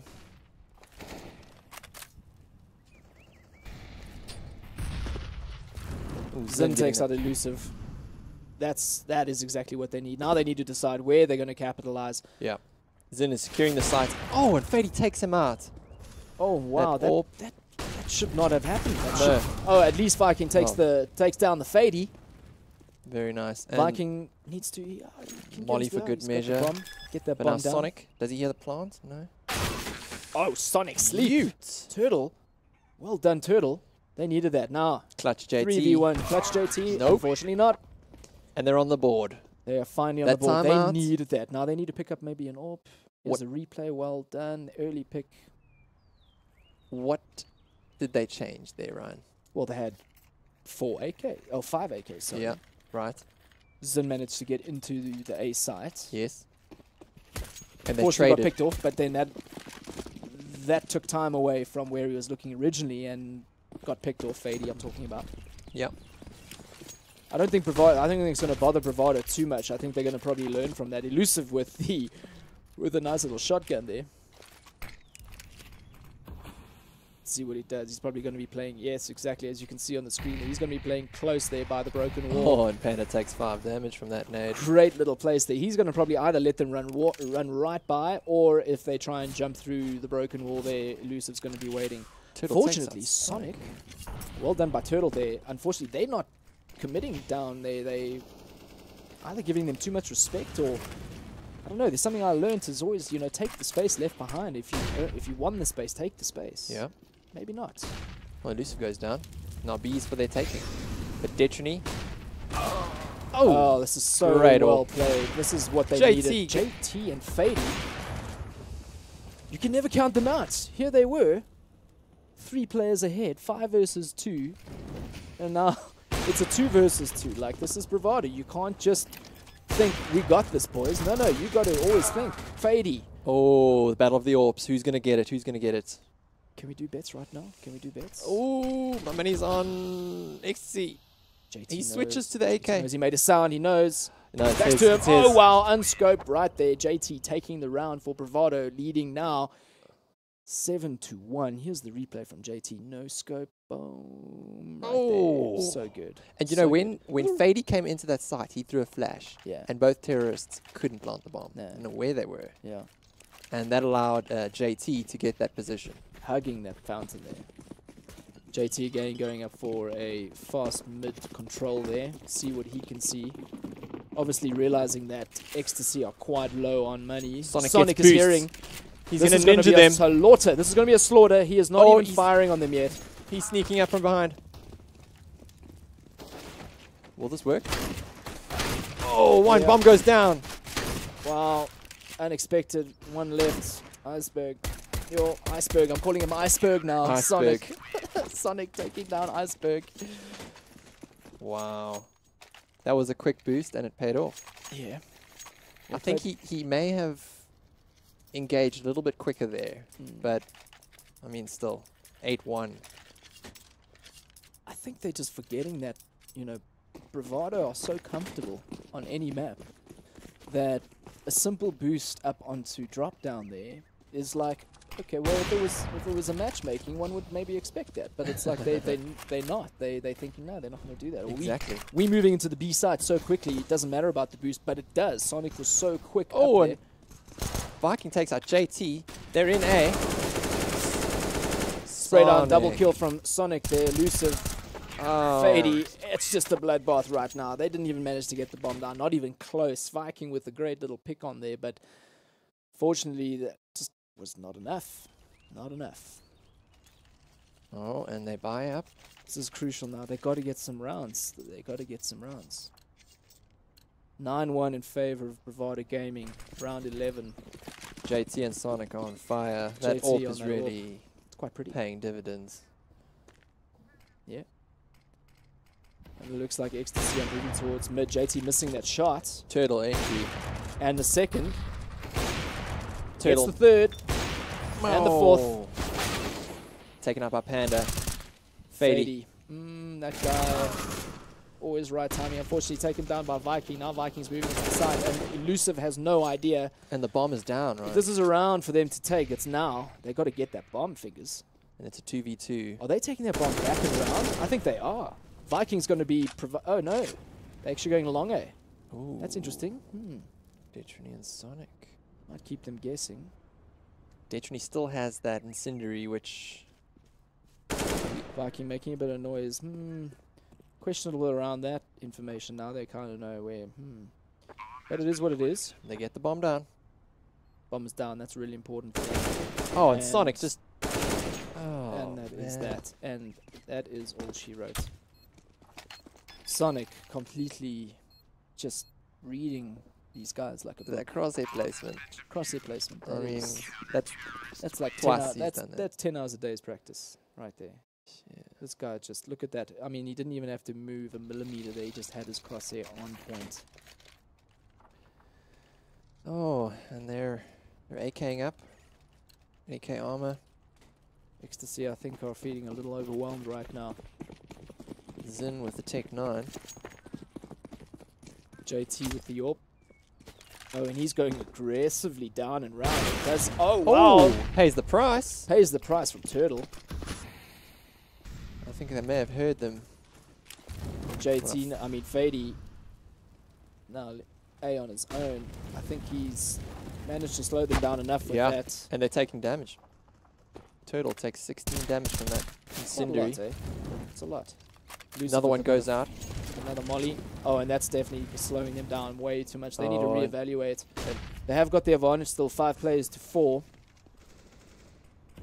They need this pick now. Turtle, unfortunately, could not take out Fady, but he managed to deal some damage. I heard someone burning it. Oh, very Panda. nice by Panda, taking Fady out. Now he's going to push into A. Bomb is down in mid, and these guys are split up between 2 and B and 1 and A there. This is... Yeah, it's a little weird. Maybe confusing enough. They now got 45 seconds. They got to kind of... Oh, that incendiary doesn't quite close them off. It does spread, though. I mean, it's going to take at least a couple of seconds to get that bomb. They're not leaving themselves much room to fake or, you know, play around a little and maybe get a kill pick here. But they are committing to A, it looks like. 25 seconds left on the clock. They're definitely taking that bomb A. And Panda's moving in. Checking corners. Elusiv's called it. Oh, and Elusive! 1 kill. He knows the second's there and does the third come. Oh, he's run out of bullets. Trades, but he will get traded for that without a doubt. Sonic takes him down. That's the problem, leaving it so late. You don't have much time to play. Yeah, 11-1. This here was a really good pick from this replay. As you can see, JT going down there. A little unfortunate, but well needed from XTC's side. Unfortunately, it did not translate into a round win there. So now we're heading into the 13th round. 11-1 in favor of Bravado, completely dominating this focused young team right now known as XTC. But hey, I mean, you live and you learn. They played a phenomenal game, but it's just another level of play right now. That timing from Fady with that smoke completely caught them there. Oh, they're pushing straight through. They're pushing through. They are. Sorry. You can't do that against Fady. No, not through the smoke. Not against that silenced M4A1. A little disappointed seeing that. These guys are just pushing now. I think I don't know. It looks like they're kind of just pushing right now, and really, this is not looking good for them. Really difficult to push against that kind of utility. And Detrini takes out Zin. Now Fady's going to take the Turtle. Turtle takes... And JT gets the trade. It's like as we're like, well, that Turtle. Oh, Turtle, unfortunately. This game moves so quickly. And look at that. You can't do that. You can't push through the smoke like that without anything, like a flash or molly, something. And it really reveals the level of play. And you see how quickly they take the trades. Yeah, but maybe, if they don't have then choose something else or wait for the smoke to deploy. They still had a bit of time to work with. Right. Fady again holding on to his point. All right. Zyberg going in with the AWP here towards B. I don't know about a B here. Maybe he can get another pick like he did earlier, but I think Bravado have learned their lesson there and they're not going to make the same mistakes. JT seeing what he can. He's got enough information, so he falls back. I think he's managed to get a bit of a count there. He doesn't know about the third, but I don't think it really matters. He knows that there's at least 2 players there and they've got to hold tight there. Sonic. JT's holding mid. He sees Zin. Zin trying to figure out what to do now. That smoke is deployed. I think they're not going to go through there this time. It's just so tough to play against a team like Bravado where they just have excellent use of utility like they do. And all drawing out the clock. If you look at the time, it's just time is going down and down and down. Smoke is 15 seconds. It's right. Fady's pushing around. You know, the molly is what? 5, 6, 7 seconds. Yeah. And, you know, it's all taking down the time. Takes Viking out. Onto Viking there. Wow, these guys are just dropping like flies. And you're right, Ryan. It does more than just the time of the molly. It's the time of repositioning and re-executing. Oh, but look at this. Turtle takes one down. Zin trades. Is this the round they're going to take? Panda, no, JT. Oh, wow. JT JT get the bomb is down. just completely on form right now. A little bit overzealous there Zin. with a little bit of HP, and wow. Zin takes the second round. I almost felt like BVD kind of gave him that round almost. It was like, I think not to point fingers, but JT should have been a little bit more cautious there. Such low HP. He didn't need to go push in there like he did. He could have waited for them to plant and then step. Right. You know, but he decides to run in there. But you know what? 16 take, HP. Take nothing away from XTC. That's no, look, they can do things like that. They're 12-2 ahead. They can yeah. they can take chances like exactly. That. And I mean, it paid off. Fady pushed the. Oh wow! What? Wow! Wall bangs Viking through the wall. JT is holding mid like a boss. Like a boss. Zyger, with that AWP gain, he needs to get a pick. He needs to translate something into a kill or two. Sonic is just waiting for someone to drop down. That AWP's role is so critical. Oh, I think they flashed each other. Trading flashes through drop down. They both know each other. They're both back off. What do you do? What do you do as XTC? What do you do? I don't know. You don't need Firstly, the bomb. Zyberg needs to be using that AWP to create the opportunities, and he's just getting denied. If you get denied one place, move. Like, there's time. Right now, we're sitting at 50 seconds. What are they going to do? But the problem is JT has such great positioning now to... And he's never the same place. I mean, yeah, he pushes in the beginning to mid, yeah. but then he's always in a... Let's see. He's there every time. Are they going to... One, two... There goes Zyberg. And the bomb is down. Panda takes out Fady, and JT finishes the first half. That was very solid from Bravado. Good half. Solid work. Look, I think Cobble is definitely one of their favorite maps. So, you know, it goes without saying that... We're watching JT's replay now. JT, I think for me, I don't know if he got the most kills from his team, but he was definitely really shining there. Yeah, there we go. We can see it. 22 kills, 4 assists, 5 deaths. Next closest was Sonic on 17. And comparing everyone else on XTC, they're quite similarly scoring there. Unfortunately, it's just not enough. Going 2 to the rounds. second half now. Oh, wow. Fady taking down Panda. Full on JT coming up from the stairs. The CTs are running back, and I think the Ts are just mowing forward. Oh, they seems like they've kind of slowed down. Okay. Good call. Interesting. Detrony still waiting in B side. They have the advantage. Panda down. Bravado Gaming still with all 5 players alive. It's very interesting. I love how they just... It looked as though they were just about to rush through into A side. They got one pick. Why not commit? Yeah. But let's just slow down, guys. Hey, let's just take it easy. We've got a pick. It's first round. Let's take this pistol. Secure the win. If they take this round, it's game over. GG. Turtle getting taken from all sides. Whichever can't handle the pressure. Blanked, and JT's established side control. Let's see if Viking needs to get some sort of headshot picks here. Oh, Sonic takes out Zin. Vikings battling Sonic. And takes him out. Zyberg just gets that kill. Well done there. Needs that on Sonic. Except it's just him now. What is he going to do? 1 versus 3. He's getting tagged. 58 HP. He's going back and forth. What is he going to do? JT taking him on there. Oh, and unfortunately, Fady holding on to those corners right there. Fady took 2, Sonic took 2, and JT took 1. Yeah, these guys are solid. It's a great pistol round. Can't say I don't love seeing a silenced USP get a headshot. You say you can't say? Yeah, that I don't love. It's like seeing. I'm confused now, man. It's a little bit confusing there. Well, fingers, we're heading into the 17th round here, and it looks like it's going to be a very short game for us to cast. Bravado 14-2. It looks like Turtle is holding off mid. He's going to have to drop back. Looks like Bravado coming full steam ahead and towards mid. And JT's trying to sell at B. Keeps 2 players there, but 3 rotate A. Panda and Turtle. Oh, Panda Sonic using the power of the AK. Elusive's down. He only had a UMP though. Yeah. Panda's got that deagle. Not sure if he can hold A. Viking, I hate the Julies, man. Why is Viking buying Julies? Don't understand. It's the worst game in the gun, like worst gun in the game. Maybe he can make it work, in my opinion.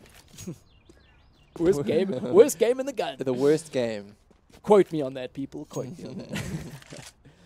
No, but seriously, Julies. What are you gonna do with those? Really? I don't know. Maybe it's.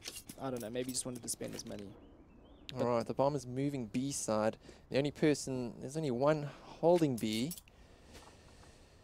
Well, Zin. Viking does he get? Oh, he doesn't connect that shot onto JT. Unfortunately, they're moving straight into the B side. They're going to get that bomb down. Problem. Other two players are at A. Are they going to save their armor? Probably. What else are they going to do? Well, he's got the worst game in the gun. He's moving forward. And, oh, what? The worst game in the gun. Gets Worst a game in kill the gun. on Detrony. Worst game in the gun. Oh. Wow. He actually got it. Once he gets a second, once a fading. Zen moves in. He gets taken out by JT. He's got two kills, man. Oh, and He's you're got going two kills. I'm telling you, Ryan. I eat my words. I eat my words. I'm man enough to eat my words. The worst gun in the game gun. And he's just freaking going. Oh, 3 kills. Yes! What And he's going to get seeing the you? Oh my god. defuse. No, he won't. He's not. There's not enough time, unfortunately. No, he doesn't have a kit. Oh my god, what a round. Oh. Look at them. They're smiling. This was amazing. Thank you for the replay. That. Look at that. I don't know what he's shooting at, but Oh, he's the 1, guns 2. are just going up and down, up and down. Jeez, I don't know if I'm being too loud. Apologies for the levels Oh, here, people. yeah? But wow, 2 freaking 3, 4 kills. He got 4 kills with the Genies, man. Oh, What is exciting this? stuff. I don't understand, man. I don't understand what I just saw. Yeah, he's still shaking his head like, jeez, I don't know how I did that, but I did it. Oh no! Against Bravado. But you know what the problem is now? It's going to create a trend. You know. What?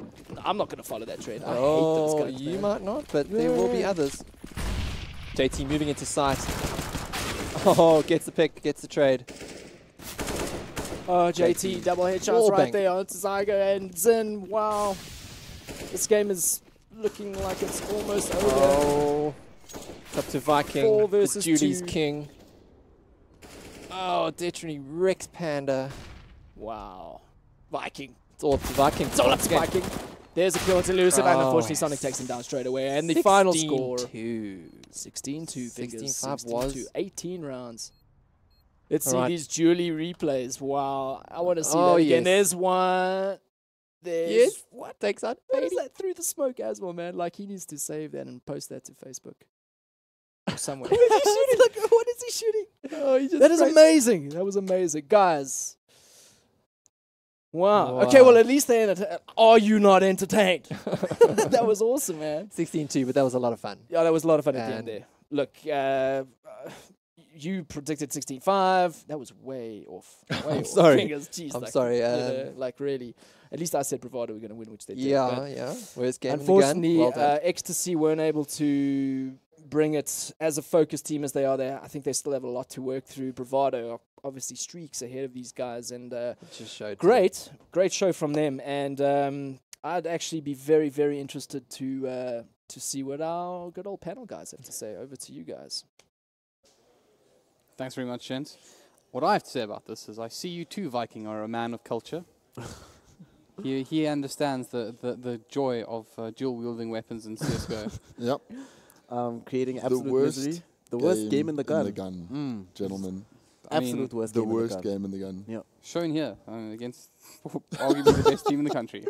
That is incredible. I mean, the caster calls. I mean, that he's not going to do much with Julie's. Why pick up Julie's? And then Viking goes, well, I'll just get 4 kills against Bravado. Against Bravado, yeah. With a buy. Yeah. It wasn't like it was a pistol round. They bought. There were 6 winners in this game: the Bravado squad and Viking. Right. Well, I guess we just need to wrap things up here. I just want to point out again that we're very critical of this attack pauses in CSGO in South Africa. One of the rounds that XTC did take was on the back of attack pause.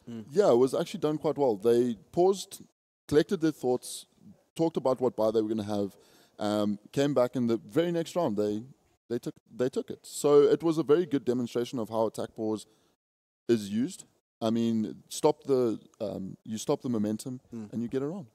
Unfortunately, though, you only attack pauses are kind of limited. Yeah. So immediately afterwards, the momentum, it's not like Bravado felt, it's almost like they didn't feel that they had to lose momentum. They were just like, we lost that one round, whatever. And they still look extremely dominant thereafter. And I think one of the main problems as well is it didn't even seem like XTC had a chance on the pistol rounds either. So, or even on the econ rounds. So even if BVD is forced to go for econ, it's like whatever, they can just win you out. It just felt like BVD read everything XTC were doing. Whenever XTC would try and make a move. So when they were playing on CT side, there was never a situation when they were defending en masse. So there'd be 1 or 2 defenders, and then you'd be like, oh, wait, there's 3 Bravado players there. Suddenly I can't do anything. And when they were playing on the T side, it didn't, like when they were playing on CT, and Bravado was on the T, Bravado they would move to one side. They wouldn't even bother to say, okay, fine, let's split between A and B. They just go, they know exactly where to find everybody, kill everybody off, take the sides, immediately plant the bomb, and they're not. And then what can you do? No, it was well played by them. Bravado just showed how CS should be played. Yeah. To be honest, I mean, their defense was very strong. They read, as you said, they read XTC like a book. All right. Well, I guess that just brings us to the last piece of admin. Congratulations to Tyron Lau McDonald for winning a StatTrack AWP Fever Dream skin. Sounds nice. Wow. Congratulations nice. to you. Enjoy it. May you shoot many people through walls. But on that note, I think it's about time we take a bit of a break. We'll be back at 8 p.m. for our next matchup, which is between Southern 5 and DC. Be sure not to miss that one. But until then, cheers and goodbye.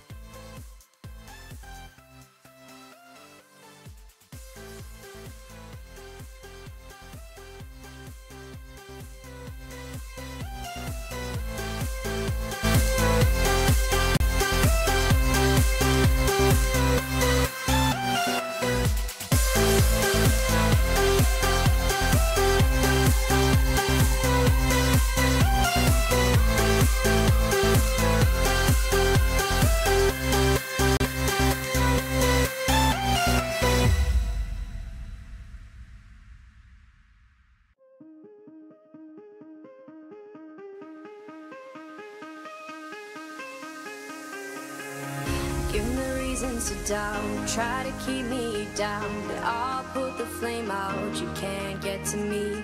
Throw your sticks and your stones, go break all of my bones, you won't ache my soul, you can't get to me. And there is no barricade that I can tear away. Shoot me down, the fire away, away. But I'm a heavyweight, I'm a heavyweight, I'm a heavyweight, I'm a heavyweight.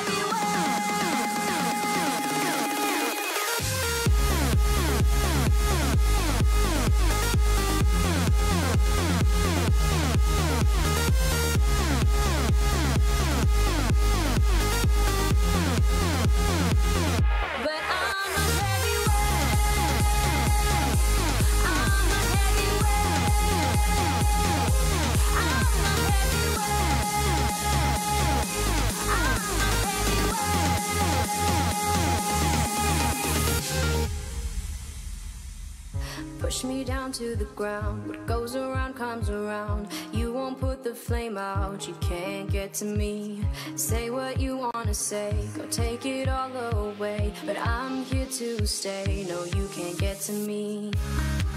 And there is no barricade that I can tear away. Shoot me down, go fire away, away. But I'm a heavyweight. I'm a heavyweight. I'm a heavyweight. I'm a heavyweight.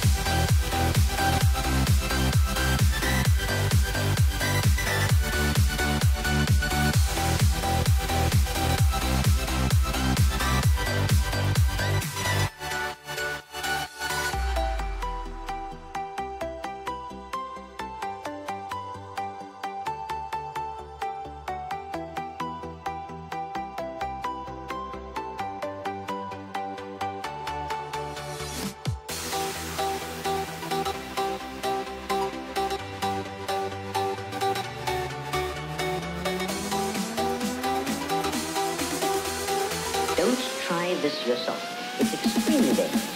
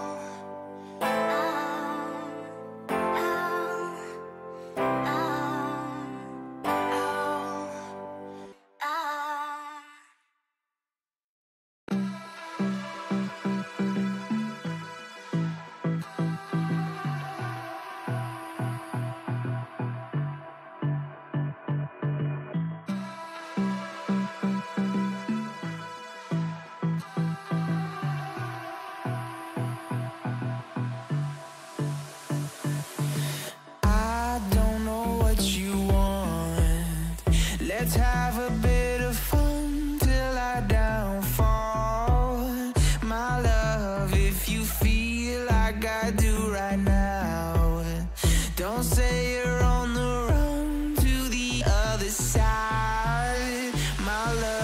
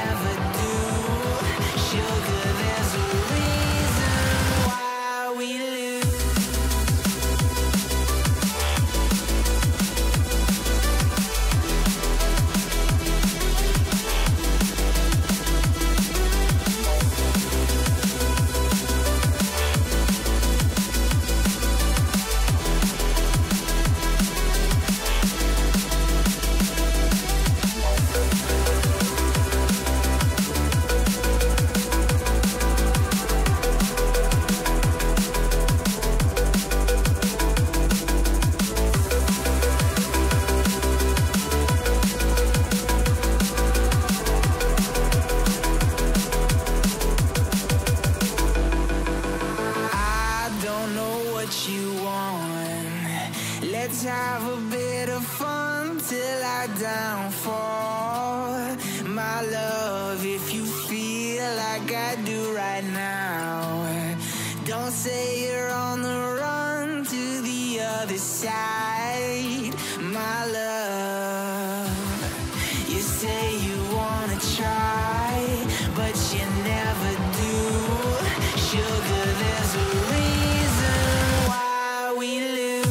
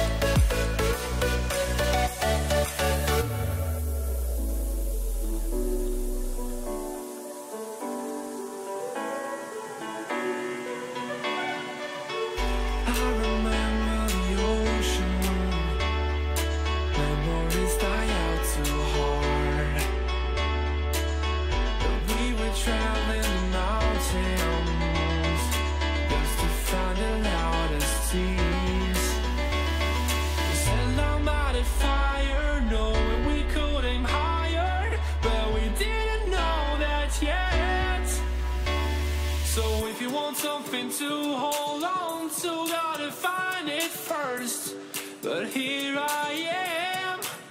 'Cause I've been laying under palm trees, waiting for the summer, knowing there's nowhere to go. 'Cause I am happy on this island, wanna be my farmland. I don't ever want to leave, I'm in a tropic club.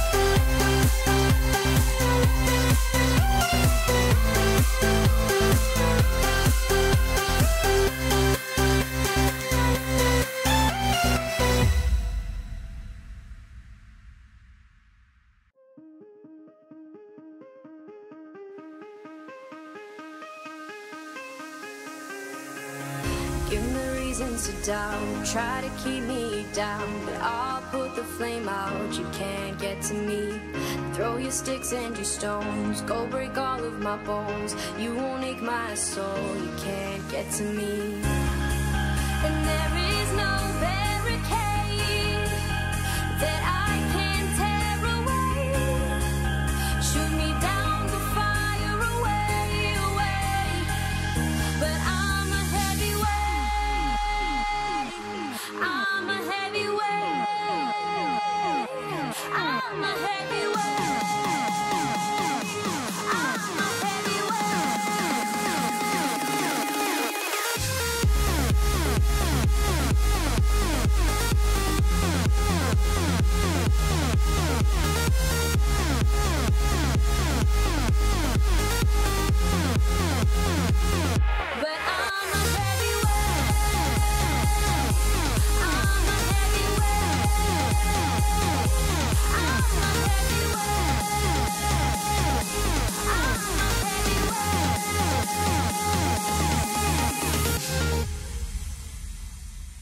Push me down to the ground. What goes around comes around. You won't put the flame out. You can't get to me. Say what you wanna say, go take it all away, but I'm here to stay. No, you can't get to me.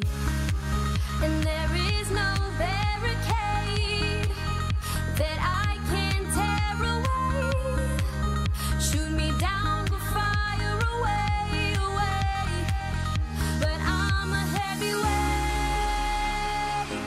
I'm a heavyweight. I'm a heavyweight. I'm a heavyweight.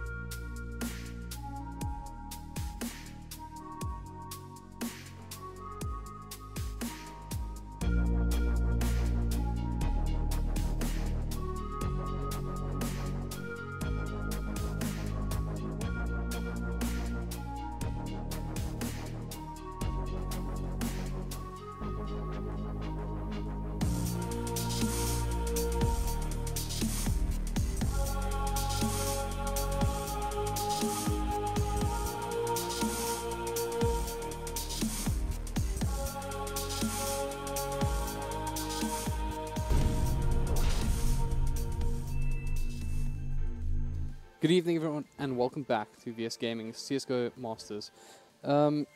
Gentlemen, it's a pity the cup's seen so formidable. Yeah, I'm just glad that the aim's better in game than with that Nerf gun. I saw the scoreboard. It is it's shocking. It is shocking. I'm pretty sure some of those shots they show cups falling over just saw different angles. Yeah. And it wasn't a good. Yeah, it wasn't a good I think show. I saw a couple of teams with 2 points overall. Yeah. I'm pretty sure they went through like a full round as well of that weapon. Well, given how much rage CS can cause, right? Maybe it's a good thing that the players can't aim in real life. I mean, that's a fair comment. That's a fair comment. We're all going to be safe after. Yeah, at least we know none of us are going to get shot or anything. Yeah, it's certainly not with one of those little toy no, not at all. And particularly so if we're a cup. If you're a cup, if you're and a watching cup, now, you're pretty safe. You're one of the safe people on the planet right about now. So we're on our final matchup this evening. This will, of course, be between DC and Southern 5. Yep. And interestingly enough, this is the first game of this tournament that will be at BO3. Yes. So as mentioned, if you haven't tuned in before, it's worth repeating. The winners bracket rounds are all BO1s up until the grand final, which is a BO5 with the 1 game advantage. And the lower brackets all BO3, and obviously the last chance saloon, as it were. Yeah, so whoever loses here, first team to go home. Yeah, come over for the weekend, leave on a Friday, never nice. One night stay. I mean, yeah, I mean, at least it gives you an opportunity. If you're not from Joburg, yeah. you're staying at the hotel. Yes, yeah. Gives you an opportunity to see the sights. So travel the city. Yeah, that's true. One thing I really like about having BO3 in the lower bracket is that usually when you lose in the winner bracket in a BO3, you drop down and you lose a BO1, you blame luck. You're like, well, anything can happen. Yeah. Now if you lose, you know it's you.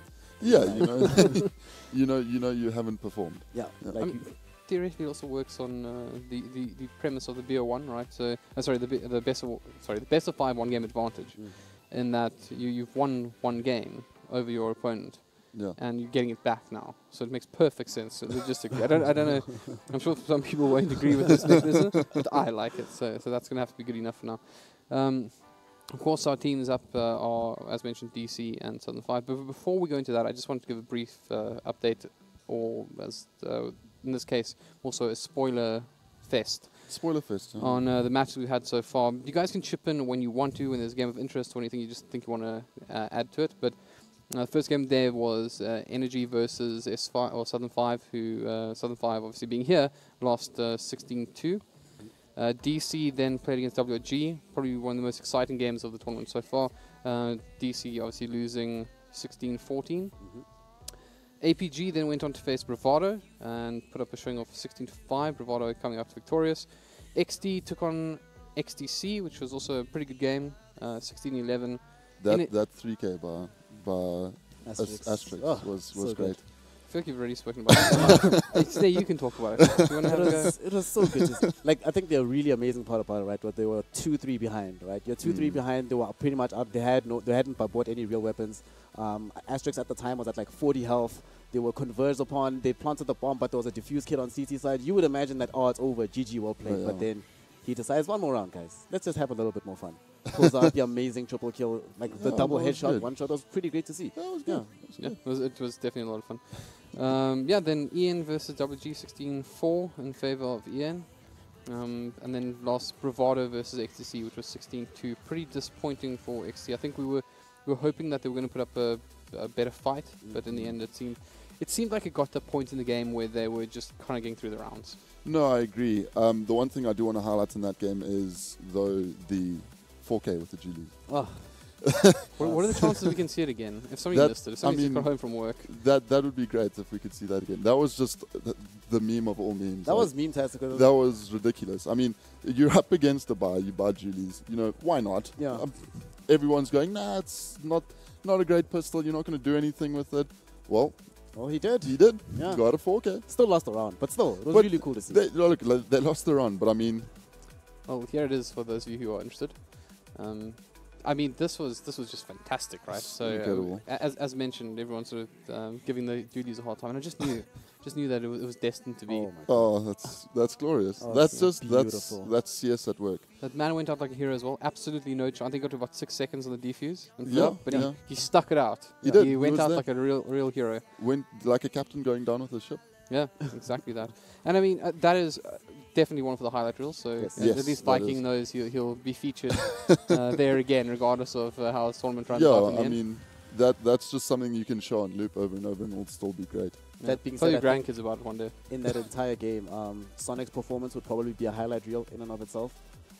Every round was you like, oh, Sonic, damn, oh, Sonic. Yeah. It was pretty crazy to see. No, it was good. Well, yeah, in that game, obviously up from the side of BVD, it was Sonic and JT just... They just went absolutely bonkers. Don't you guys think that's kind of concerning for future teams? Because game 1 of BVD, we saw it was Fady and Elusive were putting up massive numbers, an amazing place. And then the next game, Elusive and Fady both had a just relatively okay game. Yeah. But then there was JT and Sonic who had an outstanding game. So isn't it kind of concerning that you can't necessarily pin down one player and say, okay, we shut him down, we likely win, that there's someone else who also has that ace performance up their sleeve. Well, that's the thing, right? So if you have all 4 of those players on form and getting, ridiculous amounts of kills, that whole team is capable of doing that. We've seen it today. In one game we had, the 2 guys, and the second game we had the other 2 guys. Now, if you have all 4 of them on fire in one game, it's going to be very scary to watch, to be honest. Well, very scary to be on the opposite team, to be honest. I mean, I look forward to it. I mean, I don't think it's possible for them all to 30 bomb, but it would be nice to see. No, not possible, but I mean, just give them a respawn. Yeah, just give the other team a chance. A couple of extra lives each round. So, moving right along to just the final matchup of tonight. DC obviously being knocked down. Probably not the happiest campers in the world. No, probably not. I mean, they are here now in the lower bracket, playing a best of 3, which I think they're going to feel a little bit more safer on, to be honest. It is against Southern 5, who literally only played or won 2 rounds in this event so far. DC had a strong game. It was a long game as well. That game against WRG was, by all means, I think my game of the day, to be honest. They just played outstandingly well. WRG played outstandingly well, but so did DC. Nothing against that team either. I mean, not to forget that I think they had a 5-10 lead at halftime, so they were in a solid position. Yeah, DC had a 5. DC were 10. It was 10-5 halftime, and then WRG came back, won 6 rounds in a row, straight up. And then after that, it was just, how quickly can WRG, how quickly can either of the team get to 16? Yeah, it always sucks to lose a close game, or worse yet, to lose a comeback. When you're leading the game at halftime and then you lose, it's not a great feeling. So I'm pretty sure they wanna reverse that trend here. Probably the likeliest thing I wanted to see DC do, I think they will play a lot more safely in the second part. Even if they are winning, they're going to be like, guys, let's close this out. Let's be very slow and methodical. Because it did feel like in the first game they kind of felt they had it in the bag at some point. So a couple of small mistakes started happening. Start playing a little bit less cohesively. So I think they'll fix that. And I think since Southern 5, though, they just want to play an actual game. They didn't really get to play against EN. So I think it's going to be much more fun for them to be able to actually get involved in the game and bring it out and bring it somewhere. Yeah. Right, so I think we are about to go into our map Veto. We also have a nice Smack Talk video as well to enjoy, so maybe we'll try sneak that in somewhere. Yeah. But, yeah, gentlemen, we willed in Mirage. We did. And by we, I mean me. You guys added no value. I think it's because I said it would never get picked in the tournament. And then, as I said that, you have Mirage getting picked. Yeah. So let's try something out. Gentlemen, what do you think the chances of Nuke being picked are? Definitely not going to happen. Not happening. If they ban it first year, I'm just saying. Look, the thing these is, cameramen are becoming the new panelists. I think, to be honest with you, DC is a very strong team on Nuke. You're all very lucky. There we go. But I think it could be in Southern 5's favor to actually ban Nuke if they know that DC are strong on that map. I'm thinking Mirage actually getting banned. Is that the first ban from? That's the first. Mirage? That's the first Mirage ban tonight. First Mirage ban. Oh, there we go. DC picks Nuke first pick. Really? Yeah. There we go. We'll see the Nuke. That's because I was having a chat to some of the players yesterday when we arrived at the hotel, and they were saying that DC are actually one of the teams in the current scene that actively practice on the map. Yeah. I'm fine with this. I'm happy with Nuke. Oh, Inferno. I wanted to see Nuke the entire time. Inferno probably a good pick as well for Southern 5 because it's one of those maps where we were talking about earlier that kind of requires you to be aggressive. Yeah. And I kind of feel like Southern 5 is one of those teams that probably in their comfort zone, being aggressive, being the team that's on the ball. Part of the reason why I think they lost so badly against EN. EN will never give you the opportunity to be aggressive. They'll always control your aggression, always make sure they just coddle you everywhere. So in this way, now that there's much more open, it's much. They have the ability to actually play their style. Yeah. And also a Nuke, as much as DC are practicing it, it's still one of the crazier maps. It's still one of those maps that like, I'm pretty sure DC will win on that because, like you said, they practice it. But it's just such a volatile map. Like there's so many things that can actually go wrong, that not go right. But at the same time, if you're one team that practices it, and then Southern 5 are relying on that volatility to be able to win, they might not be able to take advantage of that because DC practices it. So it's a coin flip in this way. I mean, you having a look now, we can see that Nuke, DC are starting T side. Southern 5, are starting CT side. Then when we go to Inferno, DC will be starting on the counter terrorist side. And then if we get to Cobblestone, there'll be a knife. This is like a nice 3 set of maps. It is. It's a very nice set of maps. I mean, I'm not too sure about Southern 5. If they've picked, or if DC have allowed them to pick Inferno, or I don't know if DC have allowed them to pick Inferno, or they've just picked it because they feel confident on that map. And also, DC lost on that map today. We can't forget that. Yes, they did. That was the map that they actually. That could also be the reason why Southern 5 want to take it, because they saw how to beat DC on that map. Yeah, So I that's mean, a fair point. Yeah, they could have pulled some of DC's strategies off that map and see how it goes. Yeah. Great. Well, I think let's take a minute just to enjoy that Smack Talk video we were talking about. I'm excited. I have like high expectations of DC because they're nice guys in general, right? And let's see if they can be not so nice guys.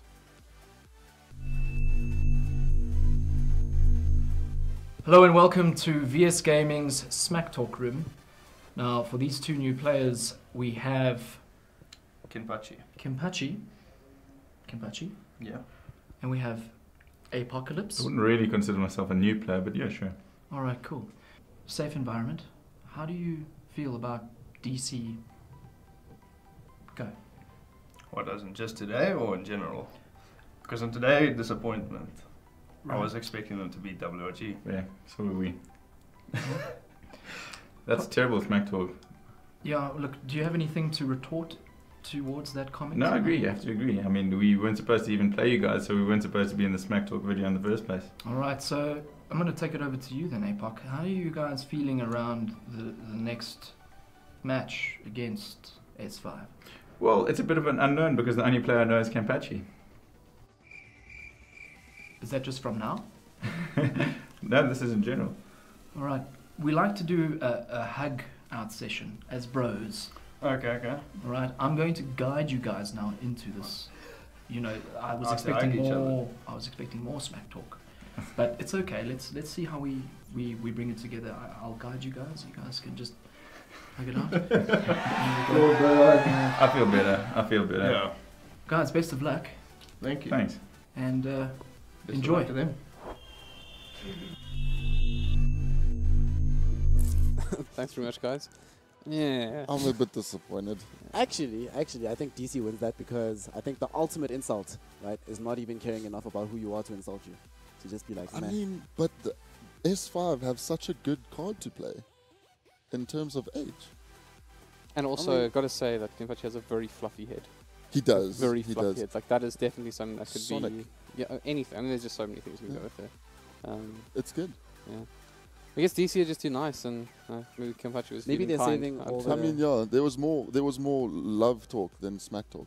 Or just DC, as I said, they weren't expecting to be done this. They're prepared to smack on the other side. Like, why are we here? Why are we here? And then, the compliment was returned in some sort of fashion. Right, but okay, enough of this. Let's hand it over to the gentleman on the mic. Congo and Goals, good to see you guys again. Have a great one. And yeah, let's hope it's a good one. I think you guys need a good one. So let it be a good one, friends. Because, yeah, I mean, the other games, although it's been a case of these matches not being particularly... Okay. I would say they were like good games, but they had good moments. But it's generally short games with very few rounds. So, so Congo. Hey, what up, Devin? Yeah, so I mean, like that was some. I mean, I think Kenpachi could have turned around when he said, like, we didn't expect to see you guys here. I'd be like, yeah, I wouldn't expect to see you guys here. We thought you retired ages ago or something like that. They could have thrown some fat shade back. But we are into our final game for the evening. It's DC versus Southern 5 on Nuke for the first map. So we're both excited for this. The map we haven't seen. Thank God it's not Cash or Mirage. But Goals, are you ready? I'm really, really keen to see Nuke here and all the other maps as well. I think the smack talk was a little bit lacking, but hopefully the game makes up for it. Ryan was the star of that. Ryan was the star of the smack talk. Definitely. But the match is about to go live. We have Southern 5 starting on the CT side, and of course the boys on DC. Oh, sorry, it's Knife, of course. I'm sorry. Well, let's look at the Knife round. I mean, what are we looking for here? Never mind. I thought so because I saw them Knife. I thought so. I thought they were playing around. We go live right now. It looks like they're starting on the T, but it's a nice pick as well. Immediately out there taking down Star. That's one of the hard hitters for DC Goals. And we spoke about the outside emphasis here, but I'll let you take a bit more on that one. Yeah, look, I mean, this is with the new nuke. The big emphasis is on outside, and you essentially you take control with you take control of the game if you take outside. Yeah. So I mean, we'll see how these guys handle it on the later gun rounds. But I mean, as you can see now, they've snuck downstairs, and yeah.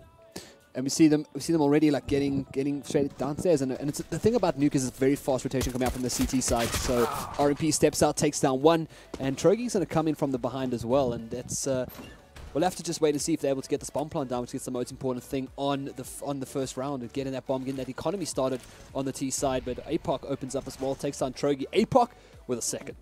But they've got pretty much all over the map right now. It looks like the plant is actually going to go down. Is that on? It's on A, in fact. Ensign takes it down as well. So they snuck up through the vents and managed to get that bomb plant down. So that's fantastic. Kapachi is behind. Let's see if that smack talk paid off here. And he doesn't. I think he knows where Ensign is at least. Might have heard the door opening up. Misses that initial shot. Nice little duck there from APOC. And he's already on a 2K here. 3K, sorry, for APOC. I think there's a double peek here. And out comes Ensign with that Tech 9. So despite losing style early on, great round. I think where they got their advantage there was once they'd got to lowers and made it aware to the CTs that they were lowers. They actually just waited for the rotations and they just picked the guys. They basically just took the bottom and they just waited, and as they waited, the other guys rotated and they just picked them off one by one. Eventually went upstairs to the other bomb sites, and you know the last remaining members from S5 were confused as to where to actually go. So. Yep. I mean, you know, pistol round goes to the terrorist side. Well, Stahl wants to make up for that early death in the first round. He picks up the Desert Eagle, something he is somewhat well known for. But yeah, it looked like an interesting strategy there from DC to kind of hang back and wait for them to peek those angles, because with the USP, you kind of want to look for those longer range angles to take off the heads, and DC just held it out. They rather opted going for the close angles and pushed in straight up into A, and that's pretty good little strategy coming out there.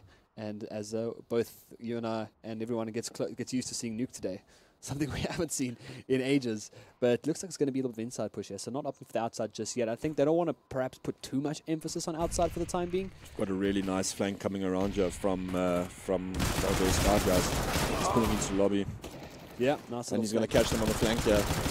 Oh, but he needed to land those. He needed to land those there, Trogi. He needed to maps. You know, but I mean, there's still a lot of damage being done here to DC. They've got both of the players isolated, and the CTs are sticking together. Yeah. Ooh, and we've got ourselves a 1v1. This is very, very dangerous for DC, but he does have the HP advantage, and I don't think Halan will miss this sort of shot. There we go. Makes it in the head anyway. Yeah, and I mean, already starting off pretty tight. We have them going bound to a 1v1, which is something we love to see.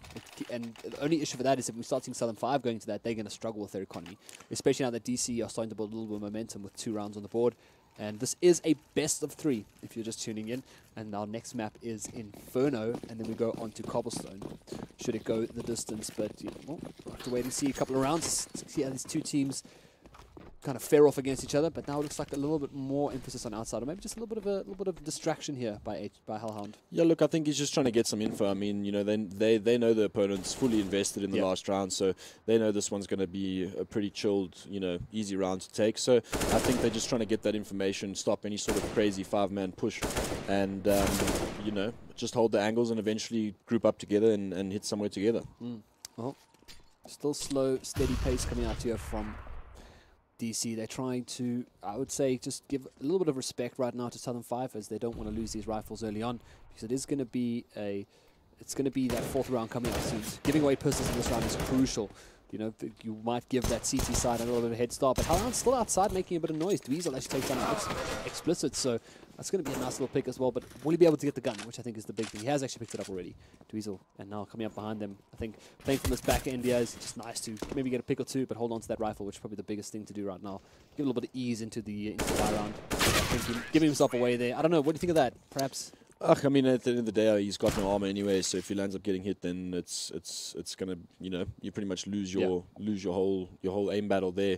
So I mean, like I said, it was a full eco round, and you know, nothing really is expected from them in that regard. But I mean, here we've got ourselves the first buy round, and let's see what they do. Holding on to that AK-47 would have been beneficial, as Trogi would have had, I would say, an extra gun in a sense. He would have not had the Clarion, so I'm getting the name of the gun from us, and it would have been great. But again, DC 1 or 2 outside. Hellhound, I think Hellhound's going to try to keep He's trying his best to make some noise on the outside. If he sneaks around as a lurker and gets into lower by himself, but Hellhound actually takes down Trogi on the outside as well, so that's already a massive pick.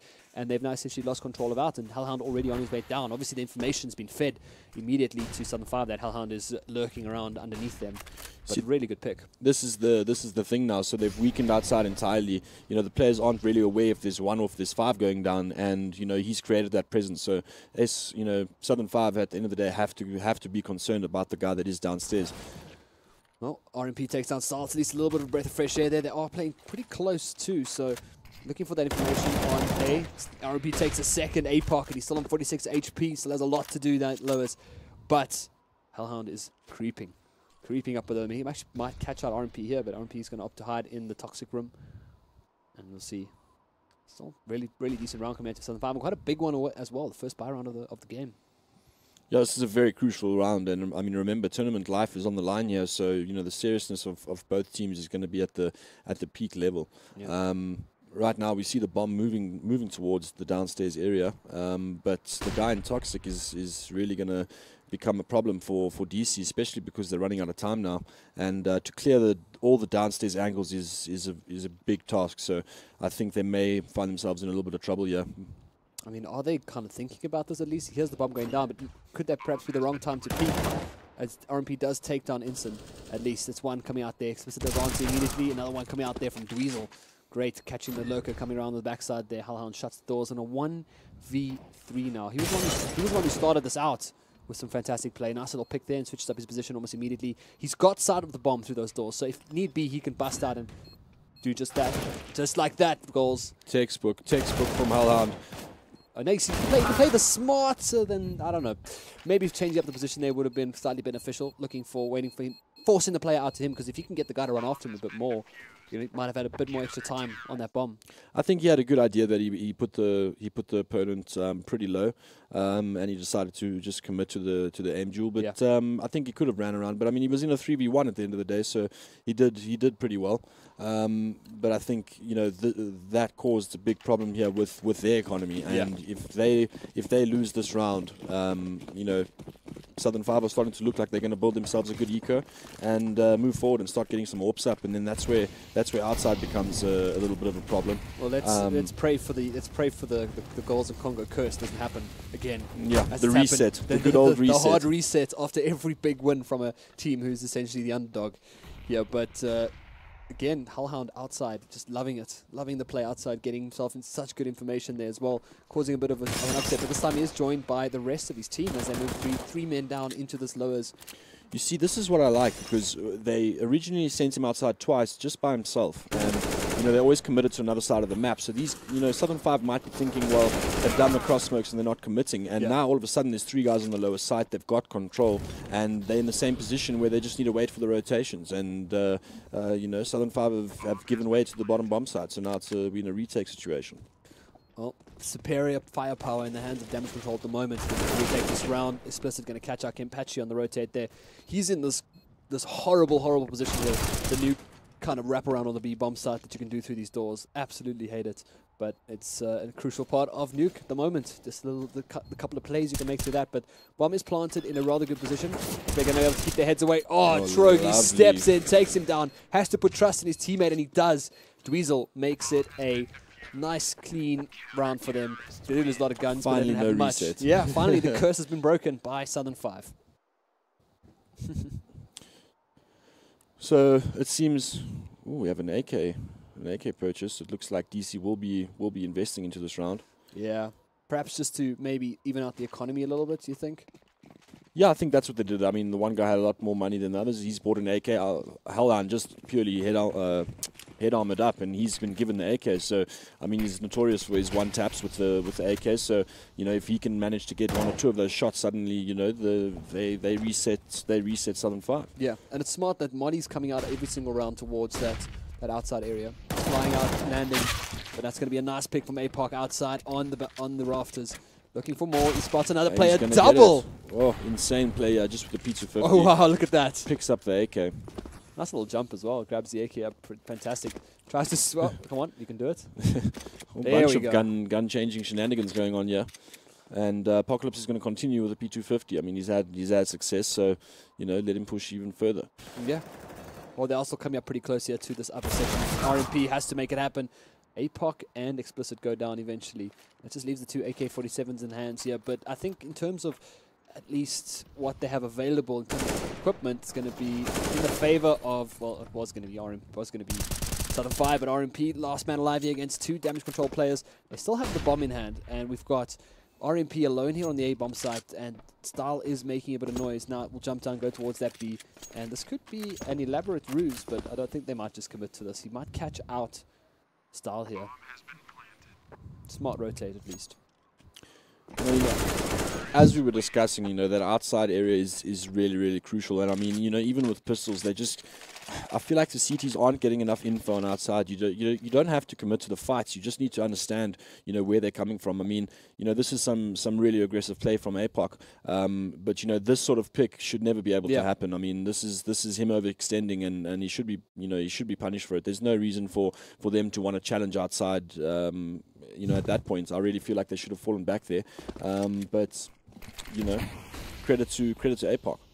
Yeah, and again, Hullhound outside here looking for something. You know, look at that. He just knows the smoke. I don't think they even knew that. He might have even been masked. His steps might have been masked by the... oh, God, that was a risky one. But his steps might have been masked by the blowing up of the smoke as well, just to run through. They really, really trusted his teammates. Perfect timing as they landed one by one, made his way through. And, well, now a little bit of a stack coming up here in the B bomb side towards the lower ramp. And, well, they've got to try their best to get one or two guns away here from them, because they were reset quite nicely there in the most unfortunate of circumstances. Clean up crew right now for DC, doing the best they can. One man left alive. Leones does pick up one with the UMP. Nice little headshot there onto Style, but that's backed up RMP. Wants to get a second. Oh, he does. He gets it. That's a lot of eco damage for a full save. I mean, you know, getting those double dings on all the shots is good stuff. I mean, he's damaged the economy a little bit, and that'll contribute for when they actually buy, which I feel like it should be this round. Yeah, it's going to have to be, I think, you know, you don't want to let DC get a little bit too much of a head start, because this is still an extremely strong CT map. So you let them get, you know, up to 7, up to 8 rounds, you're going to have a tough time on T, unless you start punishing the outside like they do as well. And Hullhound has not stopped going outside. He keeps pushing that, keeps pressuring it, and he keeps getting to the same position as the smokes land once again. And at this point, Southern 5 are just, you know, they're looking to maybe contest that. What about pushing a man towards lowers and catching out Hullhound? You see, that's what I would recommend. I mean, I would send a guy. This could be it. To these. There we go, and they've done it. And I mean, you know, and there we go. He has success doing so. So, I mean, now they know that he's generally by himself, and you know, now they can just tighten up on the sites and just wait for DC to attack them. Oh, unfortunately, Trogi tried to catch APOC as he jumped down. Wasn't enough. I mean, he dropped to 90 HP from fall damage, and he would have that one shot from that 5-7 at that range would have been an instant headshot, but just not being able to lock that one down. And well, still just the pistols and the AK coming out there. But RMP, I think this is the round he wants to hold on to it. I think if they're going to go for the big buy next round, this is definitely the one to keep that AK-47. And well, DC still uncertain what they want to do. They're waiting for a bit more information. They're waiting for, I would say, an impatient peek from Southern 5. Which, I mean, they've got, right? I mean, that guy he peeked outside of mouth, and, you know, they managed to even out the teams. And, I mean, there's exactly that. And they've pushed two sides, and they've had success on one. But it looks like DC are hitting the top side here. A bit dangerous considering the close quarter combat. But RMP's holding strong in the vents. Still with only 19 HP, gets a second frag there, and he wants to catch a third if he can do it. Drops down, grabs the bomb. A little bit of miscommunication there, jumping into each other. Perhaps making a little bit of noise, but they will get that bomb down eventually, and they actually turn around. They're very pressured about, you know, how long they have to actually plant, and they're going to get flanked. Oh, wow. RMP, That's MVP. a massive round. How's massive, that? He massive, goes to the massive lowest, round. kills the Hullhound immediately, kills Hullhound, and then pretty much wins the game on the back of that, or wins the round for them on the back of that. 3 frags there for RMP. A nice little turnaround there after they got the bomb down. So DC might still have a little bit of economy going into this round, do they? They've got enough instants, got 7k, so they might be able to, they get a full buyout once again. But things are looking up for now for Southern 5, a little bit of momentum change as well. Good play there by RMP, and I think once they start putting pressure on that outside, once they start shutting down Hullhound, it's going to be a different game for them entirely. You can see that Southern 5 seem to think that these have been reset. I mean, they've got head arm on all the players, and I mean, it's not really necessary in a gun round versus the AKs. Yeah. But yeah, they were on a save and they won the round, so they're sitting pretty flush now. You know, being a little bit frivolous there with the money, but yeah. So get that first big paycheck and just buy everything you can. You know, everything you don't need, just buy it. But Hellhound now, see, look at that pressure outside on Hellhound. They actually kill him eventually through the smoke. And that's exactly what we wanted to see. When we wanted pressure on Hellhound outside, who's just been given free range. And now 2 kills in a row, and we'll see. Can they capitalize once again? With this time with rifles, not only just pistols. And oh, they know he's there, but it doesn't matter. Kimpachi does trade at least, takes down Explicit. That's a lot of information coming out there. RMP trying to make do as he did on the previous round. That molly just was not correct. And now Style wants to take a couple of duels here, but 4v2. Nice little boost spot coming out there for Kimpachi up to the top there. I think DCs they're tending to go with the outside split, and they want to, after they get that control of lowers, they want to wrap from ramp. And it feels like they you know, if they don't get that pick, or if that player, you know, doesn't fulfill his role properly, then they kind of get stuck in ramp room. And it feels like on the gun rounds, you know, they're not having success in terms of the picks, and on the pistol rounds they're playing in close quarter combat and losing those duels as well. And Style smokes himself out, unfortunately, and he wants to go for the defuse, and he's just holding it down. Yeah, I don't think he heard that. And loses his gun. Oh, that's very unfortunate. I think he just thought there that they wouldn't stick to the bomb plant, and he was waiting for the secondary defusal. And yeah, Southern 5 pulling another round, and this is forcing DC into a very, very tricky situation here. Low on util, you know, only got a Deagle on Style and a Galil on Explicit. Yeah. Let's see what they do to change it up here. It seems like they're still sending Hellhound outside. Yeah, that molly slows him down every round. Doesn't really allow him. Trogi opens up with 1, 2, and Dweezil there to back him up. So that's really a nice pick there. And perhaps Hellhound just a little bit too slow on that outside execute. Dweezil makes it a second as well. So we're seeing a somewhat refreshed Southern 5 coming out here, taking on DC head on. And DC, are they gonna struggle going forward? I mean, this is starting to look. This is going to be their first eco, and it's going to allow Southern 5 to get maybe 1 or 2 more rounds, as they build quite a nice economy as well. 10k, 9k, looking good.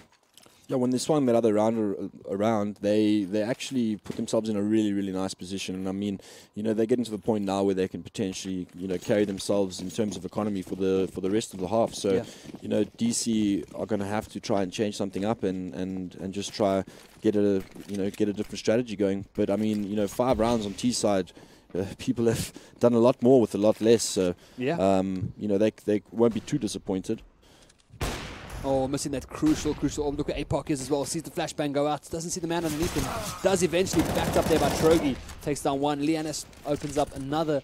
And again, just fantastic play coming out there from Southern 5. Against an eco, granted. But still, they're starting to show some confidence and some proper form here on their CT side. Yeah, it's nice to see them all challenging, you know, all the outside angles together and trading effectively. I mean, no one died, but you know, they're always ready to kill any threat that comes towards them. But I mean, it was an eco round, so not too much in it. It's going to be interesting to see what DC do now, and it looks like they're moving towards that outside area again for these cross smokes. This could be the one right here. If Dweezil manages to get that frag, I like that molly. It slows them down and gives them a little bit of a chance to perhaps defend these outside positions. But that boost up there could end in tears if Dweezil does manage to get a good look at these AK with his AWP. He has to switch up the position right now. He's getting flashed into hell. That allows 1 or 2 players to move down here for DC, get back into that lowest position. And I think there's a lot of really cheeky angles you can work towards in lows. You know, you got the vents to work with, those doors as well. And you see a little bit of movement. But look where RMP is. He's hiding behind the door. Spots 1 and a second. Wants the third, and he does play it. By RMP, but it doesn't matter. On the other side is Hellhound just taking his team apart. So the rest of Southern 5 not able to keep their own there against Hellhound, who's managed to punish them. And now RMP wants to make it a 4th. As he's coming alive this game. There's the 4th frag. And he's going to have to make it an ace, I think, to win this game. With his teammate Dazi, and that's it. RMP to ace the round and take a 7th for Southern 5. Incredible. Play. Our first ace of the day? For us. For us, at least, yeah. Someone took a screenshot there. I don't know what that was. Someone took a screenshot. First ace of the day. And yeah, really, really well played there by RMP. That was a really, really nice angle that he chose to hold there. And I mean, really, really difficult for the DC guys to pick him off. But yeah, lovely play by RMP. Really, really solid in that downstairs area. And you can see what they've done to adjust is they pretty much, instead of challenging outside, they're just sending a guy straight down to lowers. And, you know, he'll get the info as to whether there's many or few going down. And they're just kind of negating outside completely, which seems to be working for them. Oh, nice play from Diesel, also doing his work here on the outside now. Expecting the push, but looks like it seems to be a slight fake as Halhan actually went for the information pick. So now they know that the man who plays outside's out. Can have a little bit of freshmen, but, you know, RMP goes down, so there's their big man down as well. And Kempachi does answer taking down Apox. So they know exactly where they are. You're looking for the more picks here. Stepping out to the sides, got the backup. Two-man peek in there, goes for the refrag, but it's not going to be enough. Yeah, Explosive tears them apart. Now into the 2v2. RMP not alive, so let's see if Trogi and Leon can step into his shoes. I like this by DC. They definitely had to change it up. I mean, the other guys were most definitely going to rotate to the lower side, and they're very committed to it. I think DC have just actually swung this round into their favor. Yeah, and it's going to require S5 to make their way into pretty much an already sorted post-plant position for DC. And they know those vents are coming up. They know there's going to be players rocking as well. And they are holding both upper and lower here on the A-bomb site. So got one man in heaven and one man on the site. So there's going to be some good backup, going to be some good crossfire set up any second. Kristen steps in first. Nice pick there by Leon. Now it's time for Instant to drop down. He's got a pop flash. He has to kill this diffuser. He has to bring out the diffuser. If he doesn't bring it down, can he get the spray? It's not be enough, and he gets it! Southern 5. 8 rounds on the CT, and now starting to look like we have a real game on our hands. That's always the tough one is hitting that diffuser in the smoke. You know, it could be either side of the bomb there. Yeah. And but what I really like to see there from Southern 5 is, you know, even though they got the read wrong, they landed up rotating back towards upstairs, but they did it very quietly and they did it patiently. Yeah. And they cleared out all the angles. They cleared through door. They came through shack and they took the site together. And they put another round on the board, and suddenly it's looking like a 10-5 half for Southern 5. Somewhat expected, perhaps, for a map like Nuke, where CT with a little bit of structure can actually make a pretty good mark. Look, I mean, definitely, you know, five rounds, like I said earlier, is already enough. Yeah. But I don't think DC are going to be happy with it, considering I'm pretty sure they think that they should be a lot further in front, given how the game began. I mean, we're looking right now, and it's, you know, six unanswered rounds from Southern 5. So. Yeah. Definitely a little bit of momentum gained there, but now we are going into round number 14, the penultimate round for this half. And DNS also on that position on top of Shaq has just been doing some work, but now Apoc comes around. Can he get a double spray? He does! RMP again! And he gets the dink on the third. Yeah, that is huge play coming out there, but Halhan still on the outside, takes down 2. So again, RMP doing some work, but his teammates on the outside not being able to hold down their own. But Trogi now going to drop down into vents any second, look for that refrag. There's a play on really, really low HP style. He's kind of limping behind there, looking for something at least. And, well, we'll see can Trogi answer as well. RMP has done his work for this round. Oh, no, caught coming up the stairs. Sorry, up the vents, and he will go down as well. So another good round there by RMP, but it's just not going to be enough. Watch out, one more. Hellhound with the AK-47 shooting at a tiny little crouching target. Going to be the man to do it. And watch this. Nice little switch as well there. Thanks, Mr. Observer, getting us straight onto the action. And unfortunately, couldn't get that third. That would have been a massive kill. Once again, RMP just doing so much work. He's really, really holding or anchoring that bottom bomb site. But, you know, even if in that position he lands up getting 2 frags, I mean, we saw there it wasn't even enough because, you know, you've dropped all the control all over the map, and it seems like they find themselves in this position where they're in the wrong positions and they're not addressing all the other players, and they get themselves into post-plant. DC put themselves in post-plant positions, and I mean they've played this map so many times that they've got the angles, they've got the crossfires, and you know they seem once they get the bomb down, they're a formidable force. Well, Alan once again up to shenanigans, up to no good here, moved towards lows, but I think this is Kempachi down here, waiting for that. He knows exactly where he is now, capitalizes. Cheeky peek as well, kind of considering there might be more people there. He does get naded as well, but Trogi goes down outside too. So that's already into a 4v4, and as you said earlier, it does still favor the T side because you're missing that one crucial person holding that angle. Most definitely. And you know they've got the outside control now. You can see that Southern 5 have rotated. They've still got Ramprim, and DC don't they don't really have much control here. So as the time goes down here, I'll be interested. Okay, there we go. So Apocalypse is moving towards Heaven, and this is a crucial player. He doesn't manage to get the pick. Weasel has his number, takes him down. Apoc now with 3 of his 4 horsemen left. We'll see Explicit with the most HP. Oh, sorry, Style the most HP looking through that hut there. Explicit does take down Leonessa, still into a 3v3, but Explicit now down to 2 HP. Will lose Apoc too. So now looking like a much better round. A 9-6 finisher would be incredible for X5. Got that one more player, not be able to do it, but they do make it a 9-6 half. And yeah, it sounds all good. And we'll see now what will happen in this next round with DC moving over to that CT side, goals. Look, I think DC will be happy with the rounds that they put on the board. I think they're going to have a nice little reset. I know they probably would have liked a few more rounds, but I think their CT hold is going to be very strong. I mean, that's something that they definitely have under wraps, and I'm looking forward to see what they can produce this half. Yeah, single digits still are on the table. Yeah, but they lock them down. You know, DC love to anchor themselves in positions and hold some very good angles, and they trust their aim. Very seldom do we see them playing a little bit too aggressive and getting punished for that. They're really disciplined players. Looking at some of the other teams, we spoke about discipline earlier. I think DC might just be the poster boy for that at the moment. Well, they have been for a long time.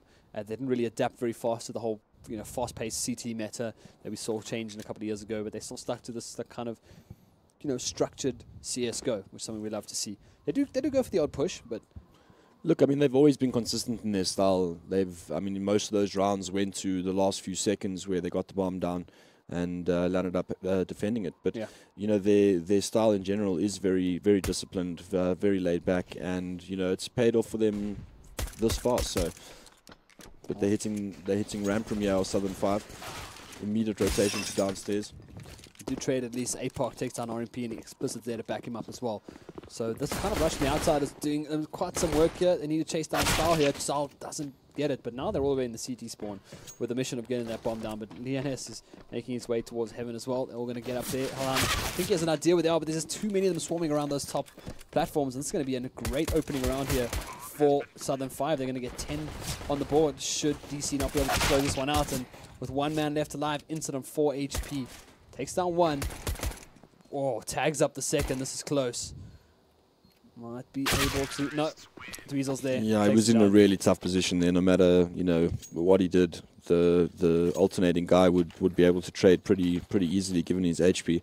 I really like that they switched it up, and it looked like they were rushing ramp to go lowers, and they went towards Heaven, and they managed to capitalize on Style being underneath Heaven. And once that kill is taken, I mean, that's the rotator, so you know that the upside is weak, and they just swarm around and plant the bomb and defend it. And good job by Southern 5. Well, now with double digits on the board, Southern 5 might just deliver us our second upset for the day, and involving the same team, unfortunately, which is something I don't think a lot of us expected to see. But it's not over yet. But Southern 5 are in a pretty decent position right now. Some nice buy coming out to Kempachi, opens up the round. That's on the outside as well, takes down Style. Explicit hears them, he kind of knows where they are, and the information was fed to him, but he has to wait for a little bit more backup there. Knows there's a teammate outside. But they've kind of switched things up. They've got a couple of members outside as well. A couple members on the inside there. Leon going to take down Explicit, and that's the mouth. That's the guy holding mouth. That opens up a lot of opportunities here in the A-bomb side. Not be able to capitalize on his pistols just yet, but it does turn it into a 3v2. And with armor, body armor, and a head armor, this is still on the cards, I think, for DC. Definitely. I mean, they've got nice close range battles now with the top bomb side, and it looks like Instance got the first frag. Apoc comes out to assist him.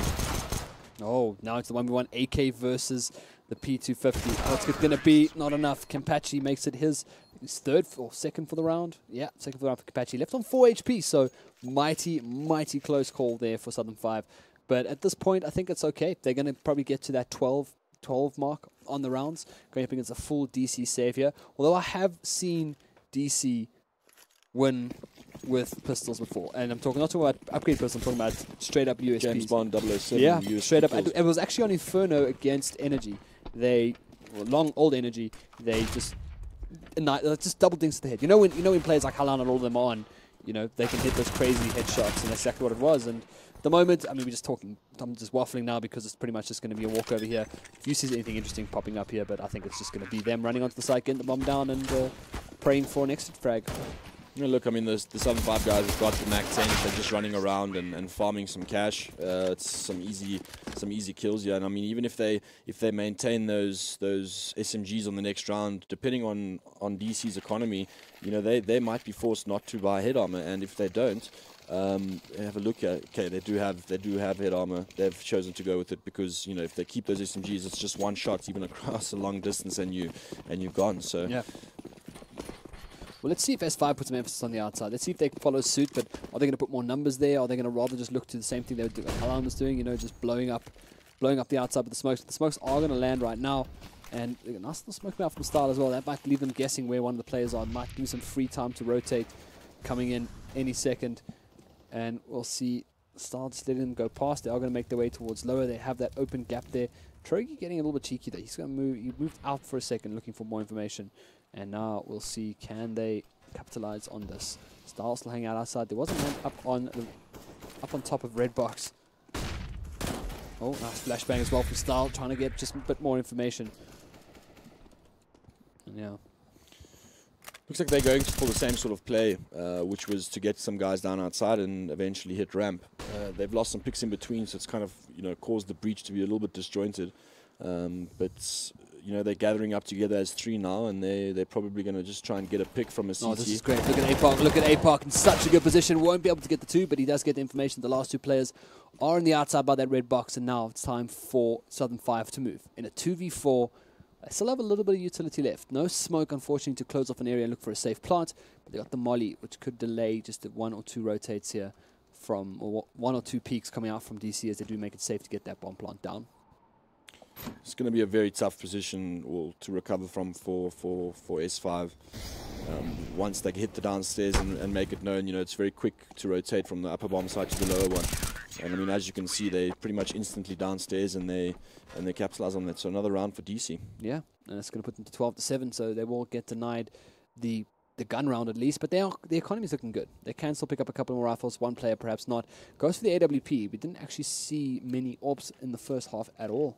I don't think we saw a single one. Oh, Dweezil had one outside for a time. But again, just going for the aggressive AWP, and I really like this because, DC, throwing the smokes outside, DC might be looking for information, and in walk someone into AWP. We take it towards ramp.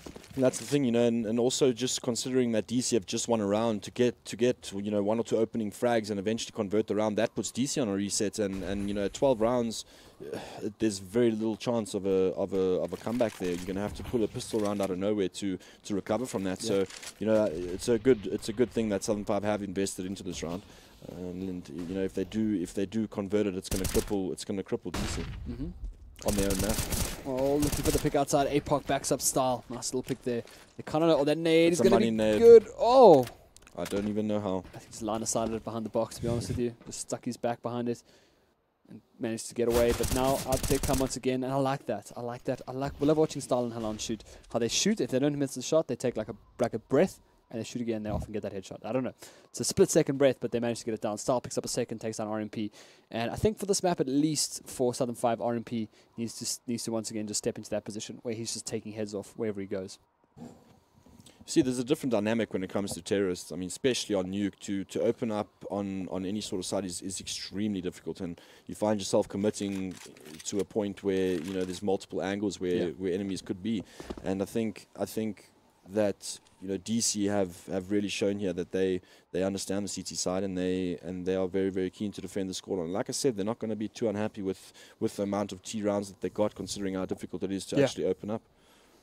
So that's an interesting thought, actually, just how tough that side can be. But Dweezil does take down Explicit, so things are looking a bit better here for... Oh, not really. They're both such low HP, but that's going to be in time running out as well. So nice little hold there from DC. They will secure an 8th round up against 12. And I think if they just keep this pace, keep this momentum, I think they might be able to make it all the way to tying up the scores. No, definitely. I mean, Southern 5 are going to be on an eco round now. They do have 2 weapons, so it's going to the responsibility falls heavily on their shoulders. And quite a big buy as well. I mean, full util, P250 and AWP. It's what's that? No, well, I mean, he saved most of the stuff from the previous round. Yeah. Well, and you can see the other guys are broke. They don't have anything. Yeah, they are super broke at the moment, just to Tech 9 and to mine armor. But I don't know, Kempachi also coming from Call of Duty. Maybe he has that fast finger like Takbok has, able to blast through people with that Tech 9. But the gun's in a league of his own when it comes to that damn gun. But we'll see. I feel like the spy is sort of questionable. You know, you guys that saved have 0 cash left over, and now you've got the situation where your money's all over the place and the scores are starting to get tight. So yeah. You know, in the coming rounds, you're gonna have some guys that are going to want to save and some that are going to buy. So it's I think if considering the investment that they have so far, which is one player having nothing, I think they could have invested fully and get a bit more util up in their arsenal and work towards taking the round. Well, slow play coming out now, just one man down. Trogi was the one. Luckily, the AWP still in play as well. Was explicit. Managed to shut him out. And again, it's just slow push coming out from Southern 5. And they're looking at information. They're looking to open up with that AWP as well. Leon's in a pretty decent position all the way around there. But the rest of the team moving down in towards that B. You see, they're waiting for the CT rotations. They're waiting for an aggressive CT push. And it's just not coming. Yeah. And, DC are holding, locking down, playing discipline just the way that they've always played. And it's working out. So there's no time on the clock. And, they haven't really cleared out the site even yet. Oh, Inson giving away position. They're not locking down the shot now. He's pretty much in a corner by himself, but Dweezil does answer, takes down him as well. Inson, they don't. The bomb is that you can hijack. They don't need to peek it. There's not enough time to plant. And he should convert it. There we go. And you see, this is what I'm talking about now. I mean, that guy died after time, and it was supposed to be a save round, and he's sitting on $600, and he doesn't have a gun. He doesn't have anything. He's going to have to eco this round and the next, and it's a tough situation to be in. That's going to put us at 11-12, still in favour of Southern 5, but really, really close catch-up now from DC. Being behind on 1 or 2 rounds is really not a problem when you're playing on the favoured side. So I think the pressure's starting to mount for Southern 5 and definitely starting to release a little bit for DC. Yes, Inson picks up 2, backed up by APOC immediately. And what a play coming out there. Such a clean, quick transition. Let's see if we can get to watch that one again. Let's see. APOC just backing him up from the side there. I really enjoyed that. Lovely spray down. Lovely spray down. With the M4A1S as well. I mean, only 20 bullets. You kind of have to bank on pretty much controlling your spray to a point where you're hitting nothing but necks. And really, really well played there by Inson. So now DC on their CT side and picking up a little bit of momentum. They'll go for the AWP as well. And we're not going to see an answer yet from Southern 5, but they didn't really want to risk it again, picking up the AWP, and it didn't really do too much. Dweezil got 2 frags, I think, but they were kind of frags that near the end of the round. It wasn't like a frag that would open up the map, open up the round completely for them. Yeah, the impact was little to none. Oh. And you see, the thing is, I mean, as much as we're not really putting his AWP in question here, it's just about the fact that DC aren't really giving him those opportunities to get picked. I mean, Styles now, he is AWPing outside, but very, very defensively. And he's just getting the information and reacting off of that. Oh, he just wanted the cheeky flashbang there, maybe to shut the door once again, but does get taken out. So 1 death apiece on each side right now. And, well, we have to see. Maybe Inson going to pull it big once again. Shut down whatever advance they have. There are 2 people towards that radio room. So Inson is still in a pretty favorable position for DC. But at the same time, I mean, the rest of... if you look on the map, you used to see, like, almost DC just static. They're just sitting... Wherever they are, they're just staying right there. No one's moving at the moment. Everyone's just waiting for a peak, waiting for an angle. Where Southern 5 haven't really made emphasis on where they want to go with this bomb just yet. Look, again, I think they're just being patient and waiting for some sort of push, and it's not coming. And they've decided to execute on the top side here, and DC are just holding it down, like you said. Oh, nice pick there by Halan, takes down 2. Unfortunately, loses out on Explicit. So, but I mean, APOC, sorry, job well done by Explicit. He got that early frag as well, information on that A. But now Halan once again going to make it 3 frags for him on this on that round.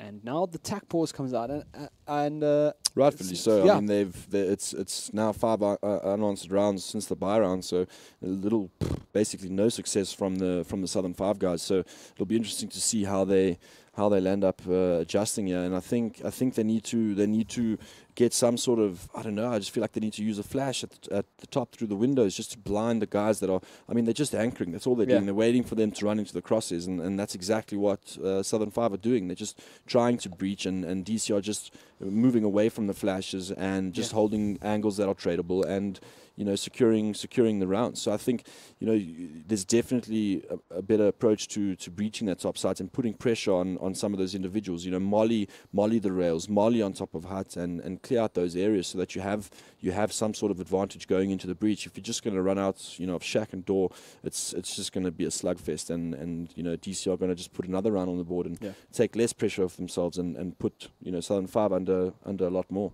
Well, we are going to see a bar coming out now for Southern Five, but are DC going to answer with a little bit of aggression of their own?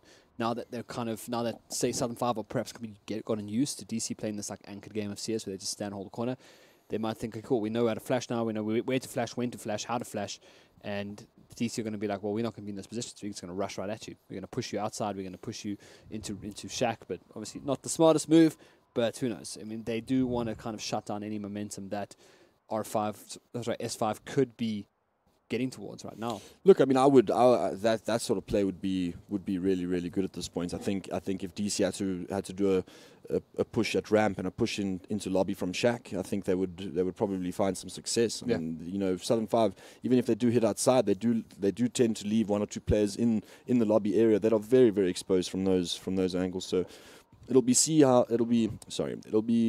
nice to see how DC adjust to this adjustment. Essentially, like what are they gonna predict? What do they think that Southern Five are gonna do?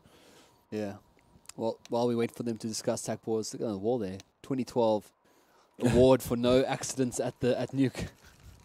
No accidents at Nuke. We'll have to wait and see. I've seen a couple of accidents this game already. Things that should not happen, that did happen. But, you know, you kind of saw DC guys didn't really talk much during that pause. Unless someone in the far end was talking, it just kind of looked like everyone was just focused on their screen. While we saw, you know, Kempachi take his headphones off. He's talking a little bit about the game. That's what we got to do. That's what we got to do. But I mean, there's no reason to, right? I mean, they've dominated this half so far. So I mean, keep it focused. Whatever you're doing is working. So, you know, continue with it. I think it's a solid approach. They have to kind of account for what Southern Five were planning during their team talk. What are they talking about? What is the next big move for them? How are they going to execute? Are they going to look for the outside, look for the inside? And at the same time now, it's looking like it's just a little bit spread at the moment. The bomb is kind of on its way outside, I'd like to say. But smokes are getting ready for this outside push. So whether it's going to be a little bit of a fake or not, we'll have to wait and see. But just 2 men committing right now to those outside smokes. And while the rest are kind of just hanging around in the radio room. To Style now with the AWP has to catch 1 or 2 players off. The smokes are finally coming, so it is going to be that outside push, but Style spots ahead, almost takes the neck off through the smoke. But now just to drop down immediately into ramp. Togi leading the charge here, perhaps looking for I like something this more. from Southern Five. They're taking the gamble, they pop flash, and they're meeting up with the entire team, and all 5 of them are hitting the bomb side flows together. And they're going to find DC very isolated here. This is a really, really good play.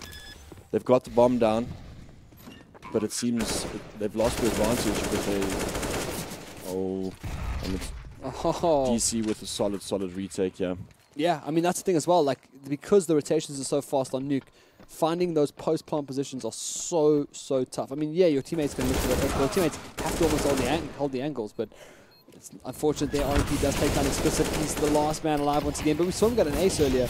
That molly, though, could be the one, and it is, actually. This is actually looking really good. He's running all the way around here. This is really impressive by RMP. That's very, very unfortunate. Well played by him to get the molly through the smoke there. I didn't actually hear the second bomb defuse go off. It's a lot of noise. I didn't hear the initial, you know, snipping of the wires. So that maybe he was in the same place. Yeah, one of the DC guys had a smoke, so he already defused the molly. And I mean, at that point, you pretty much know that that they're gonna go for the defuse. I think we didn't hear it because it ended up being on his play, and he decided to change position. Yeah, well, nice little round coming out there from DC once again. Rounding us up at 12-12 apiece, and 7-5 looking really good. But now out comes the rush. RMP going to get roasted alive. He does die first of all. it's a nice change of pace by Southern 5. They're just taking the bomb site, the top bomb site by storm. Yeah. But not able to do much more than get into the site at a disadvantage. And you know, as DC are going to just win. Oh, the nice bomb plan as well. Kimpachi picks up one, won't get the second. Almost now. going 2v1.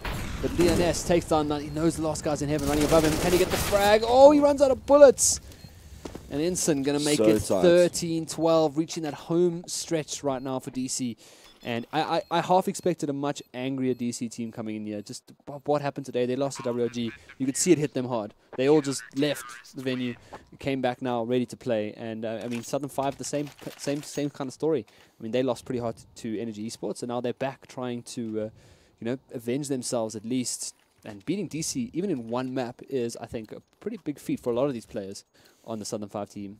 Definitely, these DC guys have been at the top level of CS for a very, very long time. I mean, when the first competitive tournament that I actually saw that got me involved into gaming when I was but a noob, you know, DC were winning tournaments, and it's the same guys, it's the same people, and you know, it's actually a phenomenal feat. I think just everybody's looking at them to see when the sort of retirement age would would start applying, and it's really impressive stuff for them to maintain their spot at the top. Yeah, I mean, there's always those old man jokes whenever we watch them, but you know, looking now, this might be the one, getting that flash into A through the window and kind of shutting off DC, because those higher level advantage plays that they're getting at the moment. You know, you've had Instant a few times, not Instant, sorry, you've had Explicit sometimes on that shack as well. They've got men up on the rafters too, so that flash could be fantastic just to push them off those positions into hiding, you know, allowing your entry faggot to get into the bomb site. But this man right here has had a fantastic time holding this this ramp. And not even opting for an AWP, just sticking out with the M4A1S. He's done such a good job. And even so, what he's doing here is just delaying them so much. Even if he doesn't get a frag here, you know, he's just burning down that clock. And, you know, Southern 5 are starting to look like they don't have much time left, so they need to make a play very soon. And there's a lot of util still left on the DC side. And this is what he's going to do. He's just going to rotate down. He's going to get into a nice position. And this is looking right for Southern 5. Oh, but they get a smoke off, but Epoch does sneak one through the smoke as it fades. A nice little pick there from Instant as well. Again, like I said, just always in a good position here. Trusting his own aim and looking for those doors, but Explicit going to get caught running down with the bomb. I think this could go against Southern 5 quite rough. Yeah, time is up. Yeah, time is up. If they get picked up after time, it's going to be a huge problem. And he still repeat. That was a huge risk, but I mean, he gets the kill, so can't judge him for what could have, would have, should have. And I mean, one thing we have to remember about this game is we have Dweezil subbing in from Mythic Gaming. So you have to look at this and be like, okay, it's not the whole Southern 5 lineup, but at the same time, they are doing, I mean, they put up a formidable score against Damage Control, who are, well, first of all, weren't expected to be seen in the loser bracket this early on. And, you know, if people make jokes about their old age, if that's true, it's almost 9 p.m. Look, as soon as you get to the double digits in terms of time, you know, the DC guys are gonna start. It's like you almost see one of them reach for a drink next to their table, but it's not there. It's not there. It's not cold and it's not there. But yeah, I mean, it's a Friday night. Guys are playing some CSGO, but we all love it. I mean, someone said to me, man, these players get so tired. I'm like, dude, they just want to play CS. They don't care. I mean, I can see you here. You're itching. I can see. Yeah, I know exactly what you're going to do when you get home. And it's the same for these guys. They want to play CSGO, and that's exactly why they're here. But anyway, back to the game. 14-12. Oh, Style! Double finally! Kill. What a treat. What a finally. treat. We're waiting for that. I've been waiting for that double kill pretty much the whole day. And we finally get to see it. They're coming out with the AWP. And that's what we expect from Style. Sorry, I'm trying to get a bit louder because I'm getting a bit tired here. So I'm also feeling a little bit. This is the first time for me. I'm trying to pump myself up a little bit. But anyway, Explicit takes down Kimpachi once again from above that shack. And, well, we'll see now. Dweezil wants to answer too, but his teammate gets ripped apart again. And the final AWP there by Style puts them into the final round of the half. Yeah. Let's watch this again. Look, that was a crushing double kill. Oh, half flashbanged as well. I mean, come on. It's good stuff. I really, you know, the admins in those booths? Yeah, that was great. That was a great shot coming out there. Look, at the end of the day, you know, he's playing really defensively with that AWP. He's, you know, if he does get killed there, his teammate in towards heaven is close to trade, and you know, but he lands up getting a sick double kill, and it's pretty disheartening for Southern 5, I imagine, and it puts them on match points with pretty much, you know, a little bit of util and some some questionable, rifles and a UMP. So it's going to be very difficult for Southern 5 to bring this back. And, even if they do, the economy is really, really strong. So, let's... Well, we're hoping to see perhaps another round on the board here because they've got nothing since the pistol that they won. They won the pistol, went through 3, got nothing else. And that's now Style again outside, just holding that angle once again, takes down 1. And that was the information, man. Trogi kind of tried to back him up, trying to avenge his fallen comrade. But again, into the inside, Hellhound up on the rafters. Explicit is... Well, he's not where he usually is, but he's still within that A bomb site there. And Instant has just been an anchor on that B bomb site there. So we are seeing something different coming out here from both Southern 5 and DC at this point. But, it might just be a little too late. 2v5 at the moment. DC have had enough, and they want to push. They want to take this first map, and then they're on to Inferno. But we got to get through this first. But Inferno is going to be a good one. We can start talking a little bit about that, but we will talk about it right before the match. But Inferno is going to be interesting for a lot of reasons, and we'll see now. 1 man left alive here, and I don't want to. This is you don't want to write it off just yet. Yeah. But, I mean, this is. Oh, hold on. It's coming in hot with the UMP. Yeah, Dweezil wants to get the plant down as well. He knows where. I think at least one other player is going to get the second, and that's enough. Yeah, so not much you could do there. Yeah. And, well played to DC. They do take... I almost said goodnight. I was like, thank you guys for watching. But it's not. It's a best of 3. And DC are the winners of the first round. And, looking at their faces, they're frustrated. They're tired. They're tired and they're frustrated because I think they didn't expect that to go that way. But, props to Southern 5 putting up a good fight. And, okay, Inferno's going to be a big one. But I mean, if I look at the emotional responses here from the players and in the different booths, it looks. I'm looking at the losing team and they look like they're winning, and I'm looking at DC and it looks like they're losing. And I think that's just purely because they thought this was their map. They're definitely going to dominate it, and it became a close affair, and they really had to pull it all out the bag to bring it back. But I mean, they got the job done. They should be happy with what they did, and now they're moving on to Inferno, a map that they have crazy amounts of experience on. I mean, they had a good performance at the last event. I think it's a good map for DC, but at the same time, Southern 5, they have a really, really strong Inferno, and it's I'm looking forward to whether the sub will make a difference or not. I'm not too sure, but the Inferno is really, really fast paced, really aggressive, and I'm looking forward to them.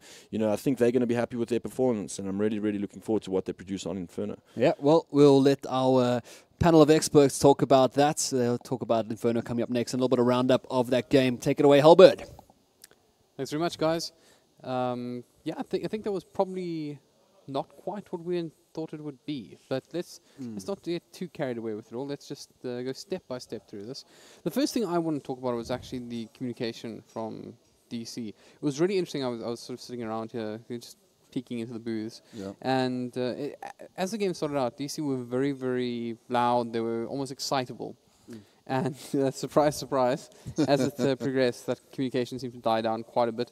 And I think, as the casters pointed out, if you take a look at the actual booths from the cameras, you can see that they are 2 very different looking teams right now. And I think Southern 5 probably deservedly looking a lot happy because this is the DC map. But I mean, yeah, let's once again go back to all the different rounds and go step through it. So I think the first thing, I love the little things in life, and for me, one of the things that really stood out to me was Apocalypse in round 6, picking up a kill and picking up a gun and then throwing the gun away. But I'll let you guys explain what I'm talking about. Yeah, okay, so Apocalypse got a nice 2K with the P250. After the first kill, he picked up an AK from the kill that he got. Tossed it up to, I think it was Style. It was Style, yeah. It was Style. Yeah. Missed the first time, got it again, threw it up again, and then retrieved the M4 from the second kill that he got. So it was a very good little distribution of weapons play. That was quite nice to see. What I really liked about that play, though, was in round 4, we saw that that was the first round that we saw a Southern 5 win, and that was the first complete buy round, right? So they win the buy round, knowing full well that the next round DC is going to be back on economy. But then afterwards, DC make use of the economy to get more money back without having to spend anything. And then suddenly, round 7, after that, it was basically an even affair, even though, like, if you looked at the graph, DC was actually behind on money. So it was a really amazing play there coming out from Apocalypse. I think he kind of salvaged it, because it ended up being the half 9-6, right? But it could easily have been, it could have been worse. They could have lost, like, 2 less rounds, simply because they didn't have the weapons or the firepower. Yeah, no, I agree. Right, and then moving along, I think, Steve, you were chatting about this. Things started quite smoothly for DC. They were in a good position, and then things started going a bit pear-shaped. Now, you guys weren't entirely in agreement about this. I'll let you fight it out. I'll sit and throw popcorn at you or something. Well, but Hellhound, obviously central to this conversation. I'll let you guys take it away. So, okay, so my view on it is how DC played a very good T side, where they sent Hellhound down into secret almost every single round for the first 7 rounds or so. The Hellhound always got something done. He always either got a pick, information, or opened up the site for them to go and plant. Then Southern Five cottoned onto the idea, and they started picking him off. At that point, they started winning rounds. When they started taking control of the outside area, making sure that DC have a tougher job of getting into secret and being able to pinch it down on the B side. Yeah, I think like as we were talking, right, like it was one of those things. I think the disagreement was semantic because when I started noticing that every round that S5 were winning were rounds where Hellhound would die first, and I'd be like, oh, okay, so kill Hellhound, win game, easy. and every round that where Hellhound would survive would be rounds that DC would end up winning overall. But then as we were talking about it, and then we were talking about like that particular strat, that they're always sending him down secret. The Southern Five cotton onto that. You stop that play. You stop that aggression. And then what they started doing is instead of just simply stopping that, they also started coming out of the sites, like blocking off access from DC in its entirety. And then we saw DC actually had a really rough time of it. And I think that's around the time we saw that probably the communication started dying down a bit. We started seeing, for example, you would see Hellhound, some on the far side of the map. Like there was one play where he was trying to get into on warehouse, and then B side was completely uncovered, and then Southern Five were just there, pick everybody else off. But overall, there was good strategy coming out from S5, and it took a while before DC was able to reply with their own strategy. It took until the second half actually before DC actually were able to come back. Yeah, I mean S5 actually winning the first half 9-6. It's actually quite interesting though because Kenpachi was holding that secret area quite aggressively.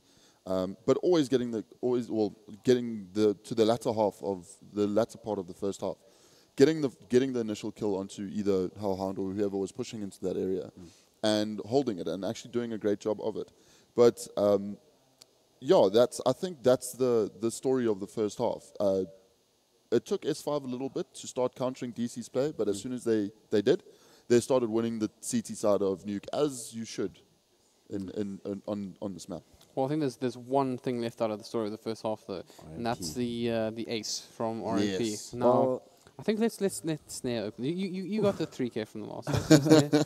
So the thing that was really exciting for me about that, because up until that point, right, it's S5 were not necessarily on the back foot, but they were starting to only find their footing, find their feet in the game. And RMP was always the player, right? He was always the one creating the space, always the one being aggressive, getting the necessary kills.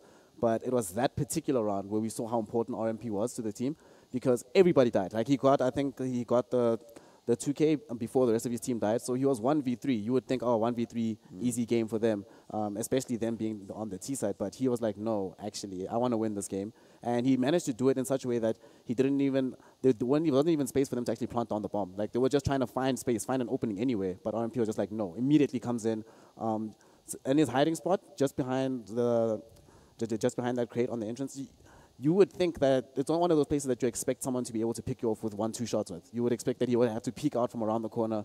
Instead, he's just like, no, I know how to do this. He gets 3 kills off the bat. Suddenly, DC are immediately on the back foot. They have to try and find another entrance in. They don't know exactly where he's positioned. They know more or less where he is. They don't know what utility he has. And then the one utility he did have, he has one final smoke, uses it to get the final 2 kill. It was amazing to see. Yeah, I think that position by secret double doors is actually very strong.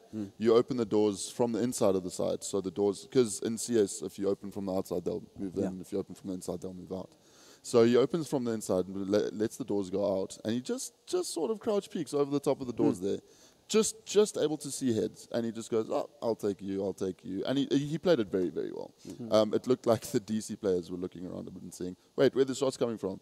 And then realized too late, and we're 3 men down. Yeah, it was really an amazing play. Yeah. And that probably also helped them win the round, because I think that was one of the rounds that they were a little bit behind on economy.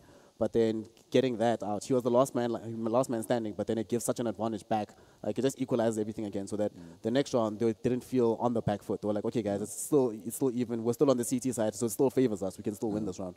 Well, yeah, it was getting to that stage where it was getting to the end of DC's now, because they went on quite a nice little run.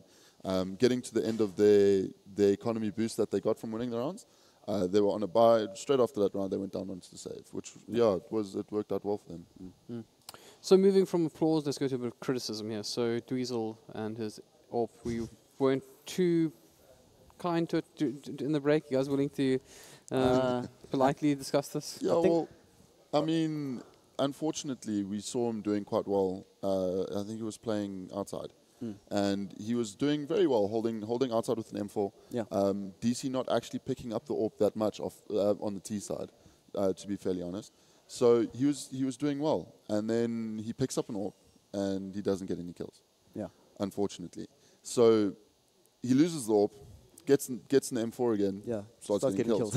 So I think it was just a little bit of, I don't know, maybe a little bit of uncertainty on the AWP on that map.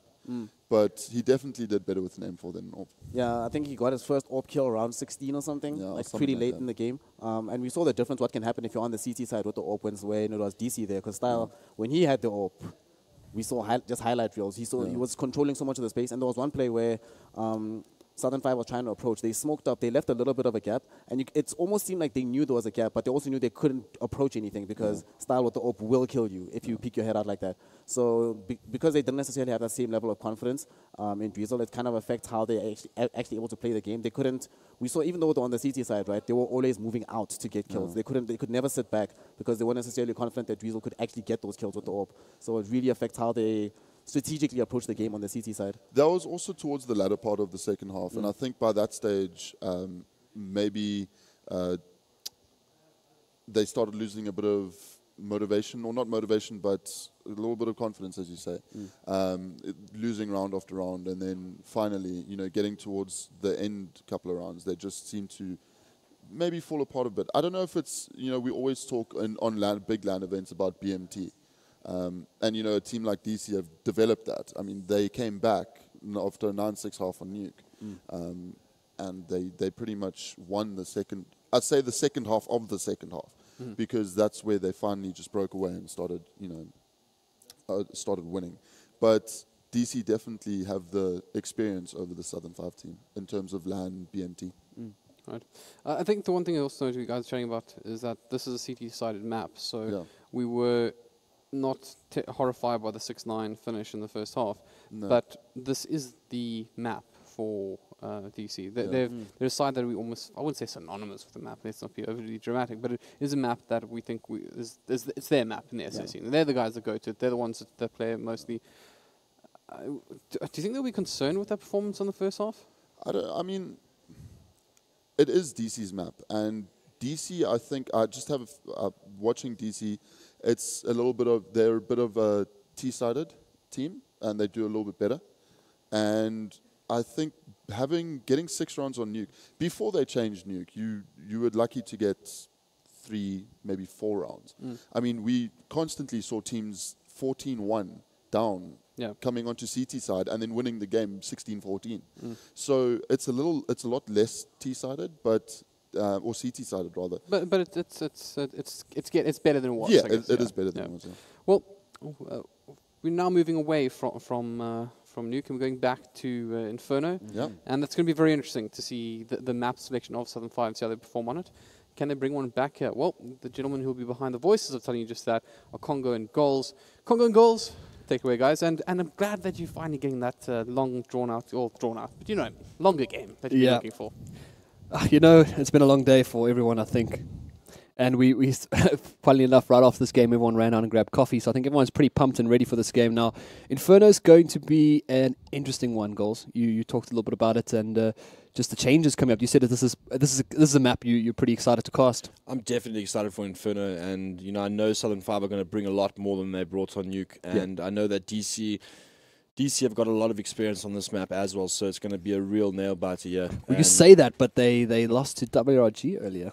first game, Jigglies. But I mean, we'll see right now. We'll give them the benefit of the doubt up against Southern 5. But at the same time, you did mention that Southern 5 are a team to be reckoned with on their Inferno map. So let's take it away here. We'll see right up onto B and as well. Straight up combat right here now. Oh, that flash though. DC players. That flash though was good, but it wasn't backed up enough. But look at this pace coming out there. Now smoke goes down as well. Good counter flash coming out from DC. So we'll see can hold an instant right on edge of the smoke there. APOC will pick up the first instant, still hiding in the smoke. Runs into the body of another player, but another great pick from APOC. Makes that 3 for the round. Can he go for a first round AC with the pistol? That's going to be great for that look towards that AWP, but APOC does eventually get taken down from the back there. I'm so glad they left that spot in Inferno. They changed a bit of Inferno, but they left that spot. Style answers as well. 2v1 for Dweezil. Hasn't got that bomb down just yet. It's right in front of him, but he obviously can't peek from the back of Steel there. And, well, now... He's got a lot of time left on the clock here. Yeah. And I think... Oh, he pushes out. Hellhound's waiting. And, yeah, round goes to DC. Well played by APOC there. And I think, the fact that they pushed that, they were both going for banana aggression. Yeah. And what happened was, as soon as the CTs got blinded, they fell back. And the Ts only saw one player. So when they actually committed to the site, and they did it very hastily because they were worried about the rotates, they landed up, only spotting one, and they had 3 in the sights. It was a little bit of a surprise there for the Southern 5 guys, and APOC with a brilliant 3K. Yeah, well, again, perhaps a little bit of emphasis onto B once again, but this time they're going to run into, well, a lot of UMPs. But they start just slowing it down. They haven't smoked it out just yet. And again, they've got to watch all these angles coming out right now. There's the first one out, and Trogi takes him down. APOC still alone in the site. We've seen how the story ends again, but isn't able to capitalize this time around. He does go down to Leon. And bomb will go down. Good molly out to the side as well. That might tick away. Leon does manage to jump out at the last second. But this man right here, RMP, looking for a similar performance from him that we saw in Nuke. If he's able to do that, we're going to have a really, really tight game on our hands once again. But now the retake with pistols and a UMP for Southern 5. I really like what they're doing here. They're all committing to this church area, and they're just keeping the jewels very, very close. And they're trading. And there's the trade. And this is going to be tough for DC. So it turns into a 1v1. Explicit no kit. Yeah. Oh, this is the smart move perhaps from Explicit. Wants to save this rifle, but he's going to get chased down any second. Oh, just not enough time to get that bomb, obviously, with no kit. But a good anti-eco there from Southern 5. And again, that emphasis on the B bomb side. And I guess the hiccup there was not getting that kill from the CT cross. Yeah, definitely. I think they needed to either have a little bit more information down middle. Once they started getting pressured, I think the rotation should have been a little bit quicker from the flank. But with that being said, I think Southern 5 played that post-plant situation very, very well, keeping the jewels close and converting the round. And now suddenly DCR have got a questionable economy. Yeah, I mean, you say questionable economy, but look at the buys. They got a pretty much full kit buy as well coming out on Explicit. Was thrown an M4 A4 as well.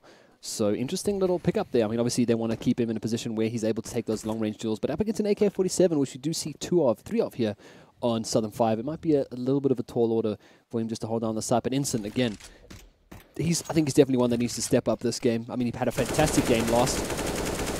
He had a fantastic map last game. But again, it's